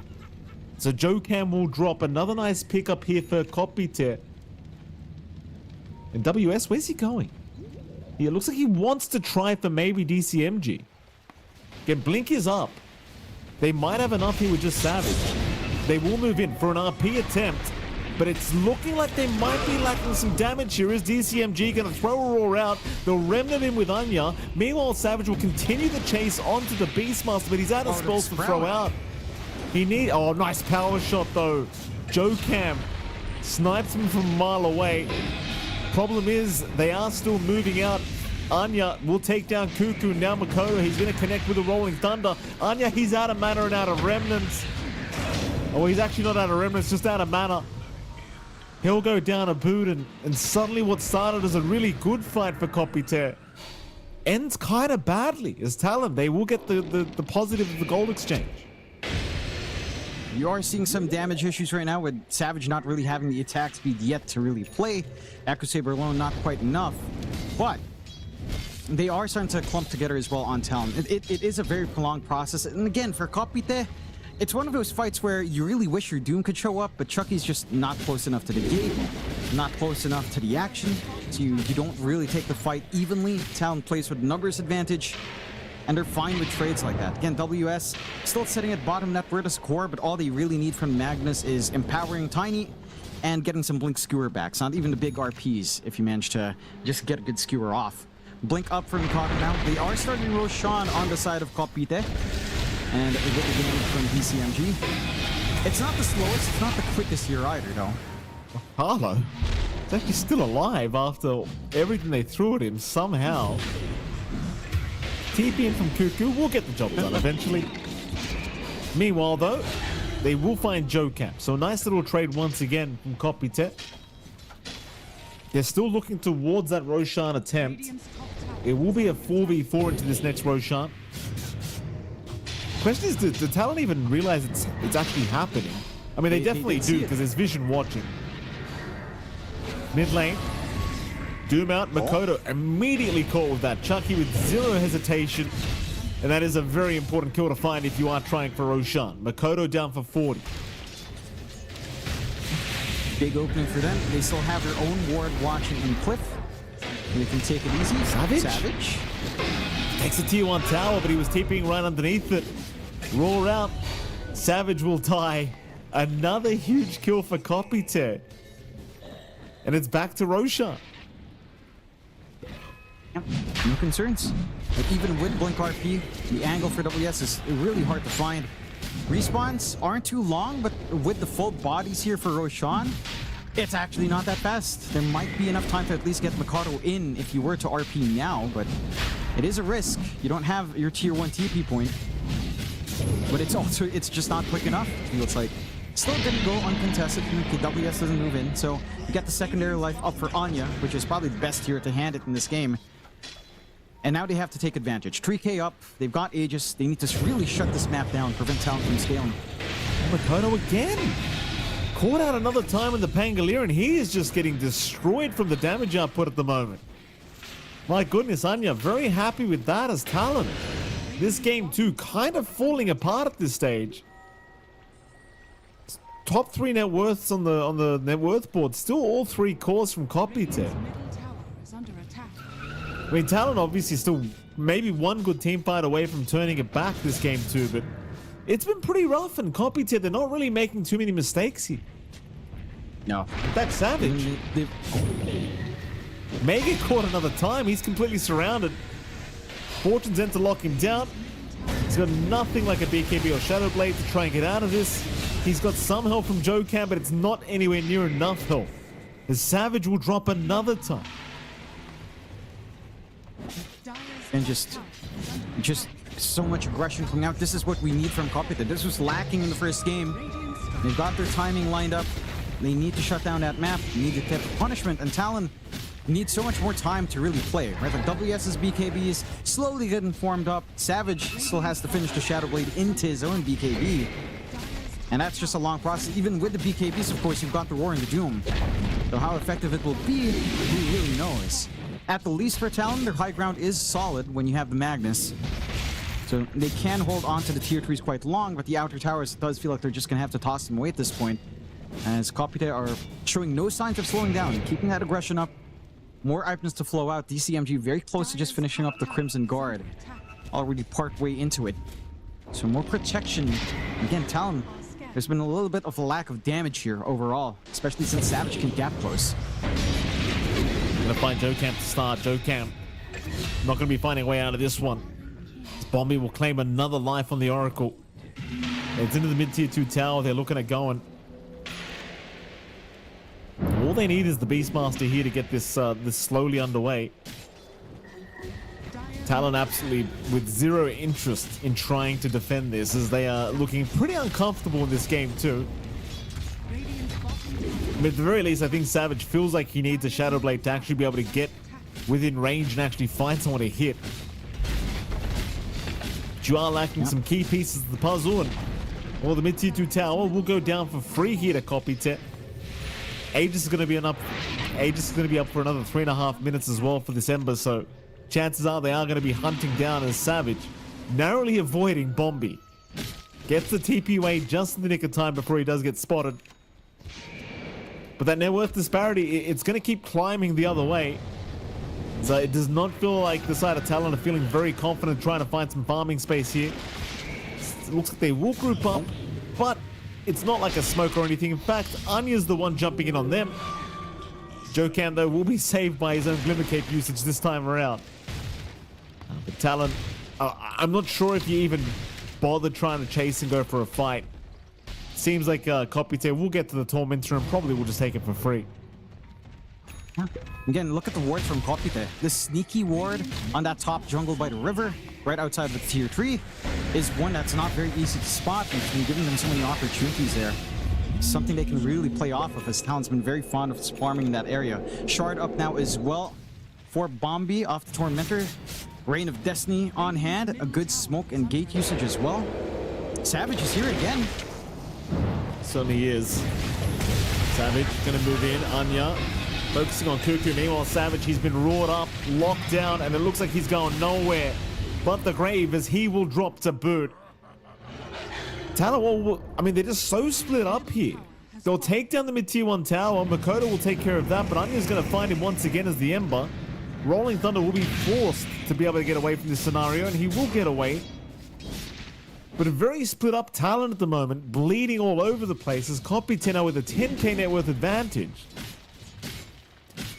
And it's not slowing down here, Johnny. Things are getting worse for Talon. Yeah, but Kopite has to play this fast. This is exactly what they need to do. What Talon needs to do is try to weather the storm, right? They're not losing big team fights. They're losing pickoffs, which is better. I mean, it's better than losing your entire team and losing the objective straight away. They're trying to stall the game as much as possible. They're ensuring that you're never too comfy to try to siege onto the high ground. And they're still trying to play the farm game. Mind you, they are lagging behind, but you've got the BKB on WS. That's one tool up. You are getting progression on Savage despite those deaths as well. Already having the Ogre Axe still a ways off for the Recipe and the Mithril Hammer. And that's going to be your launching point in Talon. You have to just sit back, you wait. You know your high ground's good with the Magnus. Your threat is there. You just have to stall. Play split apart. You know the side of Kopita is going to be the ones clumped up, going to be the ones looking for an advantage. All you need to do is just let them and just play for high ground. Hope that you get enough farm before they start to commit onto the high ground, and try to outplay again. It's just a harder game to get that outplay going. They are smoked up. Again, none of those major items are up, but Aegis is down to 1 blessing. They are moving in. They have found Carlo first here with 23 Savages. Now Makoto, he's going to jump in with a Rolling Thunder. BKB was popped by Chucky, though, making it rather hard to deal with him. So Chucky will deal with Cuckoo. It'll be a 1-for-1 of the supports thus far. There's an RP. WS, he's found a couple. He's found a couple. False Promise will come out onto Chucky. But it seems like they should be able to deal the damage. As Makoto, he will slowly burn to the doom. Chucky's still somehow alive through all of this. WS needing to retreat. Meanwhile, DCMG still fighting here against Jokam and Cuckoo. But he will be able to escape as the damage output is just not there. Cuckoo surely will die. Jokam will run. What a shame. It felt like they just had so much control of that team fight. But ultimately, the False Promise from Bombi coming out, which keeps Chucky alive. And it causes all sorts of problems at the tail end of that team fight. I mean, your one problem there for Talon as well is, yes, Savage finds the opening by killing off Carlo, but that also puts Savage all the way at the back. The rest of that fight was happening right in front of the tier 2. That's the angle WS was looking at for the RP. That's where Mikado was playing. No one was there to help support this Tiny, and Savage, again, without a BKB, is a sitting duck. You see in that replay, he starts with that Rubik kill, ends up on the right side, hanging around the Shrine of Wisdom, while the rest of that action goes on elsewhere, and he's not able to connect. He's just stuck up there. Anya manages to split that fight into 2 fronts. The RP is good, but your Tiny is not around. And he is your right click. He is your scaling on the side of Talon. Very smart from Kopita to just cut them apart easily on the side of Talon. And if Talon can't play as 5, then you really don't have a shot. Like that sustain is always going to be relevant. The RP can only do so much when your Tiny can't join in. And Kopita understands that. Like the moment they saw Savage was at the back, they could run forward. They had that confidence. They know we can kite this Tiny. They've been kiting the Tiny the entire game, and Savage still doesn't have the BKB to try to help with that. Nice running away from Anya. Wasn't really much hope in catching him unless he had the RP, and at that time they did not. In fact, a big smoke now. They know where their Talon are. They'll head up towards the north. Talon looking to retreat, and it looks like Flips' Talon should make it all out, apart from maybe WS, who's thinking about farming, but does decide better of it. And so the smoke from Kopita, not going to pan out to anything this time, but they do get a pretty nice ward deep into the base. Carlo will place one right by that tier 3 mid tower, and I'm sure that'll come in handy a little bit later on. But for now, 5-man smoke amounting to nothing. We'll see if they want to continue playing fast, though. I mean, they don't really have an Aegis, but they might want to try for this tier 3 now that they have some vision on the high ground. Yeah.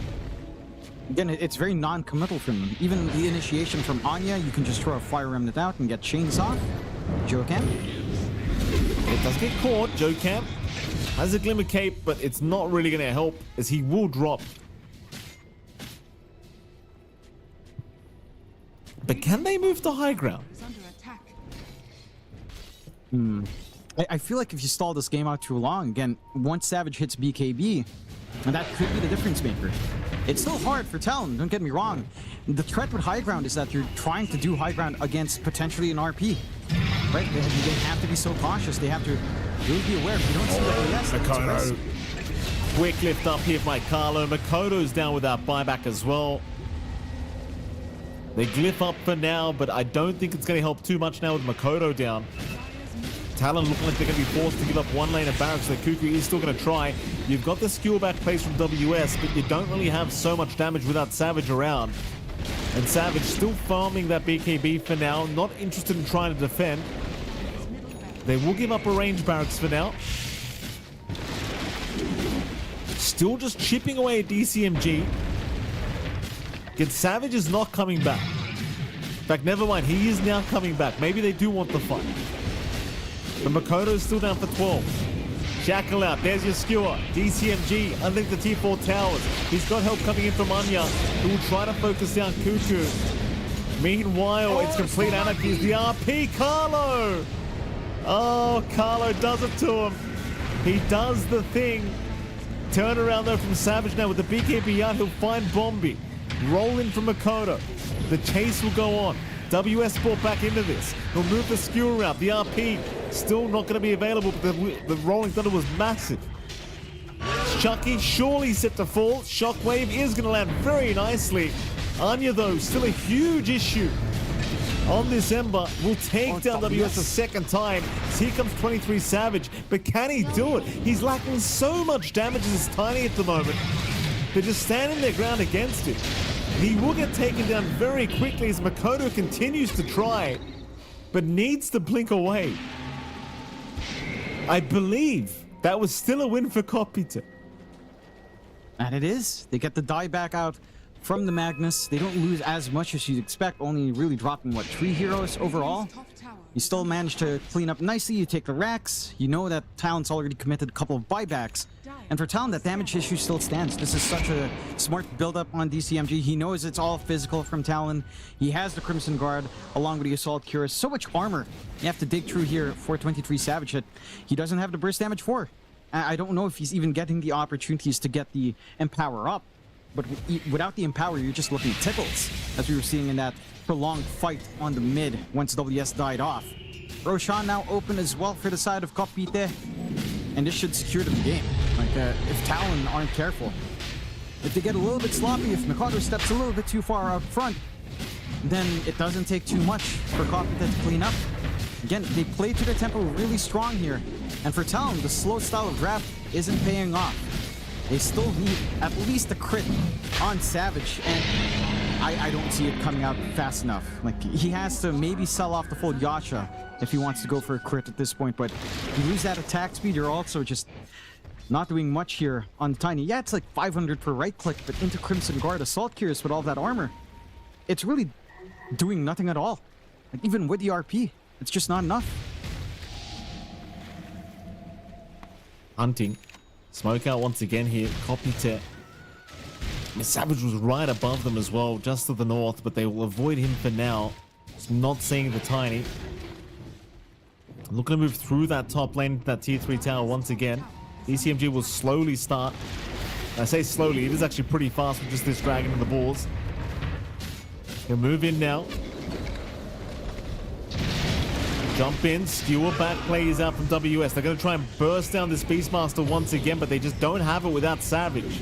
Savage a bit late to the party. They'll have to try another one. There goes your tier 3 mid tower, or rather top tower now. They're not backing off either. Everyone in position here from Kopite. Nobody really in danger. And they will eventually retreat, in fact. Tier 3 tower's enough. Maybe just wait for the next creep wave.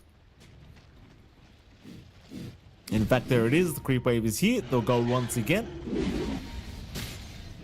I mean, unless you're catching this Oracle or Rubik, things are very, very spooky. They're going to try again onto DCMG. Bombi's right behind him, though, with the false promise ready whenever. DCMG, they're dropping pretty low now, but still perfectly fine. As Makoto will eventually find Bombi, but hasn't found the kill yet. Meanwhile, DCMG still just getting healed up in the middle of all this. Is a very nice Shackles. Does land on 2, but it doesn't matter if you can't kill this stupid Oracle. No. How does WS even find a backline? Look how far they're standing. Oh, he's going to drag DCMG back again. This time maybe they've got him, and in fact they should. There's your Aegis down. But WS is going to have to pay for that with his own life. No buyback available to him as Savage. Also down. No buyback for him either. There goes Cuckoo, and GG is called. Chucky with a triple to end things off. Is this the Tiny effect, John? You answer, you tell me. Probably. This time around, probably. I didn't want the Tiny safe lane to come out. I don't think it was the best carry to pick overall. There were a lot of other viable options here, for sure. And I guess their idea with the Magnus was fine, but it certainly didn't feel that way. especially once that connection with the Empower came in. It actually really wasn't. They itemized perfectly well there on the side of Kopite, and they finally played to that tempo we were looking for. Again, with a Beastmaster on hand, you get that Dominator timing, you take the towers, you shrink the map. Talon this time didn't have good lanes to play off of as well. Almost every lane just lost out, except maybe mid, where Mikado was getting a little bit more early on, ended up drawing out once Anya got rotations in. And for Talon, I think they have to go for strong lanes. If they're going up against high tempo like this, they've got to be able to hold out and scale better. Tiny as a scaler, it's just, in this game, it was very slow, especially since Savage, again, didn't go for Blink. So he's all in on right click, which meant the kiting issue for Tiny exists. He's not able to chase anyone down when they're softer. When they're not soft any longer, and when you can walk up with a Shadow Blade, he had no damage. It just couldn't scale fast enough. And for Talon, again, this was the one moment where it felt like they could have done a little bit more. They got that good RP from WS, didn't really line up because Savage, again, was just completely cut off. The positioning from Kopite was very clean this time around. And for Talon, I mean, it's back to the drawing board, right? Like, will you let someone like the Oracle True again? It certainly was doing a lot of work. You're seeing the impact of that Reign of Destiny with the healing amplification changes as well. No one dies when they're in that circle. Like, you don't even need to commit the false promise sometimes. Just spamming out your healing is enough. And again, there were some good counter fights as we're seeing the prolonged defense on that mid. And Savage eventually shows up to this one as well, but him hitting without Empower, I mean, if with Empower it was already weak, without Empower it was really I mean, he's carrying like a bunch of paper in his hands there. Does nothing. Yeah, it was a pretty sad affair for the side of Talon here for this game number 2. And I mean, big props to Kopite here. They take a game off Talon and they force it to a game 3. Not exactly what I would have anticipated before the series did start, but happy to see it, Jonathan. We do get our third game underway, and I do wonder now what Talon intend on changing up here going into this third game, because perhaps they're a little bit too happy during that game 2 draft, John. They were very happy, looking very confident, and clearly they probably didn't have they probably shouldn't have felt that way, I dare say. Do you have a standout player, John? Anyone you really like this game? I think Gan did a fine job. Like, he was certainly putting up that tempo on the Ember. I would say Carlo did a ton of work as well on the Rubik. It's either or. The Ember was kind of setting that early tempo. He was finding all of those opportunities for them. This chain gang facet, again, is just an insane amount of control. But Carlo did so much work. Like, just the lift backs. We talked about this being the Magnus counter that we don't see nowadays, but every time WS would come in, he'd get lifted up if he's not careful. He'd get RP stolen away, as we saw in the highlights. And it just became such a difficult game. And it's so good to see that from Carlo, because Rubik, again, hasn't had the best track record. DJ was barely making it work. Carlo makes it look a lot better in this game. So, you know, it does have its space, even though the Rubik hasn't been the most popular. On the topic of Talon, again, outside of the Tiny not doing much damage, I think you also have to call out the Nature's Prophet pick, because it didn't feel like Kuku was impactful at all. Like, they start that lane with double Quelling Blade, so there's no entrapment.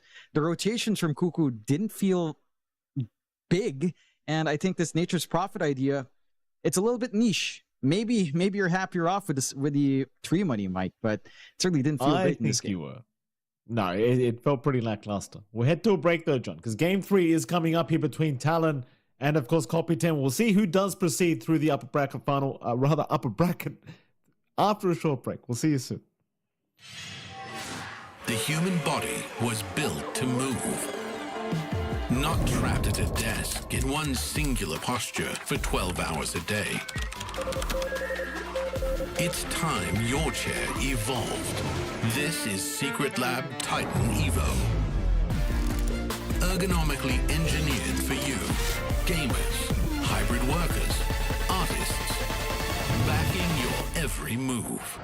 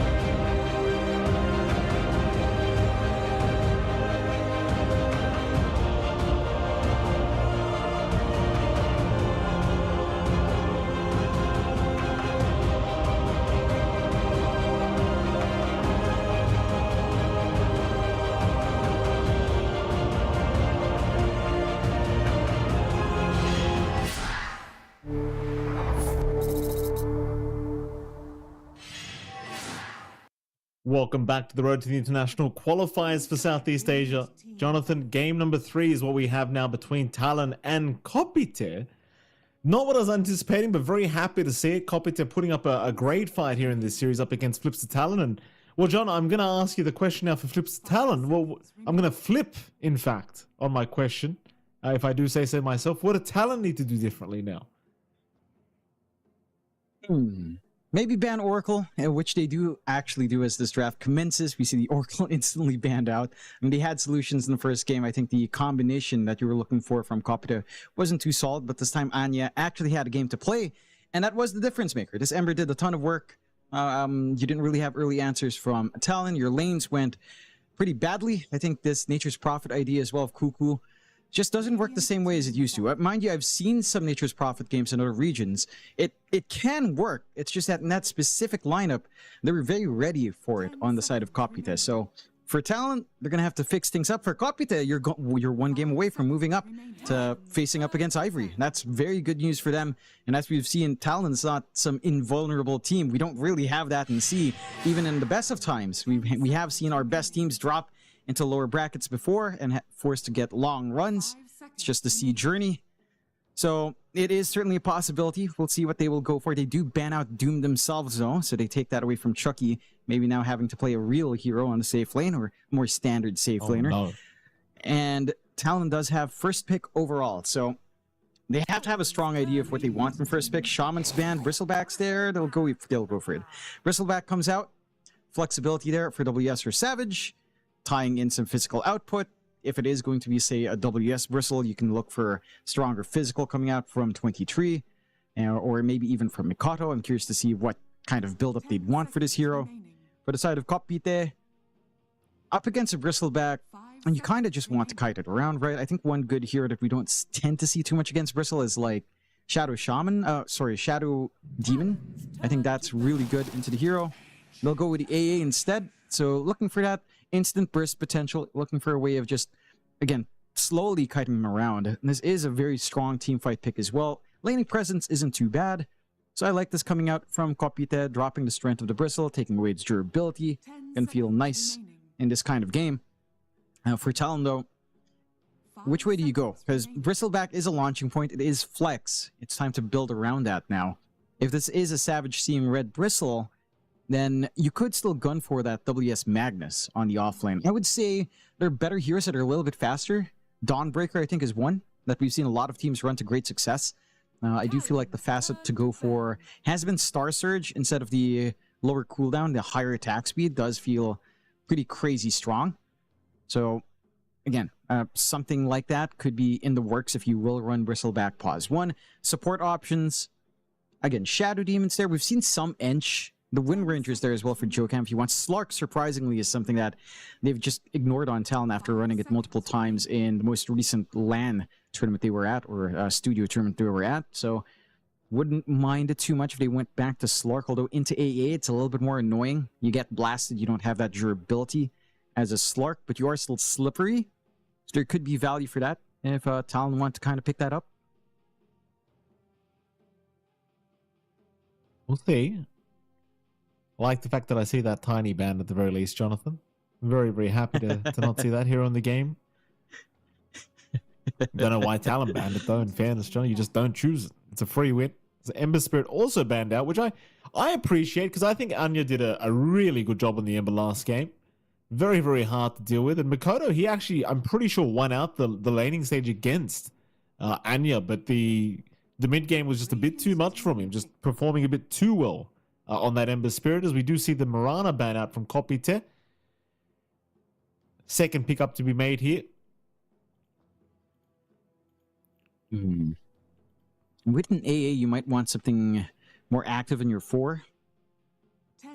Again, there's still some stable options. Unfortunately, no Batrider. I wouldn't mind something like a Bane, again, just to kite this Bristle. We'll go to Kunkka pickup first. So doubling down on that durability, easy X setup now for the Ice Blast with the X. And for the most part, Kunkka doesn't lose lane. Right? Like in most lane matchups, especially on mid, Kunkka does win out. This could just be our Chucky tempo safe lane.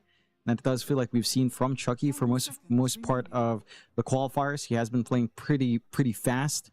Not really a hard, long scaler.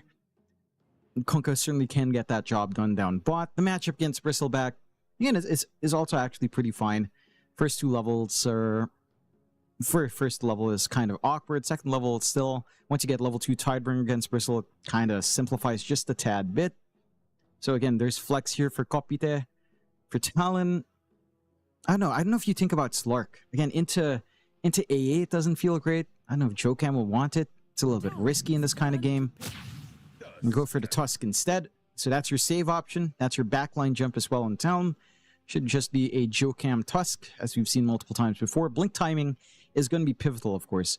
But you have ways of saving from Xmark if you come in right on time. You can bail them out. Can bail out from a lot of things here with a Tusk.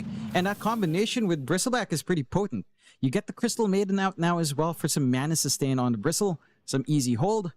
Decent enough team fight. It is very susceptible to all of the burst damage you have uncopied it though, right? Like, you get poked a little bit from Kunkka, you're gonna cry. You can't really run away. So it can be dangerous, but I see the value, mainly in just ensuring your Bristleback has an actual presence in early game here. Yeah, I don't mind it too much. The classic CM. Kopite. Not to be outdone. Probably another support to come from their end of things. These Kunkkas have felt unbelievably powerful as of late. Just no matter what role they play, a very, very intimidating hero to have to play against at the moment. Don't think we're going to see a Chucky Pos 1 Kunkka, but I guess you never know, because we have been seeing a lot of that from multiple teams. I think the key thing is, with how Kopite's been playing, they've been playing like very tempo safe lanes, right? Like the Doom twice over. Kunkka's kind of the same hero. It kind of looks for the same items almost. Like you could go Radiance, you could go Blade Mail. So it is that same type of hero for Kopite. So I think that's the way they lean, especially with the puck pickup now. That's our Anya hero on mid, very slippery hero. You don't have a lot of hard hold on town to pin that down. Really only the Frostbite here from Crystal Maiden. Maybe if you can get like a Blink Snowball Punch, but that's harder to be relying on. So I think you're kind of happy here on the side of Kopite. Maybe just need a support to cover again. Bane isn't too bad. No hard counters here on Talon outside of a Snowball save. If you do manage to even get in position there for the Tusk, really depends, because right now as well, your Tusk is your only initiation. So it can be awkward in trying to jump in and try to wait out for the grip, if that is the way you'd want to go in Kopite. There's options like Silencer as well if you'd want it. Surprisingly still in the pool. It's been fairly popular.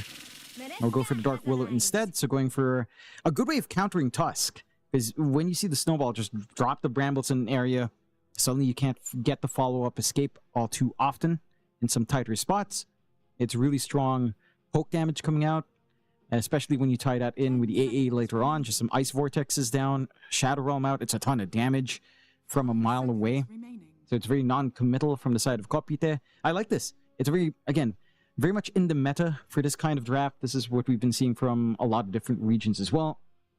And it plays into that higher speed of Dota. So you're setting up for a very fast game once more in Kopite for Talon. I mean, we need to see where this commitment for the Bristleback goes. Maybe just get the Mikado hero out of the way into the puck. Monkey King wasn't banned. Could be the way to go. It's always a little bit scary into, you know, all of this control with Xmark, with Dream Coil later on, the Blast setup being there. Sniper instead. Okay.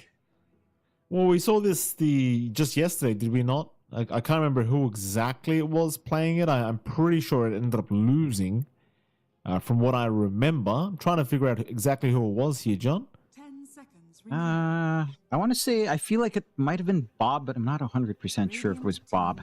It was Bob. You are correct. It was Castaway. Yeah, it was Bobby. Yeah. Yeah. Look. I don't know how to sell this because I don't quite like this pick. It wins I don't lane, think it's the worst. I guess. Yeah. It's not the worst. Your backline jump is somewhat there, though, with a puck. I guess once you have your Shard Hurricane Pike, you don't care as much on the Sniper. And you can kind of play from the back nicely. Right? Like, with a Bristleback up front, applying goo. With Tusk getting off his tag team and all of that, the Sniper in the back is going to be happy. But it also is just slightly awkward, especially if you can find an offlane here for DCMG that can kind of kick up the pace. Like a Mars here, if it's not banned out, would be amazing for Kopita. You block off all of the sniper's damage, even if you don't catch him in arena. You can eat everyone else up here on the side of Kopita just fine. I think the one pick I'm seeing for Talon into those tanky off lanes now, like say the Mars option, is actually a WS Timbersaw. Because it will make short work of Kunkka. It might be annoyed by all of this area control. Sure, it will be forced to go BKB to be viable. But if you are looking at one more tanky off lane here, again, if you leave that Mars option, then Timbersaw is probably the only way to go for Talon. Shift that Bristleback into 1. Have a way of ripping through these high HP heroes, because that really has been the meta. We've been seeing a lot of just strength-based carries and focusing on like mid-game tempo. You want to put a stop to that. Bristleback, Sniper don't really stop that. You need something here for WS. Sure feels like it.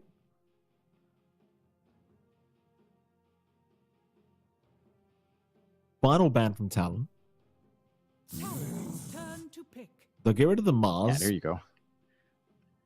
Wouldn't mind seeing like a WS Timber, just for the Conker's sake, you know, just these Conkers, man, they just run at you non-stop, and it just feels like they never die no matter what you do. No, really don't. We'll see what they want. I mean, If- WS could also just take the Bristle off lane and give Savage something else, but then the draft does start to feel kind of greedy as they go for an Omni Knight pickup. Okay. Now that's interesting. That's a gambit. We've seen this again in the most recent League 26. That Cuckoo happened ran recently. off. He picked it and it's ran. like, yeah. It's like, yeah, okay. Let's go. This should be our Savage hero, and that should be a WS Bristleback, I'm assuming. The carry Omni Knight is a threat. You do get Repel on hand. It can be quite nice. Your Sniper will be your damage dealer scaling, along with, I mean, to an extent, you know, the Omni Knight does as well as Mikado. I've never, you know, we've never caught it in the camera, but playing with the aircon controls, maybe feeling a little bit cold. Can't do that, Mikado. Don't want that. Can't do that. I mean, he can. Right? He can. Well, no, He's feeling don't- cold. He's don't got touch privilege. Was he paying the bills or not? Mikado, don't touch the damn aircon, right? Yeah, you know how Who's paying pro the- players are. They're always too cold, but they never wear a jacket. There's a Troll Oh. Warlord out, so we actually got Chucky on Wow. Troll, which is fascinating. This is interesting. Mikey, you and I used to have certain words about Troll Warlord. I I still honestly do. don't think that opinion changes. Yeah, no. Why? You could have run Chucky. You could have just run the Chucky Punka. We're going again like DCMG on a tanky off lane. Sure, you don't have Mars. Sure, you could have thought of something else here, but okay, sure. Okay, this is the combination. Troll doesn't die. There's a Kunkka with boat. There's a lack of damage from Talon, or at least hard control, because all you have is Punch and Frostbite. So chances are Battle Trance always turns on, and you kind of dance from there. I think that's the mindset. I mean, to be fair, how do you stop the Troll from actually running you down? You literally have 2 stuns on the side of Talon. You don't really have great teamfight presence. Your rundown potential here on the side of Kopita is a lot stronger. And with the Troll Warlord, you have a very natural builder of a fast nullifier. So your saves here for Savage aren't going to be consistent. I think this is clever. It's a gambit because I don't trust the hero, but it makes sense in that it's a nullifier carrier, it's a hard scaling hero, it plays with both really well, so it makes sense. There's no hard counters for the Troll outside of just kiting. So there is some gameplay here for Chucky. It's just, it's a Troll. So in the best of games for the Troll, with how bad a hero is, can it shine? One would hope so, because this is a pretty good Troll game, Mike. I mean, it feels like a good Troll game. We'll find out very soon, because Game 3 is going to be underway very soon. And Talon, I mean, they've taken a risk with this Pos 1 Omni Knight. It's something I like, John. I get excited with Pos 1 Omni, but is it going to be good? I don't know. Is Savage going to be able to pull it off? Is Chucky just going to go out of control in this Troll? Well, Game 3 is underway, John. We don't have to ask these stupid questions, right? Because we can get the answers pretty damn soon as we can head into the game. I should note as well, that bad influence facet on Troll, I kind of like it. You know, just no max attack speed anymore during Battle Trance. It's kind of nice. Yeah. No, it's actually closer to the old Battle Trance, isn't it? With the allied heroes with 50% of the attack speed. Right, that's how Troll used to be. That's right. So it is I forgot basically about almost that. like old Troll. So imagine the Kunkka running down. The Puck actually is the terrifying one with Ags. It will be based off her attack speed, right, on the Dream Coil attack. So it is a little that bit is terrifying terrifying. later on. if they can get to the point. That's the key thing. Omni-Knight can shut the game down fast, but you have to get that good start here. See if Talon find a tasty pickup for that good start, as they are clumping hard. Now they're just chilling and waiting right now, hoping that maybe Carlo inches a little bit too close to that banner in position. No vision in the Radiant jungle to see Talon just camping that area right now. Carlo hunting for a mid ward, not going to find one. Beautiful. Then again, they don't really fall for the trap. Nobody shows up here down at the bottom side. So happy days. Nobody gets killed off here by Talon. It's going to be a nice even start. 2 for 2 trade on the bounties.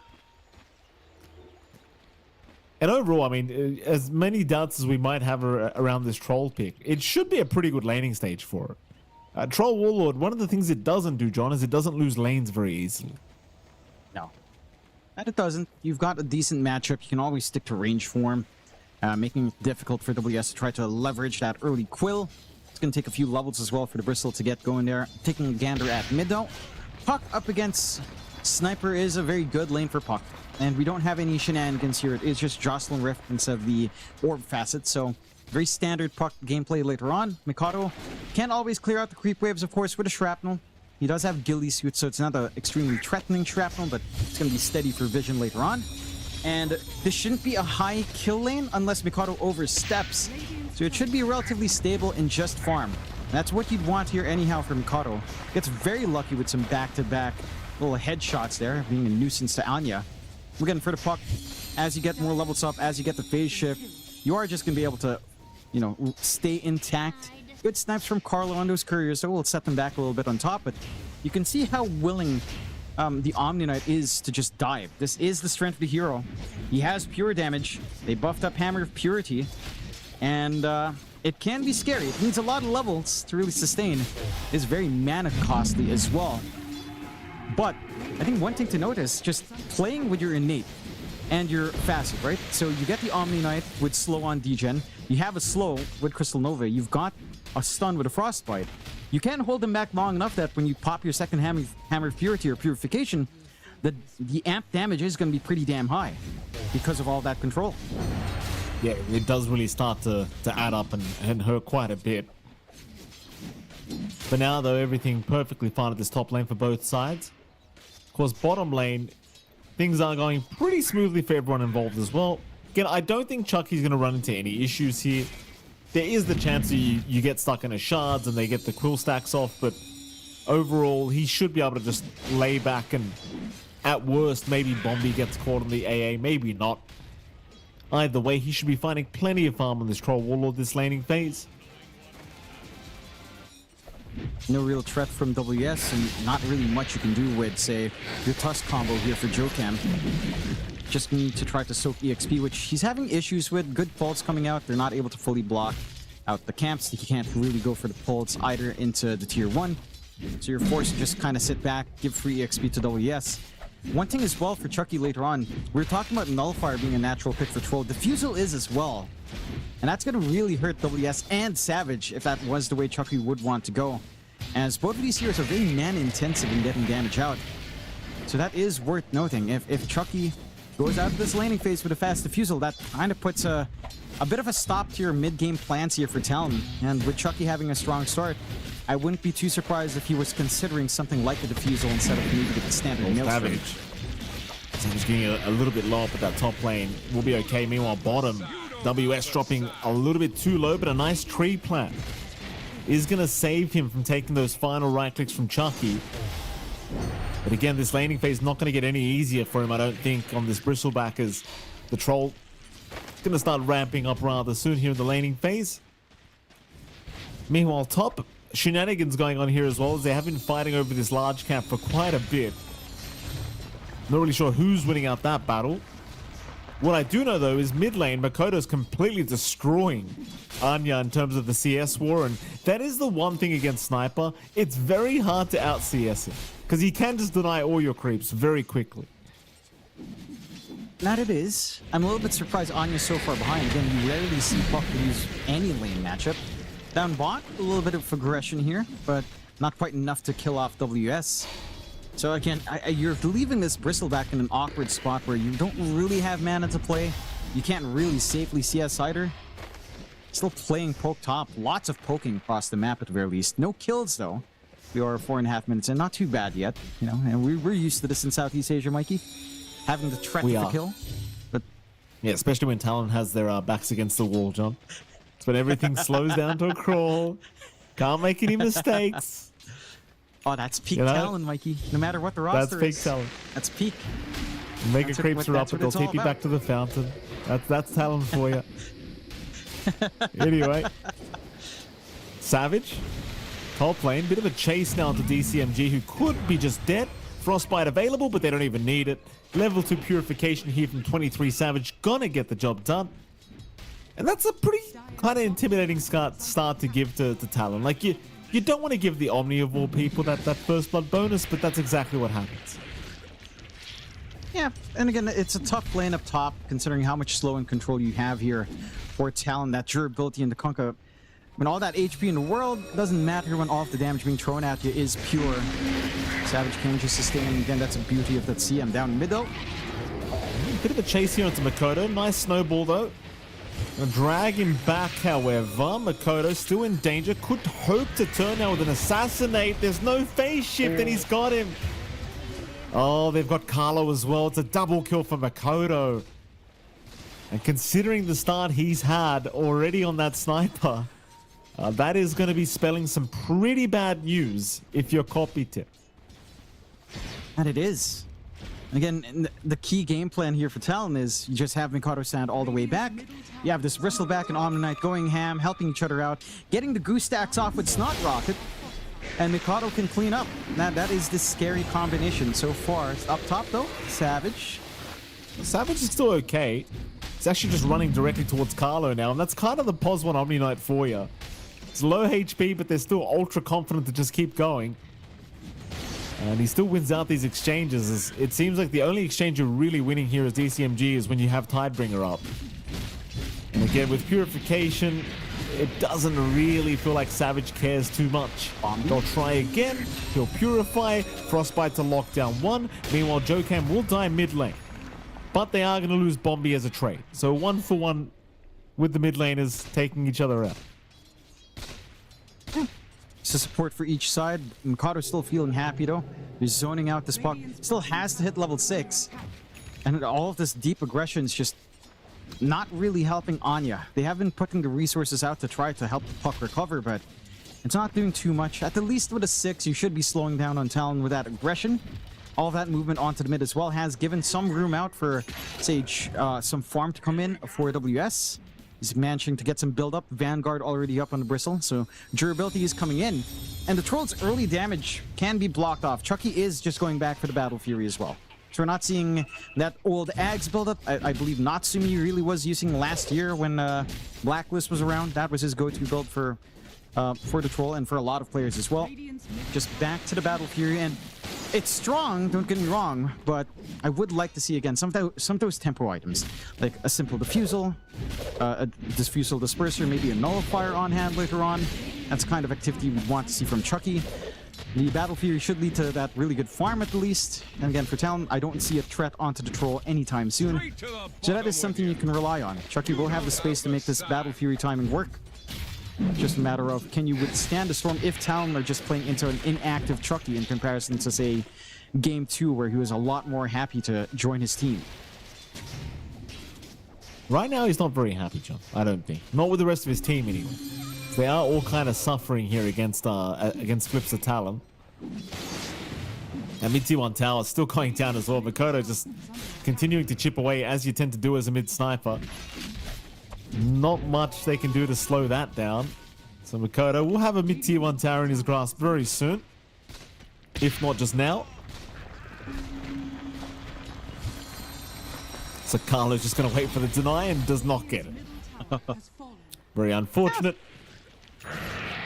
Chucky, he's in big danger here, John. He's forced to battle trance up to try and get out of this, but well, as we know, nothing really has changed with battle trance, and it's still one of those abilities that just end up getting you killed anyway.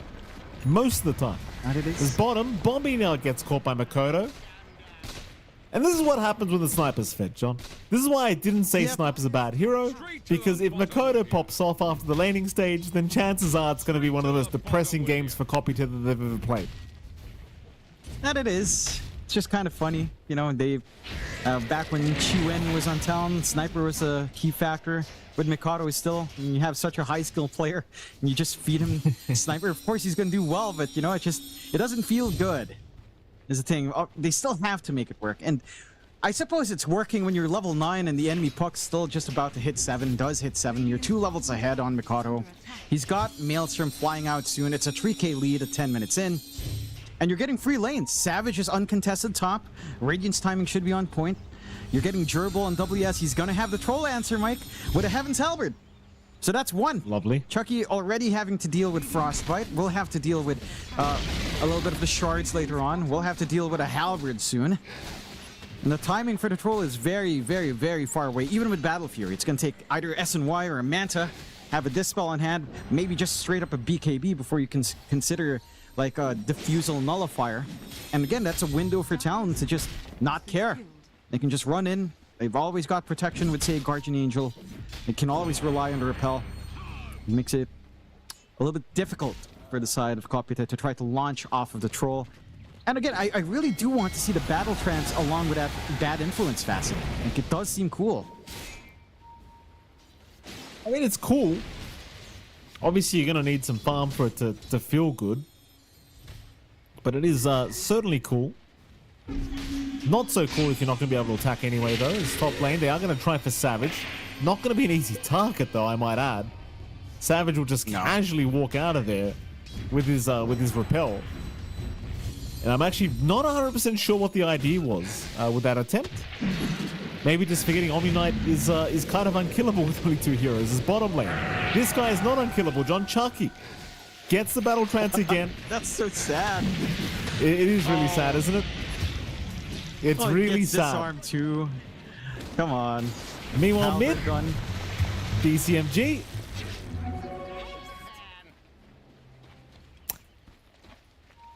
I don't know what to tell you, John. Do I call troll trash? You know I'm gonna do it already. It's not even fun to do it anymore. Top lane, Savage in trouble. The Ice Blast does make it so they can find the kill. Very nice. They punish him, getting a little bit cocky. He runs right up without repel off cooldown, and the punishment is severe. That's a big kill to find. Unfortunately, Carla takes the last hit, but you know what? You're happy with the assist here for Anya. You got activity out. You slowly poke on that top tier 1. Not a very fast push, mind, but still some activity, some compensation for Copycat on the slow game. My issue is Mikado is your problem right now. He is just free farming. Dragonlance come out next. And you're not safe, Anya. Well, Assassinate's actually not going to go through. Shards is going to give the vision on Anya. Another Assassinate, just keeping tabs on where he's going. He'll avoid this one. The chase will continue. This is going to be a lot of wasted time for the side of Talon. And it might not be worth it in the end, because I don't think they're going to necessarily even find the kill. They're still trying. Joe Cam about to run into Anya. Has a snowball ready. Pops the tag team instead. Goes for the snowball eventually. He gets the Wayne Reef down to the low ground, and Anya's going to be perfectly fine. No kill. No. I think you're actually okay with Talon wasting that time, because you know where the puck is. You know she's not ganking up. You know Anya's not going to be chasing down, and Mikado just gets her free farm. So the key here you want to build up anyway is getting that space in the jungle. You've got some room out for WS to go for the aura build, going full utility here on our bristleback. And your puck is the most active here right now for Copycat. So if it's busy being chased down like that, yes, you're wasting Talon's time, but you're also not able to take advantage on your own end to try to make a play, because you're stuck farming. You're stuck playing catch-up on your Kunkka and Troll. To be fair, there's some big timings for DCMG. Going for the Atos, you're going to have some hard control here to help set up. If you can't reach for the X, you're going to hold 2 heroes down for some combinations. And that can make a world of difference here. But Talon are still in control of this game. 2-8, 5k lead. Slow and steady she goes, like you mentioned, Mikey. The Talon special. Cuckoo's going to be spotted.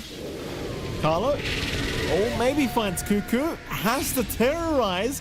Gets the kill. Will be able to walk away for now. Meanwhile, Bombi will die to Makoto, as it seems like Carlo does barely make it away. bit of committal to ensure that he could make that escape. A coil, a terrorize, but I guess he is okay and he does get away with the cuckoo kill.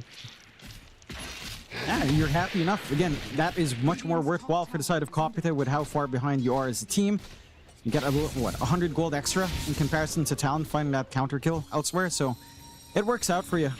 Stacks are being stolen away by Mikoto though, and this is a little bit of a pain point. They are smoked up, and this sniper is fairly far forward.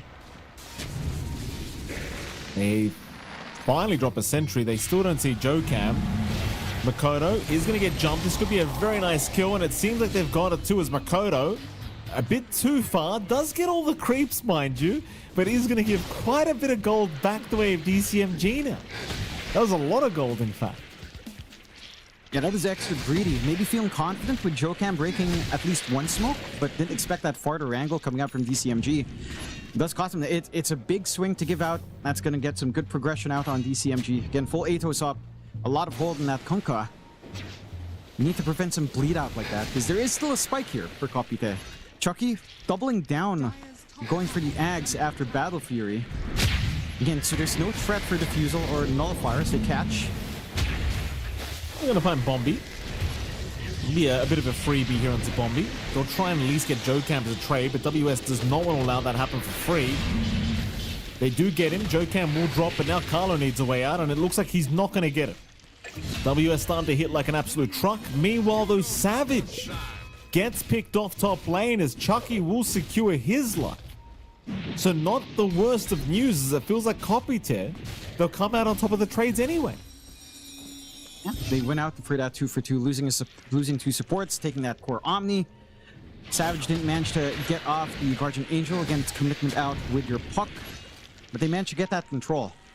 And that's what you need. Punish Talon for playing that slow game while they're trying to work the entire map. We've seen Talon do this before. We've seen them drop games because they take way too long to start to clump up.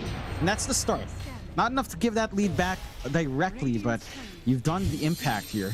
Savage still waiting for that full Radiance. The timing has been rather slow and is going to need more time to actually have that full presence on the Omni. At the least, again, you're getting that build up on Mikoto and WS, which do feel like the key pieces to the puzzle here, with the Omni just as a little bit of extra. Still, with the game slowing down, again, it feels good for Kopite, because with this Battle Fury and Troll, Chucky's farm is scaling up. Once the BKB comes in with that full Ags, the Troll starts to become a little bit of a monster with his Dispels. And you have to remember, those Dispels can actually handle the Omni. So, you have to watch yourself, as the Troll can be a natural counter in that sense if you don't kite it around. They're looking for a fight, Talon. DCMG's still hanging about here. Thankfully for him, Jokam not in position to go for a snowball or shards. They're going to bring Anya down bottom just in case a fight is set to break out, but seems like Flips of Talon successfully going to retreat. And the farm game is going so well for Talon, like there's just no need for them to get overly excited. Got plenty of farm going on WS and Makoto, and well, quite frankly, it's almost like you don't even care that you have a pos 1 Omni Knight in this game so far. Mind you, Savage does have the full Radiance up, so his farm is set to get a lot faster. Mid lane, they're going to see WS in the river, just camping the power in position. Amp damage is going to spawn bottom, so that will go the way of Makoto. An immediate smoke off the back of that. They'd want to try and find a nice kill, and in fact, they're going to just start Roshan. Screw it. You've got an amp damage, why the hell not? No, never mind. They are not. They're still looking for a kill attempt. Oh, Chucky. Or could they find Chucky? They barely miss out on the Troll. They could find a puck if he goes into the jaunt, but he does not.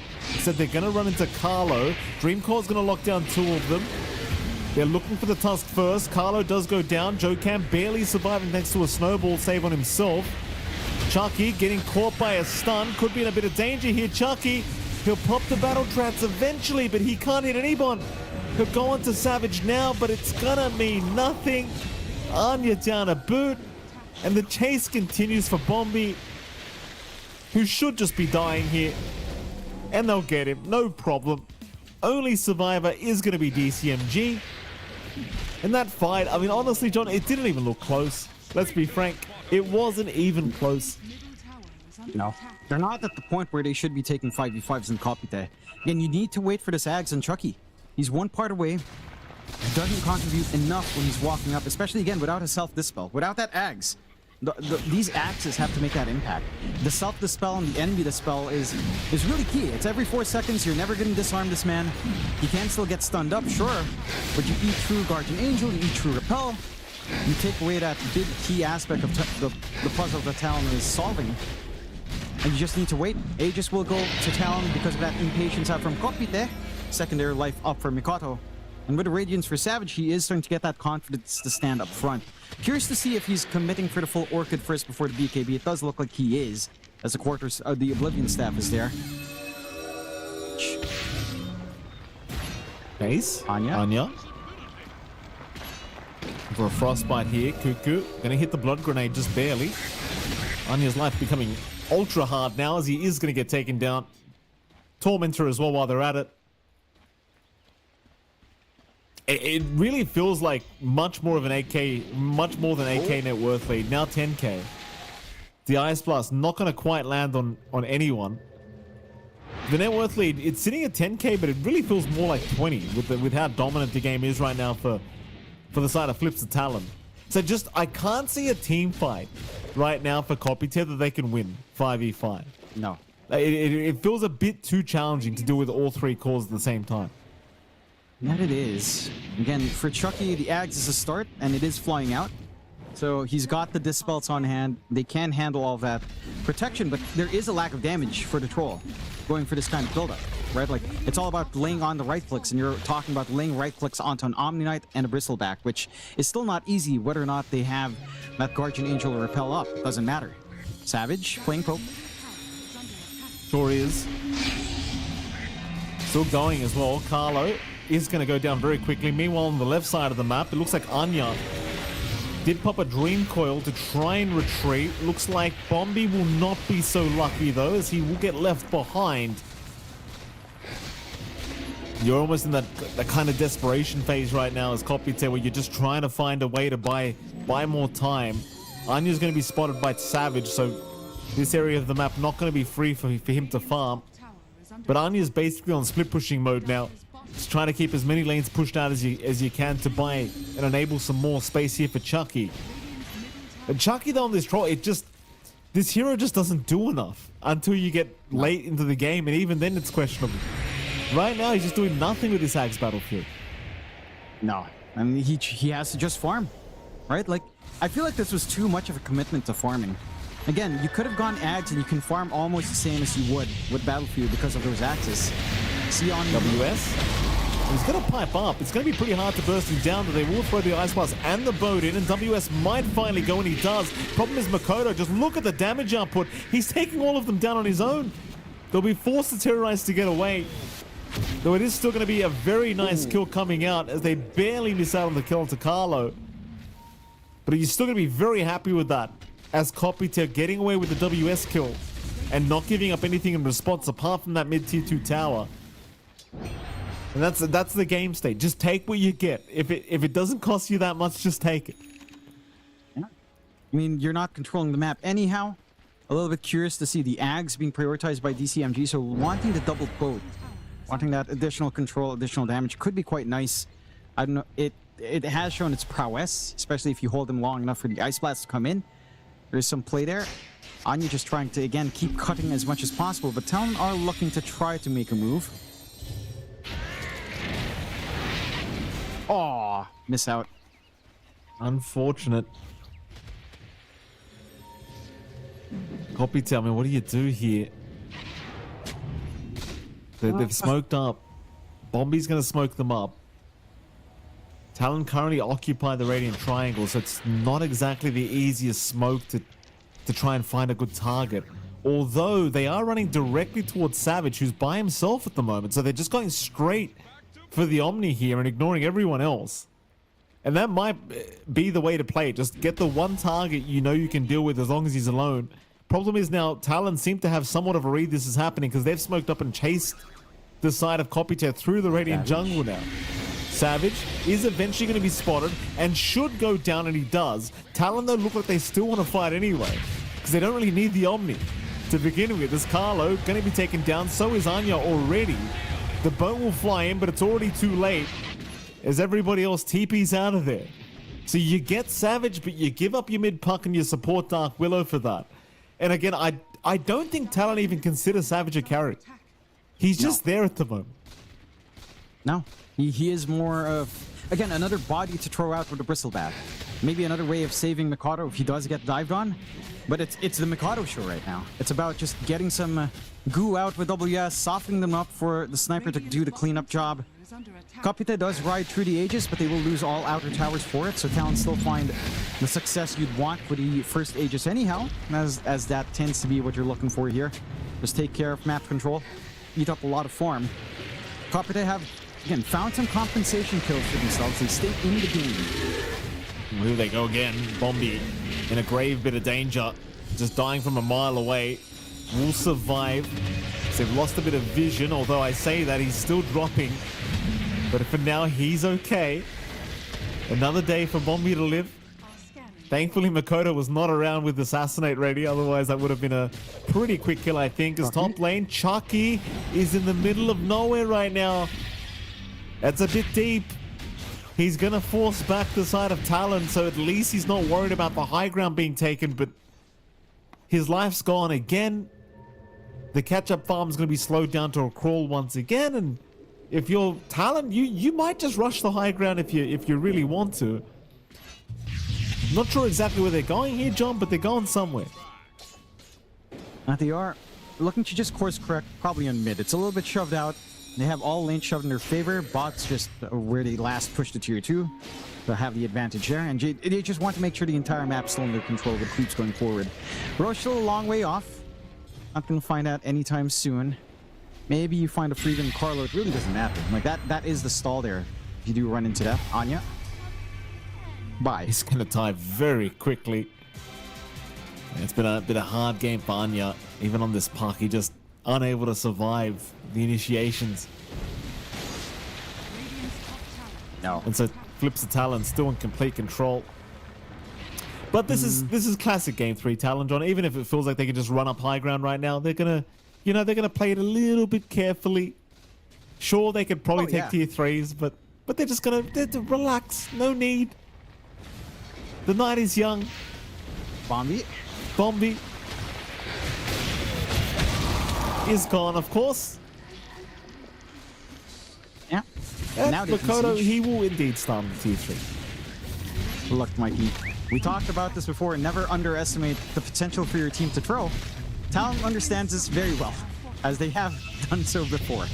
So, it's life experience, Mike. That's why you play slow, because you've done this before. You've had a lead and you've thrown it.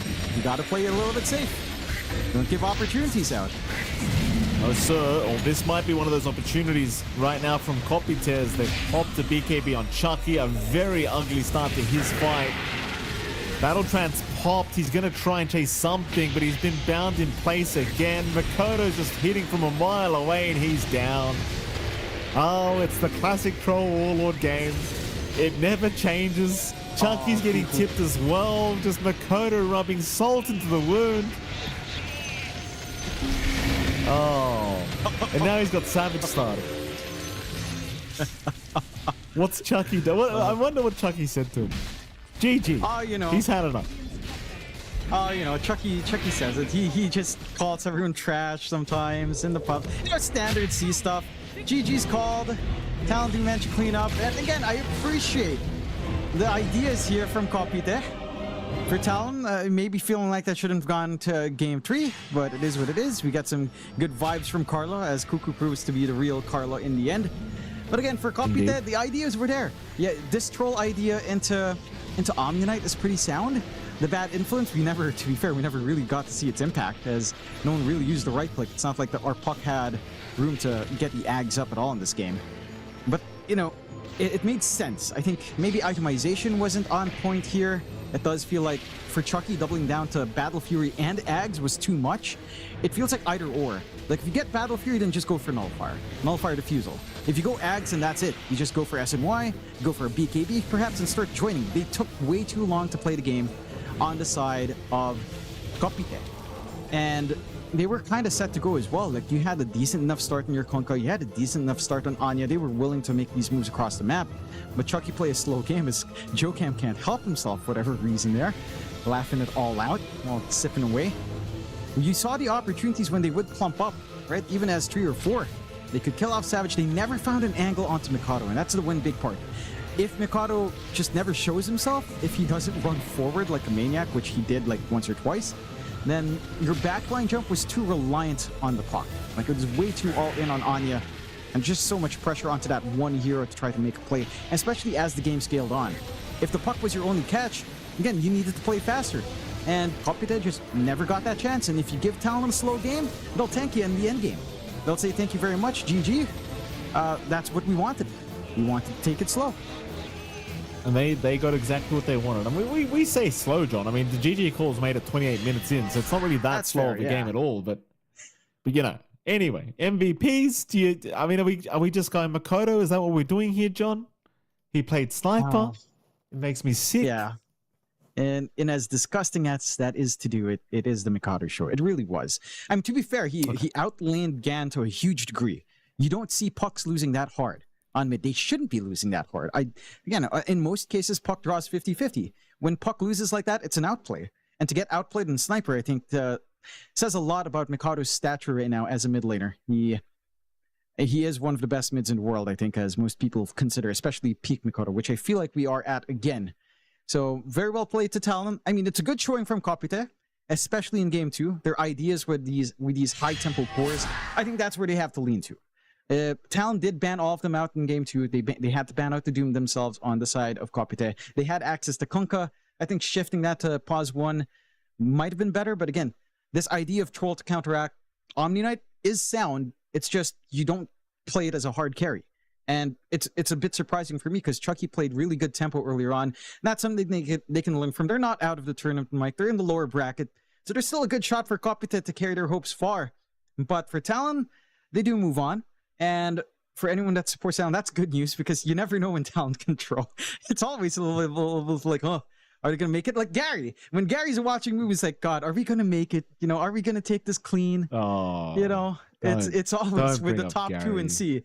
That's always how it goes, Mike. Don't bring up Gary right now. You can't. Gary still hasn't recovered from a few days ago, John. I know him. that's He true. didn't say much, but I know Gary probably was raging because he shouldn't have lost that series. Anyway, speaking of Boom Esports, they have a series coming up, Jonathan. More importantly, Boom Esports up against Team Nemesis. Or Nemesis, as you like to say, Jonathan. I think I pronounced that correctly. We're going to get into that rather soon. It's a best-of-3 series for the upper bracket. Of course, winner of this one gets through to the upper bracket semi-final. Can Boom Esports do it, Jonathan? The Nemesis is going to be the ultimate Nemesis for Boom. We'll head to a short break, and right after that break, we'll be back with Game 1 between Nemesis and Boom Esports. The human body was built to move. Not trapped at a desk in one singular posture for 12 hours a day. It's time your chair evolved. This is Secret Lab Titan Evo. Ergonomically engineered for you. Gamers, hybrid workers, artists. Backing your every move.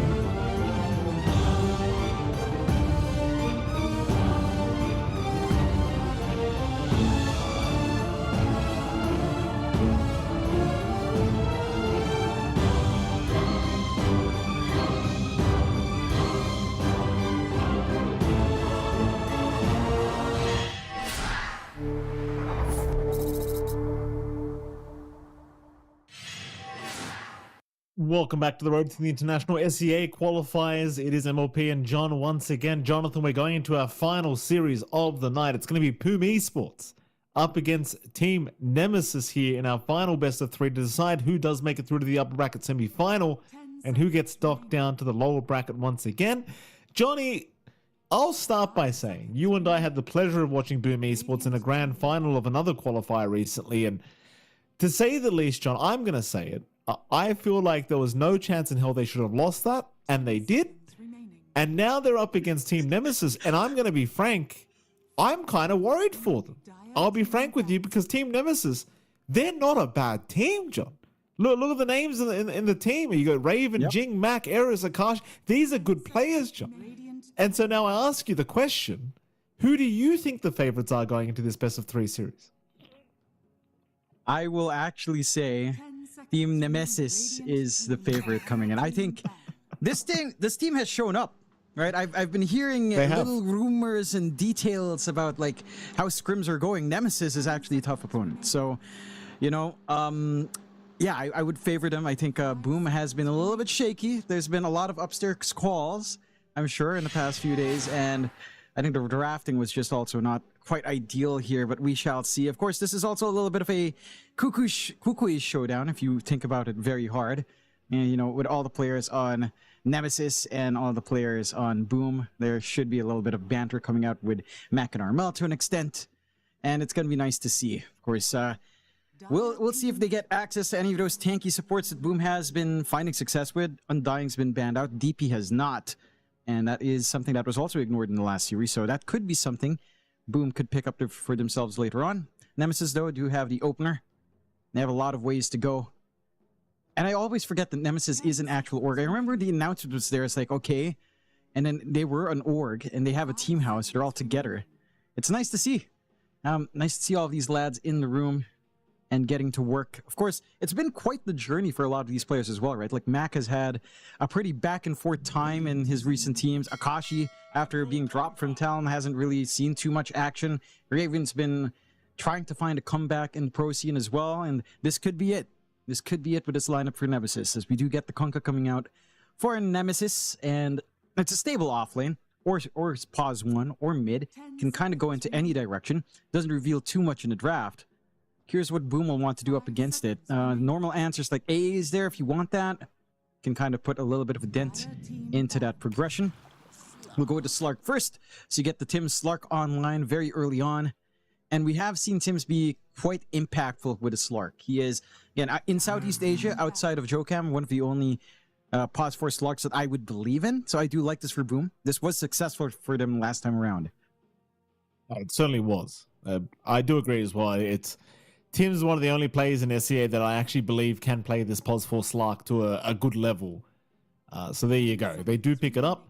I wonder how the rest of this draft goes, because you did kind of go over it a little bit in that previous grand final, and the drafts were very questionable in two of those games at the very least that we watched, and I wonder how risky Boom or how cheeky they want to be with their drafts going into this matchup. Team Nemesis, I completely believe will go for a much more standard style of lineup, just trusting the fact that they can actually outplay Boom Esports here. I don't think they'll be trying anything too cheeky, at least in game one for Nemesis. Then again, you know, it is a newer team, John. Hard to know exactly what they're going to be doing. Is Boom Esports looking to make their final ban out before we can see some more picks? I mean, put a Slark on hand?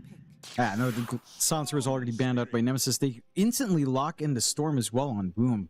Very confident in just getting that. Maybe expecting Mac running the Kunkka, right? Like, this is a Mac special. But you could always just not run Kunkka into Storm. You don't need to do that. Like, you could easily, again, throw this to Raven, throw it to Akashi. He's played quite a fair bit of Kunkka 1 now as well. If I recall right, from just what everyone's been doing as well. So, I mean, the Storm doesn't lose most lane matchups either, so you can kind of be happy here. You will have some room for hard hold, although Shadow Shaman is down. Maybe something like Bane could be an option here if you wanted. Lion is another one as well. Surprisingly, Puck's in the pool, is it not? So you could just go Puck. Oh no, they banned it on Nemesis, right? So no Puck, but maybe a support again. Lion, Bane can kind of be good solutions to the Storm. And your mid lane matchup, yeah, you can still work it. Like, you could pick Ember, you could pick... Maybe Void Spirit's less impactful. The Ember Spirit can just hold its own. It could be the way to go here for Mac. I think Mac has also just been playing some Lesh. As do manage to steal the Death Prophet away, so that could be our Mac hero as well. As the mid DP Ags Rush is just insane. Like Power Treads, Ags Rush, you just chip everything down. You have so much damage. The Soul Collector facet is really good for just so much presence out here for this hero as well. And it's doubling down on this tanky opening. Right? You started with Kunkka. You pick up the DP as well. A DP with boat buff can be really overwhelming to contend with. That is not going to be a fun time if they manage to get the rundown. And now you have the X-Mark combination with an arrow as well, which again, with the Storm facet of Mirana, she does so much damage. You can't underestimate that output of the Mirana even early on here.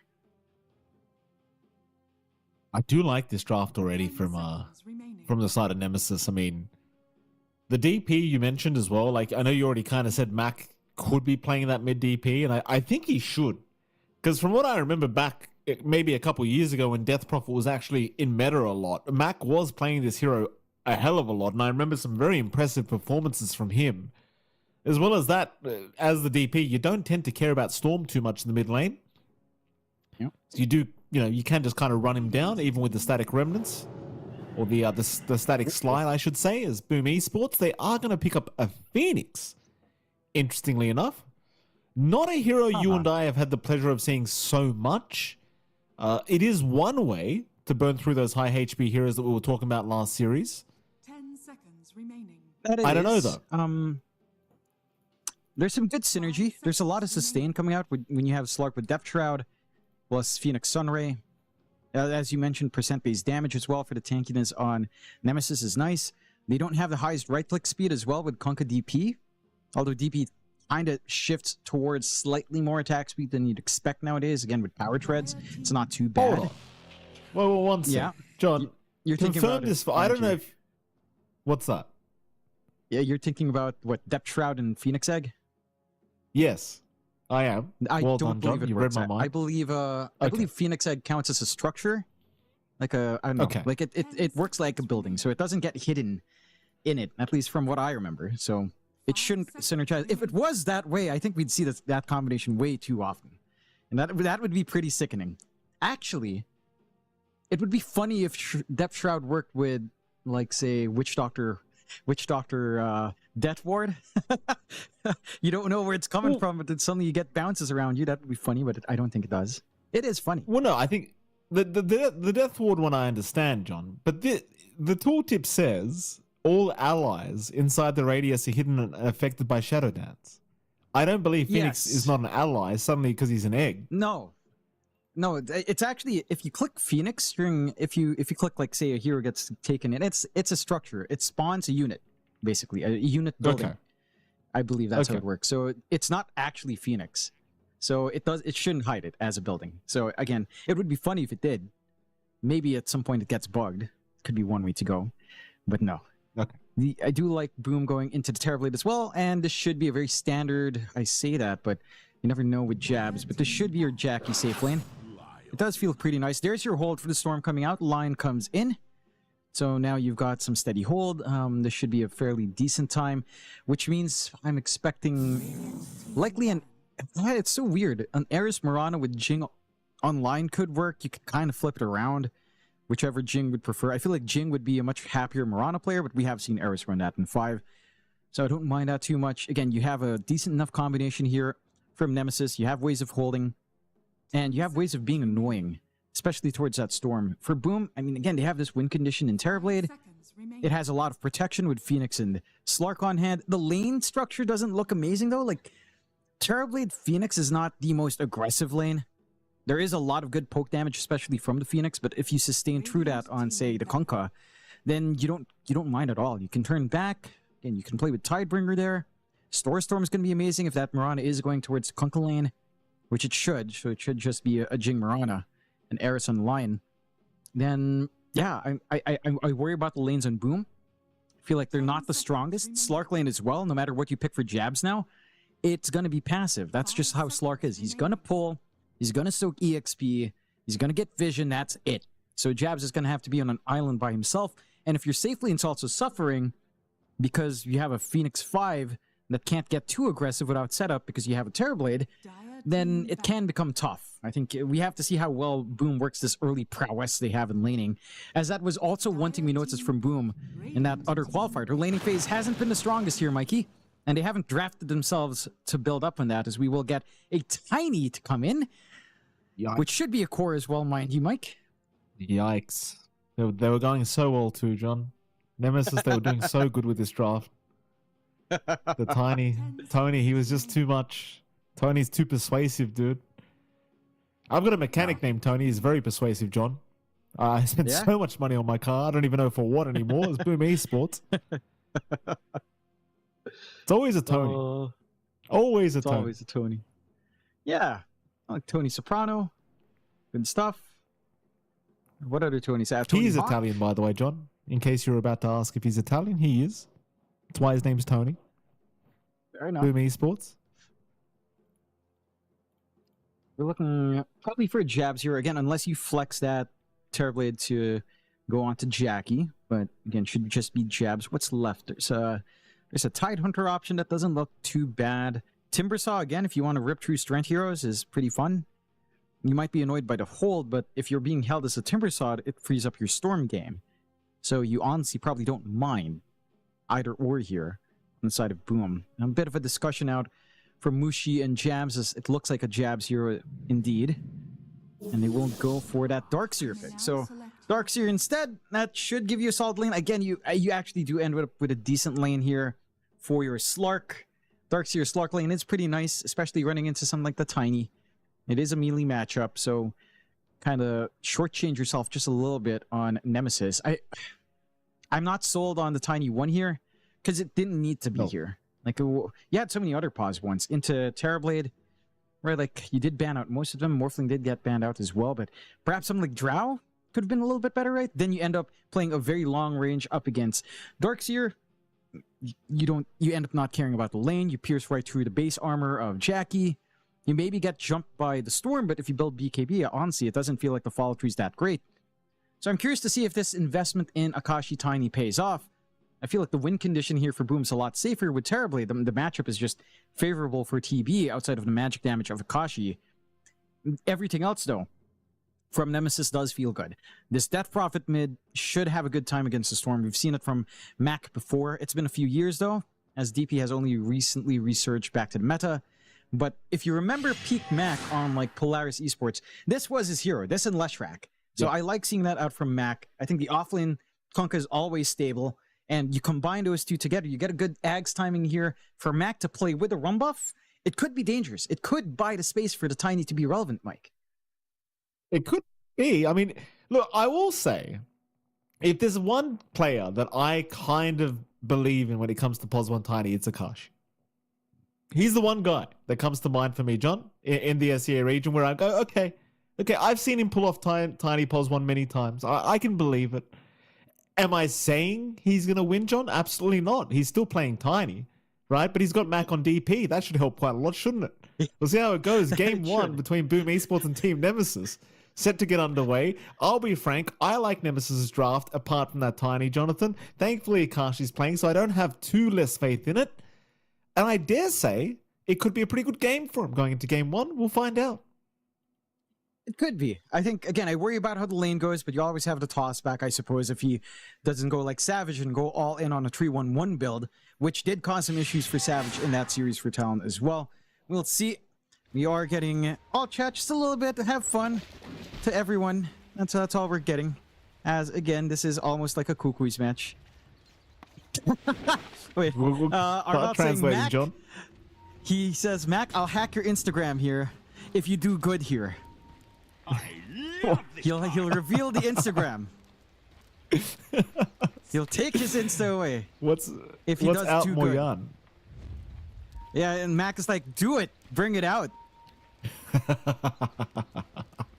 I don't think, you know, these guys. There's always something going on, Mikey. These streamers. I don't even have an Instagram, dude. I just feel too old for that crap. Do you? I am too old for it. I do, but What's I mainly wrong use it with to you? just look at my mom. I use it to look at my mom posting pictures from her trip. That's it. My mom Okay. and sister post there. That's it. She I don't can't really just do anything with it. She can't send you the photos directly, John.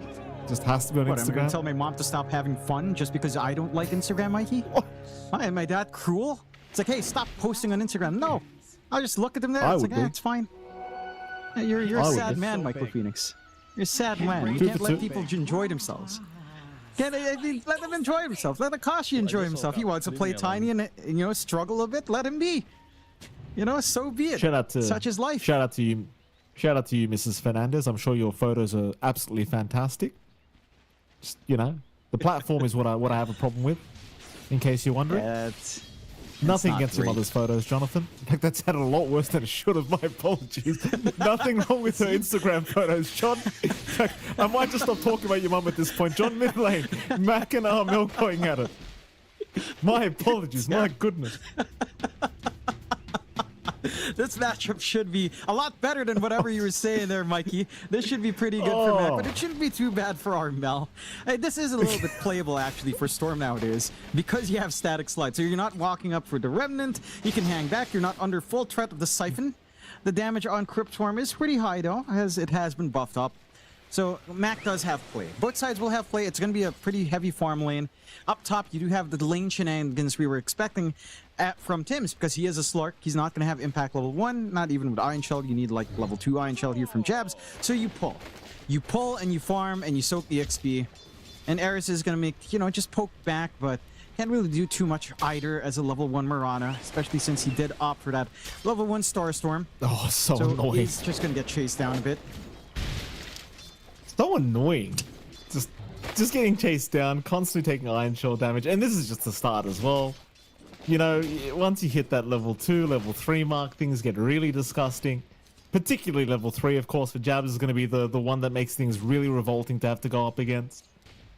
And this is something Boom run over and over again. Like, every time we see Pos 4 Slark, we should just assume it's going to be an offlane Darkseer with it. Because it most of the time is, if Darkseer is just not banned. How's the bottom lane? Jing and Raven. They're going to be up against Jackie and, of course, Zhao. This could be a high kill lane as well. I imagine Nemesis could be pretty aggressive here in this bottom lane, but they're going to need a few levels up first. I think will. I'd say it's a higher kill lane if you had Jing on Mirana, right? You have X set up, you have Torrent follow through for the arrow. You could make some players more magical damage there. With a Lion on head, it's a little bit more passive, I'd argue. It's not as offensive. You are a little bit more threatened by, say, the Fire Spirits here from Zhao. And Jackie always has that threat of turning around with meta as well. So it's going to lead to a very stable lane of farm. I don't expect you to push the envelope here on Nemesis unless you someone get that setup stun, which you could. But Jackie shouldn't be making such big missteps either anyhow. So it should be static. That means most of her lanes are going to be static here. Mid lane matchup we're taking a look at, again, is ending up even. As it's not as bad for the Storm nowadays because of that static slide. So Armel is still able to get some semblance of farm. I mean, it's still better for Mac, but not by the bigger margins we used to see. This is still playable for a Storm. Rune control is very important. I would say the support rotations on Nemesis are a lot better, as you've got Mirana Lion. They can get there fast, especially that Mirana of Eris. And they can threaten for a kill into like the 4-minute mark, the 6-minute mark if you want to make those early rotations out. So that is something to watch out for. That could break a little bit of that monotony here, but beyond that, just static lanes. Tim's is still a nuisance, like you mentioned, though. I mean, just having Essence Shift is makes it brutal to try to trade level 1, and level 2 Iron Shell is up on Jab, so Eris has to be a bit cautious, especially with a pounce ready to go now in Tim's. If he does make that commitment, chances are a kill can follow quite fast. Certainly can. This mid lane looks really daunting right now for Armel. He's starting to get dived by Mac, who is going to kind of fall back, but this is that stage where the mid lane's going to feel just awful for Armel.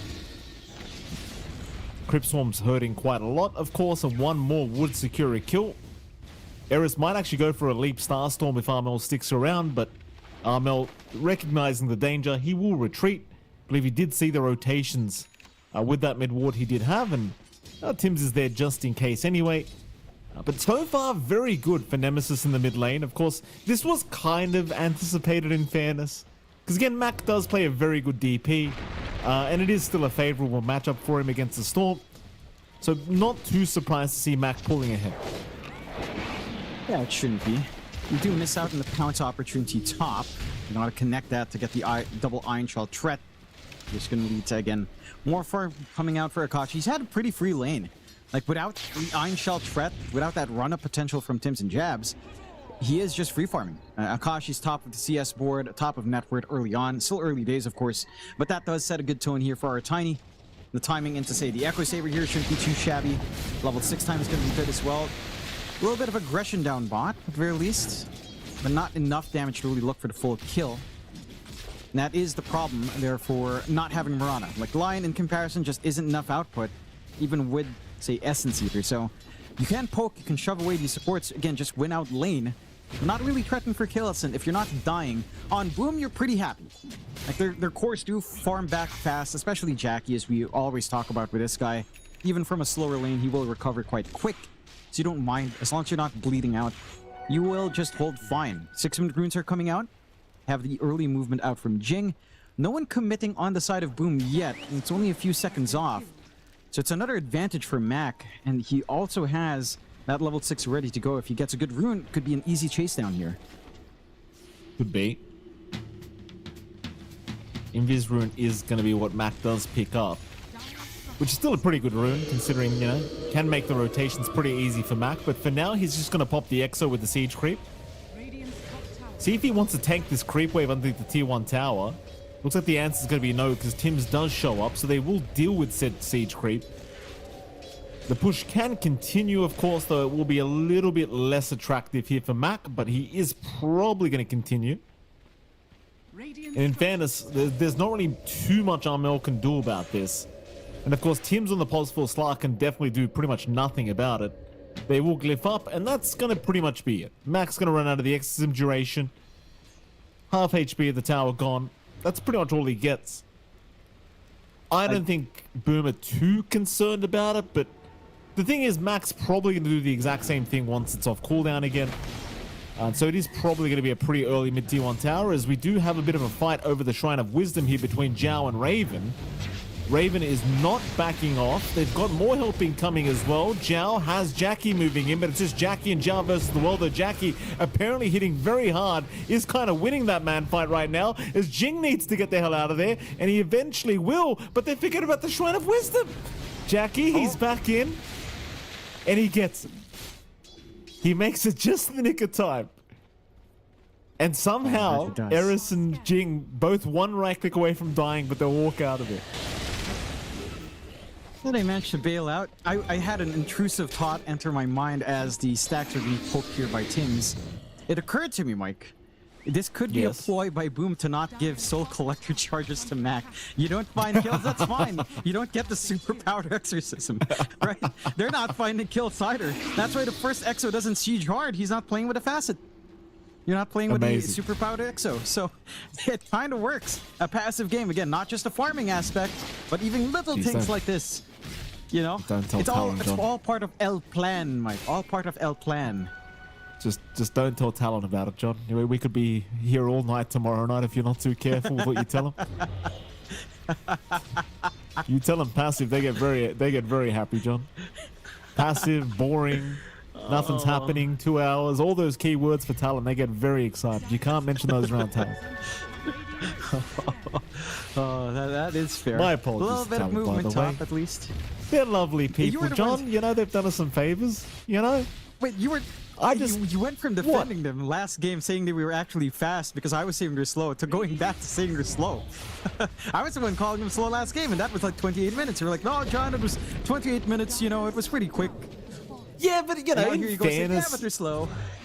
In fairness, you know, you're trying to look like you're the most unbiased caster, John, which we all know it's a fake act from you. Bottom lane. Here we go. Zip in. Who are they? Oh, that's a nice wall. That's a nice wall setup from Jabs. He landed on 2. Hex is out from Jing though. Jing on the run. Tims will chase him down and does finish off the job. Meanwhile, apparently it's a 5v5 now. Everyone's made it down to the bottom. Mac is just destroying them though with the exorcism. Takes down Jackie. Looking for Armel now though. Armel has plenty of mana. Sunray through from Zhao is not doing too much at the moment, as it looks like Boom Esports looking to retreat. And they will do so, but not before they lose Jackie.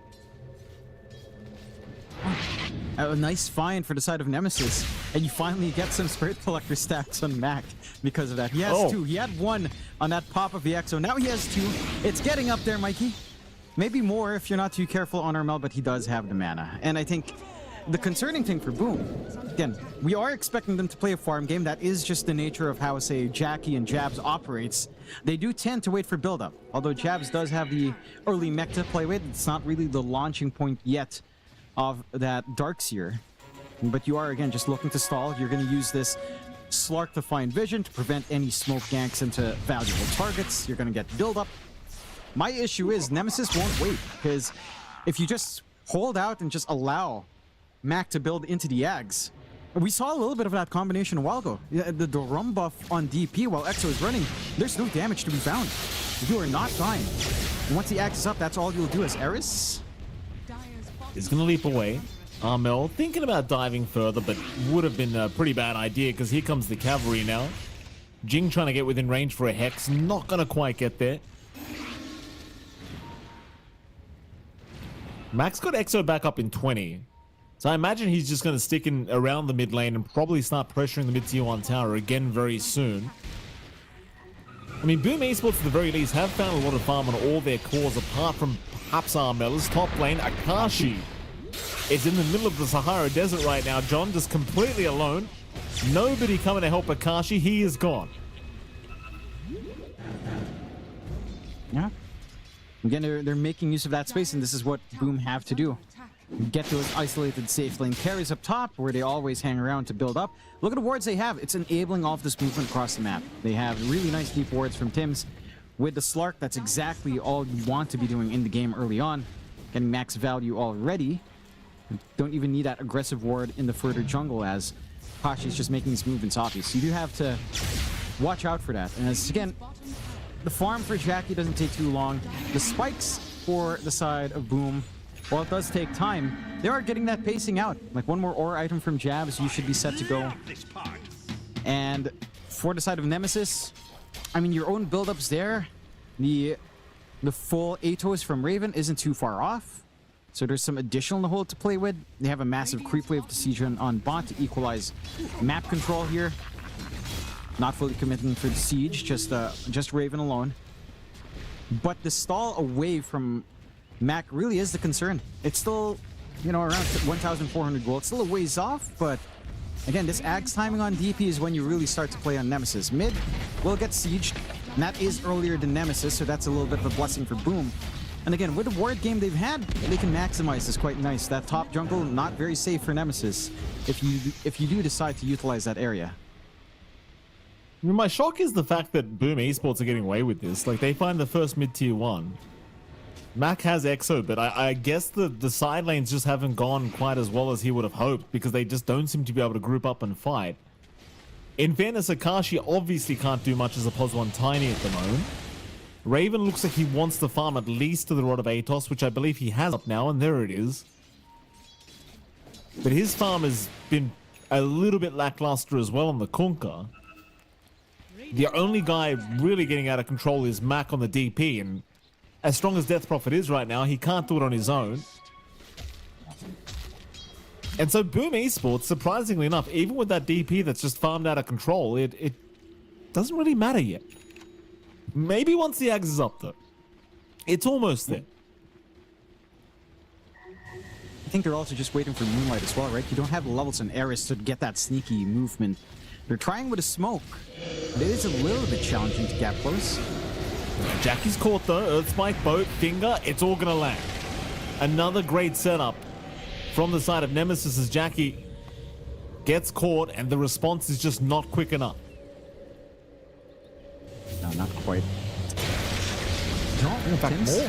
Tims also caught out, and a bit of a cherry on top here for Nemesis. And this is what I was kind of looking for from this side. Like, maybe perhaps you're right, just they need the Moonlight Shadow to get moving, but I think you just want to keep this aggression up. I just, with how farmed Mac is right now and how potent the DP is as a hero, it just doesn't really feel like there's any necessity to sit back and farm. Just run at them. They can't contest you. Yeah, they have to keep going at this point. Sure, Exo is down, but DP with the full Ag still rips towers apart really fast with some right clicks. So Mac should have that confidence. We'll just go for a little bit of a reset. Is out of mana. You want to make this action all happen away from Akashi, of course, which means playing down bot and mid, shoving those waves, taking care of those areas of the map, and they should start to get moving. A little bit of a movement out from Boom, though. Smoke of Armel and Zhao. Got the Kaya up on Armel. So he does have a little bit more output for himself now as well. For Team Nemesis, I mean, they're kind of fragmented. Raven's in a little area by himself, and the rest of his team isn't really setting up to come in. They're just clearing stacks again with Mac. So they're missing out a little bit. Maybe if a commitment comes for the bot, they could try to flank angle in. Moonlight Shadows 40 seconds away, Finger 40 seconds away as well. So without that burst, perhaps, again, without that movement advantage, you play it safe. It's just too much time. Jackie's free farming. He's number 2 in net worth now. He's recovered. The aura build-up again here from Boom is almost done. Jabs is very close to getting that full pipe up. Several components in, just lacking that, really, the gold recipe and the Tarask at that point. He'll zip in. Eris gonna be able to leap away quite easily here from Armel, who's been silenced up. Arrow will not land, thankfully, for Armel, but the run of Atos does. He's still okay, though. The mech coming in from Jabs will give him enough time to zip away. Mac is so intimidating at the moment as the DP. So how quickly Armel just had to leave the building when he saw that DP moving onto him. Thankfully, for both sides, nobody actually gets taken out. Everyone will survive another day. Which I still think favors the side of Boom, but Akashi has been given plenty of time too, and he's actually caught up quite nicely in net worth now. Just about 70 gold behind Jackie on the Tiny. And as I said, Akashi is one of the players that I actually have faith in to play this damn Tiny hero. Yeah, he's doing a great job. Yasha time is going to be on point. Keeping parity with Akashi is big. We tried to make a little bit of a movement onto Jing, but don't fully commit for that either on the Lion.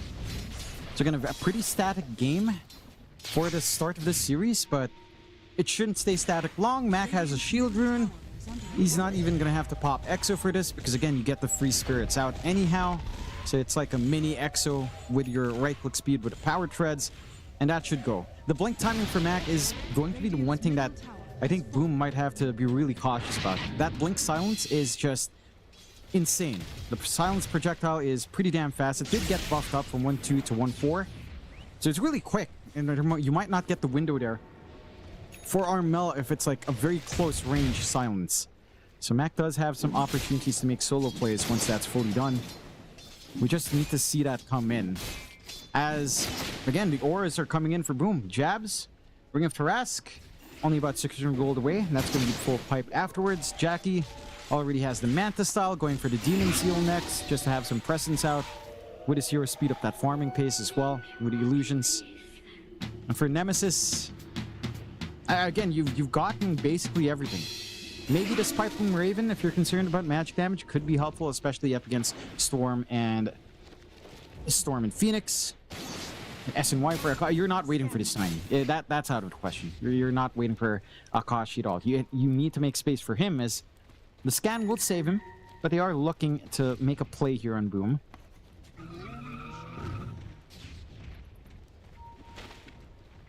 Not finding anything yet, but Tim's, I believe, has got a bit of an idea where Akashi is. Now finds him.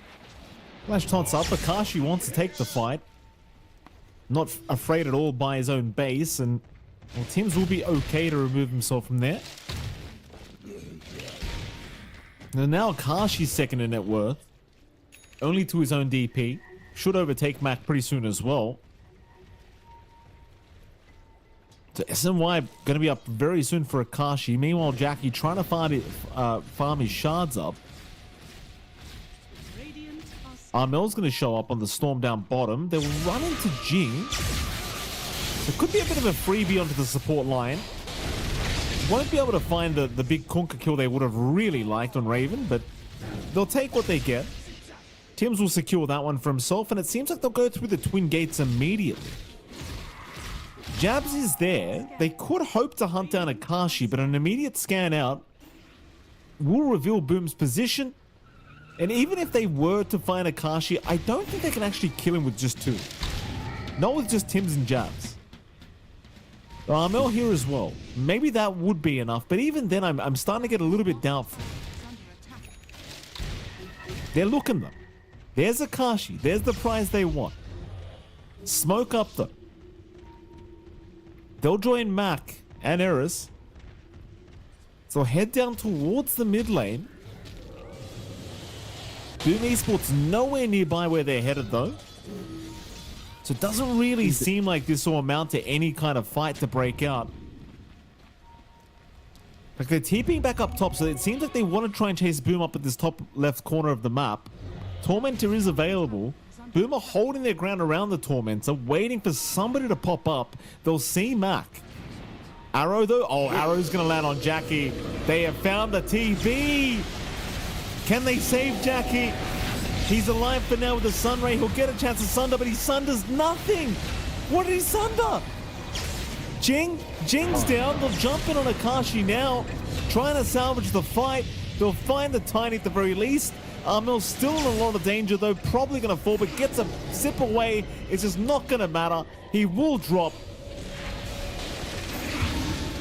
Still going though is Tims, who is going to be able to pick off Eris, but they've lost Zhao, and now they'll lose the Slark as well. A triple kill for Mac. The lone survivor being Jabs on the Darks here. I'm not sure what Jackie's sunned in the middle of that team fight, but it wasn't the right target. No, it's certainly not, and we've seen that happen, I believe, in the Tech Free and Trailer Park Boys series, where it happens that the Terrorblades accidentally sunder their illusions. It almost felt like that's what Jackie did, because his HP stayed the same, almost, if not slightly lower, so just not able to get the angle out, not able to get the proper click off. I was so curious about Nemesis as well. That was such a weird movement from the smoke. Like, it would have been maybe a bit cleaner if they just ran straight to Tormentor. If you do see the replay again, they scanned into this area nicely. They take their time to walk in. They get all that control, and okay, he was illusion. Proportionally the same. With it's either his it was either his illusion. It's either Akashi. Yeah. Yeah, they were the same HP. Either so one. It doesn't do much. No.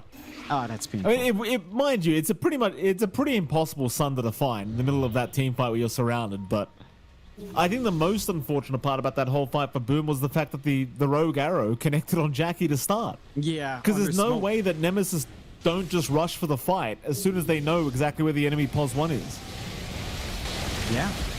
And that, again, the arrow lands on smoke as well, so you had to wait for Jing to walk up to break it, and you have to have just run up in that little window of vision. They do manage to get that. They still clear out Tormentor somehow on the side of Boom, as the side of Nemesis don't quite walk into the area again. But they do have a little bit of a bigger objective for themselves. Roshan with an amp damage on Mac. This does not take too long. And the side of Boom are very far to try to pick that up. Again, the Tormentor take lets them know they're all the way up north. So a bit of a freebie, another big objective for the side of Nemesis. And Boom, this is not the kind of trade you'd want. 2 lives on Mac. It doesn't even feel like you can take care of the first. This DP is going to have a BKB relatively soon here as well. And it's going to be the DP show for quite a fair bit. At least until you get more durability out. And to be fair to Boom, in that last fight, that was already the auras up. Pipe is up on Jabs. He's got the mech. Maybe you could argue Guardian Greaves would be better, but it's not the biggest of difference. The extra armor can be nice. It does feel like for Nemesis, so like again, like you said earlier, Mike, they can't really sit back and relax, right? Because the scaling for Jackie is there. If Jackie farms in for the Scotty timing, things start to get pretty awkward. If you start to get into, say, a BKB for Armel, suddenly your hold for the Storm disappears. So many things can go wrong in a slower game for Nemesis. They have to pressure. They have to use these 2 lives. They have to find some tier 2s here. Maybe even threaten the high ground a little bit.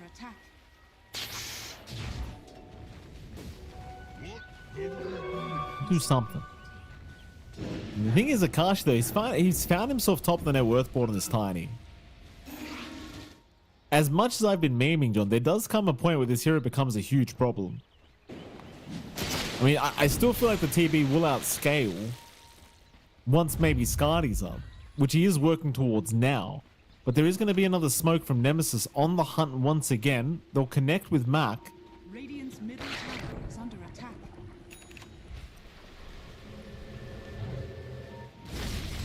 BKB now up by Kashi as well. Jackie. Zhao will get caught. Oh. No escape for him.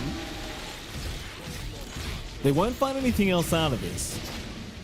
But with the Aegis up for another 3 minutes, they should at least be able to focus a tier 2 tower or two. Maybe even think about a tier 3. As they are going to spawn out Jing. Jing's going to be fine though, because Tim's the one to actually get caught out, but he will use himself up to avoid the torrent. They'll move in after the Tiny now. Akashi's still perfectly fine. He's actually taking barely any damage here from Jackie. Jackie's just tickling him. Sunder to save Jabs, but now you're having your TB to really fight this one out, so Jabs is still going to die anyway. That's kind of what I was just saying, John, is there's no damage right now. Like, Jackie was hitting Akashi and nothing happened. There's a big stun and a big torrent onto 3. Oh, that fight's over. Max triple kill here on the DP. Tips out for Jing with a massive ravage from the Lion. And as I was trying to say, is Akashi's not taking any damage at this point. He's got level 3 grow up. Jackie hit him about 10 times and nothing happened. No. He took no damage. Listen, it's like you said, it's like we've been talking about. He needs the Scotty. Even the Scotty at this point, you probably need a Daedalus. Or actually, it might be a little bit smarter for a Revenant Spooch, oddly enough, because of the way Tiny gets armor. You might be better off with just some magic damage crits here. And I don't know if that's really a realistic consideration for Jackie later on. They hold on to the Aegis, and it's so funny to see that because I remember, like, what, maybe last year doing some community casts with Armel. He used to throw on Jing. Like, they were already friends, but he'd throw shade on Jing, saying that Jing can't play ranged supports. Well, he certainly changes that now a year later with his line performance. He has been on point. He's been landing these stuns. He's been setting up, and you can't stop this durability. Again, it's boat buff, it's Tiny with Grow, it's Tiny with a Craggy, it's Mac with all the sustain in the world.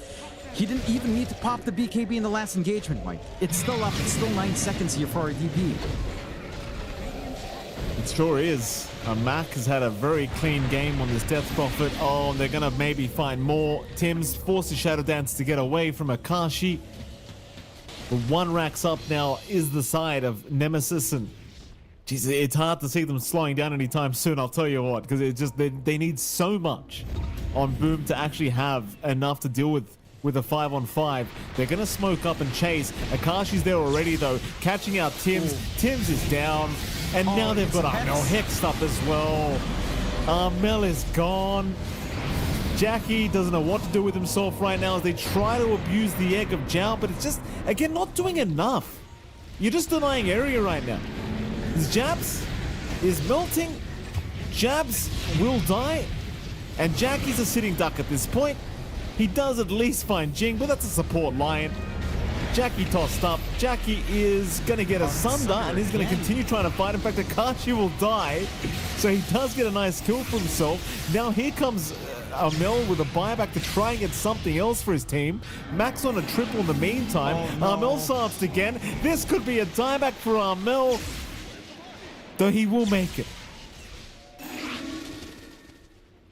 Oh, would have been really dicey with that dieback for Armel. Still, the buyback doesn't feel worthwhile. He doesn't really find anything extra that stalls out his BKB timing now with that full commitment on the Storm. He does at least maybe soak up a little bit, but not much, as he actually soaks up, I guess, the Akashi kill just a tad bit. So there's that, although I do believe he was TPing in when that did happen. So again, the value is a little bit lackluster for the side of Boom. For Nemesis, this durability is just insane. This Tricore they have, when the boat buff is up, we are seeing some durability from Boom. And full Guardian Greaves, full pipe out from Jabs is doing some work, but the damage has to come in from Jackie. And for Jackie, the Scotty's one thing. Him going for a BKB as well, I think is excessive. It's too defensive.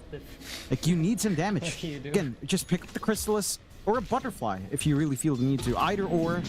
as a solution for the damage, start to rip into them. Because right now, nothing is. In fact, it might actually be Jab's illusions that are doing a little bit more here from the wall. That might be the bigger threat than the Terrorblade at this point, which is not particularly good news. Another smoke out, Nemesis. EXO is back up, one team fight away, and they could try high ground again. Here we go.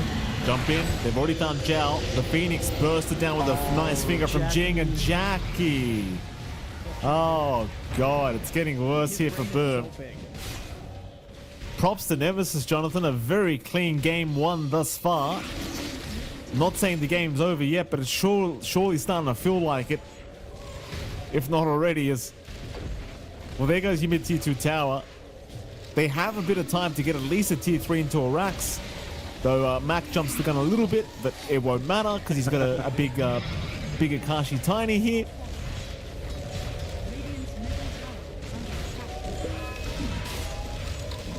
And that'll be a tier 3 at least. Yeah, maybe you can start with a back wall combo with the respawn on Zhao. Something has to happen. You can't just allow this to happen. It's endgame if this is just gone for free. Oh, jump in on jabs. Very, very messy. He will survive a little bit, but not for long, as I think they're about to call it here.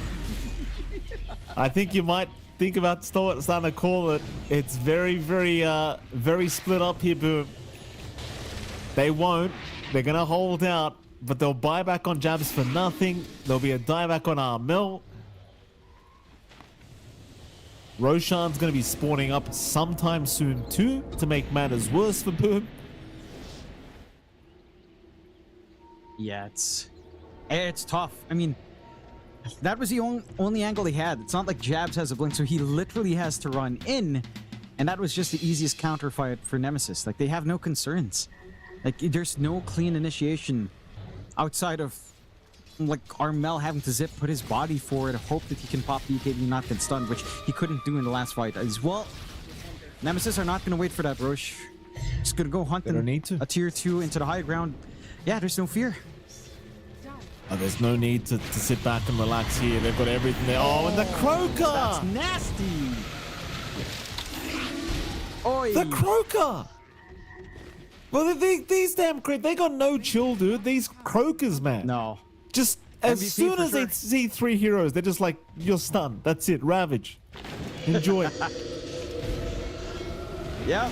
MVP of that fight. Oh, Jackie. Oh, no. Yeah, this is it. I mean, the game's over. I mean, yeah, it's done. We can try to hype up that death. The game's over. Nemesis game 1 will go their way in quite dominant fashion. 8-25, 32 minutes in. And boy, oh boy, if you're Boom Esports, John, I mean, you're going to be asking yourself some questions here. Team Nemesis, we did say they're a great team. I don't know. Boom, you know, from that one last grand final to now 1 game away from getting knocked down to the lower bracket. I wonder what they change up going into game number 2 here, but I'll tell you what, for now, Nemesis, they're looking fantastic. They are. Again, we've talked about the journeys of these players. They've been in up and down teams. Mac has been on a bit of a redemption arc. It's been a rough past year for him. Jing as well. You know, these are the players that were always on the cusp in qualifiers. For good reason. They're really damn good. It's just they never managed to clean out, and Boom have to be so careful, because this is a team you just can't underestimate. You see that triple tanky lineup. We were expecting, again, I wanted something like a Tim. Maybe that rips them apart. Maybe that pure damage doesn't work. Instead, you get the aura play from Jabs just to set up for this Slark lane, which sure, okay, you go Darkseer, Slark, but your lanes just don't feel great. Like, what's a Terrorblade's Phoenix supposed to do? What's a Darkseer Slark supposed to do early game up against this lineup that wants to get online by 10-15? And if you give them a free game on Nemesis, they'll just run it down. In fact, it felt even longer for Nemesis to even use that advantage, right? Like, they waited for the Ags, they waited for level 6, because Ares was just very sacrificial, didn't have that fast Moonlight Shadow. Once those tools were up, which was a little bit slower, they just get to town. And again, for Boom, we talked about it at the start here, Mike. Their laning phase has not looked impressive. In this qualifier, in this game 1, and in the last qualifier we were casting, their early game has been the biggest weakness of this lineup. And to be fair, for Boom Esports, that has been a historic weakness. I feel like their peak performers would say, Yoposh and the old gang, that was also a consistent issue. The laning phase just never felt amazing. But this is something that has to be rectified. In this meta, you cannot afford to lose every lane. Like, there is no slowing down in mid-game with a lot of these drafts. You're drafting very fast stuff in pause 1, like Tonka, Doom. Even this Tiny can be a little bit quicker. You're drafting very tanky off lanes and mids. Like, they do not wait around. You have to get the game started from the laning phase. That's what they have to do. They certainly do have to do something here, Boom Esports, because again, they're one game away from being knocked down to the lower bracket, and this is just the start for the road to the international qualifiers. I mean, you're going to have a hell of a long road if you're getting knocked down this early as Boom. Any standout players here, Jonathan? I mean, I feel like it's just Mac, right? Like, Mac just... Oh, yeah. I mean, he's 15-0-8. We knew Mac was going to perform that well, you and I, John. I feel like we said it a few times, but I wasn't quite anticipating it to be this good. Turns out it was pretty good. And it was. And again, this is down to just how dominant Death Prophet is. I think it's because we're at the tail end of a lot of qualifiers, right? We're on the last set of qualifiers across all the regions. So there's been time for this meta to develop. And this is something that's been cooking from, I think, just the last set as well, like towards the tail end of that. This DP first pick, not even first pick in this case, which is surprising, that never gets banned out because DP is such a high priority now. This Ags Rush, this durability. And yes, you know, it was a little bit funny that Boom never found a kill, and neither did Nemesis, so the first Exo doesn't feel great, but down the line, once you hit Ags, you don't even care about the Spirit Collector. It's just a little bit of a bonus. This hero is just ridiculous. The laning damage is too high, Crypt Swarm damage was buffed up. Again, we always talk about the Spirit Siphon change as well, because it's not percent-based, your early game is just sickening. Like, your trade and chasing down with Spirit Siphon is insanely better because it's not percent-based. So, I think for Boom, again, it might be worth considering. If you have first pick, take DP.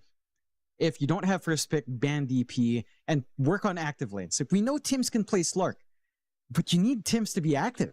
He can't just be pulling waves, running around, maybe de-warding, maybe dropping a ward, but not really setting up for the team. Tims is a playmaker. And yeah, some games it works, but up against how Nemesis is playing, he has to bring out a much more active style. We'll find out what they do, John. I'm sure they're going to at least ban DP before our Game 2 draft does begin. At the very least, we are going to head to a break. And of course, right after that break, we'll be back with game number 2 between Boom Esports and Team Nemesis. The human body was built to move. Not trapped at a desk in one singular posture for 12 hours a day. It's time your chair evolved. This is Secret Lab Titan Evo. Ergonomically engineered for you. Gamers, hybrid workers, artists. Backing your every move.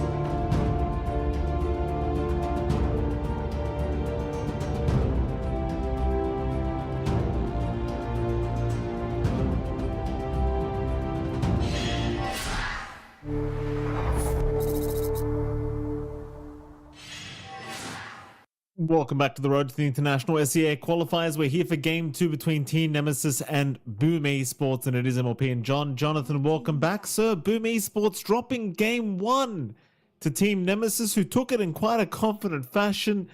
Well, here we are, John. Game 2. Boom Esports draft is certainly starting. What are we thinking? What are we changing up for Game 3? Dan, Death Prophet would be a move in the right direction here for Boom. Again, if they don't consider it as their first pick, then you take care of that. I think you want Timson something more active than Slark. I think your support duo was definitely not doing you too many favors on Boom, right? Like, Slark, Phoenix, what are they supposed to do to fight up against the early onslaught Nemesis drafted for themselves? There wasn't a lot they could get done. So, get away from those ideas, look for faster lanes. Like I said, their laning on Boom has been very, very weak. They need stronger lanes. Just stronger lanes, stronger early game, and then you can bring the fight out to Team Nemesis. So that's what we've got to see. We'll see if they have the same read. Bans from Nemesis. Already taking care of that early Armel Puck, the Bristleback, and the Gyrocopter. Wondering if they're leaving a lot of meta here, to be fair. DP is banned out by them as they don't have first pick, so they are concerned about Boom picking up. Very good read on the side of Nemesis. For the side of Boom, Shadow Shaman still in the pool. AA tends to be banned out at this point as well. Sometimes Silencer. Any of those could be taken care of. Beastmaster being left in the pool is a little bit surprising, as either side can kind of first pick that. Maybe you're more comfy on a first pick for that on Nemesis. Just lock in Ravens here very fast if you'd want to go that route. A lot of things to consider with the last ban. Take care of the Undying instead, and I'll pick up the Shadow Shaman. So that does slide through. Undying's gone, but we haven't seen too much of it because it's been banned so often. Rubik is the answer from Nemesis, which I don't mind. But again, when you think about Rubik as a hero overall, this hero has not been winning much. It has been winning more today. I believe Castaway won with 2 Rubik games on DJ, despite it being a very rough set of games. And the hero did work fine. Okay, they won 1 game on Rubik. They lost 1 game on Rubik as well. But, you know, it ends up working. This hero into Shadow Shaman. Man, if you thought Shadow Shaman was annoying, Rubik with Shackles is even more so. So I like that. Because he has extra reach. He is, it's just pesky. This is a good way of answering back. You want to play annoying? Well, we'll show you annoying with this. Issue is, we have seen Rubik also very much falter in lane. It has felt really bad in the laning phase. So I'm keen on seeing what Nemesis's RD are to kind of improve that presence early on. 5 seconds remaining.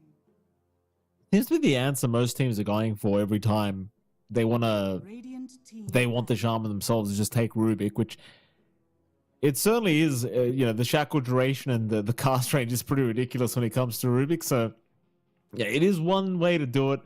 Laning wise, Rubik does feel kind of on the weaker end, depending on its laning partner at the moment. But you know, it should be okay enough. Obviously, just picked up here to counter the Shaman.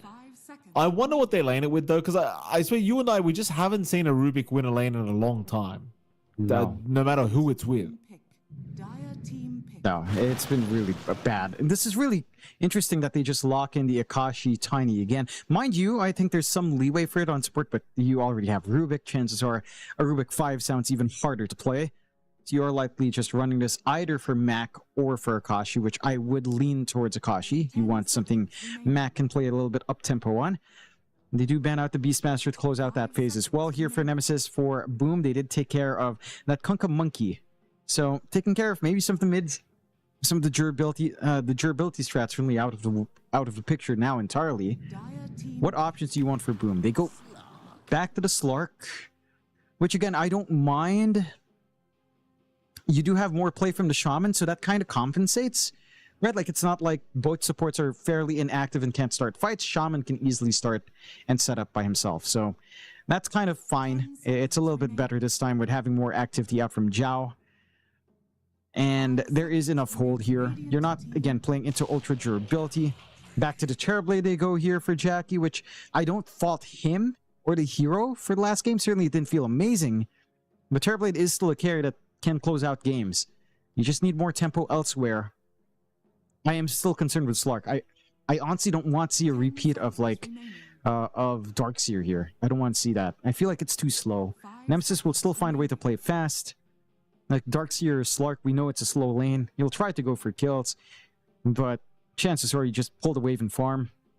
So I want to see something better from Boom. this is fine, but we can't go back to what we had in the last game. Like, don't run it back. Radiant team pick. Hopefully not. Here comes the Mirana from Team Nemesis, and immediately into a Darkseid thank for themselves goodness. this time around. Interesting. So now Yeah. you don't have the Darkseid Slark combination. So we'll see what Boom Esports intend on doing now, because I think the Slark is so much more potent in lane when you have the Darkseid combo, but now without the Darkseid combo, I kind of question whether the Slark can do anything in the laning phase apart from pull creeps. 5 seconds remaining. Yeah. And again, that's what Tims was doing for the most part anyhow with the Darkseer, as they weren't able to find any kills. I would say this is actually to the benefit of Boom. Like, not being tempted into Darkseer is actually better for them. They'll pick up the Sven now as well. What are we doing here? Offlane Terrorblade now for jabs? Yeah. Yeah, I think that's the idea.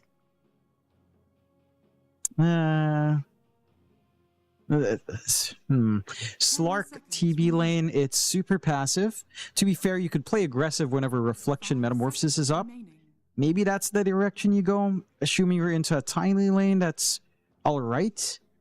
And then the tiny is relatively easy to pounce on as well. I'm worried about the lack of teamfight now, though.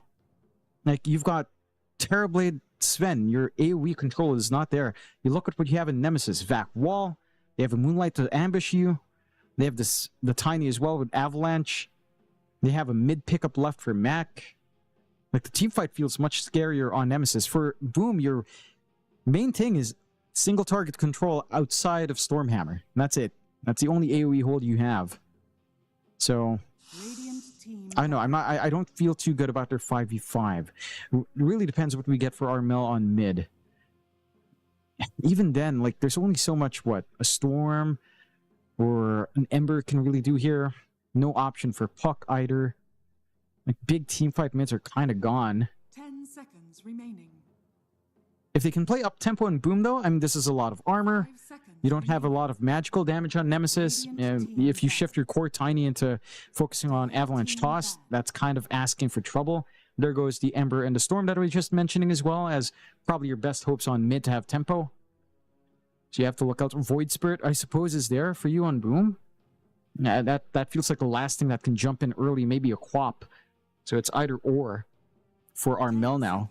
For the Chief, I wonder what Chief will want, as he's been relatively silent in the draft. I saw him just staring down, thinking about it. Should be giving some suggestions now for what he'd want. But yeah, I only see, like, what, Quap and Void Spirit, perhaps. With esports. Final band they're looking for. Seems like they're assuming the Mac mid tiny. Maybe an Akashi carry to come out. They'll ban the sniper as well, so not 100% sure what's coming. Boom actually pick up a Leshrac, interestingly enough, for Armel, so very, very different from their end of things, but I do like it. I mean, it's fine. The Leshrac we've seen, I think we saw it earlier today. The Quap comes out, and that matchup should hold its own. I would say it's a little bit better for Boom, at least. We needed something with activity here for Armel. He certainly gets that with the Lesh. So there is more presence coming out here, a little bit of push that can connect, and a lot more magic damage coming in. Same thing for Nemesis. They kind of solved their issue going into high armor heroes here with a Quap. So you have that sorted. I'm not sure how to feel about these drafts overall. I will say, I feel like I like Nemesis's draft just a tad bit, right? Because it just feels more active again. Like for Boom, all your activities on Armel. You do have this insane push that can come out, level 6 on Shadow Shaman, and if you do max out the Edict here for Armel, he's going to be able to run down towers, sure. But I don't know, you've got the Sven that's going to be farming. At the least, the Sven needs, like 2 or 3. We always talk about 2 out of 3 items he needs. Echo Saber, BKB, and Blink. So when you get 2 out of 3 of those, you should be starting to go, but we tend to see them waiting for the trifecta. Jabs can go Aura, transition to Core. I believe that's how Jabs has been running offlane TB for himself.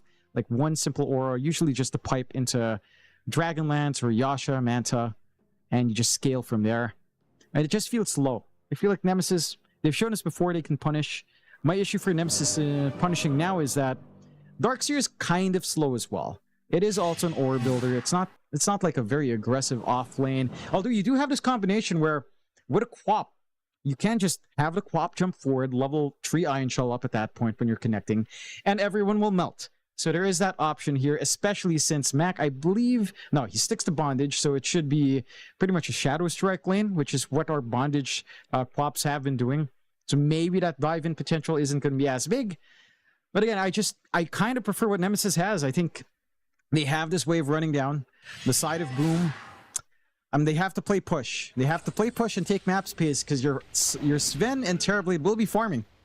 And if you don't manage to take that farm space early when you have a Leshrac and a Shadow Shaman, you start to feel a little bit doubtful about your tempo. And that's always a concern. Nemesis, they don't play slow. They play pretty damn fast Dota here. They sure do. It'd be an interesting game number 2. Again, Boom backs against the wall, trying not to get knocked down to the lower bracket if they can avoid it. Nemesis 1 game away from getting through to the upper bracket semi-finals, which would be a very nice feeling for them because there's not too many days left of this road to the international qualifiers for SCA. Definitely gives yourself a nice shortcut through the playoffs if you can just win out this game.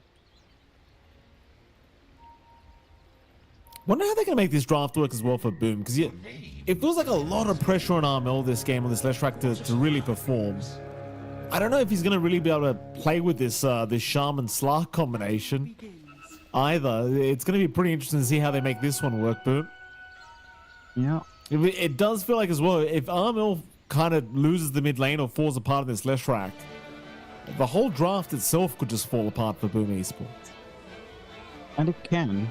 And it's rather interesting to see Leshrac into Bondage Quap, right? Because of the spell damage return. Considering that you went for Misanthropy here on Armel, if you do get the rundown, once Quap gets the Blade Mail, you're just going to melt 2 Mac running in anyhow. So that is something to be considered about. The Misanthropy does allow him to pressure early and does allow him to take fights. It doesn't allow him to push objectives, so that pressure is more on Zhao to get some fast levels up, which, asking from pause 5, not really the easiest thing. The mid lane matchup, at the very least here, is playable. It's good old Lesh, of course. You throw out Lightning Storm, you're fine. You're going to CS just fine as well. You shouldn't be too much pressure from Mac. Mac also, because it's Bondage Quap, is going to go all in on Shadow Strike and try to poke as hard as possible, which means a little bit of a lapse in like clearing out the creep wave with Scream of Pain that we used to see. So it's a little bit slower in that sense. You are much more focused on mid lane pressure, and we'll have to see if that pays off for Mac. It has felt a little bit slow for Quaps in general because of this new build coming in. At least it's not as fast as the old one. Rune control is going to be nice and important for both sides. And again, the threat here from the Nemesis supports do feel higher, I will say, because you have a Mirana, you have a Rubik, you have much more straightforward control than it is for Boom. Like the Shadow Shaman's stable, the Slark really is the thing that just doesn't give you a lot of presence early, even for runes. Tim's, again, has shown us he can play that Slark fine, but whether or not it helps at a 4-minute rune, 6-minute rune, we'll have to see. Top lane, just a quick shove in. Lane combination for Raven isn't particularly amazing, as there isn't really much to get out there right now. It's a Darkseer with a Rubik. You don't really have an Iron Shell connection. So that threat is at least removed for Jackie. He should be free farming here, and he is. You'd expect this to be a little bit threatening for kills as well as the levels go up. Doubled stun, nothing to really scoff at. As long as Jing maybe uses that telekinesis early, it does get a little bit awkward for you to try and stop it on Nemesis, but I don't see Jing making that mistake anytime soon. Again, very, very static top unless someone oversteps their bounds. The last lane down, Bont is also fairly passive, and you do have like an avalanche toss later on to connect with Eris for Akashi. At the same time, will you really invest in something like toss here for Akashi? Probably not, as a plus one. You can magically poke out quite hard in Eris just with a Star Storm though. And that is something that will cause a little bit of a nuisance here for Jabs. But you also don't have any synergy with the Slark. Like maybe if he gets a pounce with Metamorphosis up, you could try something. You could use Reflection to slow down for a pounce, but neither one sounds particularly appetizing as up top. But they are going in. Very low on Raven. Shackles will hold him down. He will have some stick charges, though, to be able to walk out of there. The aggression started to ramp up the top lane here between Zhao and Jackie. They're not really panning out to a kill yet, but they do keep Jing and Raven both nice and low in HP. Zhao now trying to abuse it as they do move in once again with a stun out from Jackie, looking for Shackles for Zhao, but he's unable to close the gap. And so everyone going to be fine top lane. Meanwhile, mid, it seems like Armel is being forced to run back to the fountain. So the Quap with that level 2 Shadow Strike starting to get a bit too much for the Leshrac to contest. Armel's still ahead in CS, so it's not the worst deal in the world, but Mac finding a way to create some space for himself here in the mid lane. And it's a bit surprising he walks back. He's all right. I mean, the timing's just a little bit awkward because Water Runes just came up. So Mac's going to get refilled anyhow. You surrender Water Rune control, and he's going to be fully topped up. Raven will finally get caught out here. Jackie finding first blood gold as well, so he's a very happy carry at the moment. And, well, there's not much he can do at this stage. Like, you've got the stun plus the shackle combo. If Jing's not around to cancel the shackles, you are just as good as dead. And they make good use of that information over the curse scuffles over the mid. Just a little bit of emphasis out on 4-minute Water Runes there. Does cost them top. And that's a nice way of starting, but you're still suffering on Armel. And he denied off the Water Rune. He's a fully topped up bottle. The level 3 Shadow Strikes from Mac are starting to cause issues here for the Lesh. Again, that launching point has to be that Leshrac as well. So you don't want to have to see the slow start, but it's the way the matchup's going. You are finding CS, but Mac doesn't really care about that. He just cares about making it hellish. Well, Jab's getting quite low now on the bottom lane. Be okay to retreat. Meanwhile, top, they are going again, this time on Jing. Jing, Fairy Fire up, telekinesis on Jackie. One more hit will find the kill, and he actually runs back. Or did they plan a trade, did they? Yeah. Right in front. Very nice. That might have been... I'm not sure if that was them or it was Jing. It looked like he was much more far ahead. Perhaps with a cast range. Could have been them as well. Yeah, they do have enough, so good little entrapment. And they are winning out hard top, which is what you want to see here. The Sven does go up tempo fast. You've got that start built up for Jack. He's got an immense amount of denies as well, slowing down Raven's gain in terms of just EXP, which is really an important factor for the Darkseer. Power runes coming in. Lucky for Mac. Just a little bit of an invis again. Initial rune control is nice. And we're seeing Armel walk all the way back to base again. I mean, it's just not a good time on mid. These sacrifices you're making for top should pay off, but certainly not fun to see your Leshrac just constantly TPing in 2 times over now. No, absolutely not. He's still keeping up farm parity with Mac quite well at least here on Armel, but it's certainly not spelling good news for the XP department as he has fallen 1 level behind. You are kind of relying on this Leshrac to carry you through the mid-game of Boom Esports. Bottom lane, they are pretty deep here, Akashi and Eris. It's like Armel, considering trying to connect, might even just go for the stacks instead while he's here. So Akashi has no fear on this Tiny of any kind of rotation. And rightfully so, because Armel is indeed just taking stacks. It's a bit of catch-up farm for Armel. No threat for Akashi. Just a little bit passive. It's definitely a very passive game. That is correct, John. Yeah, you just want that build up. Again, the most action we've gotten is top because they're finding punishment, but the draft of Boom, A big Sonic Wave though, Mac. At least catching Tims, and that'll be a bottom tier 1 tower to go down. Quick little rotation from Mac, certainly paying off as he does claim the kill onto Tims, and well, he's a Quap, John. He can just go right back to the mid lane and get back to work. Keep in mind as well, Armel went for the misanthropy. I cannot pronounce that very well, which means he can't take towers very effectively with Edict. No. As they are going to jump the Darks here, Raven does go down. So nice little rotation now from Armel as well. And they can try to steal out these stacks. A little bit more time on Godstrength.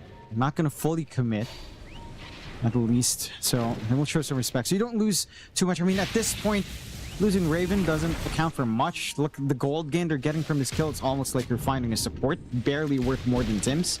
So you honestly don't mind on the side of Nemesis, as long as it's not like Mac or Akashi at this point. For the side of Boom, though, again, it's a good start. We asked for better lanes. This is actually better lanes coming in, even though it doesn't feel that great losing your tier 1 bot, but this is actually a better laning start for them. So they have rectified a little bit from game 1. The key thing now for them is to keep securing that farm, although Gonna find themselves errors here on the Mirana. Nice little pickup as they are gonna move into that top tier 1 tower. Boom Esports Serpentward's dropped, should be able to make quick work of this one. It's a much better game, I must say, as well for Jackie here on the Sven. Top net worth already, no struggles whatsoever.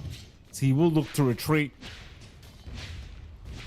The one main concern right now for me when it comes to Boom is probably Armel not having the best laning stage, but he's still ahead of the Quap, all things being said and done when it comes to net worth. So I guess in some sense it's not that bad. I just find that Leshraks tend to have a little bit less influence without that farm than, say, a Quap that can still be pretty useful.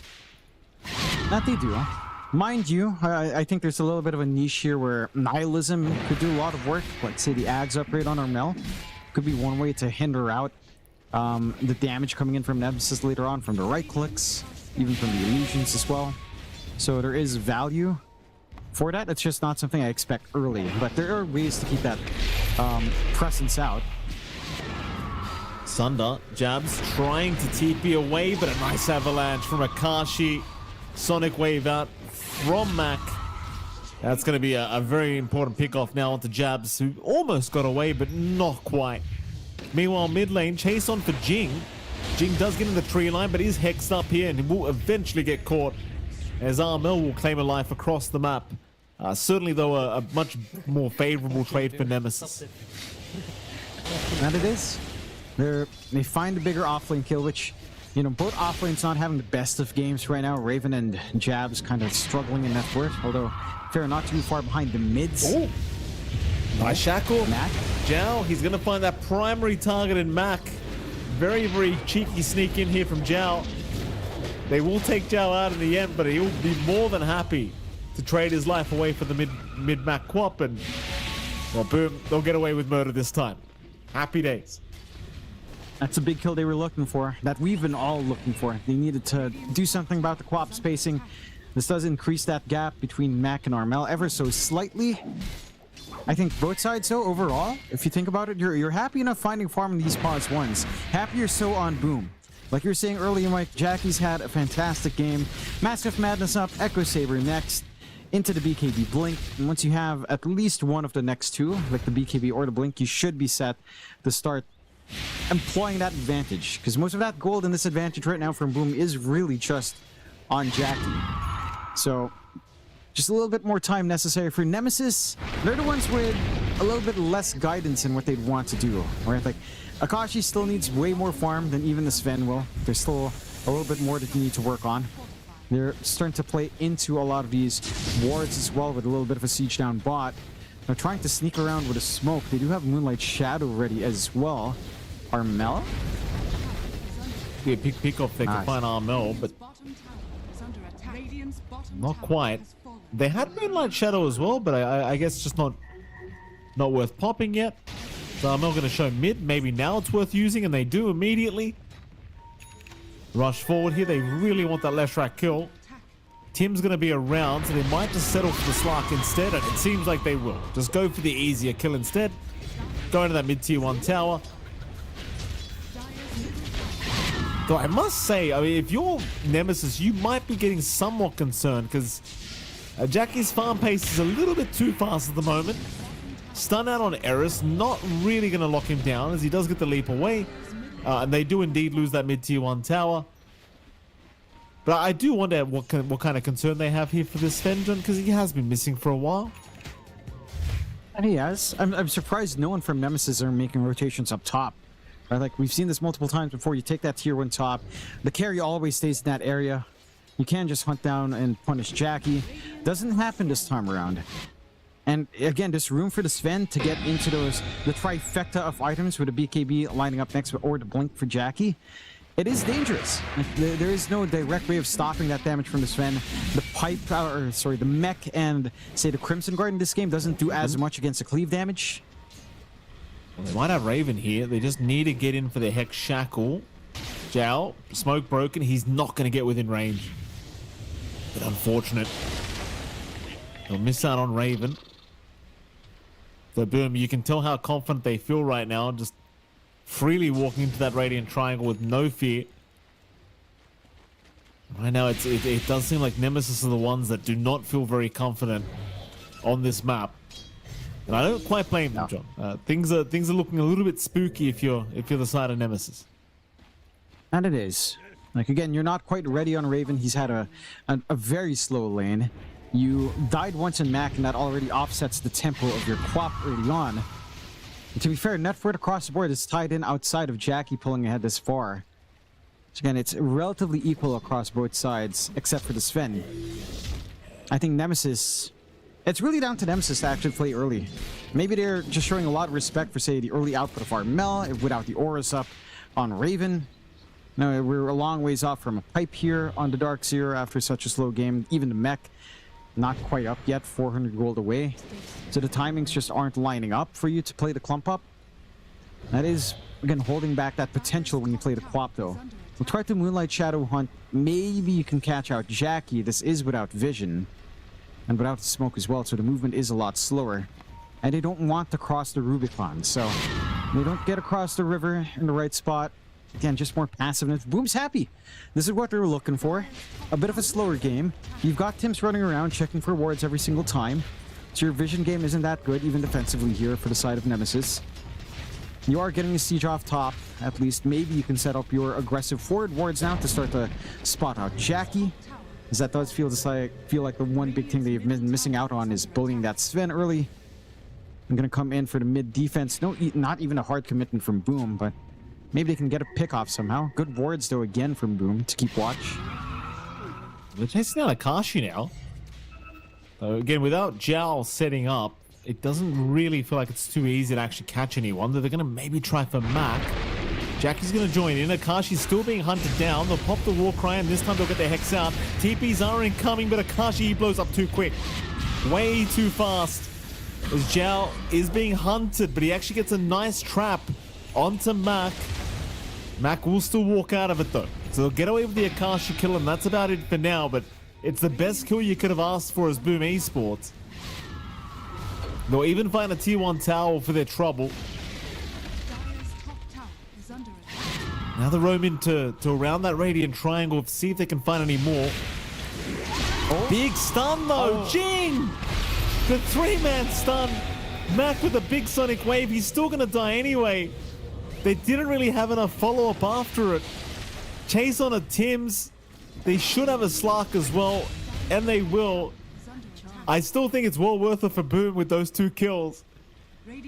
So close to being a much, much bigger state of affairs for Nemesis, but again, the Sonic Wave just proving not to be anywhere near enough. Not quite. And you didn't really have Akashi ready to join in for that one, holding that triangle area either. He did just respawn after dying earlier on. So he's not keen on instantly fighting in. Boom! And again, they're playing this to their own liking. They're the ones getting all the aggression out. Armel's got to blink for himself to work in and out of these fights. Nemesis are lacking presence. Like, the threat isn't really there on them. You need more farm and Kashi for the time to be relevant. The auras for Raven still a ways off, at least having the mech. The full Crimson will have some use, especially more so on jabs, rather than would on Jackie, as the cleave damage is still going to be annoying. So there is still a couple of things to consider, but some timing is starting to be met. Blade Mail from Mac alone isn't enough. The Kaya at the very least is flying in, and that should improve the output of Mac at that point. But again, you've got the 4K lead up on Boom. Majority of that is still on Jackie, but that investment has paid off. With a trifecta up, they are just set to go. Maybe could sneak a Roche on. Likely look for a kill into Roche is the comfiest here. Nice Dark Pact from Tim's preempting the arrow. Big wraparound, Jackie and Gao from the south. They're going to run into Eris. Moonlight Shadow was popped, but they'll get a Sentry. It's just too late. Eris will barely leap out of there. Oh, so close yet so far, at least for one. Everybody else will escape just fine from Nemesis. Seems like they well and truly understand that they do need a lot more time than what they've had. Here's a smoke though. Maybe they try and reinitiate, see if they can find somebody. But Tim's breaks the smoke already. He sees them too. Jing lift up with the cancel is there with the dark back, and now Akashi's been caught again, though the arrow does cancel the shackles, and now the Stormhammer. It's bought time. It's bought time though. Akashi's still too low. He's gonna die. They will find Zhao. They'll try for the Sven. They will get him in the end, but they will lose Mac in response. In they go for more. Armel now being chased here by Raven. He does go down. Jabs meanwhile man fighting Raven, who needs to run away. Although they might just kite out Jabs. Jing meanwhile finding Tim's in the mid. It's just Jabs versus the world. Now Jabs gonna retreat. Man, Jing's been so scary on this Rubik, and Eris with that cheeky little arrow buying a bit of time to cancel the shackles. Oh my, it's just so on edge here. But they are still finding a way to fight back, and that was a huge fight for Nemesis. And it is, I would say right now, out of all the players in this game, Jing is MVP already. Like he is the one guy that you have to watch out for. And this is them playing a little bit sloppy on Nemesis, right? Like they smoke under the ward. They get the re-smoke under the ward there, so it's easily broken up. We were seeing some, again, good plays out with Sonic Wave. This was the early engagement, of course. That was nice in the same area, but a little bit reckless. They got caught out. Akashi just TPs to the point as the smoke breaks. So he's in the middle of no man's land, and you're not able to leverage your tiny damage. But it's Jing that salvages. The Stormhammer on him. Out of all the spells, this is the one that's the most impactful. As again, we have that replay. They smoked under that ward. They're in a very lousy spot, and they just let Akashi just keeps the TP going. And it's such an awkward spot. Yes, he survives a little bit longer. But boy, oh boy, if he just walked up the ramp instead with his team, might have been a little bit better. It's just Jing. It's the Jing show. He manages to get the stuns. Jackie kills himself to the blade mail, of course, as one does. But Jing is just, he sets up. Now, these Stormhammers have been very good. You wouldn't think it's the spell to take here in this game. You would have thought Jing was trying to take all the Shaman spells, but not the case. The Stormhammer proving to be actually pretty busted in the Rubik's hands, and it's doing some work. I'm appreciating this quite a bit here. As mid lane, Armel gets spotted. Mac still going to continue chasing, but does take it easy as there is going to be a leap. Sonic Wave is out, connecting on Armel. Arrow's going to connect as well. Eris with a beautiful angle. A fantastic arrow angle.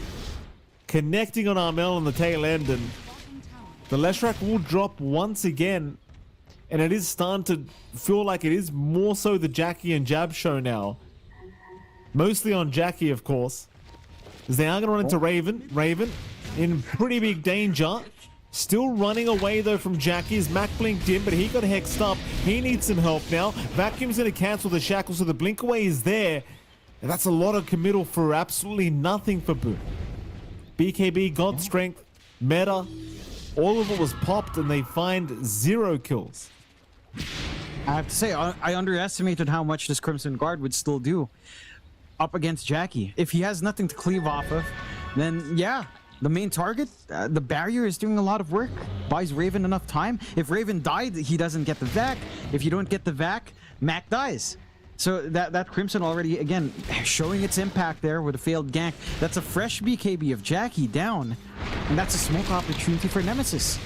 If they can find that movement in here. Tim's gonna go into the Shadow Dance. Will run. Mac thinking about the chase. Does actually continue. Will not have enough for the kill though, of course. Akashi's got a full blink up now, and this is where he starts to feel a little bit scary on the Tiny. Because now you've got the right click and the magic and the initiation on this carry. And this is around the stage where you feel much more confident trying to join your team as a core Tiny. I'd still say he probably wants a BKB to feel ultra safe, but at least with the blink up now, he can start to join his team. It's on the courier, by the way, John. It's coming. Yep. And this should open up possibilities. The BKB certainly is necessary, of course. So you're up against a Leshrac, you're up against a Shadow Shaman, you need it. Speaking of, they are taking Roshan with that Shadow Shaman down bot. Secondary life for Armel, that does cost him the wards, but this is the proper hero to give it to, as he can maximize the mana pool as well. Sven is a transformation hero. You don't really want to hand him Aegis, especially if he has to use God's Rant anyway in the first life. So it has to go to Armel. 11 to 10, 2k lead from Boom. A very even game across the board as Boom can find the early game tempo they want. They're getting that build up into the mid game now as well. Jabs already has a Yasha. Dragonlance up. And it is starting to go into scale. And Jack is going straight Daedalus. Still a little bit of a smoke out from Nemesis. They are going to go through the gate, see if they can try to snipe. As they are at that point where you kind of need to play. Right, because you don't want to wait for the Sven to have Daedalus. You don't want to wait for when Jab starts to be a secondary carry. Your scaling will cut off. Granted, Armel. Up here. Well, they're going to find Armel. Big trouble. He's going to lose the Aegis already. That's not the start they would have liked here, but they're still bringing numbers in. Armel going to casually walk out for now. And it looks like everybody else from Boom going to be okay. Apart from maybe Tim's, who does get blown up by Akashi and Mac. So Aegis down, Tim's down. They're going to smoke up anyway here, Boom. Lines being drawn around the dire jungle where maybe they'll run into Mac. And in fact, they will see Mac on the creep wave now, but instead they're running directly to Akashi in the triangle. Akashi has no idea they're coming either, and he's completely alone. Oh, a beautiful smoke now from Boom. Though I must admit, John, it was maybe on the luckier side, considering they didn't have any vision on Akashi. They were just guessing where he'd be. Yeah, I think it's down to the fact that they know Nemesis would feel like they need to go back and form because they blew 2 ultimates. Right? That was the usage of Sonic Wave. That was the usage of Wall. They know they're not going to be clumped up in that time. So chances are someone's going to be in the triangle. And they take the opportunity. That's where the experience of Boom kind of kicks in. It's very easy to read for them. And now they get their own movement across the gates here. Mac right in between in a little bit of a pincer.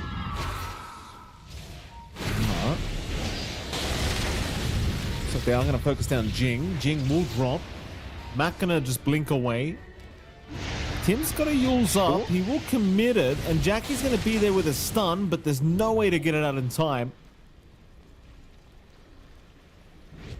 And so they will retreat. They will lose Jing on that Rubik, but that's about it for now here for Nemesis. Jackie, meanwhile, losing his Chrysalis on the Courier. Going to be very annoying for him. It's a pretty big item when it comes to the Sven.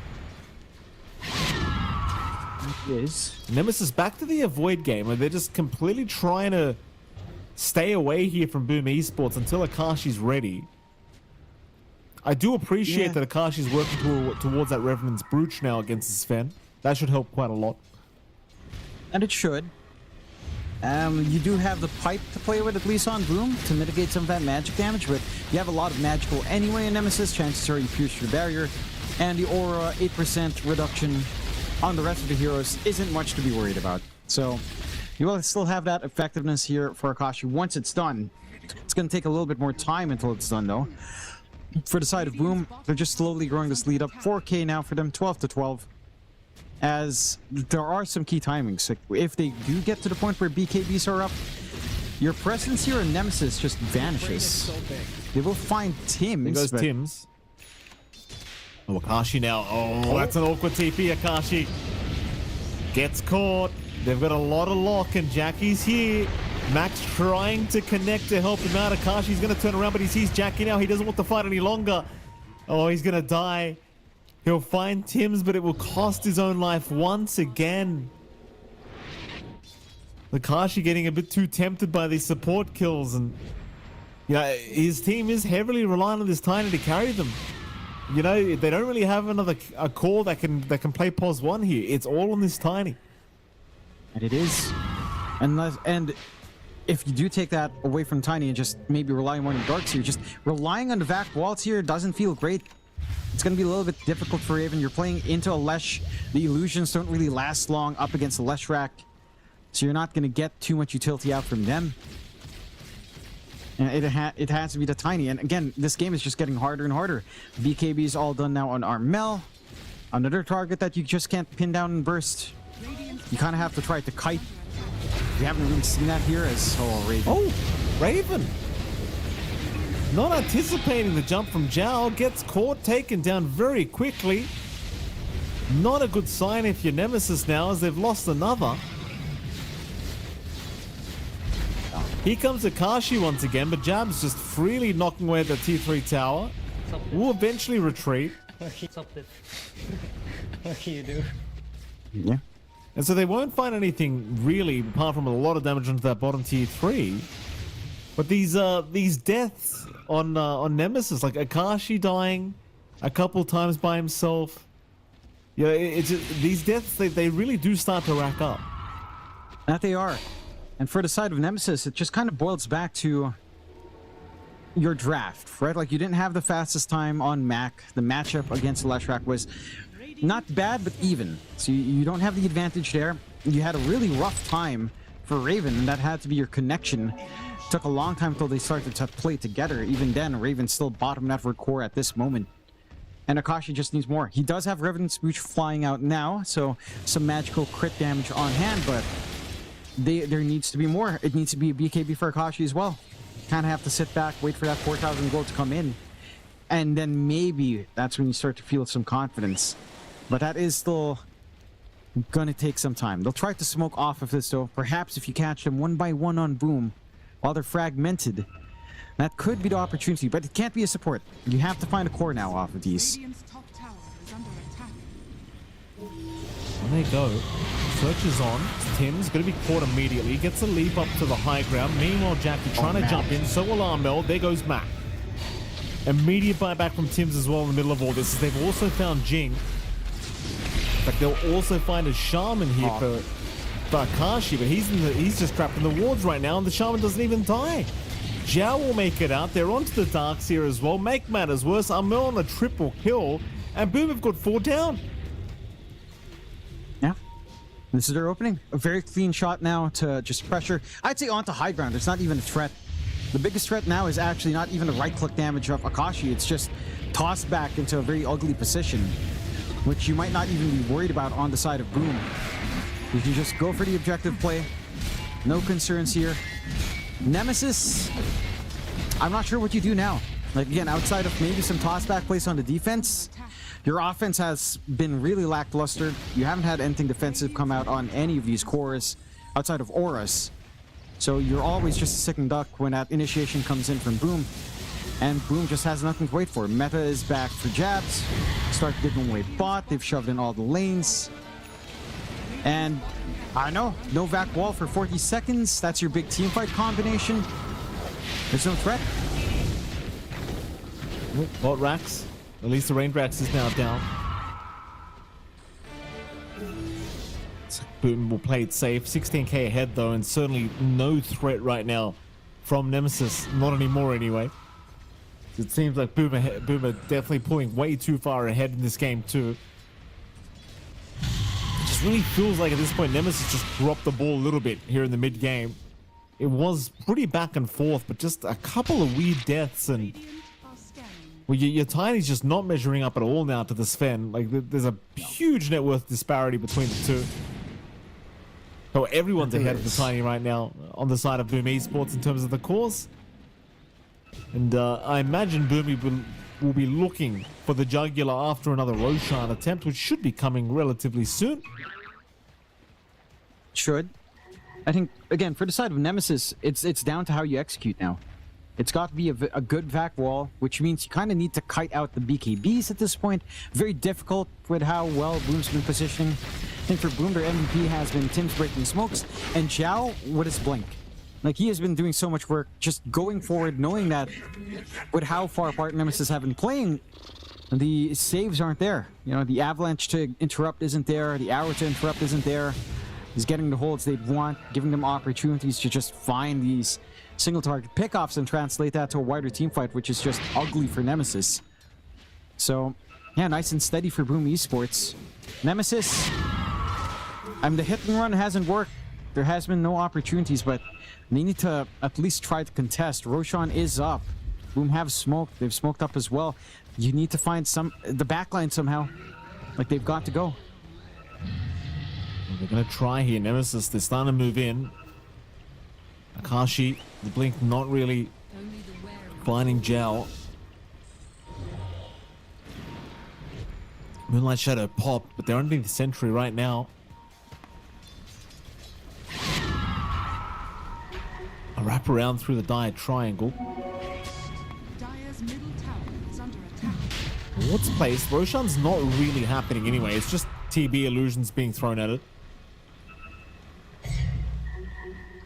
Meanwhile, the bottom lane's just being forced in. I mean, the thing is, if you're not going to go for Roshan, you may as well just push in the bottom racks. Someone will have to come back and defend eventually. They'll pop the glyph for this, but it looks like they're just going to allow the bottom racks to eventually fall. As Nemesis, they still want the fight, Dire's courier but boom, they're in a position where they can just casually wait, against bottom barracks. as they're still finding objectives while all this is happening. Nemesis feel the need to just start Roshan now, but they know that Boom are waiting for it. And now I think they've lost their chance to, because Max TP'd back to defend the base. Yeah. Just, they have to see that round. And again, for Boom, Free Roche is going to lead into pretty much a full high ground disappearing at this point, unless Nemesis can really surprise us with a little bit of their defensive prowess, but I just don't see that happening. A little bit of an arrow to scout, no opportunity to really try to steal, as Jabs has the Legion scouting. I'll take the freebie. Secondary life coming out for Jackie, which again is surprising, but it's at this point you want the Sven to start charging forward anyhow. 17k advantage, and Nemesis have just been stuck. Again, this time around, the gambit they took on lanes doesn't quite pay off, and Boom just have a very non-committal push. Just wards down, illusions from Terrorblade. Nice and easy. You've got Jackie in a very comfortable game with his Sven, like no one's running away from him with his full harpoon. Daedalus damage on hand as well. Cleaving true with crits could be devastating here. Scanning. And for Nemesis, I just don't see the relief. Akashi with a BKB should be one key tool, but I don't know. We just haven't seen the angles. It's been the Boom. It's been Boom all the way. Even the Tormentor now to be taken with a full Satanic on Jackie. Get themselves a nice freebie out here. It's going to head to Zhao, as they already have it on Tim's, as that tends to be what Slark does. And just back off. Never give an opportunity open. 20k up. BKB for Jabs, I believe, as they're just forced to farm around here on the side of Nemesis.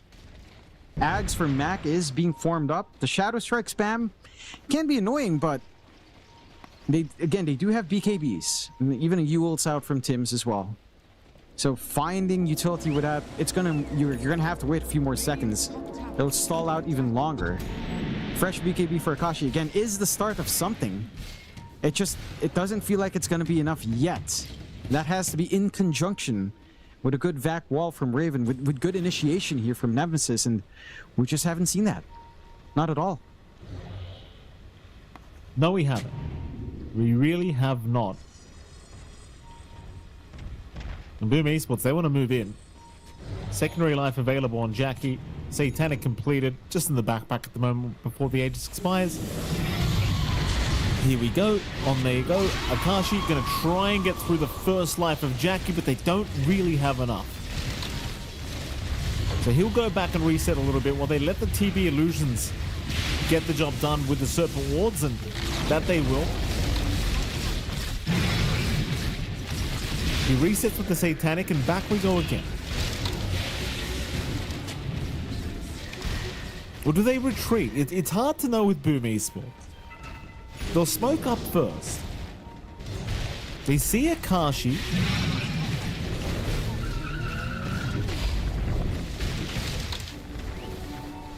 So Jab is just baiting them in, saying, I'm going to take your axe if you don't try for this fight. Akashi will make the jump in. Immediate hex out though from Zhao. Stun out as well from Mel, locking down the Tiny there. He does get the blink away for now. Mac's going to jump in. Boomer's starting to fall a little bit low, but Jackie gets a 3-man stun out. Though they lose detection. The invis kicks in at the right second, saving the other two. And ultimately, they'll have to walk away eventually, but it looks like the melee barrack surely goes down, and it does. Yeah. So 1 Rex left here for Nemesis to try and defend. There's some more vac wall to worry about. And there's still the BKB of Akashi, but without the vac wall set up, I don't know how again you take these fights. Oh, they're right onto Armel, but there's just no damage. There is just no damage really going on here with this draft of Nemesis. Boom Esports, they will retreat. They'll come back another day, perhaps when God's Strength is back up. Yeah. In fact, they're already just waiting by the Radiant Triangle, just hoping that they find a Rogue One. And in fact, they just may because Max shows up, but he will blink away. But geez, tough times now. I mean, Nemesis 1 lane of barracks left, still 23k net worth behind. The Tiny, this game around, has certainly fallen very, very flat. And it has. Again, it's kind of maybe on this Dark Seer as well. I feel like they pick it to block it on Nemesis, right? Like we were saying, Boom was probably thinking about this. They steal it on Raven.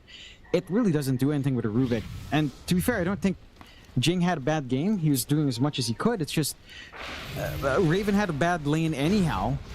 Like he couldn't do much. There was no presence on the Iron Shell, which leads to that slower tempo, which again meant that Mac had no one to connect with on the Quap. So you lose that early game tempo that this lineup desperately needed.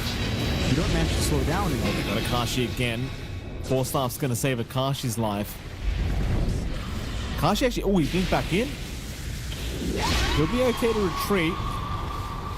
Sonic Wave's flying out left, right, and center here.